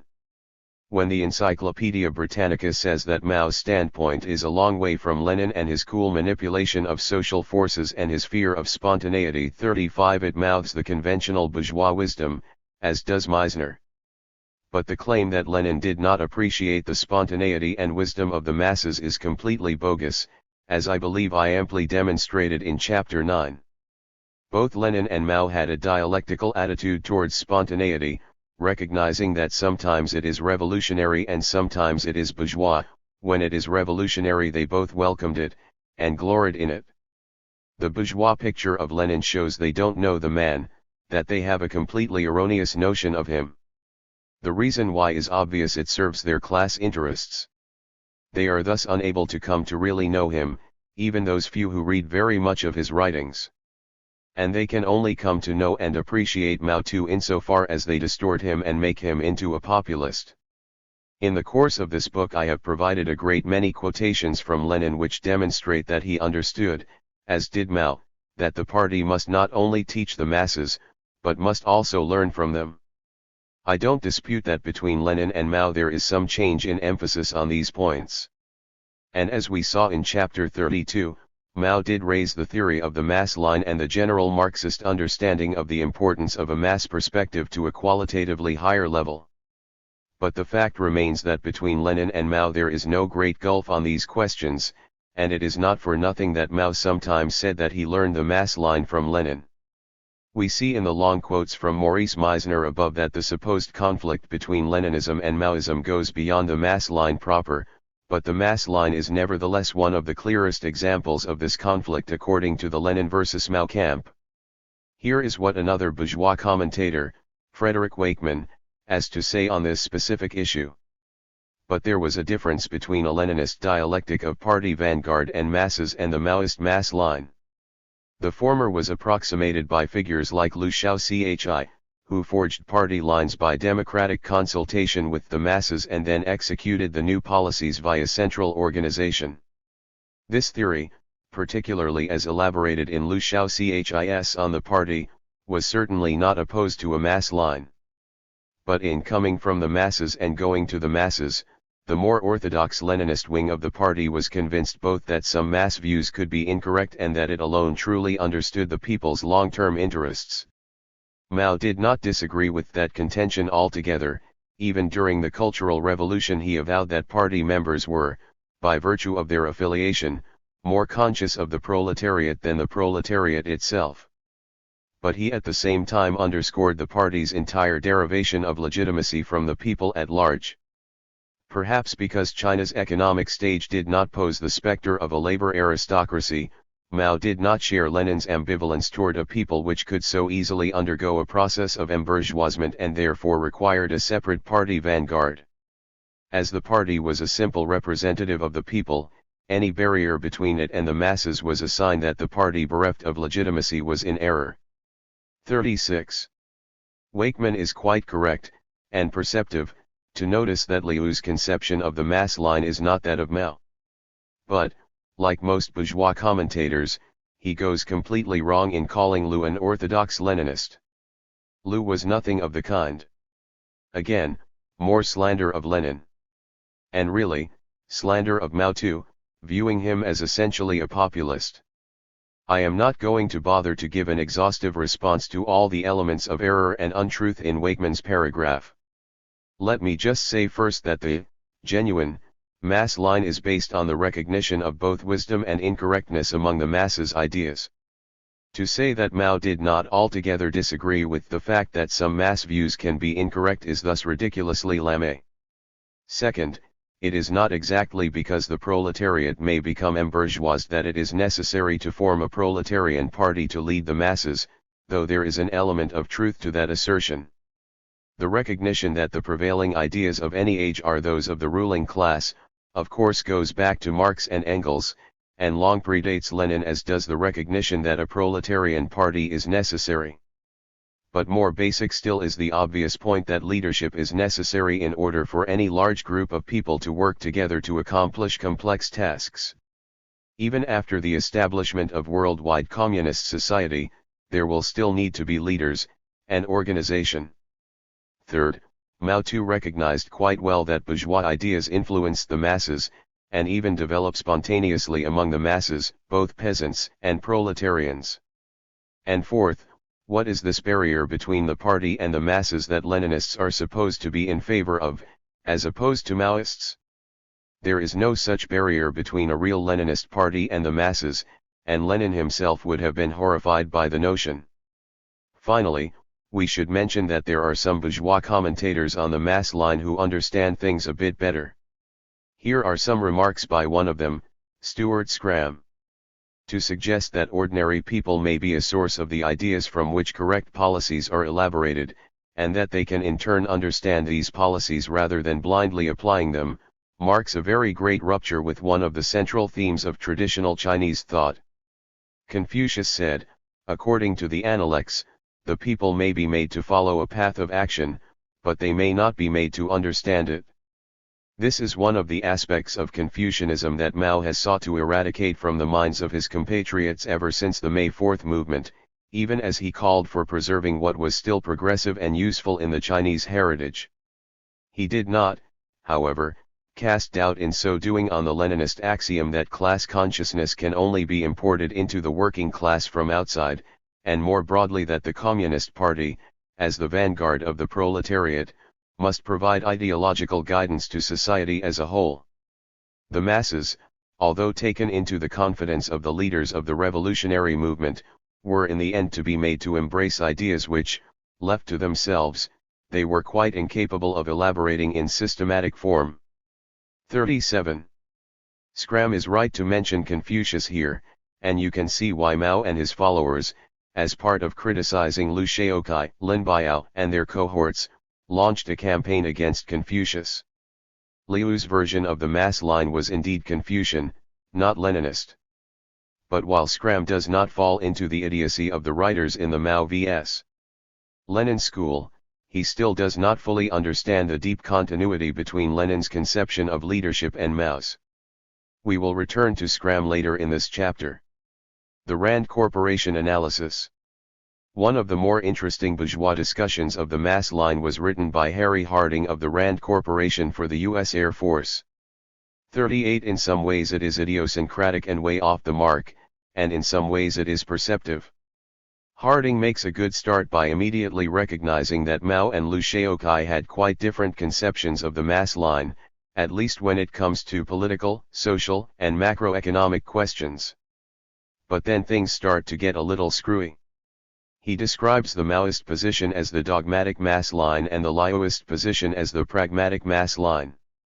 Harding, like most bourgeois, is of course more sympathetic to the Liuist version. In a footnote he explains that, as used here, pragmatic means that the options under consideration are compared with each other and are evaluated in terms of their outcomes. Dogmatic means that the options are compared with established doctrine and are evaluated in terms of their conformity to its tenets. 39. In reality, in concentrating the ideas of the masses, we evaluate the various ideas in light of Marxist theory, that's Harding's dogmatic part, and also in light of the objective conditions, in light of the probable results of the various ideas if made the basis for practice, and so forth, that's his pragmatic part. Harding recognizes that Maoists would reject his analysis here, though he only mentions one reason why we would reject it, and even that is expressed in the wrong language. A Maoist would, of course, deny the validity of this distinction. He would argue that, since doctrine is derived from practice and is tested in practice, dogmatic criteria are simultaneously pragmatic. This claim should be considered seriously. Certainly dogmatic is not employed here in a pejorative sense. Indeed, the two sets of criteria often suggest the same policy choice. On the other hand, the degree of correspondence between doctrine and practice may vary considerably. 40. But while the above footnote softens things somewhat, in the text he makes wild charges against the dogmatic mass line, such as, while the mass line can be an effective mode of both decision-making and social integration, its dogmatic variant may lead not only to impractical decisions, but also to factionalism and fragmentation. In a purely Maoist society, the only permissible form of conflict resolution is compliance with dogma. Compromise, logical analysis, and even submission to authority are all illegitimate. 41. Maoists rule out unprincipled compromise, but not principled compromise. Harding is apparently unaware of the distinction. The other two claims here are even more ridiculous. Similarly, Harding says that Maoists believe that not only are social laws knowable, but all of them are already known and included in Mao's writings, that Mao's thought has become dogmatized. 42. The only appropriate response to charges of such anti-scientific nonsense is a guffaw. Harding doesn't really understand the mass line, and his concept of how Marxist ideology is employed within it is totally incorrect. To him, what concentrating or summing up the ideas of the masses is supposed to mean is not at all clear. 43. Nevertheless, there is some truth in the distinction he is trying to draw between the Maoist and Liuist views of the mass line.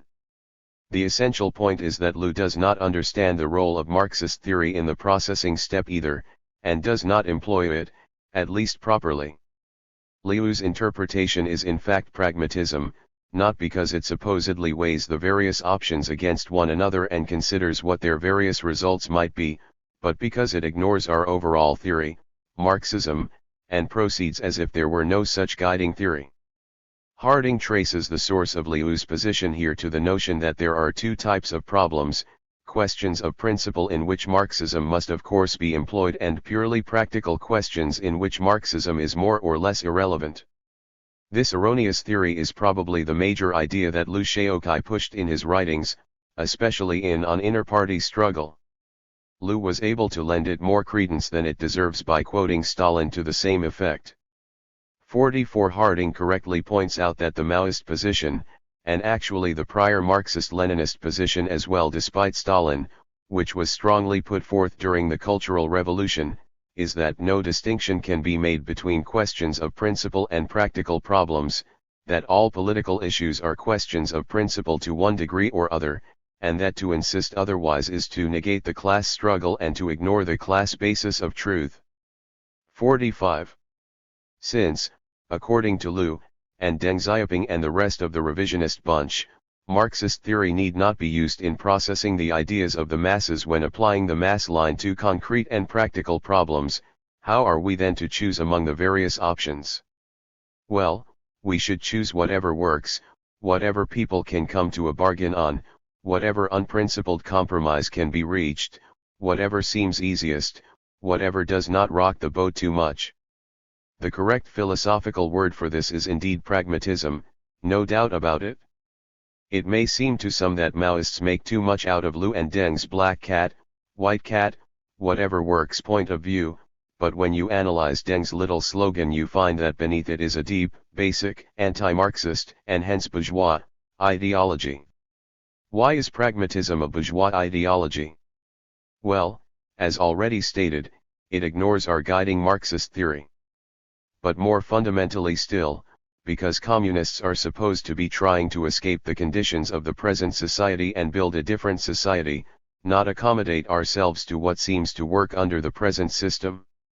There are three more things about Harding's description of the Maoist dogmatic mass line I would like to comment on. First, he says that in the Maoist view, every problem has a single correct solution, there is a one-to-one correspondence between problem and solution.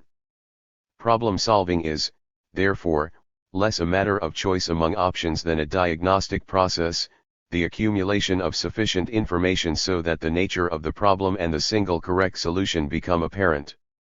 46. This is an interesting point, but he has not stated our complete position here. It is true that problem solving is usually more a matter of a diagnostic process than a simple choice among equally suitable alternatives.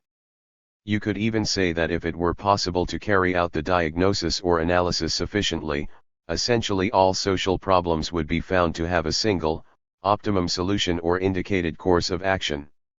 However, we are quite aware that complete and exhaustive diagnoses of problems are not always possible. In the real world you often have to act on partial information, and partial analysis. In battle, in one case it may matter a whole lot if an attack is made from the east or the west, in another case it will probably still matter a little bit, but we may not be able to determine in advance which is best, and we may have to simply choose one direction arbitrarily. People must always act with some degree of uncertainty no matter how well diagnosed a problem is. But on the other hand, the better the diagnosis, the fewer the options. The whole point of the diagnosis is to diminish the number of possible options, preferably down to the very best one. There will be times when we still face more or less arbitrary choices, but this will be because a complete diagnosis cannot be made under the circumstances. Harding seems to be implying that we Maoists are as rigid and foolish as the philosopher Buridan's ass, which is said to have starved to death when placed exactly between two piles of hay, because being equally close to both there was no reason to choose one rather than the other. 47. It is true that an arbitrary choice shows the failure of analysis. The fact that arbitrary choices are sometimes forced on us shows that pragmatism cannot be escaped entirely. The goal, however, is to minimize it to the best of our ability, not to welcome it and glory in it. The next item I wish to discuss is Harding's attribution to Maoists of the views in the following passage. All differences of opinion even within the party are based on class differences. Conversely, those party members with the same class standpoint and employing the same information will inevitably arrive at the same conclusions. Thus disagreements may arise during policy discussions for two reasons: 1. Incomplete or incorrect information, or miscalculation, or 2. Different class standpoints. If a disagreement is caused by miscalculation or by incomplete information, it can quickly be resolved. But if the disagreement persists, it must reflect differences in class standpoint. 48. We Maoists will agree with much of this, but again the views are presented too rigidly, and certain invalid implications from the views stated here have not been ruled out. First of all, there are non-political differences of opinion. I like jazz, you like rock and roll. I take it that nothing here proves there is a difference in our class position. 49 But of course we are talking about differences of opinion on political issues. Second, there is by no means a sharp boundary between information and calculation, or misinformation and miscalculation, on the one hand, and class ideology, on the other hand. These two things usually blend into each other, and it is often impossible for both sides to agree on what the facts of a situation are because of the underlying differences in class perspective. Facts are only facts in terms of a theory. From this point of view, Harding does not present the case strongly enough. It is in fact true that when it comes to significant struggles within the party, there are differing class perspectives behind the opposing views in virtually every case. Mao says that opposition and struggle between ideas of different kinds constantly occur within the party. This is a reflection within the party of contradictions between classes and between the new and the old in society. If there were no contradictions in the party and no ideological struggles to resolve them, the party's life would come to an end. 50. But as Mao is suggesting here, such struggles within the party, even if they are the reflection of differing class perspectives, are by no means something to fear. They are not something bad, but something good. They allow the party's views to advance, and for proletarian ideology itself to develop and advance. There is a common, undialectical view of the party membership which needs to be exposed and attacked here, one that we could perhaps call Stalinist. According to this conception, the party consists of perfect people and imperfect people who are infected with alien class ideas. On the one hand there are individuals who have a pure proletarian point of view, and on the other hand there are class enemies, or at least individuals who are corrupted by bourgeois points of view. If only we could purge those who are corrupted, we would have a perfect party. Actually, if everyone with any bourgeois ideas in the party were purged, there would be no party left. You cannot live in society and be free of society, said Lenin, and we are all living in bourgeois society. Everybody's thinking is a mixture of the good and the bad. The Marxist view has always been that the proletariat must change itself as it changes society, and this profound insight of Marx's also holds true for the proletarian party. Nobody in the proletarian party, not even its wisest leaders, has perfect knowledge or even a perfect proletarian point of view. Such things are impossible, do not exist in bourgeois society. But through struggle both knowledge and the proletarian analysis are advanced. Thus, a more dynamic, less dogmatic, view of intra-party struggle is needed than that presented by Harding. It is often not just a case of the good guys with their pre-existing proletarian theory slugging it out with the bad guys with their pre-existing bourgeois theories, but rather proletarian theory itself developing through struggle. Not only is proletarian ideology continually created, but so is bourgeois ideology, and both will have their champions. One divides into two. The fact that someone initially takes the bourgeois side in such a situation does not mean that they should be labeled the class enemy, or treated as such. Only a consolidated bourgeois perspective deserves that.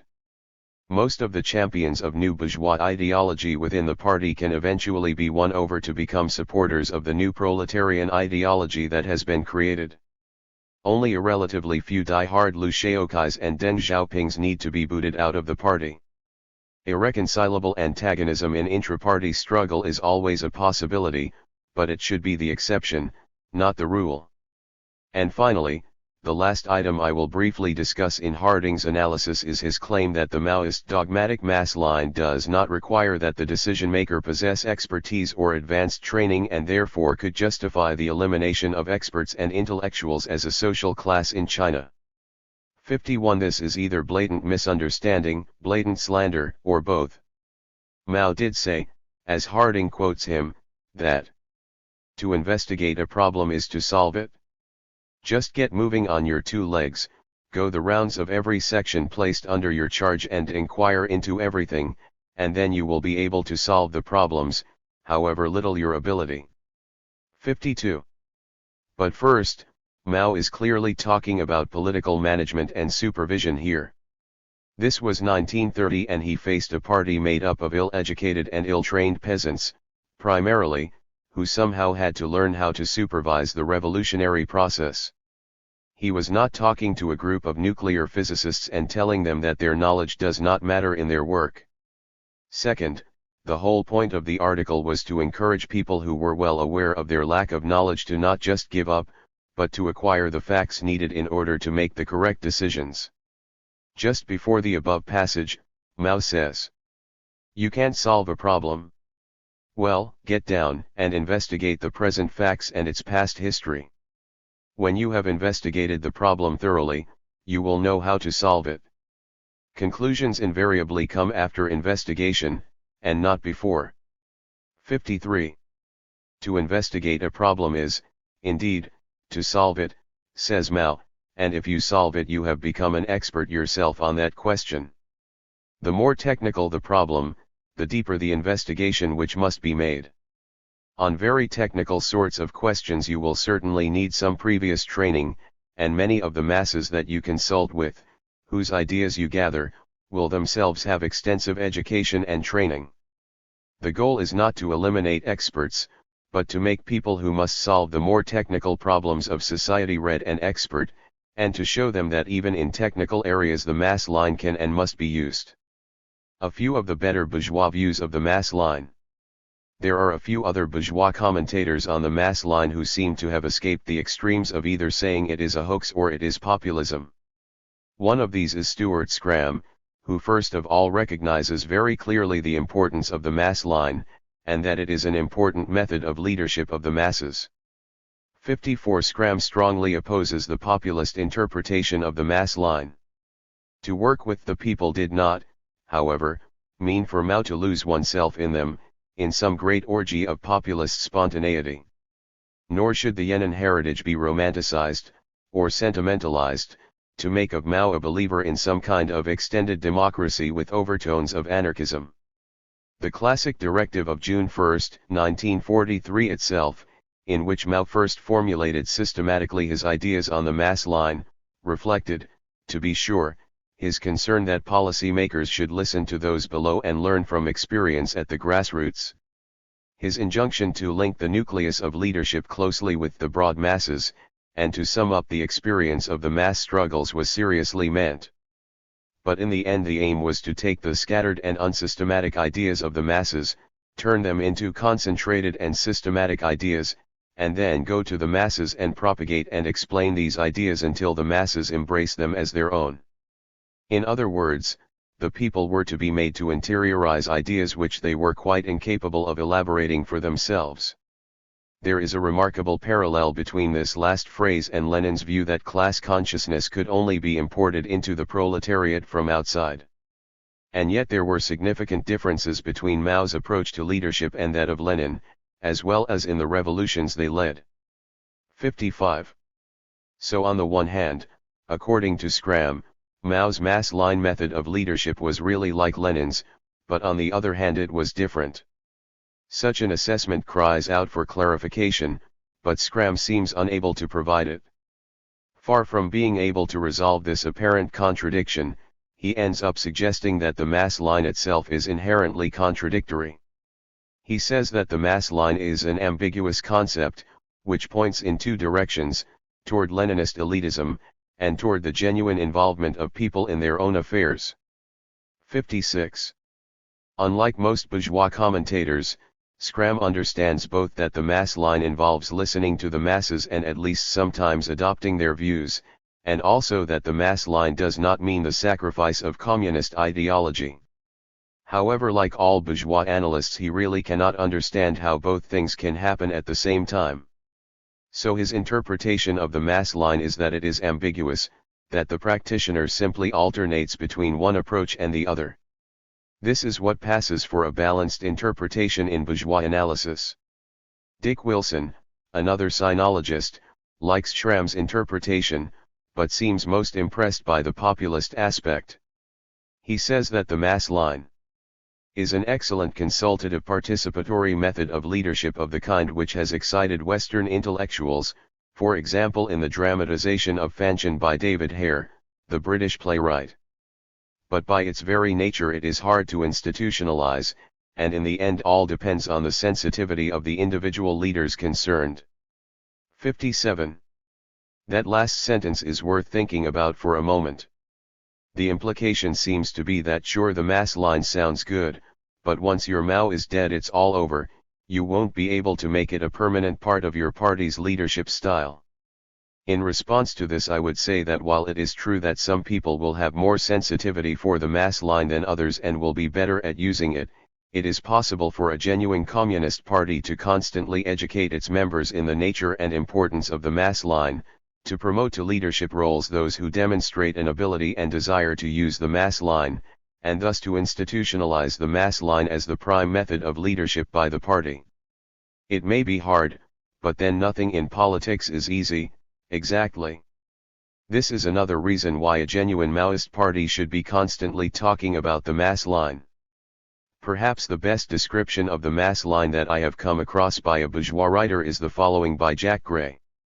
The mass line is the process by which the politically conscious leadership puts itself in direct contact with the inarticulate, largely illiterate, and politically undeveloped mass of the local community, learns from the members of that community what are their aspirations, their sense of possibilities, their doubts and problems, sums up these ideas in terms of the wider experience and responsibilities and of the theory of the leadership, returns them to the masses in an articulate form, and poses new questions, then with the agreement of the majority, puts the consequent decisions into practice, and studies the results in the same terms.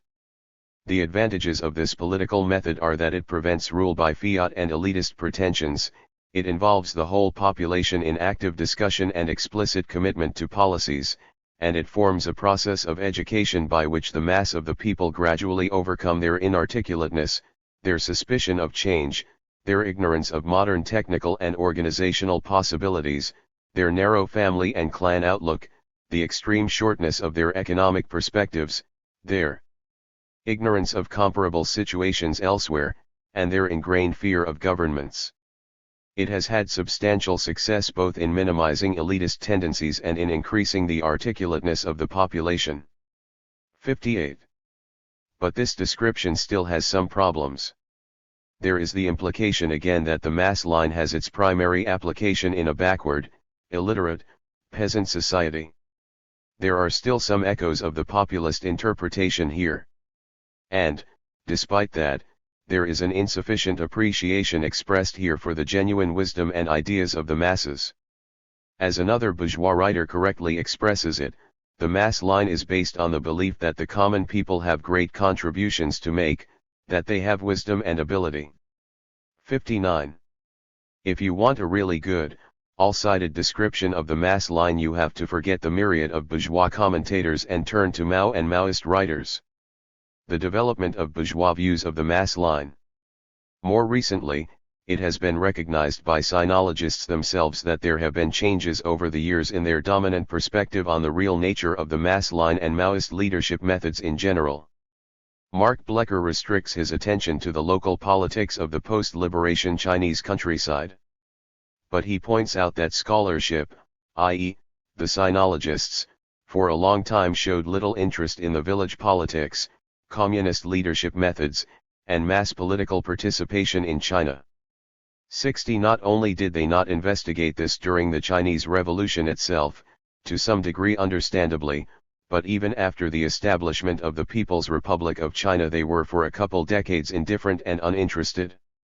Blecker remarks that one can only lament the absence of contemporary studies of the grassroots politics of cooperativization, the Great Leap Forward, or the socialist education movement, but he does not hazard an explanation as to why bourgeois scholars showed so little interest in what turned out to be of such importance. It is pretty obvious, though, the bourgeois experts were misled by their own dogmatic misconceptions into simply assuming that the communists were forcing the masses to make the changes the party dictated, and there was nothing worthwhile to investigate as to exactly how they were doing it. The sinologists, I believe, got their wake-up call with the publication in 1966 of the book Fanchen by William Hinton, a staunch friend of the Chinese Revolution.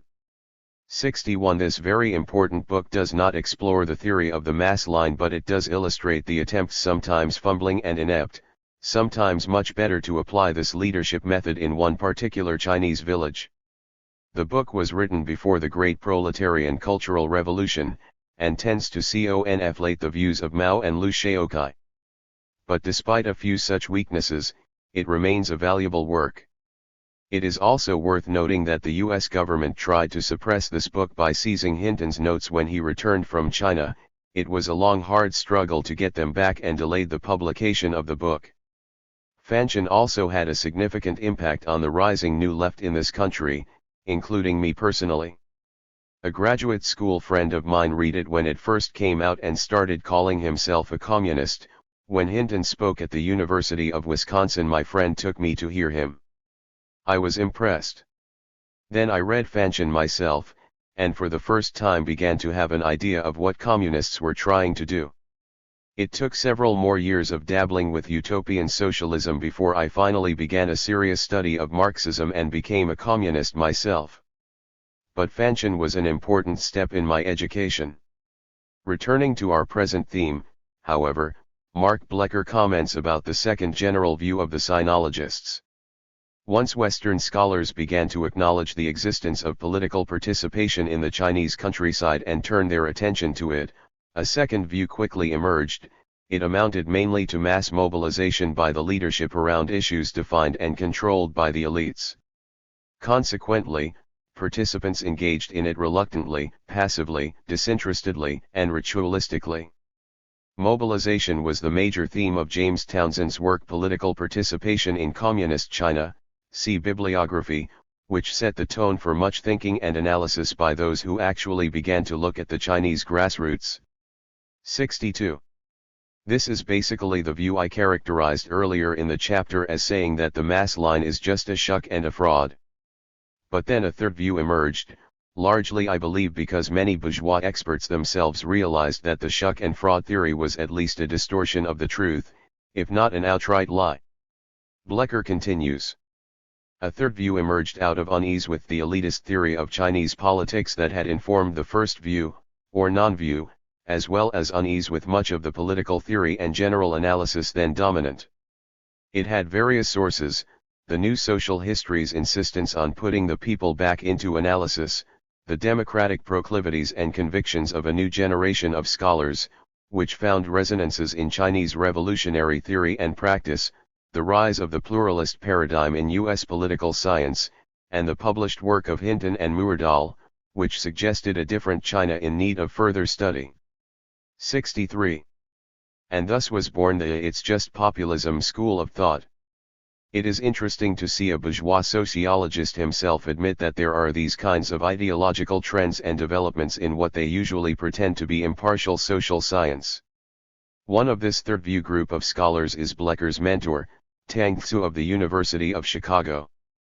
Blecker remarks that Professor Tzu has always emphasized that an outside observer must take seriously the ideas, viewpoints, perceptions, and pronouncements of the participants whose actions he is studying. That qualified Maoist phenomena such as the mass line and the local political practices associated with it as subjects worthy of scholarly analysis, at a time when many Western scholars were dismissing them as mere cant. 64. From the Maoist perspective, however, the funny thing about this is that though people like Tzu and Blecker may not dismiss the mass line as mere cant, they still do not give what we say about it serious consideration. They still are compelled to grossly reinterpret it from their bourgeois sociological perspective. We don't find this strange since we recognize everyone has their own ideological perspective and that they are unable to view things from any other class perspective. It's not strange, but it is humorous at times. 35. Can the bourgeoisie use the mass line? Listen, learn, lead. Newt Gingrich, 1. Earlier, Chapter 4, I said that the bourgeoisie cannot use the mass line since, for one thing, using the mass line means processing the ideas of the masses in light of Marxist theory, which is obviously something the bourgeoisie has no interest in doing, and could not do in any case. But let us not consider the Marxist mass line but a hypothetical bourgeois parallel, which we might call the anti-mass line. The anti-mass line is, we might suppose, the ultimate method of counter-revolutionary leadership. Like the mass line, it consists of 3 steps: 1. Gathering the ideas of the masses, 2. Processing the ideas of the masses with the aid of bourgeois ideology, and 3. Returning the concentrated shit back to the masses, attempting to lead them away from revolution on this basis. Of course, the bourgeoisie will also persevere in their independent pedagogical efforts, their strictly bourgeois agitation and propaganda against revolution and communism and in favor of the permanence of the dictatorship of the bourgeoisie, though of course they will never openly call it that. Given the near monopoly on the mass media enjoyed by the bourgeoisie, wouldn't such a sinister perversion of the mass line be frightfully effective? There probably has never been a bourgeois theoretical description of the anti-mass line in just these terms, but actually such methods are far from rare on the part of the enemy. There is in fact a standard name for such leadership methods: demagoguery. Is it effective? Yes, unfortunately, sometimes it can be. Demagogues such as Hitler and Mussolini, and many a lesser figure, have shown themselves quite able to lead a section of the masses, sometimes a very large section, by appealing to their prejudices, their erroneous ideas, the selfishness and other bourgeois characteristics which capitalist society has molded into them. Demagogues look for the short-term interests of the masses with which to obscure their long-term interests, their partial interests with which to obscure their overall interests, and scapegoats who may be offered up in place of the real enemies of the people. Naturally, demagogues must present themselves as friends of the masses, as people who represent the interests of the masses. For this reason, demagoguery tends to appear most readily within revolutionary and other mass movements. It is certainly no accident that both Hitler and Mussolini claimed to be revolutionary socialists at the beginning of their careers.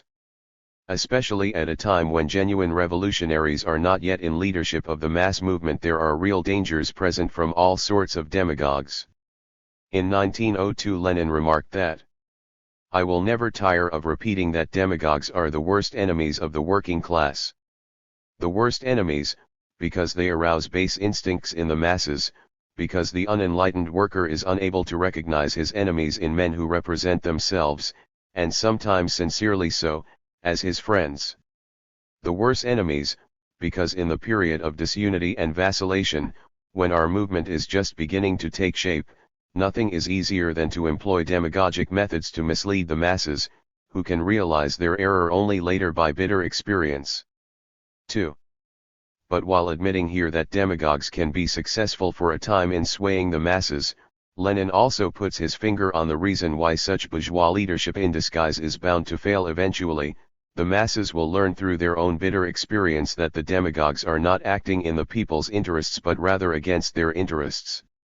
Of course, as long as there is not an effective focus for proletarian leadership, a proletarian party known to and respected by the masses, new demagogues will inevitably arise to replace those who have become discredited.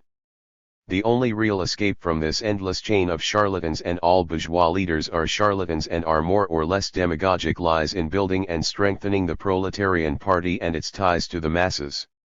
To be sure, this is something we already knew we have to do, but it shows why we can and will triumph in the end over the bourgeoisie, no matter what depths of demagoguery they may stoop to.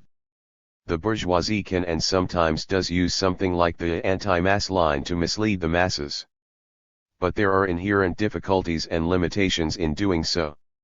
It requires close contact with the masses, which most bourgeois find repulsive. It requires some mobilization of the masses, which the bourgeoisie always fears may get out of hand.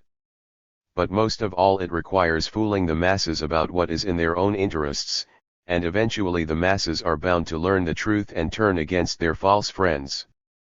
As Lenin said, the bourgeoisie can attempt to lead part of the masses only by concealing its aims, 3, and what is concealed must eventually be exposed. The Socialist People's Libyan Jamahiriya. While this book is focused on using the mass line to make revolution in the US, it is worth noting that revolutionary bourgeois nationalist and anti-imperialist forces around the world are also sometimes attracted to ideas somewhat like that of the mass line. Recently, for example, I stumbled across the following comment by James C. Davies in the journal Political Psychology. The state structure of Libya in recent decades has changed from monarchy to the People's Socialist Libyan Arab Republic to the Socialist People's Libyan Jamahiriya, in which the last word means government through the masses. Actually, it's still a dictatorship, but one in which the leader says there is really no oppression because really there is no government, the people have total power. 4. While I admit that I know very little about Libya, I think I know enough to laugh at the notion that it has government through the masses, however opposed to American imperialism Gaddafi might be. The thing that is wrong here is not the goal of government through the masses, or the goal of all power to the people, but the painful fact that saying so doesn't make it so. A major part of achieving these goals in reality is finding ways to expose and overthrow all the phonies east, west, or otherwise who falsely make such claims of their exploiting class dictatorships. Bourgeois political scientists, like Davies, have no trouble seeing through absurd claims like that of Gaddafi, but are totally incapable of seeing through the equally ridiculous claims of Western bourgeois democracy. We Maoists must pay increasing attention to arming the masses to spot phonies as they develop, especially since that may sometimes be from within the proletarian party itself. The masses cannot hope to achieve and hold on to genuine power until they become very skilled indeed at evaluating their own leaders and spotting and removing the demagogues and phonies. 36. Soviet revisionism and the mass line. Since the Soviet Union and Soviet revisionist Marxism has now collapsed, 1991, it may seem that there is no need to examine their obsolete views on the mass line. However, while this particular gang of revisionists has bit the dust, revisionism still exists, and will continue to exist in one form or another until communism is achieved on a worldwide basis. Revisionism is simply a collective name for various bourgeois theories, views, practices, and organizations that unjustly call themselves Marxist. Thus combating revisionist views of the mass line will be necessary as long as the revolutionary use of the mass line is necessary. An investigation of the attitudes of the Soviet revisionists towards the mass line is quite revealing. However, the first thing that becomes apparent is the utter inconsistency of their attacks. Some Soviet commentators said the mass line is Leninist but in the hands of Mao was a shuck and a fraud, others said Mao was sincere but the mass line is anti-Leninist. Some said the Chinese version of the mass line was incompatible with the correct Leninist principle of one-man command, while others said that it was simply a means for Mao's one-man personal dictatorship over the masses. Some said the mass line results in incited mob action while others claimed it leads to the passivity of the masses, and so on. Whenever you find something being attacked in this sort of wildly inconsistent fashion, it is an easy bet that its enemies are twisting and turning, striving for a line of attack, but really don't have a leg to stand on. In order to understand Soviet attitudes toward the mass line, it is necessary to refer briefly to the days of Lenin and then Stalin. This book contains many quotations from Lenin which show his great appreciation of the creativity and initiative of the masses, and I have pointed out several examples of Lenin's use of the mass line method, such as his recognition of the crucial importance of the Soviet form of mass organization for the Russian Revolution. It is true that many bourgeois scholars consider the mass line to be anti-Leninist, a claim discussed in Chapter 34 and rejected as being way off base. After Lenin's death, however, the mass line was employed much less frequently in the USSR, and eventually not at all. Stalin evidently did not really believe in it as a leadership method despite a few bows in its direction. Most such bows were in the form of quotes from Lenin, as when Stalin quoted him as saying that among the mass of the people we, the communists J.St., are after all but a drop in the ocean, and we can administer only when we properly express what the people are conscious of. 1. However, if you search diligently through Stalin's writings and letters, you will find a few things here and there that suggest at least some appreciation for the mass line technique. In a 1927 letter to Molotov and Bukharin, for example, he criticizes the pre-Maoist Communist Party of China as follows. The CCP sometimes babbles about the hegemony of the proletariat. But the most intolerable thing about this babbling is that the CCP does not have a clue, literally, not a clue, about hegemony. It kills the initiative of the working masses, and undermines the unauthorized actions of the peasant masses. 2. Mao, on at least one occasion, unfavorably contrasted the later leadership of Stalin, as well as that of his successors, with Stalin's earlier leadership. At that time Stalin had nothing else to rely on except the masses, so he demanded all-out mobilization of the party and the masses. Afterward, when they had realized some gains this way, they became less reliant on the masses. 3. Mao's overall judgment of Stalin, however, was that he did not utilize the mass line. We follow Lenin in the mass line and the class struggle. Stalin did not promote the mass line. He played favoritism and was too excessive in the class struggle. 4. By playing favoritism, I believe that Mao means that Stalin sought to do favors for the masses, rather than leading the masses to struggle in their own behalf. In an earlier speech at the same second session of the Eighth Party Congress in 1958, Mao suggests what he means by favoritism.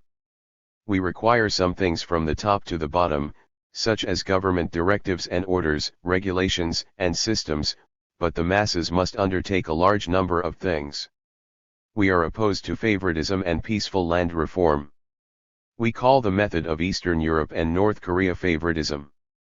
Peaceful land reform, without class struggle and without struggling against the landowners and capitalists, is the wrong line and will produce harmful results. 5. Of course, in the case of land collectivization in the Soviet Union, there was substantial violence and class struggle. But it was also carried out more or less from above, and not primarily by the masses themselves, and hence might well be considered favoritism. For more on the contrast between collectivization in Russia and China, see below. Furthermore, Stalin confused sections of the people with the enemy and in this sense was excessive in the class struggle. At times he also used excessive violence against class enemies and wavering elements, when persuasion and supervision by the masses would have been sufficient. In an important editorial entitled On the Historical Experience of the Dictatorship of the Proletariat, the CPC summed up: if we want to avoid falling into such a quagmire as in the Soviet Union under Stalin, we must pay fullest attention to the use of the mass line method of leadership, not permitting the slightest negligence. 6. And in a 1979 article, Stalin's 100th anniversary, the RCP wrote: rather than relying on mobilizing the masses of people to pay attention to life and death, political and ideological questions and themselves play the key role in rooting out bourgeois forces, including foreign agents, especially within the Communist Party. Almost exclusive reliance was placed on the Soviet security agencies. Significant tendencies toward bureaucratic methods of work were further reinforced. Stalin's idea of the elimination of antagonistic classes also led him to wrongly assess various non-antagonistic contradictions which emerged among the people under socialism as, instead, antagonistic contradictions and the work of the enemy. 7. Of course, the masses were relied on more in other areas such as production, in waging World War II against Nazi Germany and so forth. But overall it cannot be said that the mass line was widely or successfully used in Stalin's day. The mass line is much more than just relying on the masses. If you compare the collectivization of agriculture in the Soviet Union in the early 1930s with that in China during the 1950s, the difference is quite striking. In Russia it was basically a change ordered from above, a favor done for the rural masses which many certainly did not view as a favor at the time because of the way it was carried out, while in China the peasant masses themselves made the change in a mass line way. True, there were some excesses and errors even in China. After all, no fundamental change in society on such a huge scale can possibly be carried out entirely smoothly. But in comparing the process in these two countries, there can be no doubt that the way it was done in China was much better. 8. It could be claimed, of course, that the Chinese had one important factor going for them which the Russians lacked: the prior experience of another revolution. But it seems to me that the mass line approach, developed and institutionalized over the previous couple decades in China, was a much more important factor. After all, prior foreign experience did not prevent the North Koreans from following the Soviet commandist model, nor did it keep the Vietnamese from repeating commandist errors in their somewhat botched collectivization drive in North Vietnam in 1953-6. A few more words should be said about the terrible dangers of favoritism doing things for the masses, rather than using the mass line to mobilize the masses to make the necessary changes themselves. First of all, favoritism or paternalism is undemocratic and commandist, as we saw in chapter 28. As Mao said, real democracy is a question of the masses controlling their own lives. But far worse than that, favoritism is inevitably short-lived, and inevitably degenerates into exploitation of the masses. Favoritism means that the leading group places itself above the masses, and orders changes that are in fact in the interests of the masses. But the masses thus lose control of their own fate, they surrender it to their leaders and become passive themselves. The leaders can change or die, and as we now know, the powerful tendency in socialist society is for people in the ruling Communist Party who place themselves above the masses to turn into a new bourgeois strata and then class. Unfortunately, the masses themselves often look for favors, and for leaders who will do favors for them. The more bourgeois the society, the more this is true. Thus the serious dangers posed by opportunists and demagogues. It is always hard work for the masses to struggle seriously for their own interests. But the only real favor that the proletarian party can do for the masses is not to do them any favors. The role of the party, both before the proletarian seizure of power and during the socialist transition period, is to help enable the masses to liberate themselves. The switch from the mass line techniques of Lenin, even if only intuitive, to Stalin's method of paternalism, or doing favors for the masses, is in fact Stalin's worst sin of all. It is even worse than his confusion of sections of the people with the enemy, which led to unjust imprisonment and murder on a massive scale. It is worse than those horrible crimes because it led to the loss of the proletarian state, and the renewed enslavement of the masses as a whole. It is no accident that Mao concentrated his criticism of Stalin on his failure to use the mass line. The switch to favoritism and the elevation of the leadership above the masses is the change that more than any other made the restoration of bourgeois rule inevitable. It is the main reason why Stalin must take much of the blame for the restoration of capitalism in the USSR after his death, even though he himself tried to rule in the overall interests of the masses. Those who undervalue the mass line will tend to overvalue Stalin because they do not understand the fatal mistake for socialism involved in abandoning mass line leadership.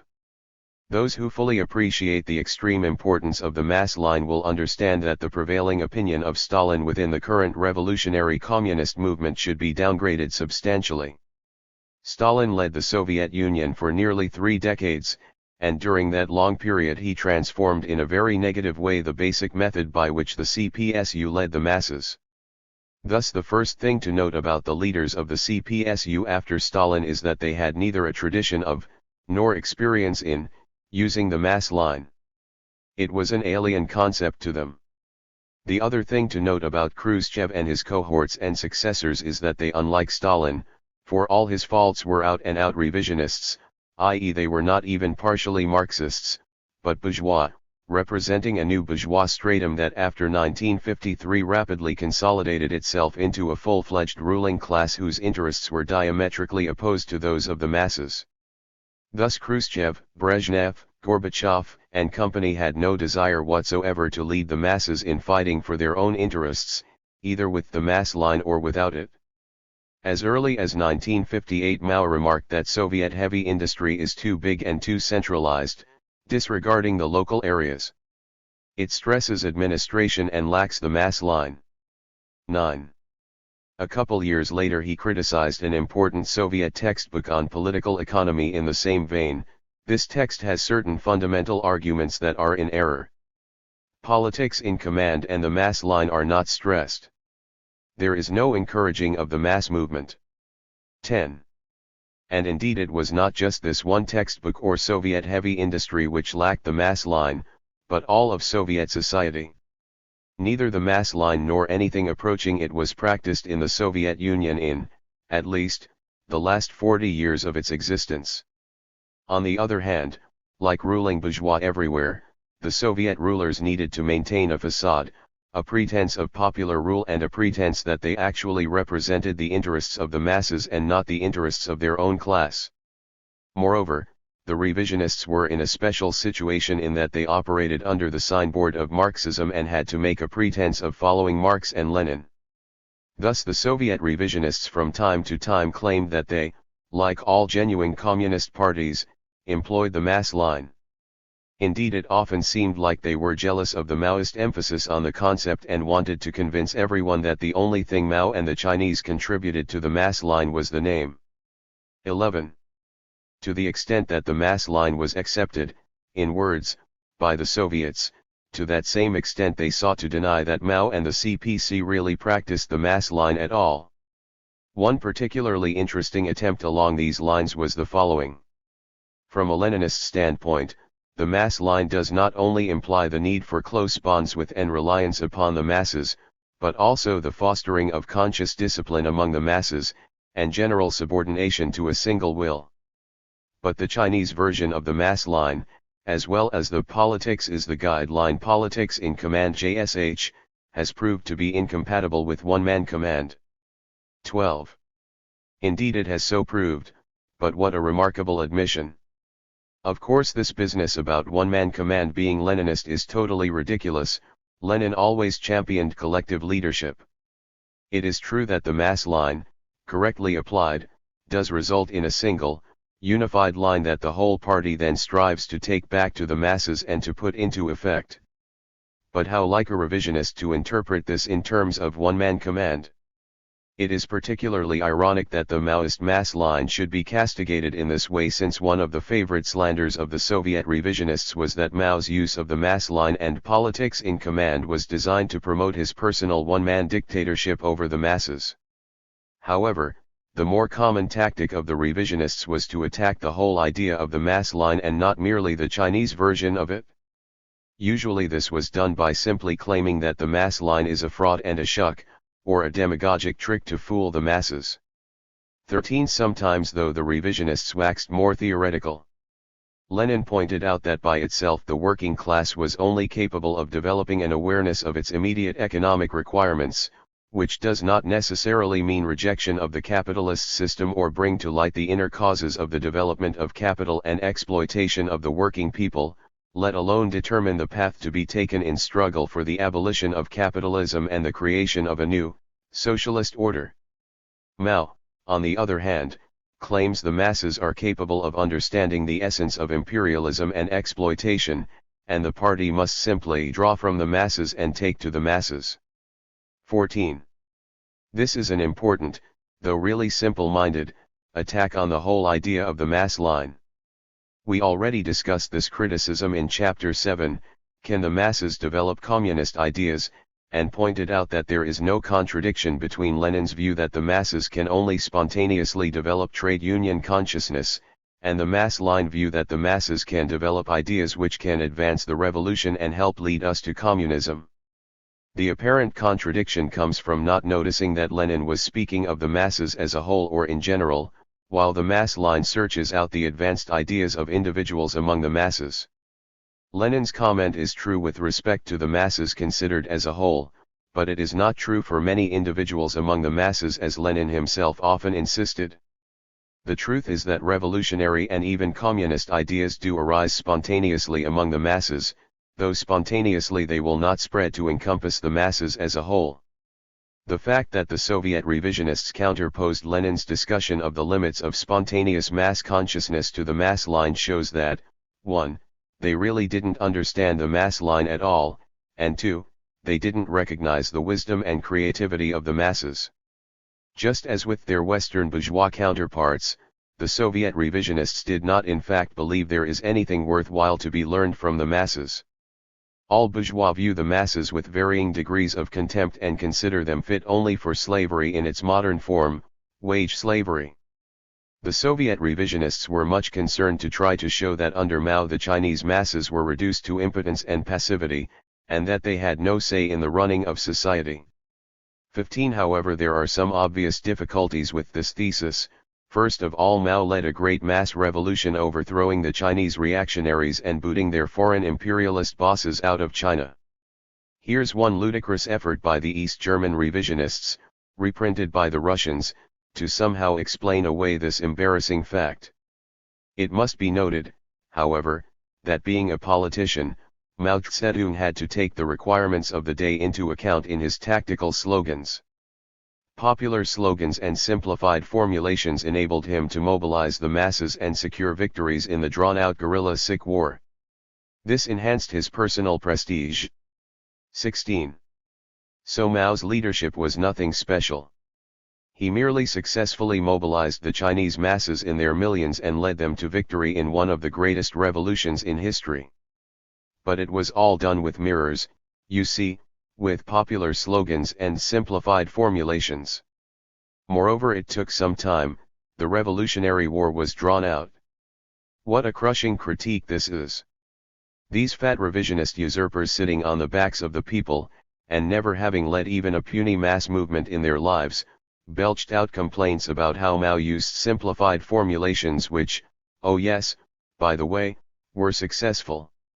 If these people were not the bitter enemies of the masses they repeatedly proved themselves to be, they would have viewed these so-called simplified formulations with the greatest respect and would have given them the very careful study they deserve. The other little difficulty that the Soviet revisionists had with their thesis that the masses were passive and powerless under Mao is the constant mass movements that Mao continued to lead and inspire after 1949.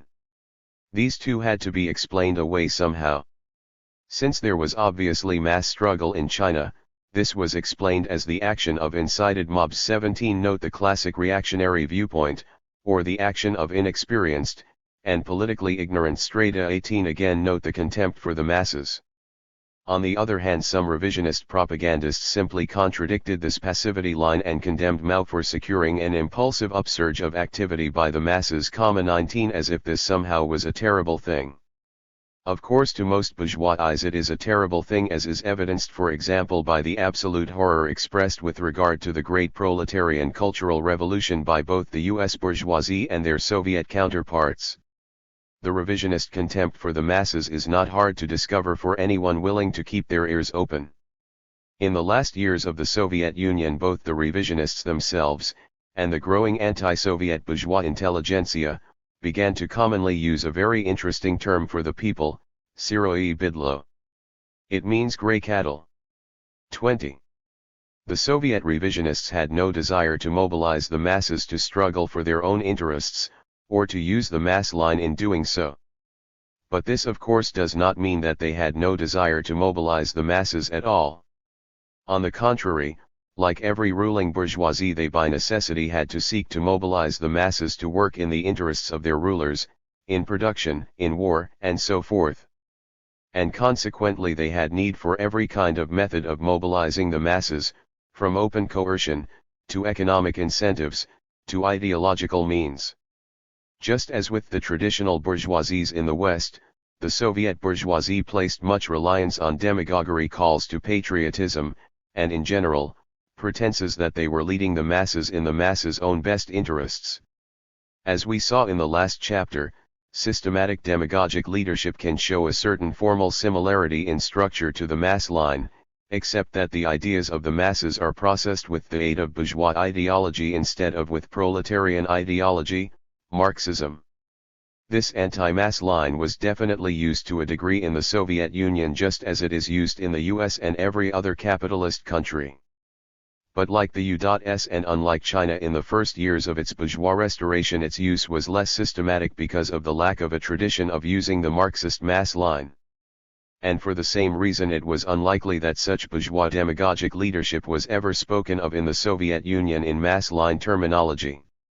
As for the genuine use of the mass line, this awaits the rebirth and development of a genuine communist movement in the wreck of Soviet Union, a movement of which we have so far only a few hints. The Castroite view of the masses. The views of the Soviet revisionists on the masses and the mass line were echoed throughout the Soviet camp. We saw this above in the ludicrous comments from East Germany in 1968. The same was true, and remains true, in the revisionist regimes which have not yet fallen, such as Castro's Cuba. While I am not aware of any specific theoretical comments by the Cubans about the mass line, there is an excellent article by Rudy Mambisa in the international Maoist magazine A World to Win that exposes the bourgeois attitude of the Castro group towards the leadership of the masses. Mambisa shows how after achieving power Castro simply took it upon himself to nationalize the large sugar cane plantations, which had the effect only of making the Cuban state the middleman for the continued international ownership of Cuban agricultural labor, though by the Soviets instead of the US. He continues. There was also no question of carrying out the mass line, that is, of uniting with and giving leadership to the advanced desires of the exploited masses, which were much more in accord with what Cuba really needed for its liberation than Castro's ideas. The French agronomist René Dumont, called to Cuba as an advisor to Castro in 1960, gives this account of a conversation with Castro while accompanying him on a tour of Cuba's countryside during the period when the question of what to do with the latifundia was under discussion within the ranks of the new regime. My advice was asked for, but not that of the workers and peasants who were to work on these enterprises. I was even forbidden to discuss it with them. These people are illiterate and their ideas are usually pretty conservative, I was told. It's our job to lead them. 21. Despite what it says in the Internationale, Castro's view is that the masses do need condescending saviors like him. The Marxist concept of the necessity of the masses liberating themselves is as foreign to him as it was to Nelson Rockefeller. 37. Chinese revisionism and the mass line. Immediately following the death of Mao Zedong in 1976, the revisionists in the Communist Party of China seized power in a coup. 1 With the change in ruling class from proletariat to bourgeoisie, the character of a great many institutions and other entities also changed. The Communist Party of China, for example, became a bourgeois party. And the mass line too changed into its opposite. In the terminology of Chapter 35, the mass line in the hands of the new revisionist rulers became the anti-mass line. Just as the revisionist usurpers in the Soviet Union felt the necessity to cloak themselves in the mantle of Lenin to prove their legitimacy, the revisionist usurpers in China have found it necessary to claim to uphold Mao Zedong and the traditions of the Chinese Revolution. This was especially the case in the period immediately after they seized power, although as the socialist relations of production and other features of Mao's China have been dismantled, piece by piece, this has become tougher to do. It has become necessary to attack Mao himself to a growing degree, and this will probably intensify as time goes on. Of course, during periods when they need to re-establish their legitimacy, such as after the Tiananmen Square massacre of students and workers which they engineered on June 4, 1989, they go back temporarily to wrapping themselves in the mantle of Mao. Mao suits even came back into style briefly, among the top leaders. To the maximum extent possible, therefore, the Chinese revisionists are trying to have it both ways, to attack Mao and his revolutionary ideas, while wrapping themselves in the mantle of the great Chinese Revolution led by Mao, and the traditions of that revolution. They have tried to maintain verbal allegiance to the mass line, specifically, for a number of important reasons.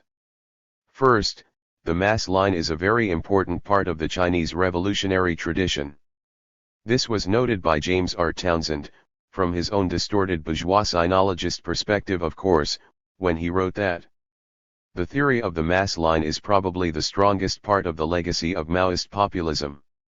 It is now deeply implanted in CCP ideology, and it would be difficult to reject it without altering the ideology as a whole. The legitimation of populism means that it has been accepted as a fundamental principle of the Chinese political system, that is, it has acquired an aura of constitutionality too. Second, both Liu Shaoqi Liu Shaoqi, Old Style, and Deng Xiaoping Teng Xiaoping, the top two leaders of Chinese revisionism, claim to be supporters of the mass line, authorities on it, and masters of it. Both gave speeches about the mass line at CPC party congresses. Even though both of them are now dead, the bastard Deng having finally died in 1997, their traditions also live on, and Deng's carefully trained, and hand-picked successors remain in power. And third, To a degree, the mass line can be transformed into the anti-mass line. It can be transformed from a revolutionary to a counter-revolutionary tool suitable to the needs of the new ruling bourgeoisie. The heritage of the mass line exists in China, and the revisionists have long demonstrated a desire to transform it and use it for their own ends. Liu Shaokai, a master of the mass line. Liu Shaokai once enjoyed something of a reputation as a party theorist, a reputation that the present revisionist usurpers have attempted to re-establish. 3 In fact, he did write a number of lengthy expositions on the nature of the party, its tasks and role, on democratic centralism and so forth. However, there is nothing new in these works, or at least nothing Marxist that is new. In order to be correctly termed a Marxist theoretician, someone must primarily demonstrate the ability to summarize new theoretical principles, which accord with the general principles of Marxism, from revolutionary practice. Mao demonstrated this ability repeatedly both during the New Democratic Revolution and during the period of proletarian state power.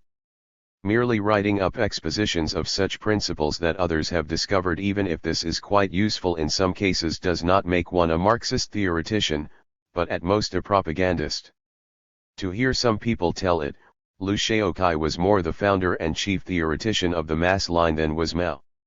This is because he supposedly wrote the first extended exposition of the mass line, namely a 21-page section of his essay on the party. 4 However, in this work Liu himself attributes the mass line to Mao, the mass line of Comrade Mao Zedong. 5 More importantly, the exposition of the mass line, properly speaking, in these pages is really quite brief, and Liu's exposition of what he calls the mass line betrays several misconceptions and erroneous tendencies. It really gives the impression of being a hack journalist's summary of Mao's original and highly penetrating 1943 essay. First of all, Liu does not seem to understand that the essence of the mass line lies in the phrase "from the masses, to the masses." To him, everything having to do with the relationship between the party and the masses is called the mass line. Thus he says that in order to carry out the mass line, attention must be paid to 4 mass standpoints. 1. The standpoint of serving the people. 2. The standpoint of assuming full responsibility to the people. 3. The standpoint of having faith in the people's ability to emancipate themselves. And 4. The standpoint of learning from the masses. Of course, a communist must indeed adopt all these standpoints, but to explicate the mass line in this fashion is to show confusion as to what the mass line method of revolutionary leadership itself is all about. The 4th point comes closest to actually talking about the mass line proper, but even then it only gets at one aspect of the mass line, that of learning from the masses, and not the aspect of processing the ideas of the masses, nor the aspect of returning these processed ideas to the masses. I don't want to give the impression that Liu doesn't mention the concept of "from the masses, to the masses" at all, only that he doesn't understand its central importance. In his 21 pages under the heading regarding the mass line of the party, he devotes just 1 paragraph to it. Secondly, the few sentences Liu does devote to the method of "from the masses, to the masses" reveal a quite peculiar interpretation of it indeed. According to Comrade Mao Zedong, our party's policies and methods of work must originate from the masses and go back to the masses.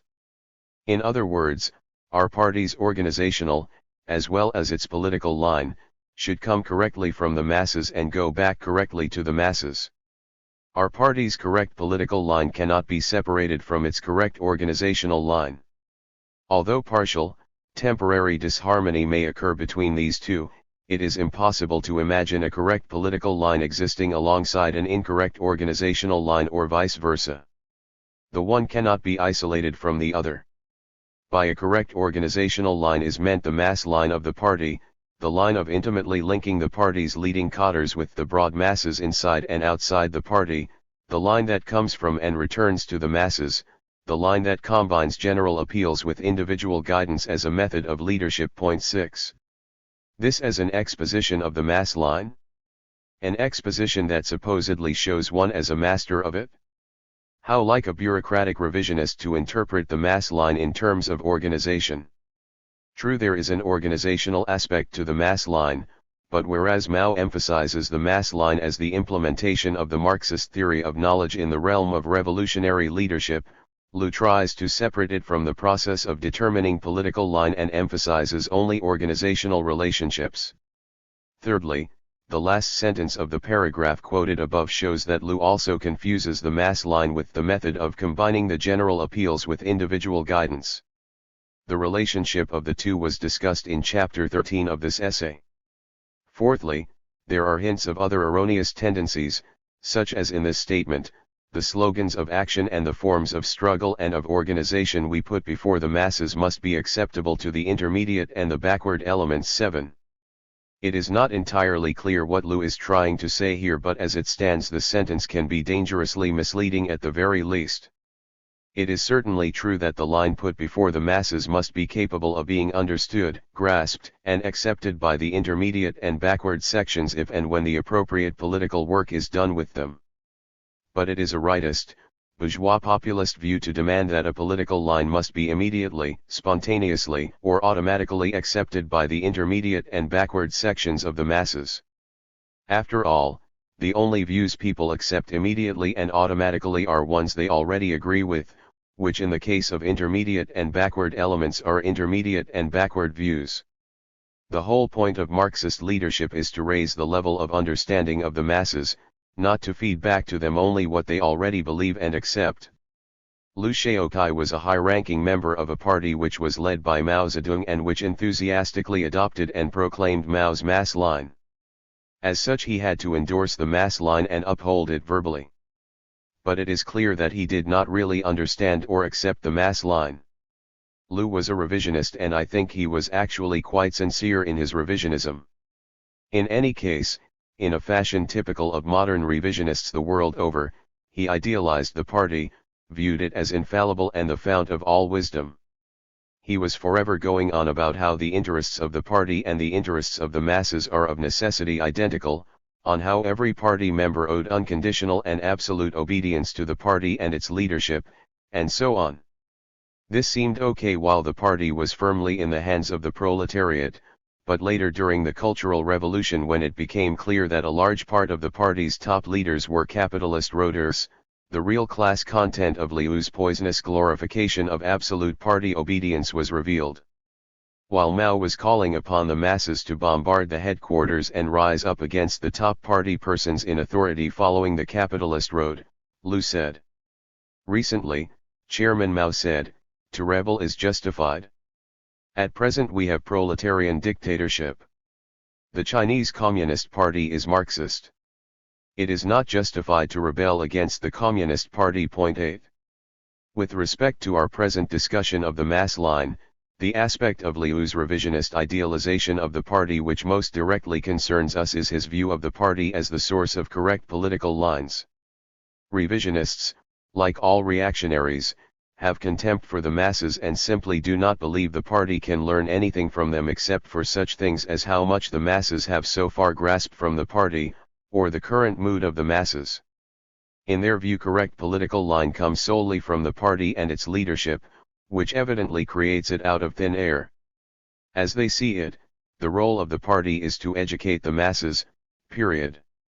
Marxists of course agree that the party must educate the masses, but we insist with equal vigor that the masses must also educate the party. To recognize only half of this interrelationship is just not Marxism.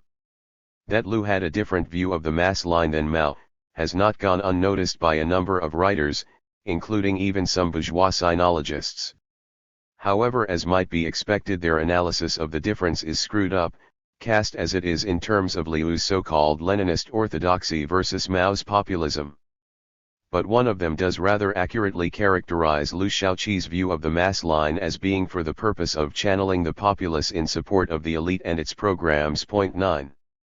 Another bourgeois expert on China, Roderick MacFarquhar, goes into more depth. He shows that Liu Shaoqi always tried to twist the meaning of the mass line, reinterpreting it as nothing more than the party's selfless service toward the people, when he could not avoid the topic altogether. In the 1945 party constitution that Liu introduced, the leadership method of from the masses, to the masses was not mentioned as such. In the paragraph of the general program dealing with relations with the people in which the words mass line nowhere appear, most space is devoted to aspects of selfless service. Point 10. MacFarquhar contrasts this 1945 constitution with that adopted in 1956, which gave a whole lot more attention to the mass line. He then asks, what lay behind the different approaches to the mass line in the 1945 and 1956 constitutions? Why was the leadership method aspect of the mass line, laid down by Mao in 1943 and discussed, accurately enough, bullshit? JSH, by Liu in his 1945 report, not formally enshrined in the 1945 Constitution? The explanation would seem to have been a fundamental difference of opinion over the role of the vanguard party. For Liu, the important point was that the party member should devote himself selflessly to the cause of the people.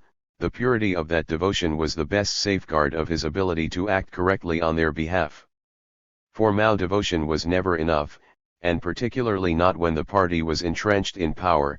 He demanded constant learning from the source of correct ideas, the masses, and considered that to be the firmest guarantee of correct conduct. Liu's approach smacked of elitism, Mao's of populism. Point 11. Another writer, James Peck, an evident friend of the Chinese Revolution, has some more comments which are relevant here. For Liu, the party, and only the party, could see what was necessary and could see to these necessary changes. To the masses, it would appear as a united, selflessly dedicated organization. Purity of devotion and ideological orthodoxy were the ultimate safeguards for the ability of the party to act correctly on behalf of the masses. Only after its members had been taught how to be good communists could the party effectively help the masses to solve their problems.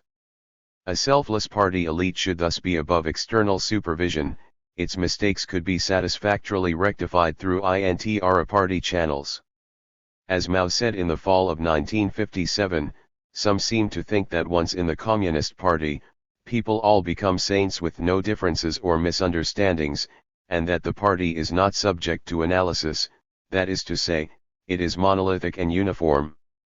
SW 5:515. At the heart of Mao's disagreement with Liu's orthodox conception of the Communist Party was his insistence that the party itself is only an instrument involved in, but not dominating, the dialectical process of continuous revolution.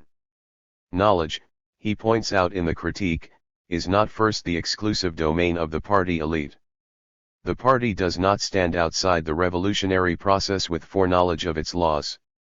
For people to know the laws, they must go through a process. The vanguard is no exception.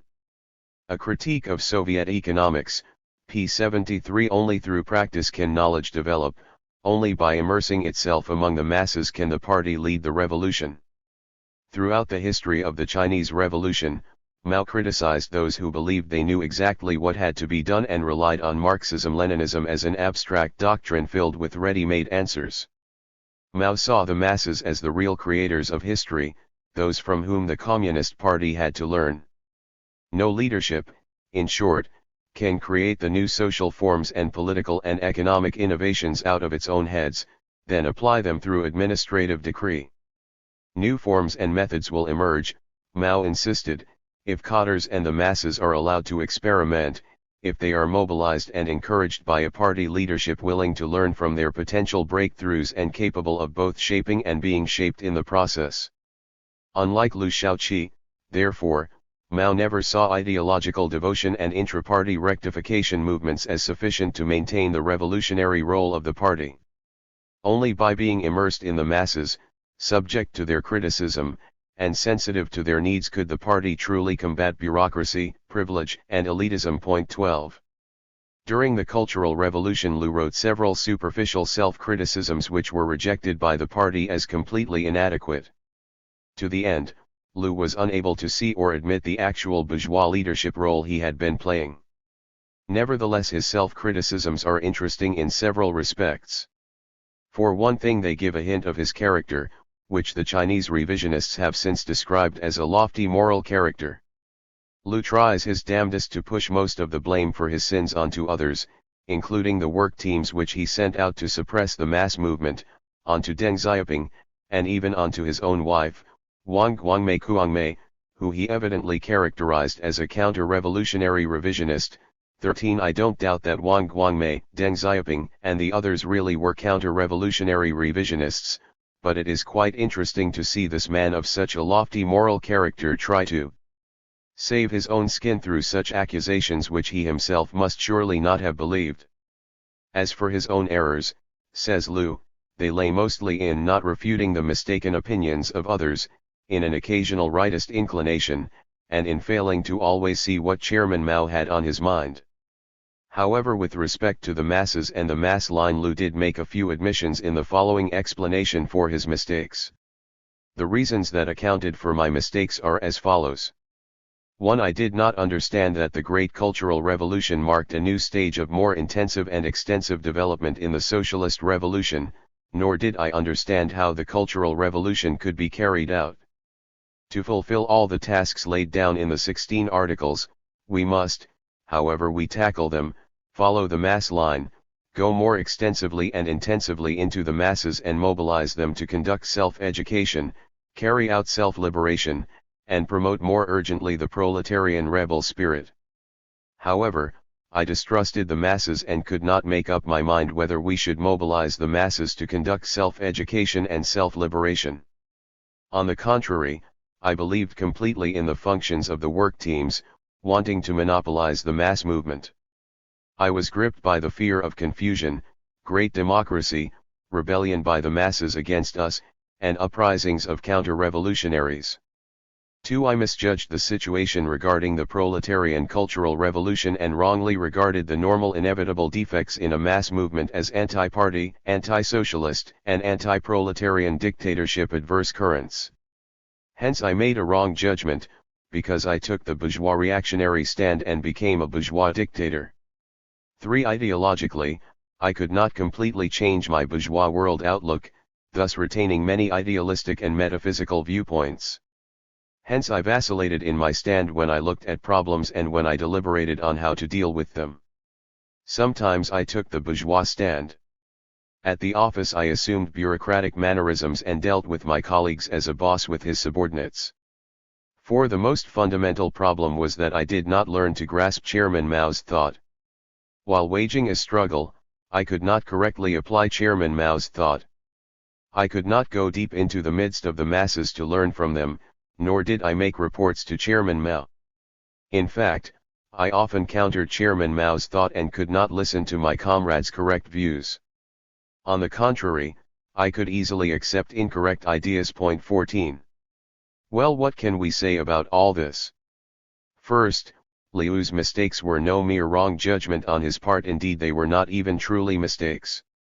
To make a mistake in doing a thing you must be actually trying to do that thing, in this case lead the proletarian revolution, which is supposed to be the task of communists. Though Liu probably never fully realized it himself, he was actually attempting to lead a bourgeois counter-revolution, and whatever mistakes he may have made in doing that are to be welcomed and delighted in. Second, I think all this self-criticism about failing to use the mass line and so forth, even if sincere, in fact functions as a cover-up for his real bourgeois role. It is true that he says he became a bourgeois dictator, but he sees this as an inadvertent result of his wrong judgment in opposing a particular mass movement, not as what his role as a bourgeois dictator really amounted to, the leader of a counter-revolution, the number one party person in authority leading China along a new capitalist road. But despite the fact that his confessions regarding the masses and the mass line function as a smokescreen, it seems to me that these admissions really do give a suggestion of Liu's real attitudes toward the masses. He really did fear them, for good reason, considering the role he was playing, and he really did distrust and despise them. A lot lies behind Liu's remark that the masses, like wild horses, will provoke trouble once they are mobilized. 15. There is additional discussion of Liu Shaokai's view of the mass line elsewhere in this book, especially in chapters 21 and 34. Deng Xiaoping, another master of the mass line.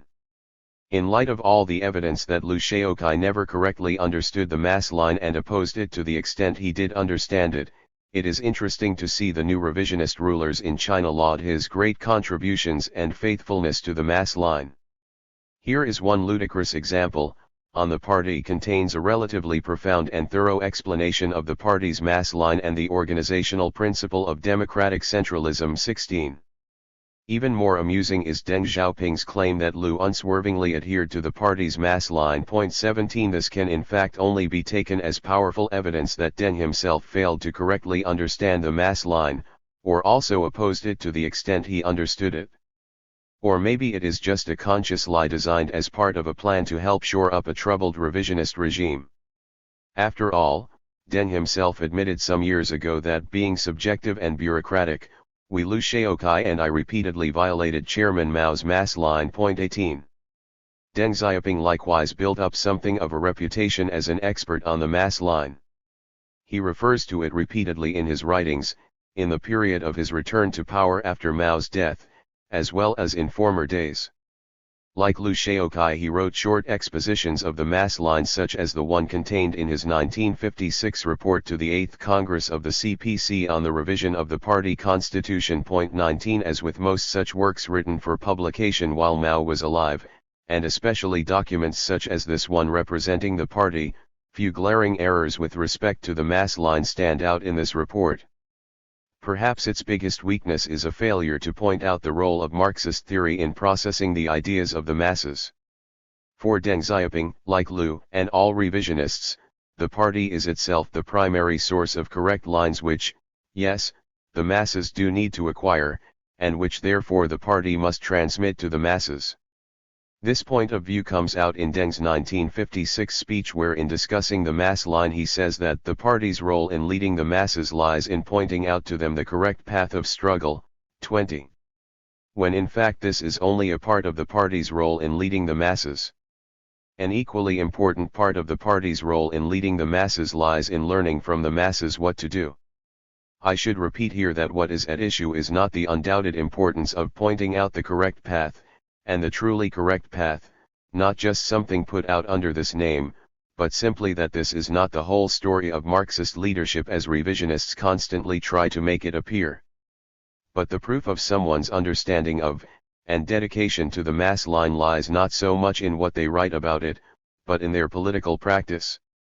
During the Cultural Revolution, Deng amply demonstrated his real feelings concerning the masses and the mass line. He was, after all, the number 2 party person in authority taking the capitalist road, and Liu's right-hand man. Like Liu, his attention was entirely devoted to suppressing the mass movement, and he certainly showed no interest at all in learning from the masses or accepting their criticisms and supervision. 21. In his October 23, 1966 self-criticism, Deng repeatedly admits that he, and Liu, opposed the masses and the mass movement, and opposed, violated and failed to use the mass line. 22. He admitted that in this present movement of the Cultural Revolution, Comrade Liu Shaoqi and myself are the people in the party and the Central Committee who represent this bourgeois line. 23. However, in light of the fact that Deng returned to these very same bourgeois policies when he later regained power, we may legitimately question the sincerity of his self-criticism. His criticism reeks with toadyism not only towards Mao but also towards Lin Biaopiao and Chen Boda Pota. In fact, it's so disgusting that even his own apologists had to excise part of it about Lin Biao. It seems clear that already in his self-criticism he is working to return to power someday. All in all, there is no doubt that Deng was merely feigning agreement with the judgment rendered on him by the masses and the CPC. Specifically, I can't believe his self-criticisms about the mass line were sincere, but this does not mean that they are incorrect. If anything, they should be strengthened. Bourgeois sinologists have a more difficult time seeing through Deng's defense of the mass line than they do with Liu Shaoqi. Roderick MacFarquhar, for instance, says that Deng, unlike Liu, took a Maoist position on the mass line, which is utter nonsense. 24. I think these bourgeois writers don't understand that with a dishonest, slippery worm like Deng you have to look much more at what they actually did in practice, than what they said publicly when Mao was alive. Even Liu Shaoqi looks like a man of principle compared to Deng Xiaoping. On June 4, 1989, Deng Xiaoping amply demonstrated his true feelings towards the masses when this master of the mass line ordered troops to fire on the unarmed people in Tiananmen Square demonstrating against him and his cohorts.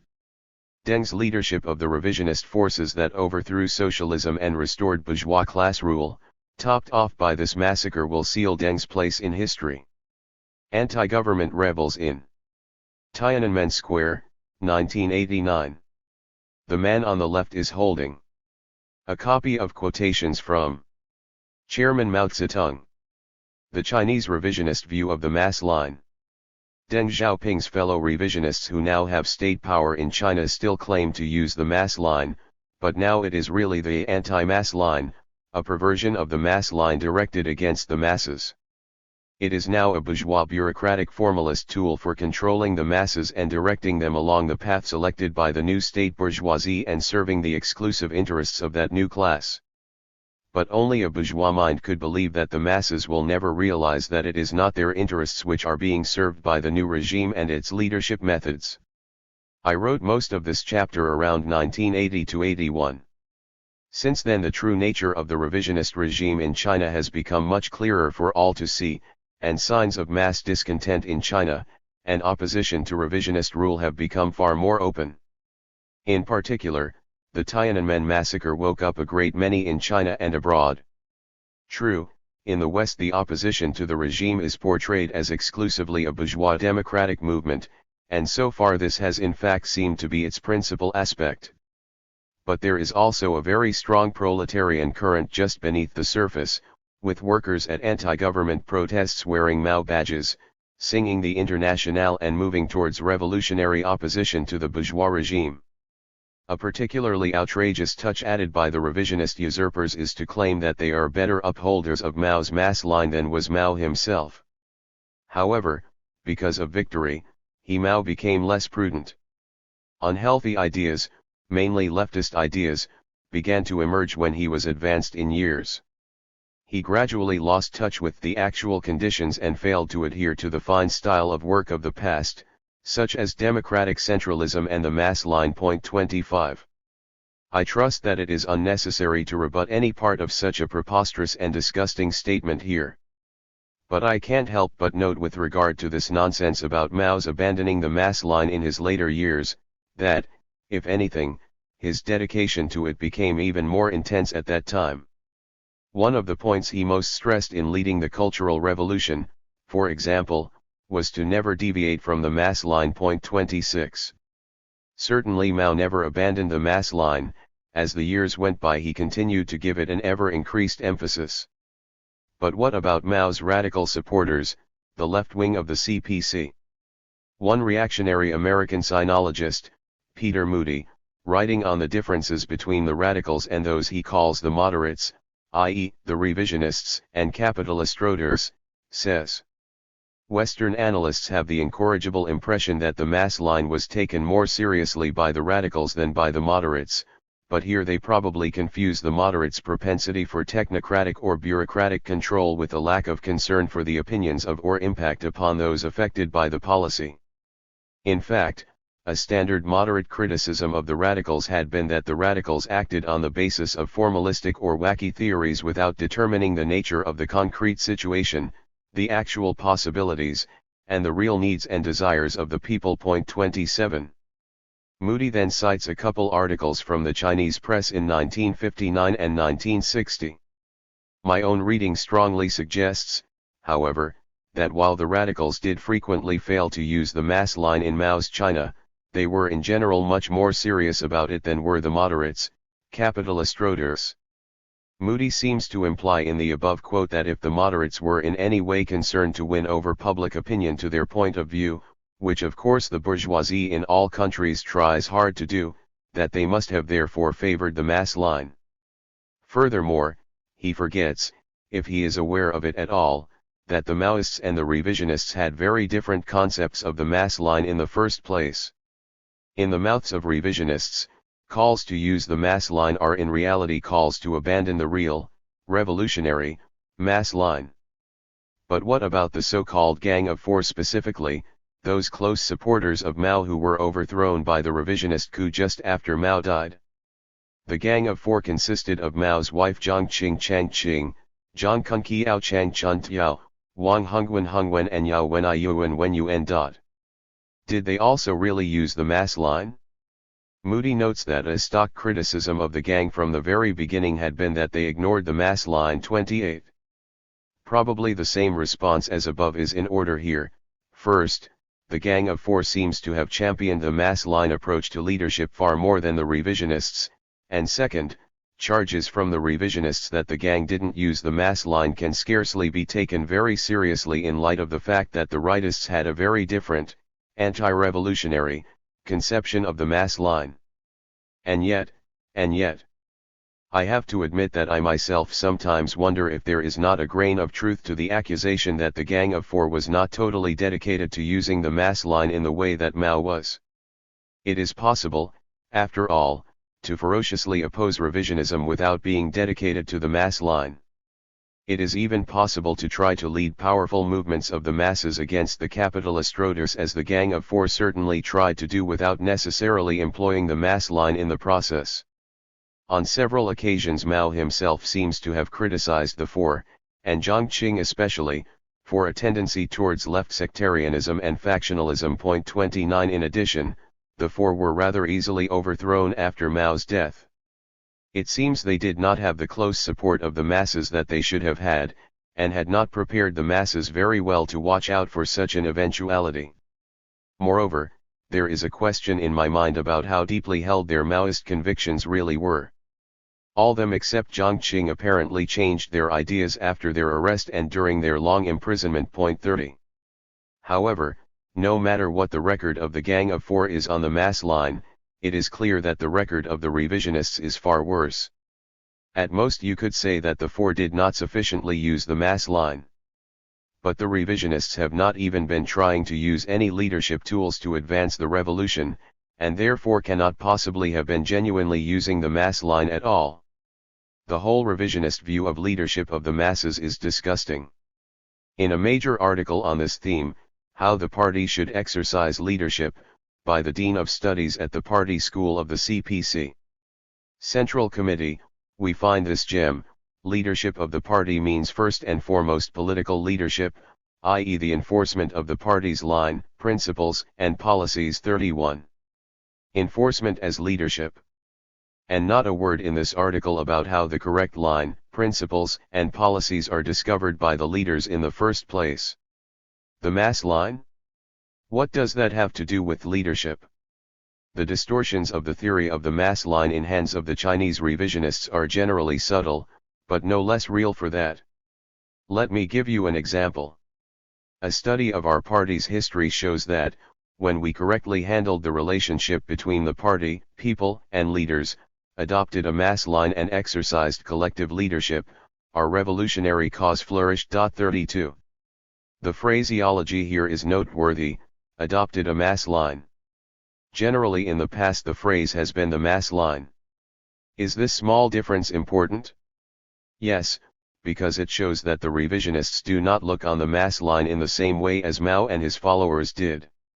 A mass line is presumably a particular line or political policy.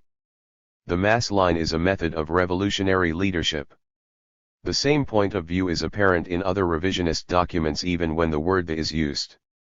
The RCP points out a good example of this in a critique of the major revisionist document Resolution on Certain Questions in the History of Our Party Since the Founding of the People's Republic of China. The revisionists explain in their resolution that the party's mass line is a summation of our party's invaluable historical experience in conducting revolutionary activities over the years under difficult circumstances in which the enemy's strength far outstripped ours. Two things stand out about this formulation. First, it refers to the mass line as if it were a thing, not a method and a process by which the party's understanding is raised and the masses are armed and mobilized. Revisionism often treats the mass line in this way: our mass line on this, our mass line on that. The result is reformism. Under capitalism this means the party tailing the present level of things; under socialism it is the ruling tyrant's mask of kindly benevolence. 33. The thing to be stressed here is that the mass line is not a summation of the party's invaluable historical experience. In fact, despite the name given to the mass line, the mass line properly speaking is not any kind of a summation nor any kind of a political line in the usual sense of the word. A political line is a guiding orientation, strategy, policy, or point of view. But in talking of the mass line, we are speaking of a method of revolutionary leadership.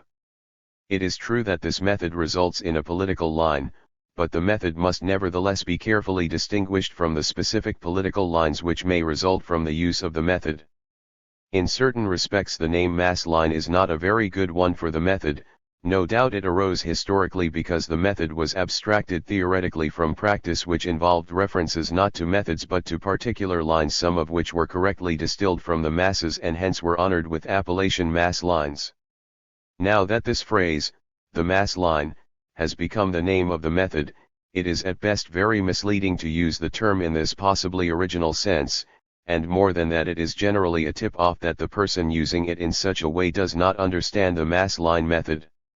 Mao, as we noted in chapter 32, did not originally use the term mass line for this method, and it would probably have been better if people had stuck to his longer, but more apt name, the method of from the masses, to the masses. It has been claimed that it was Zhou Enlai who first applied the name mass line to the method of from the masses, to the masses. If so, it perhaps shows a weakness in Zhou's understanding of the mass line, at least at that time.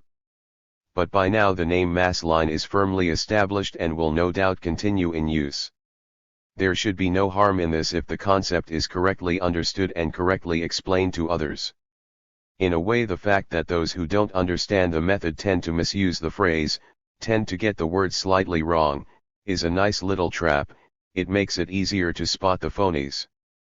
The RCP goes on to discuss the second point that stands out in the quoted passage, namely the suggestion that the mass line applies primarily to the era of the new democratic revolution and not to the period of socialist society when the enemy's strength no longer far outstrips ours.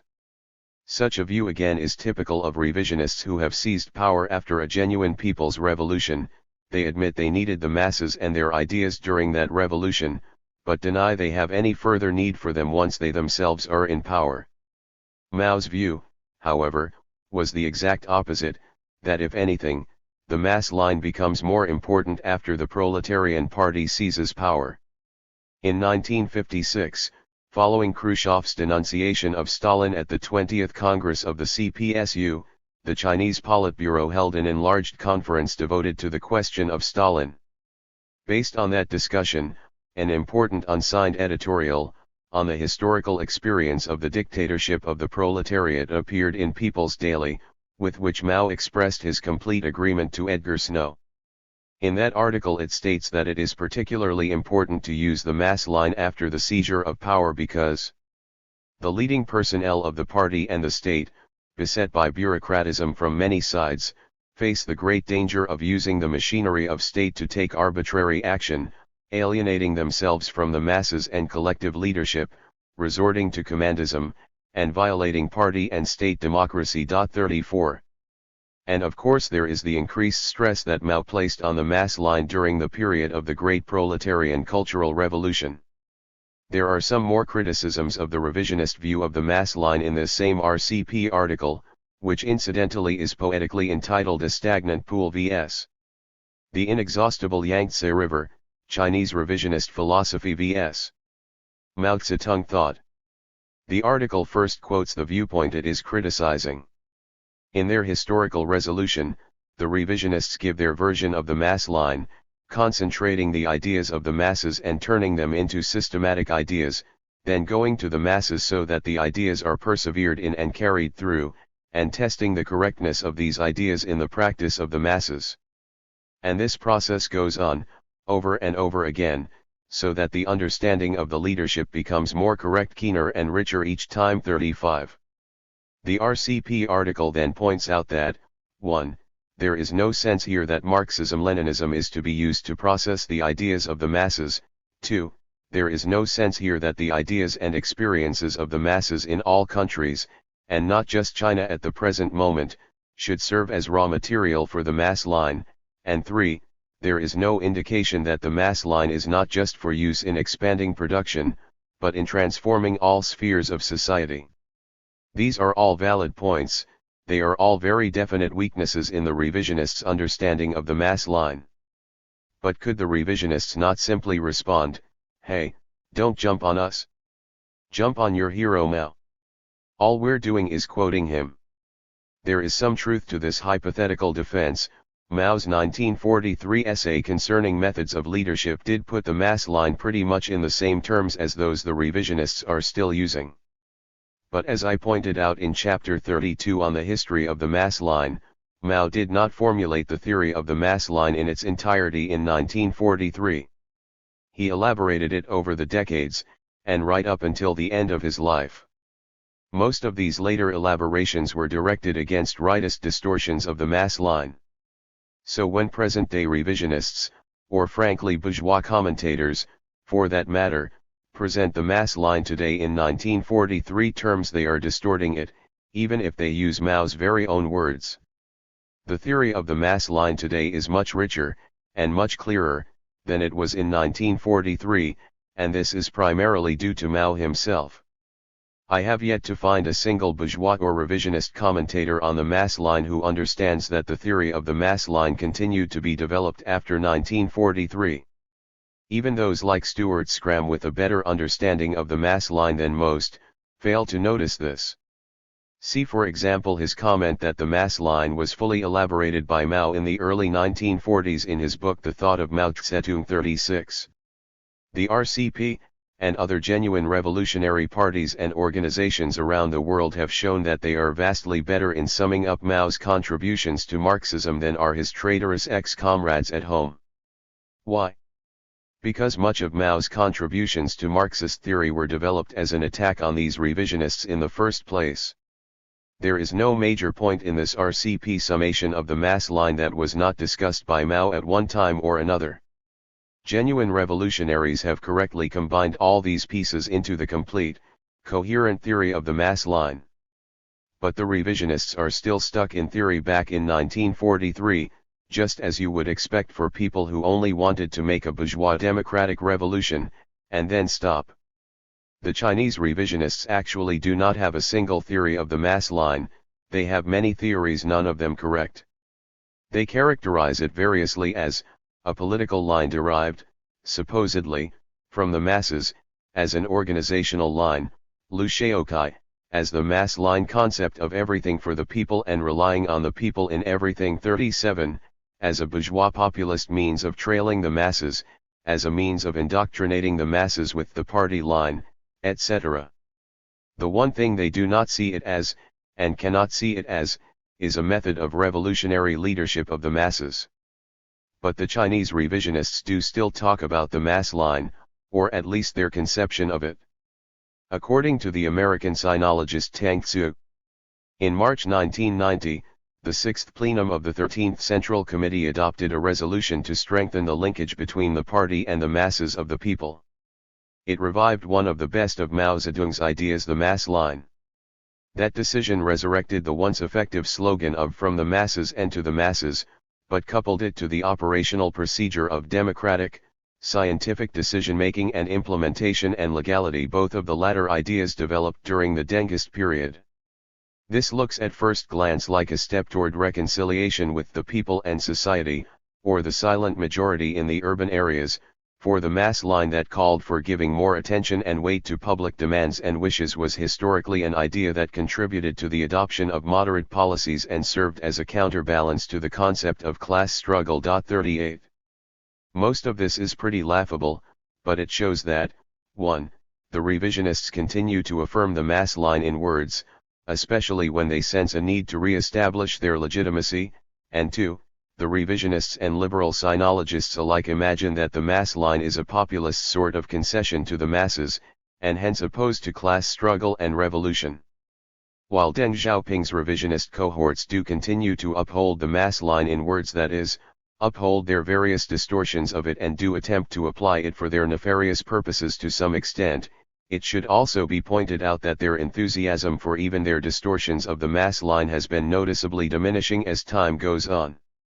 Whereas under Mao the mass line was referred to constantly, and constant efforts were made to implement it, these days it is only occasionally that the mass line is referred to. and it is becoming more and more infrequent that we hear of any serious attempts by the new Chinese bourgeoisie to employ even their distortions of the mass line. This is not surprising, as we saw in chapter 35, even the anti-mass line requires some contact with and reliance on the masses, which a bourgeois group in power finds frightening and dangerous. One of the major changes that the revisionists made after they seized power was to renounce any future mass campaigns, which automatically eliminates the possibility of using the genuine mass line at all, and even greatly restricts the scope for using any bourgeois distortion of it. 39 In fact, the vociferous rejection of mass politics is a very revealing feature of the regime. There will be no more mass political campaigns. 40.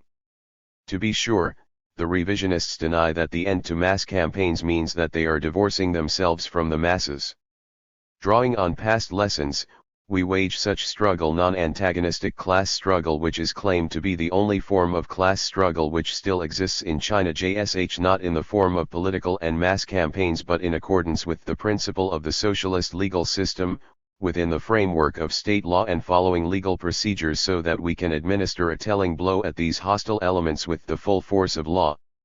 Of course, when we say we are not going to launch political and mass campaigns, we do not mean that we will not rely on the masses, follow the mass line and conduct education among the masses. 41. I will leave it to the reader to try to puzzle out just how one goes about relying on the masses and using the mass line through legal procedures instead of through mass campaigns. Is it possible to use the mass line except in mass campaigns? According to the Chinese revisionists, it is. In fact, in their view, the two things seem to have nothing to do with each other. The sympathetic sinologist Tang Tzu describes how the Chinese revisionists' conception of Mao's thought has been divided into two parts, the left which the revisionists reject, and the right which they continue, supposedly, to uphold. He says, the term left denotes the emphasis on Mao's new tenet of historical materialism, giving priority under certain circumstances to the superstructure over the base, revolutionary theory, revolutionary impulse, class struggle, coercive power, mass mobilization, and the political penetration of society. Correspondingly, the term right refers to the emphasis on the notion of unity of theory and practice, the slogan of seeking truth from facts, prudent respect for reality, the mass line, persuasion, the perceived interests and felt needs of social groups and individuals, and the energies flowing from civil society. 42. In contrast to the mass line, mass movements and mobilization were merely means of waging class struggle, implementing radical policies, or fighting among party factions. The recent re-emphasis of the mass line on the one hand and abandonment of mass movements on the other enable us to see this distinction clearly. 43. Thus, for the Dengist revisionists, there is nothing strange about using the mass line through legal procedures rather than through mass mobilizations. But of course all that this means to us Maoists is that whatever the revisionists may mean by the mass line, it is not what we mean. For Mao, and for us, the mass line means the primary method of leading the masses in their struggle to make revolution and transform society. To us it is absolutely incomprehensible and totally ridiculous to try to divorce the mass line from mass campaigns. I close this chapter with an example of how the Chinese revisionists fancy they are using the mass line. In the process of dismantling the socialist system in the factories and the communes, the revisionists have come up against considerable objections from the masses, and have sometimes tried to use the mass line in attempts to foist this terrible crime off on them. In their appropriately entitled book Smashing the Communal Pot Formulation and Development of China's Rural Responsibility System 44, there is precisely one reference to the mass line, and it is in regard to forcing the peasants to accept bourgeois contracts. Experience in various localities has illustrated the necessity of paying close attention to the contract, from its signing to the fulfillment of all commitments. In making the contract we must follow the mass line. 45. Well, that's it, folks. The brilliant use of the mass line by the new bourgeois masters of China. 42. Revolutionary primitivism and the masses. Primitivism in 1919.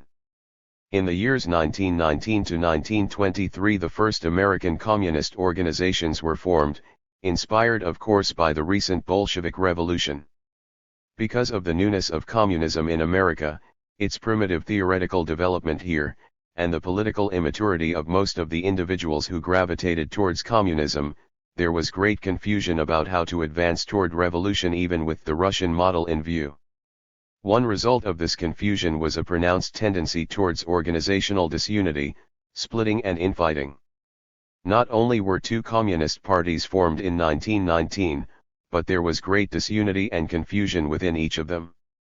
There were a variety of reasons for this, of course, including the Palmer raids and general anti-communist crackdown by the government, but the primary reason was confusion about how communists should relate to the masses. The reactionary bourgeois historian, Theodore Draper, is quite perceptive on this point. He describes the split of a faction led by Charles E. Ruthenberg from one of the two major parties, the Communist Party of America. This faction later joined up with the other major party, the Communist Labor Party, under the new name, the United Communist Party.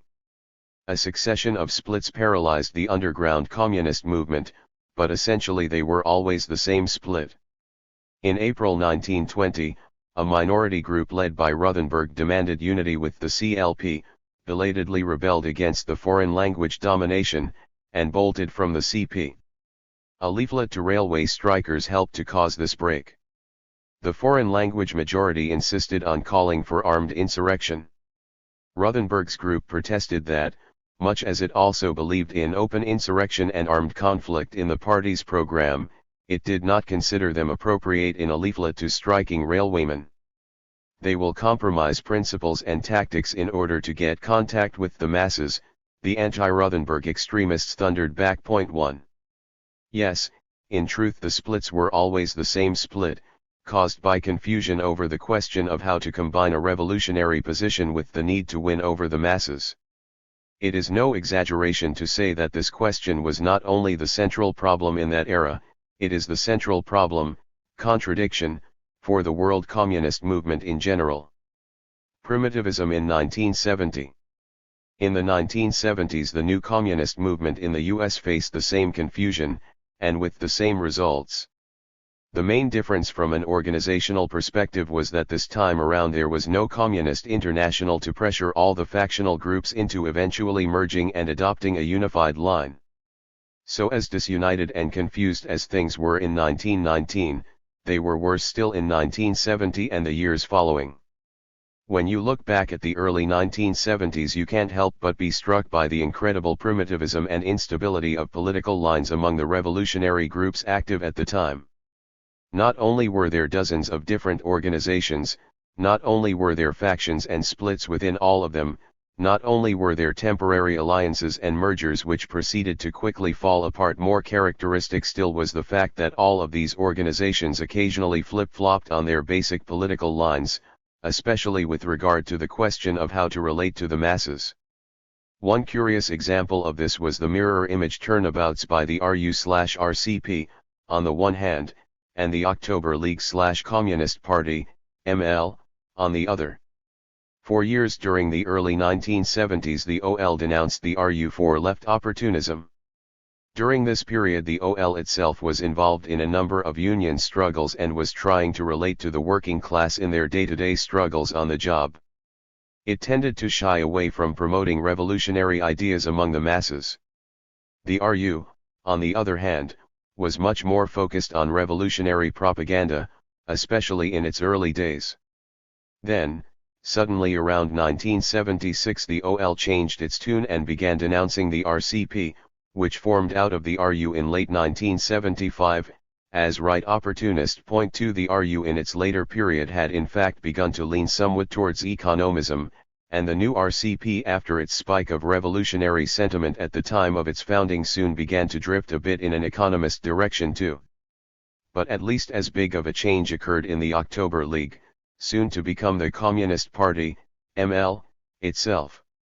While the RU/RCP was beginning to soften its revolutionary propaganda in order to try to get closer to the workers, the OL was now in a party-building period and sought to emphasize its revolutionary credentials.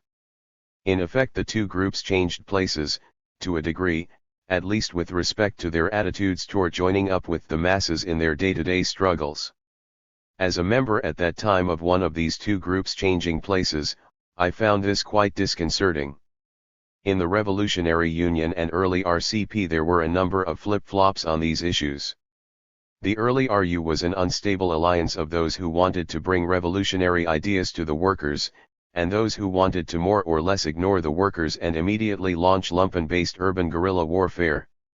After the defection of the latter trend, Bruce Franklin's followers, the rest of the RU lurched into semi-economism, and started in practice to downplay revolutionary propaganda and agitation. With the founding of the RCP in 1975, there was a partial correction, and then a relapse. In 1976–77 Bob Avakian wrote articles and led internal struggles which more and more polarized the party between the revolutionary wing which stressed the overriding importance of revolutionary agitation and the economist wing that wanted above all to participate in the day-to-day struggles of the workers. After the economist Mensheviks bolted in early 1978, to form the Revolutionary Workers' Headquarters Organization, the remaining RCP moved even further to the left in reaction against the line of those who split, and rejected the whole idea of joining up with the workers' own struggles. In the RU and early RCP, there was a history of overreaction to previous errors, brought about in part no doubt by the failure of initial efforts to correct genuine errors. The whole 1970s period was one of political instability and floundering in the American revolutionary movement, which continued into the 1980s and beyond. And frankly, now well into the second decade of the 2000s, I don't think this political floundering is over even yet.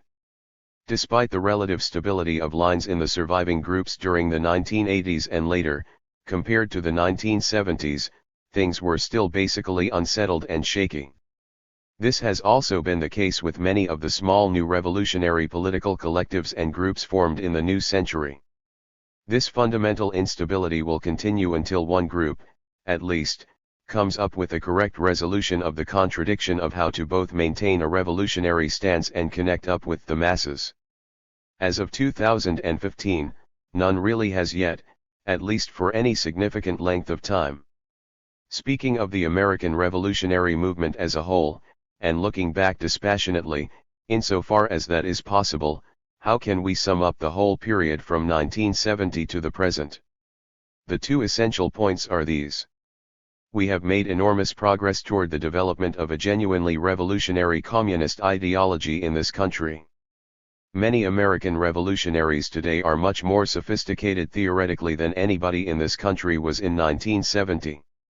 But we have still not completely emerged from our primitive rebeginnings and infantilism.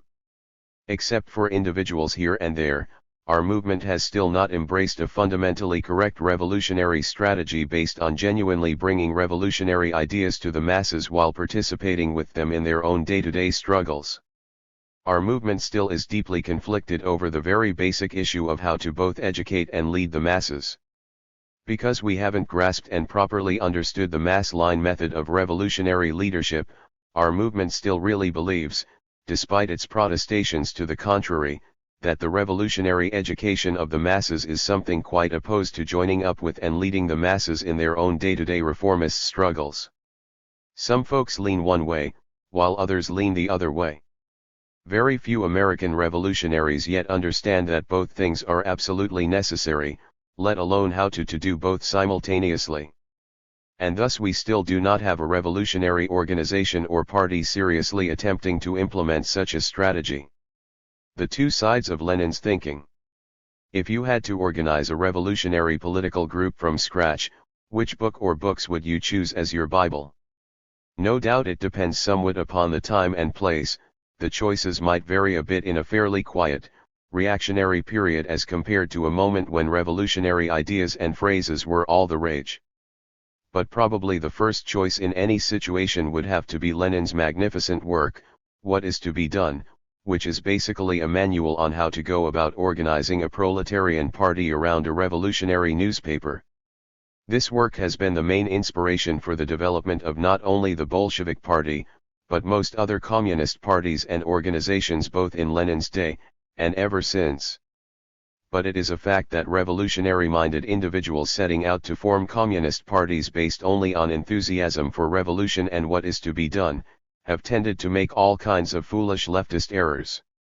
Due to lack of experience and weak acquaintance with Marxist theory, they have constantly exhibited their childishness and primitivism not only in 1919, but also during the parallel period from the late 1960s onward.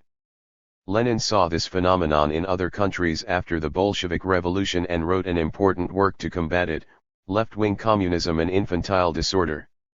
This pamphlet was certainly not welcomed by the ultra-leftists in 1920 when it was first published, and ever since then ultra-leftists have shunned it and acted like it does not exist. This was definitely true circa 1970 in the US. After coming across the first red papers, I came out to the San Francisco Bay Area in late 1969 in order to make contact with the Revolutionary Union and try to learn from them how to engage in revolutionary work among the workers. When Malvida, the name has been changed to protect the guilty, the RU representative, came by to see me for the first time, she inquired into what Marxist works I had been reading. I was just finishing Left-Wing Communism at the time and remarked how good it was, and how important I viewed it. Malvida, however, laughed derisively, and said that it was not relevant to our situation, that I should be restudying what is to be done? Which I had already read and absorbed. That opinion epitomizes not only Malvida's view, not only the view of the RU at the time, but the overall view of the new communist movement in the US during that period. So left-wing communism was irrelevant to our situation, was it? A couple months later, even though I was not yet an RU member, I was invited to a meeting of RU people to discuss political work at an upcoming anti-war demonstration. I was amazed at the diverse political lines expressed at this meeting, which was supposed to be a meeting of just RU comrades and close friends, the most vociferous being a line virtually identical with the Weather Underground anarcho-terrorist group. Later on, Bruce Franklin and his followers split off about a third of the RU and formed the Vence Ramos organization. As noted earlier, their ridiculous scheme for making revolution was to lead the students and lumpen proletariat in urban guerrilla warfare. Malvida herself stayed with the RU at this time, though much later she left the RCP to join some pro-Albania left sectarian group. In retrospect, it is clear that the tendency towards infantile ultra-leftism was in fact the primary problem with the RU in 1970, and the work that most needed studying by their members at that time was Lenin's Left-Wing Communism and Infantile Disorder. There were also rightist errors being made in those days, and all kinds of ideological immaturity, but at least until the departure of Bruce Franklin and his followers, the primary contradiction was between Marxist ideology and left adventurism. The worst thing about pseudo or ultra-leftism is that its failure breeds rightist errors and tendencies towards right opportunism. Unfortunately, this happened in the RU too. Perhaps in overreaction against the departed Franklinists, the rest of the RU veered somewhat into economism. Though it attracted a lot of new people for a while, at this point the RU started acting like it had never heard of what is to be done. For example, a great deal of effort went into publishing a slew of local newspapers which concentrated on local small-scale labor struggles. These newspapers may have been radical, or even anti-imperialist, but they were not communist newspapers. They did not put forward revolution, or explain why socialist revolution was necessary, etc. For quite a while I worked on one of these unofficial RU/RCP newspapers myself, the San Francisco Wildcat, later, the Bay Area Worker. I didn't agree with the way the newspaper work was being done, and kept bumping heads with the leading RU person on the paper, an older guy who was an ex-PUSA member. I tried to get the paper to print longer, more in-depth articles, that really explained what was behind current events, instead of the sloganeering style the paper had. I tried to get the paper to do a better job of educating workers by starting from their current assumptions and level of understanding, and raising this level to the communist perspective. I complained about the fact that there was very little revolutionary content in the paper, and suggested that we start a column on the theme "What is Socialism, and Why We Need It?" Under the influence of Lenin's What Is to Be Done? I suggested that we amalgamate all the local RU newspapers into a national one, or at least a few regional ones. All of these suggestions were rejected completely at the time, and eventually I was removed from newspaper work. It was explained to me that the newspaper was purposely not supposed to be a communist newspaper, that it was an anti-imperialist newspaper. And my attempts to get the newspaper to explain capitalist reality to the workers better was viewed as some kind of rightism. Underestimating the understanding of the people, especially the advanced workers. I don't want to make it sound like I was completely correct in my views about newspaper work. There was a lot of weakness and immaturity in my own understanding.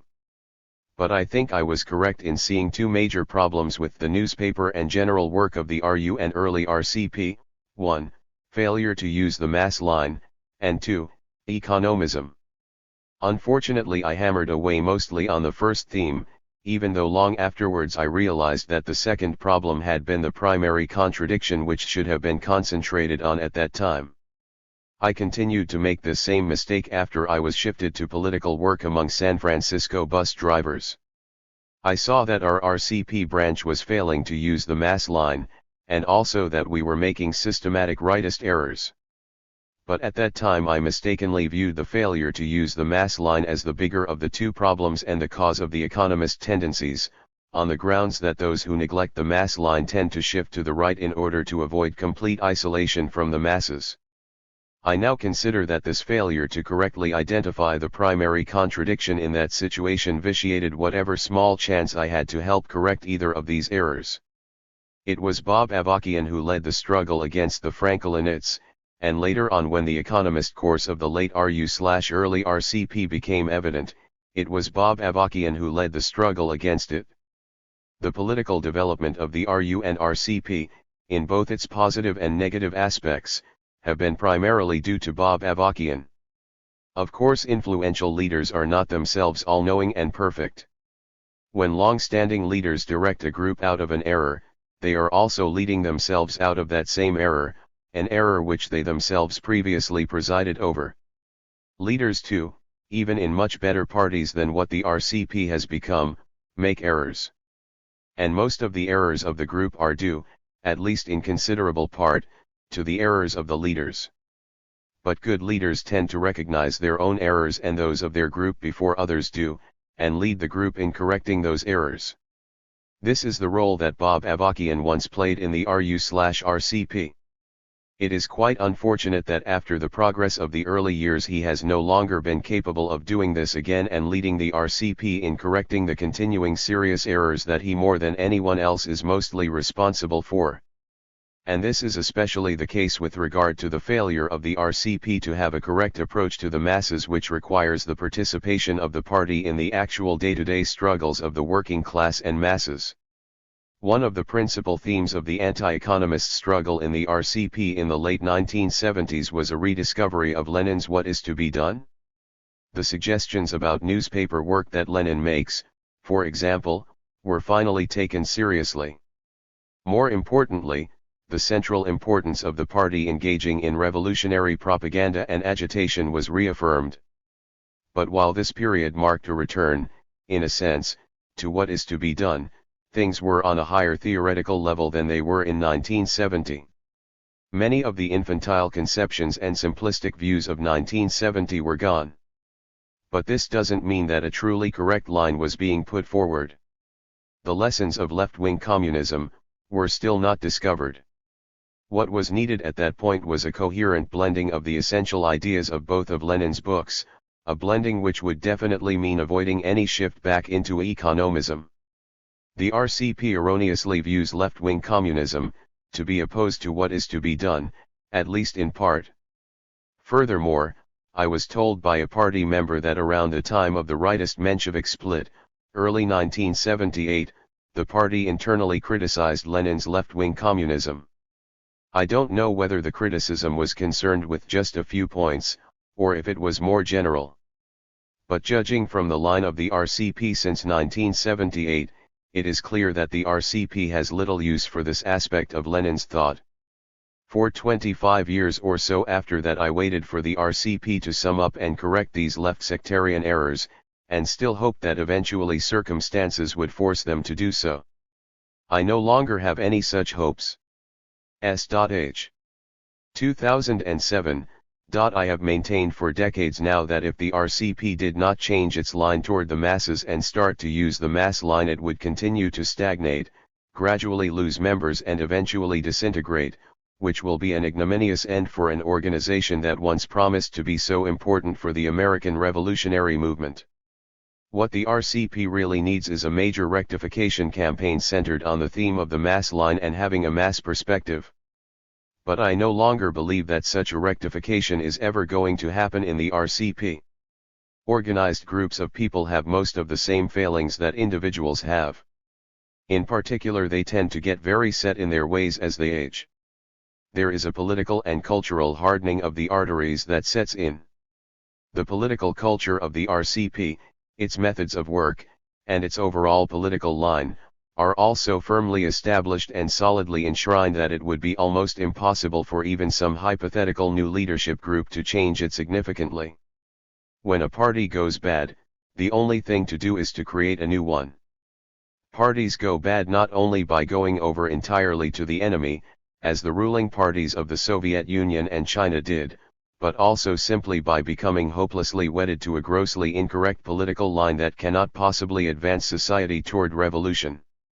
Therefore, what we need today is a new party that returns to the traditional Marxist-Leninist-Maoist view, the view of Marx, Engels, Lenin, and Mao themselves, of how to both participate with the working class and masses in their own struggles and to make use of that opportunity to bring revolutionary ideas to the masses.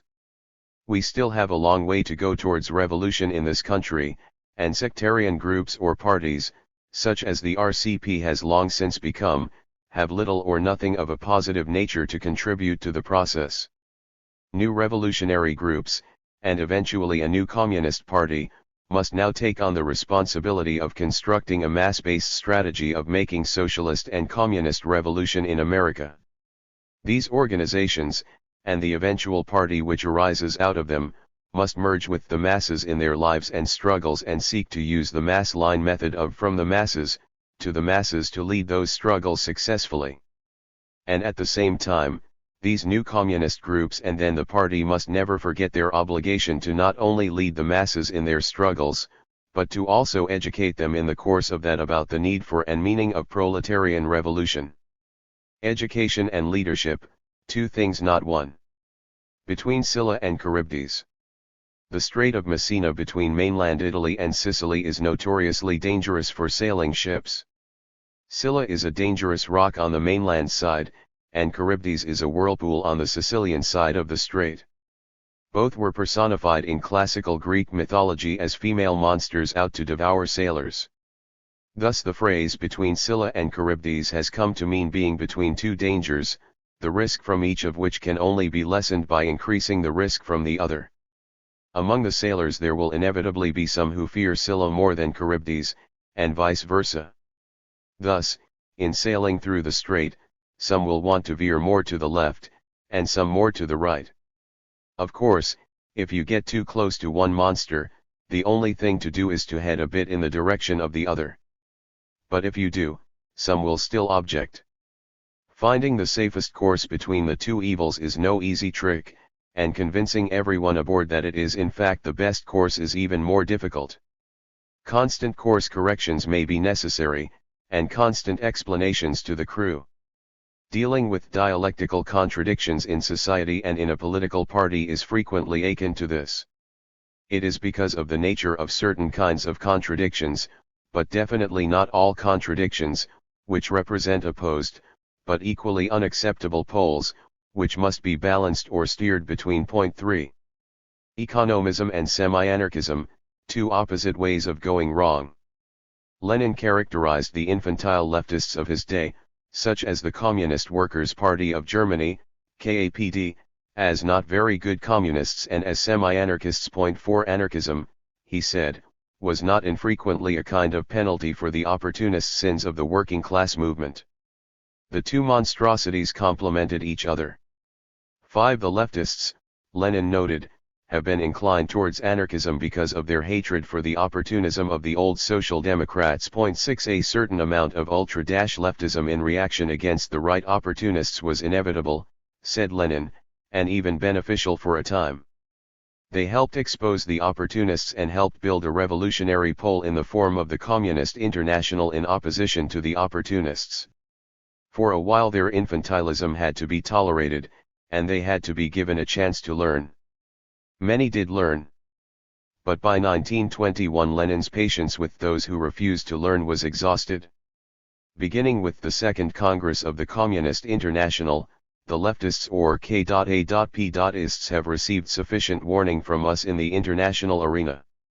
Until sufficiently strong, experienced, and influential communist parties have been built, at least in the principal countries, the participation of semi-anarchist elements in our international congresses has to be tolerated, and is to some extent even useful. It is useful insofar as these elements serve as a clear warning to inexperienced communists, and also insofar as they themselves are still capable of learning. All over the world, anarchism has been splitting up not since yesterday, but since the beginning of the imperialist war of 1914-18 into two trends, one pro-Soviet, and the other anti-Soviet, one in favor of the dictatorship of the proletariat, and the other against it. We must allow this process of disintegration among the anarchists to go on and come to a head. Hardly anyone in Western Europe has experienced anything like a big revolution. There, the experience of great revolutions has been almost entirely forgotten, and the transition from the desire to be revolutionary and from talk, and resolutions, about revolution to real revolutionary work is very difficult, painful, and slow. It goes without saying, however, that the semi-anarchist elements can and should be tolerated only within certain limits. In Germany, we tolerated them for quite a long time. The Third Congress of the Communist International faced them with an ultimatum and fixed a definite time limit. If they have now voluntarily resigned from the Communist International, all the better. Firstly, they have saved us the trouble of expelling them. Secondly, it has now been demonstrated most conclusively and most graphically, and proved with precise facts to all vacillating workers, and all those who have been inclined towards anarchism because of their hatred for the opportunism of the old Social Democrats, that the Communist International has been patient, that it has not expelled anarchists immediately and unconditionally, and that it has given them an attentive hearing and helped them to learn. We must now pay less attention to the K.A.P.ists. By polemizing with them we merely give them publicity. They are too unintelligent, it is wrong to take them seriously, and it is not worth being angry with them. They have no influence among the masses, and will acquire none, unless we make mistakes. Let us leave this tiny trend to die a natural death, the workers themselves will realize that it is worthless. Let us propagate and implement, with greater effect, the organizational and tactical decisions of the Third Congress of the Communist International, instead of giving the K.A.P.ists publicity by arguing with them. The infantile disorder of leftism is passing and will pass away as the movement grows. 7.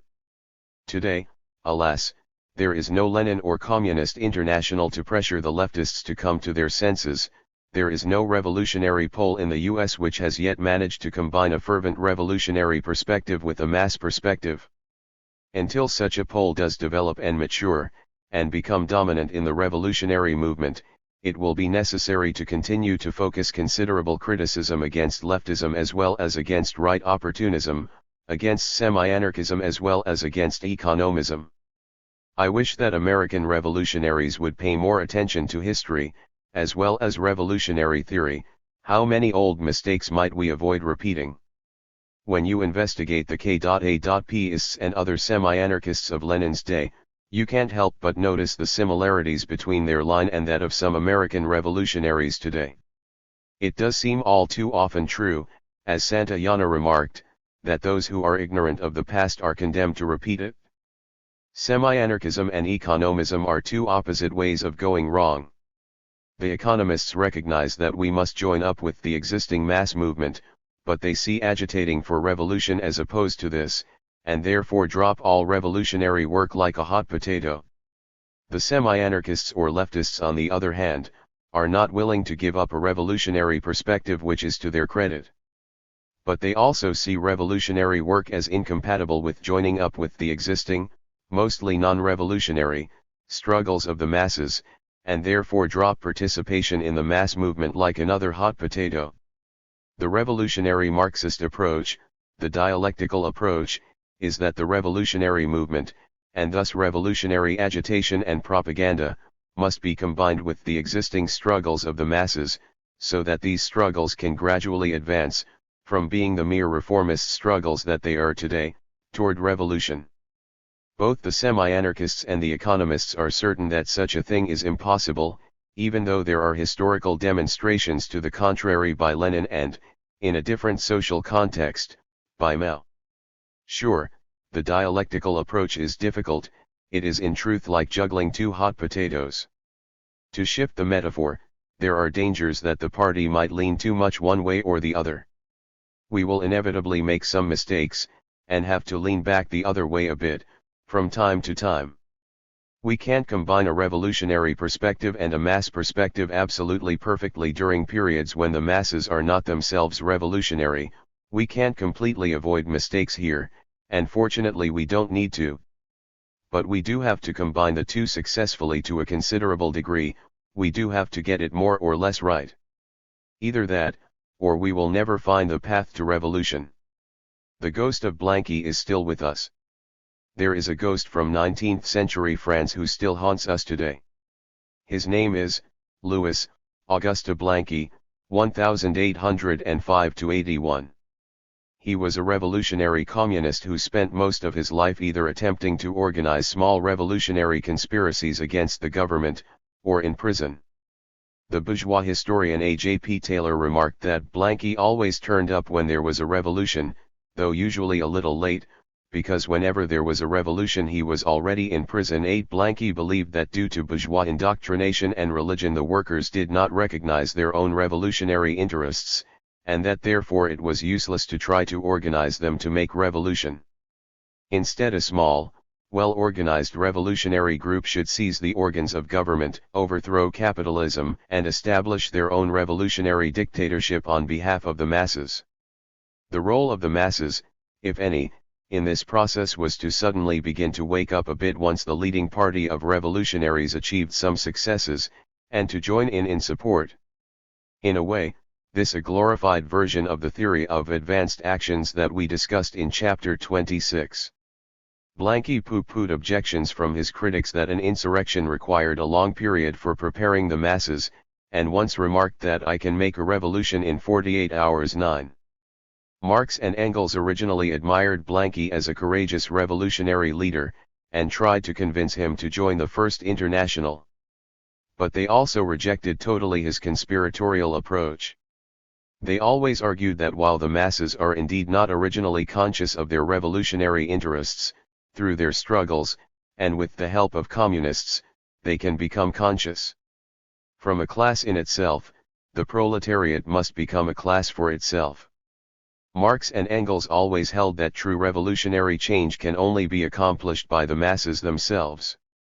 This overall point of view is expressed in the Communist Manifesto, and many other places. 10. Clearly what Blanqui lacked was an appreciation of the dialectics of change, and any conception of how you might go about educating the masses in their revolutionary interests so that they can bring about the revolutionary changes needed. Blanqui, in fact, said that he would not even trust the working class after the overthrow of the bourgeoisie, until his elite dictatorship had indoctrinated them for a long period. Thus for him, as for some people today, the revolutionary education of the masses was totally divorced from, and unrelated to, anything the masses might learn in the course of their own struggles. In 1874 Engels summed up Blanqui and Blanquism as follows. In his political activities he was essentially a man of action, believing that, if a small well-organized minority should attempt to effect a revolutionary uprising at the right moment, it might, after scoring a few initial successes, carry the mass of the people and thus accomplish a victorious revolution. Naturally, Under Louis Philippe he was able to organize this nucleus only in the form of a secret society, and it met the fate usually reserved for conspiracies. The people, fed up with the constant proffering of empty promises that it would soon begin, finally lost all patience, became rebellious, and there remained only the alternative of letting the conspiracy collapse or of striking without any external cause. They struck, May 12, 1839, but the insurrection was immediately suppressed. Since Blanqui regards every revolution as a coup de main by a small revolutionary minority, it automatically follows that its victory must inevitably be soused by the establishment of a dictatorship not, it should be well noted, of the entire revolutionary class, the proletariat, but of the small number of those who accomplished the coup and who themselves are, at first, organized under the dictatorship of one or several individuals. 11. Engels went on to say that obviously, Blanqui is a revolutionary of the old generation whose views have long since become obsolete. Unfortunately, it is apparent today that such views are not always seen as obsolete, but on the contrary are sometimes embraced as the latest thing in revolutionary Marxism. I'm sure you recognize by now some of the familiar themes: the constant predictions of imminent revolution, the failure to grasp the real objective situation, the constant attempts to de-emphasize the role of the majority of the masses, and glorify the role of the party or a small minority, the tendency towards immediate action, advanced actions, and premature combativity, the divorce between revolutionary education and mass struggles, the glorification of the leadership and the failure to oppose cults of the individual, etc. It is hard to deny the number of striking similarities between the present revolutionary movement in the US and Blanquism. Engels also pointed out the similarities between Blanquism and Bakuninist anarchism. For example, their exaggerated revolutionism, to use Lenin's phrase. Our Blanquists have a basic feature in common with the Bakuninists, in that they want to represent the most far-reaching, most extreme trend. It is for this reason, incidentally, that the Blanquists, while opposing the Bakuninists over aims, often agree with them over means. 12. Lenin has often been falsely accused of Blanquism himself by various opportunists and bourgeois commentators. But, apparently, some people who are certain that they are following Lenin also see Leninism as at least rather similar to Blanquism. On the other hand, there is more than a germ of truth in viewing Stalin and the CPSU during Stalin's tenure as a de facto application of the party dictatorship that Blanqui hoped to institute once he came to power. And that too turned out to be a disaster in the end because the proletariat and the masses lost control of society, and the once revolutionary party eventually turned against them. Somehow we must exorcise the ghost of Blanqui from the contemporary American revolutionary movement. Confusion over the basic revolutionary strategy, another form of primitivism today. There are, of course, other forms of primitiveness that exist within our revolutionary movement in the US today besides the aspect we have been focusing on here with regard to the proper relationship of communist revolutionaries to the masses. We'll just briefly mention one of these for sake of illustration, namely, regarding our fundamental revolutionary strategy and how well thought out, or not, it may presently be. What is the basic strategy for revolution in the United States? Should we follow the Russian path, the Chinese path, or copy some other path that worked, or appears to be working, somewhere else in the world? It is dogmatism to insist on absolutely and totally following any path to revolution based simply on the fact that the path was successful elsewhere. True, it may have been successful, but it was successful at a given time and place given the situation faced by the revolutionaries at that time and place. Our task is to find the path appropriate to our time and place. Only a considerable number of quite abstract strategic principles are virtually always and everywhere true, such as that revolutionaries must always seek to work with the masses and move them in a revolutionary direction, that successful revolutions must be most essentially the work of the masses themselves, but that the leadership of a proletarian revolutionary party is essential, that revolutionary violence is virtually always necessary in one form or another, or to one degree or another, and that a revolutionary dictatorship of the working class must be established to keep the overthrown bourgeoisie from making a comeback. Even within the US itself there are different revolutionary tasks appropriate to the varying circumstances, depending on the precise development of things at the moment. I must repeat again, the mass line, the leadership method of from the masses, to the masses, is primarily a tool for advancing the present situation, whatever it is, in a revolutionary direction. Let us grant then that every revolution must find its own precise path, based on constant investigation, continuous thinking, and a constant application of the mass line in light of our gradually but steadily improving Marxist revolutionary theory.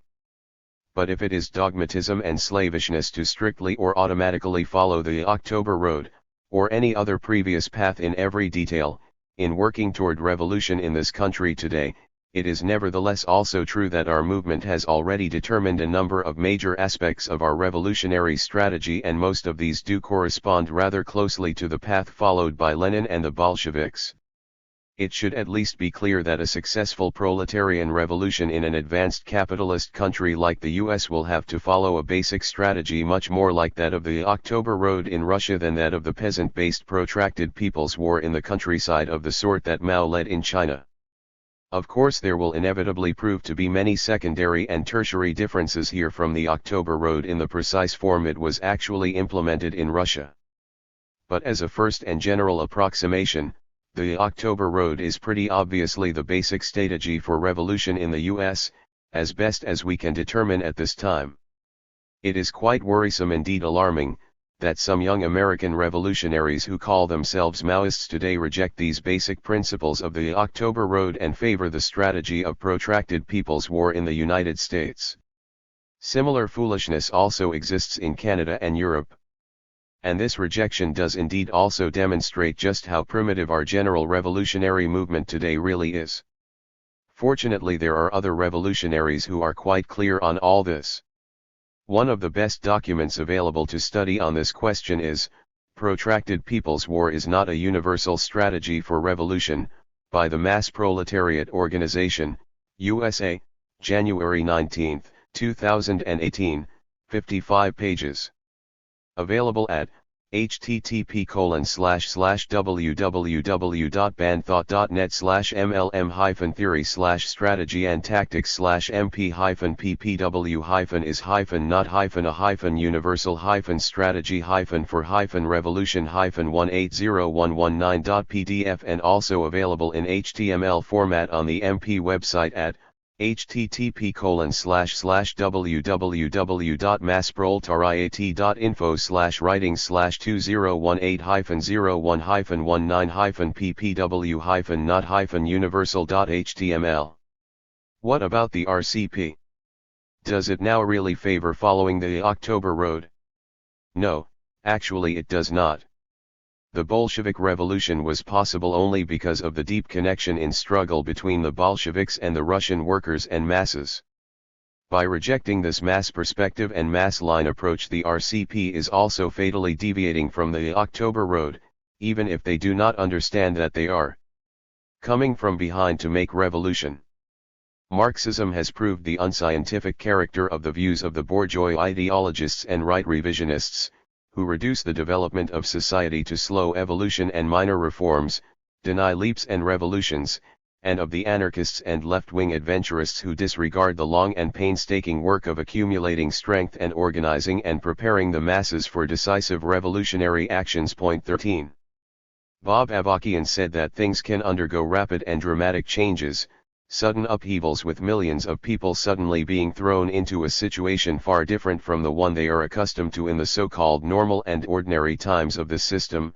14. This is of course to recognize that there must and will be leaps in the situation as we advance toward revolution. As mentioned in chapter 31, this is the first element of wisdom on this question.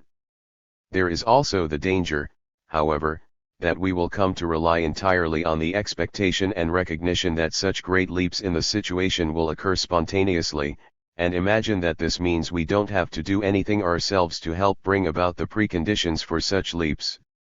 It is true that even if there were no proletarian party some such leaps might still occur, and that a revolutionary situation might still develop eventually.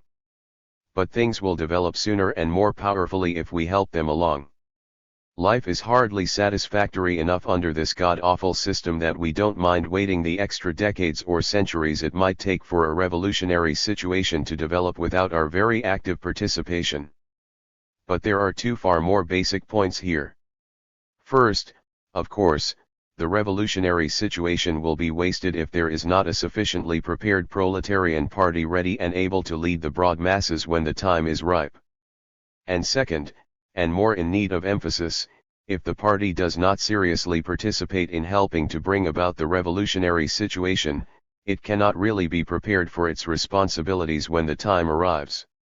Seriously participating means not just engaging in agitation and propaganda, though that is indeed of central importance, but also seriously attempting to lead the current reformist mass struggle in a revolutionary direction and from a revolutionary perspective, to the maximum degree possible. Thus, it is very important to recognize that there can and will be leaps in the development of the situation towards revolution. And this can certainly help keep our spirits and enthusiasm up during the early stages while the revolutionary movement is still tiny. But it is likewise very important to not allow this recognition to lead to neglect on our part of an important aspect of revolutionary work. This would be a kind of stupid theory of spontaneity in itself, an unjustified belief that all the conditions for revolution, including a prepared party, will come into being no matter what the people in the party themselves do in connection with the mass movement, even if they ignore it, or refrain from participating in it. In one very crucial respect, the RCP has been prepared for revolution virtually from its beginning. It has had the right mindset of firm revolutionary determination. But the party has also recognized full well that in many respects it is still quite unprepared for revolution, its present size, and influence on the masses, and so forth. It recognized in 1980, and occasionally since then, that it needed to make serious leaps in its own preparations. 15 It should also have recognized, though I doubt it ever fully has, that most of its attempts over the decades to make such leaps have failed miserably. I'm referring to campaigns to build the readership of the revolutionary worker to 100,000 people a week, campaigns around various May Days and anti-police struggles, plans to expand its presence to new cities and areas, rather than pulling out of one city after another, as has actually been the case, constant ineffective attempts to expand its membership, or at least to keep it from shrinking ever further, etc. But the party has never recognized another extremely important respect in which it is not prepared for revolution: its inexperience and inability to actually lead the masses in their struggles. This is one weakness that the party bizarrely sees as a virtue under present conditions, since it considers it politically incorrect, dangerous to its revolutionary stance, to try to lead non-revolutionary masses of people in struggles around reforms. Because it takes this position, it in effect renounces the only school of mass leadership there is. The RCP does see that it must come from behind to make revolution, in Bob Avakian's words. On the other hand, it does not see itself as starting from zero.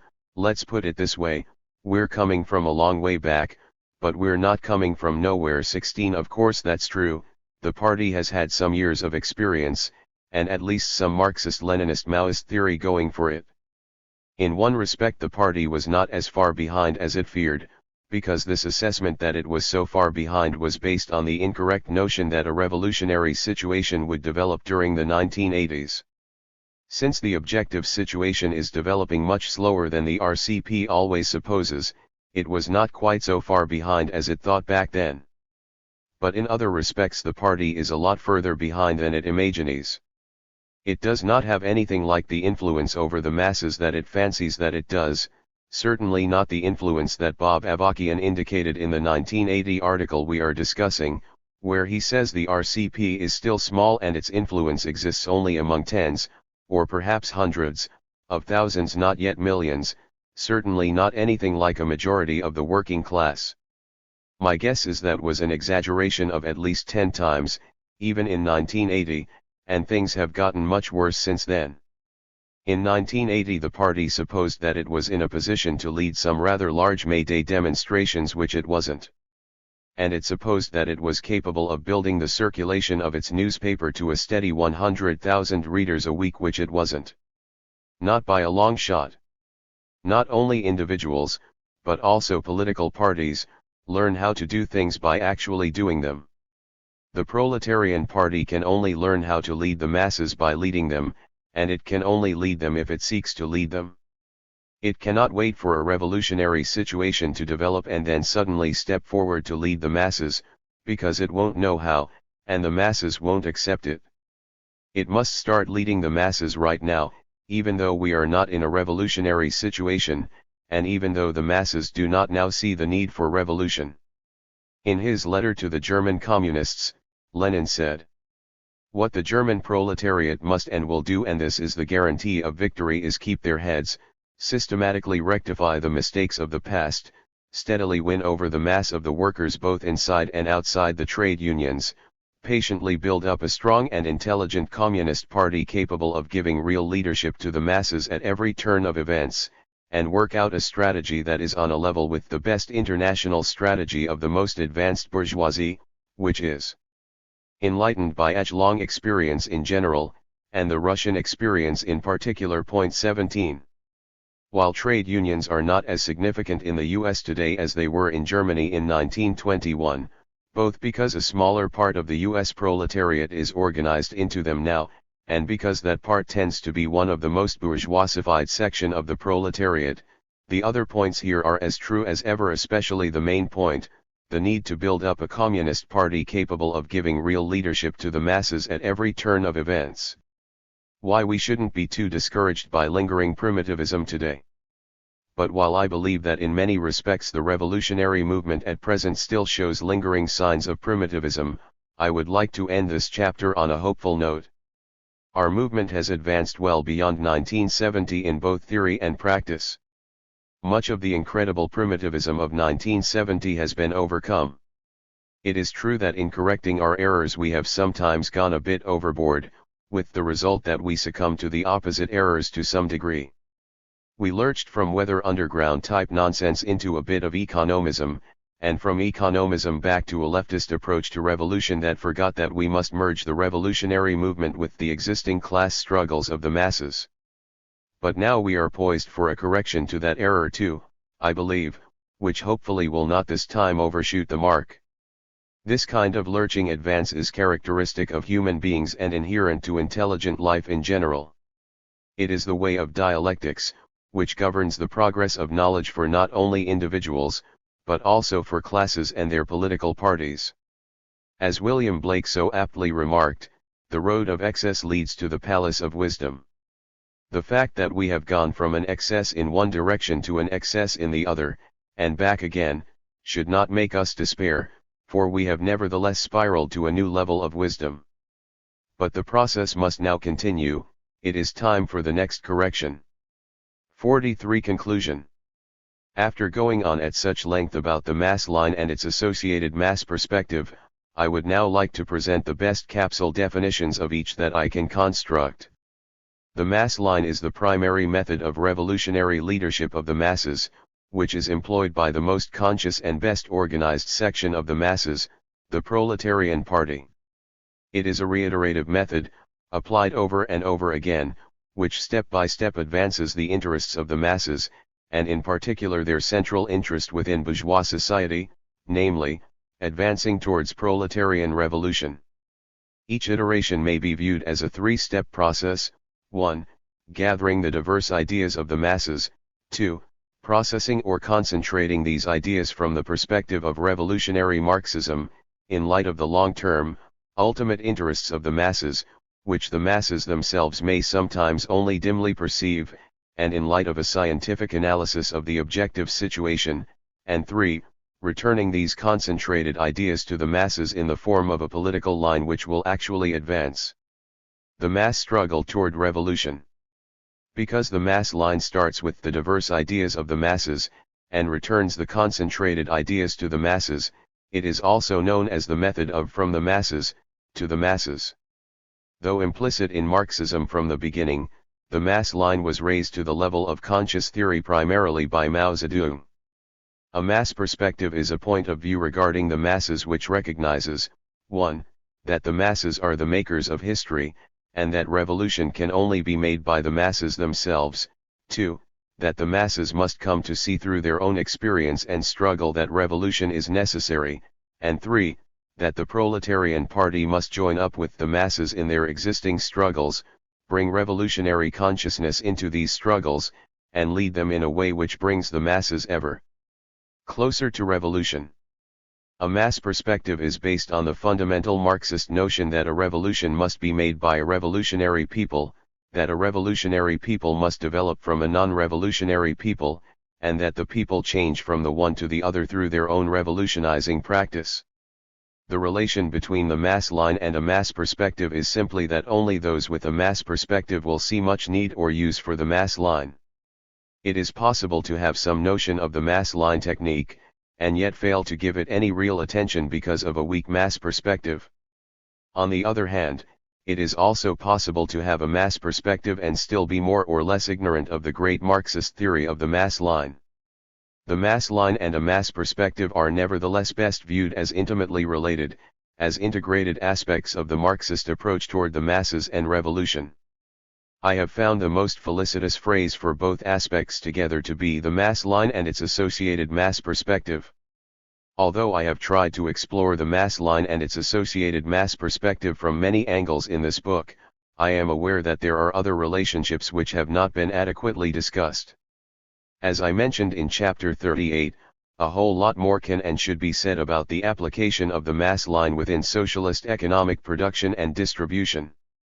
Another aspect of the mass line which I have not much explored here is the deep connection between it and Marxist-Leninist ethical theory. I hope to say more on this in a separate work on revolutionary ethics. A similar connection exists between the mass line and aesthetics, which Mao began to explicate as early as 1942 with his great work Talks at the Yan'an Forum on Literature and Art. Even a big book on the mass line cannot explore all its diverse aspects and connections with other subjects for the simple reason that the mass line is connected to virtually everything else in Marxist revolutionary theory. Not only is the mass line important in itself, it is closely connected to everything else of importance in Marxist politics. This, more than anything, explains why a genuinely revolutionary party must constantly be talking about the mass line. The importance of the mass line can scarcely be stressed too much. It is true that it is not all important, there are many other aspects of Marxism-Leninism-Maoism which are also extremely important, such as maintaining a firm revolutionary orientation, and the constant employment of effective agitation and propaganda, to give two obvious examples. But like these other basic aspects of Marxism, the mass line and its associated mass perspective are so important that they must be constantly promoted. The mass line is so important that it must be considered indispensable, revolution is impossible without it. The Great Chinese Revolution would have been impossible without the extremely effective use of the mass line by Mao and the Communist Party of China. Even some bourgeois experts on China recognize this. The success of the mass line in mobilizing rural support led eventually to a massive popular revolution that crushed the entire framework of previous elite politics and brought to an end the general situation of weakness, disunity, and chaos that had characterized modern China. The Bolshevik Revolution would not have happened either if Lenin and the Bolsheviks had not intuitively employed the mass line. And there will never be a successful proletarian revolution in the US unless the revolutionary communist forces master and appropriately utilize the mass line. No matter how favorable the objective conditions for revolution may eventually become, the revolutionary spontaneity will dissipate and the opportunity will be lost if the mass line is ignored. Like all aspects of Marxism, to be mastered theoretically the mass line must be studied. To be mastered in practice, it must be practiced. The party should continually engage in education on the mass line, not only for its own members, but also for the masses themselves. The masses need to understand the relationship between themselves and their political party. If they do not correctly understand this relationship, it will soon cease to be a correct relationship, and they will certainly end up losing control of their party to the enemy. The party must continually talk about the mass line, and even more so, it must endeavor to the utmost to put that talk into practice. It is amazing to me how poor a job we communists have done so far in the period since Mao's death in continuing the work of Marx, Engels, Lenin, and Mao, especially with respect to the mass line and having a mass perspective. We really must buckle down with renewed effort and a far more systematic approach to our Marxist heritage and to our revolutionary responsibilities.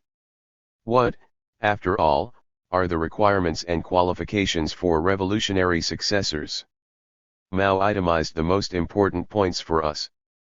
What are the requirements for worthy successors to the revolutionary cause of the proletariat? They must be genuine Marxist-Leninists and not revisionists like Khrushchev wearing the cloak of Marxism-Leninism.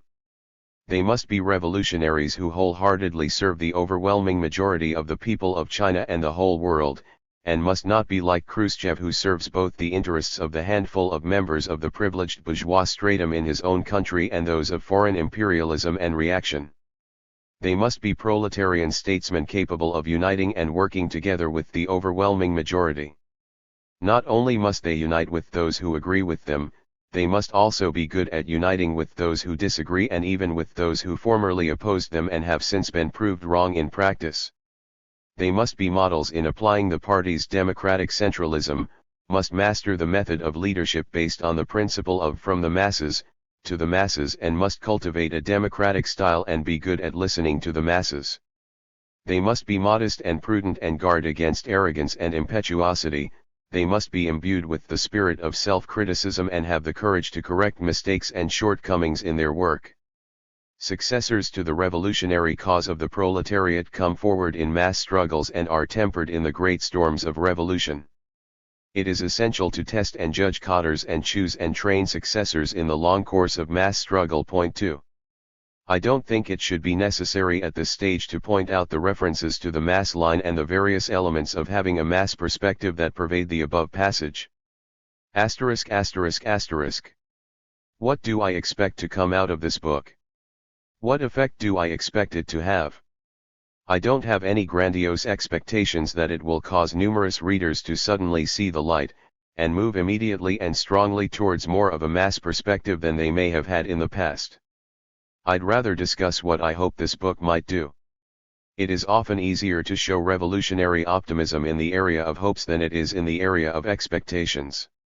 I hope first of all that this book might find more than a handful of readers, and readers who are equipped to understand it. I hope that such readers will be charitable enough to recognize that there might be things of value here, things to seriously think about, even though they may find lots of other things to disagree with. Every time I go over the manuscript I myself find things that are wrong, things that are one-sided or misleading, things that need to be changed. I know there are still errors in this book, and perhaps some serious errors, but I hope that there is also a great deal of Marxist wisdom deriving from Mao and other revolutionary leaders and thinkers. I hope that this book will show you that there is a coherent Marxist-Leninist Maoist theory of the mass line, and also a broader doctrine just as coherent and profound which constitutes a mass perspective. These theories cannot really be accepted piecemeal, they must be accepted or rejected. You either have a mass perspective, or you don't. You either understand and use the mass line, or you don't.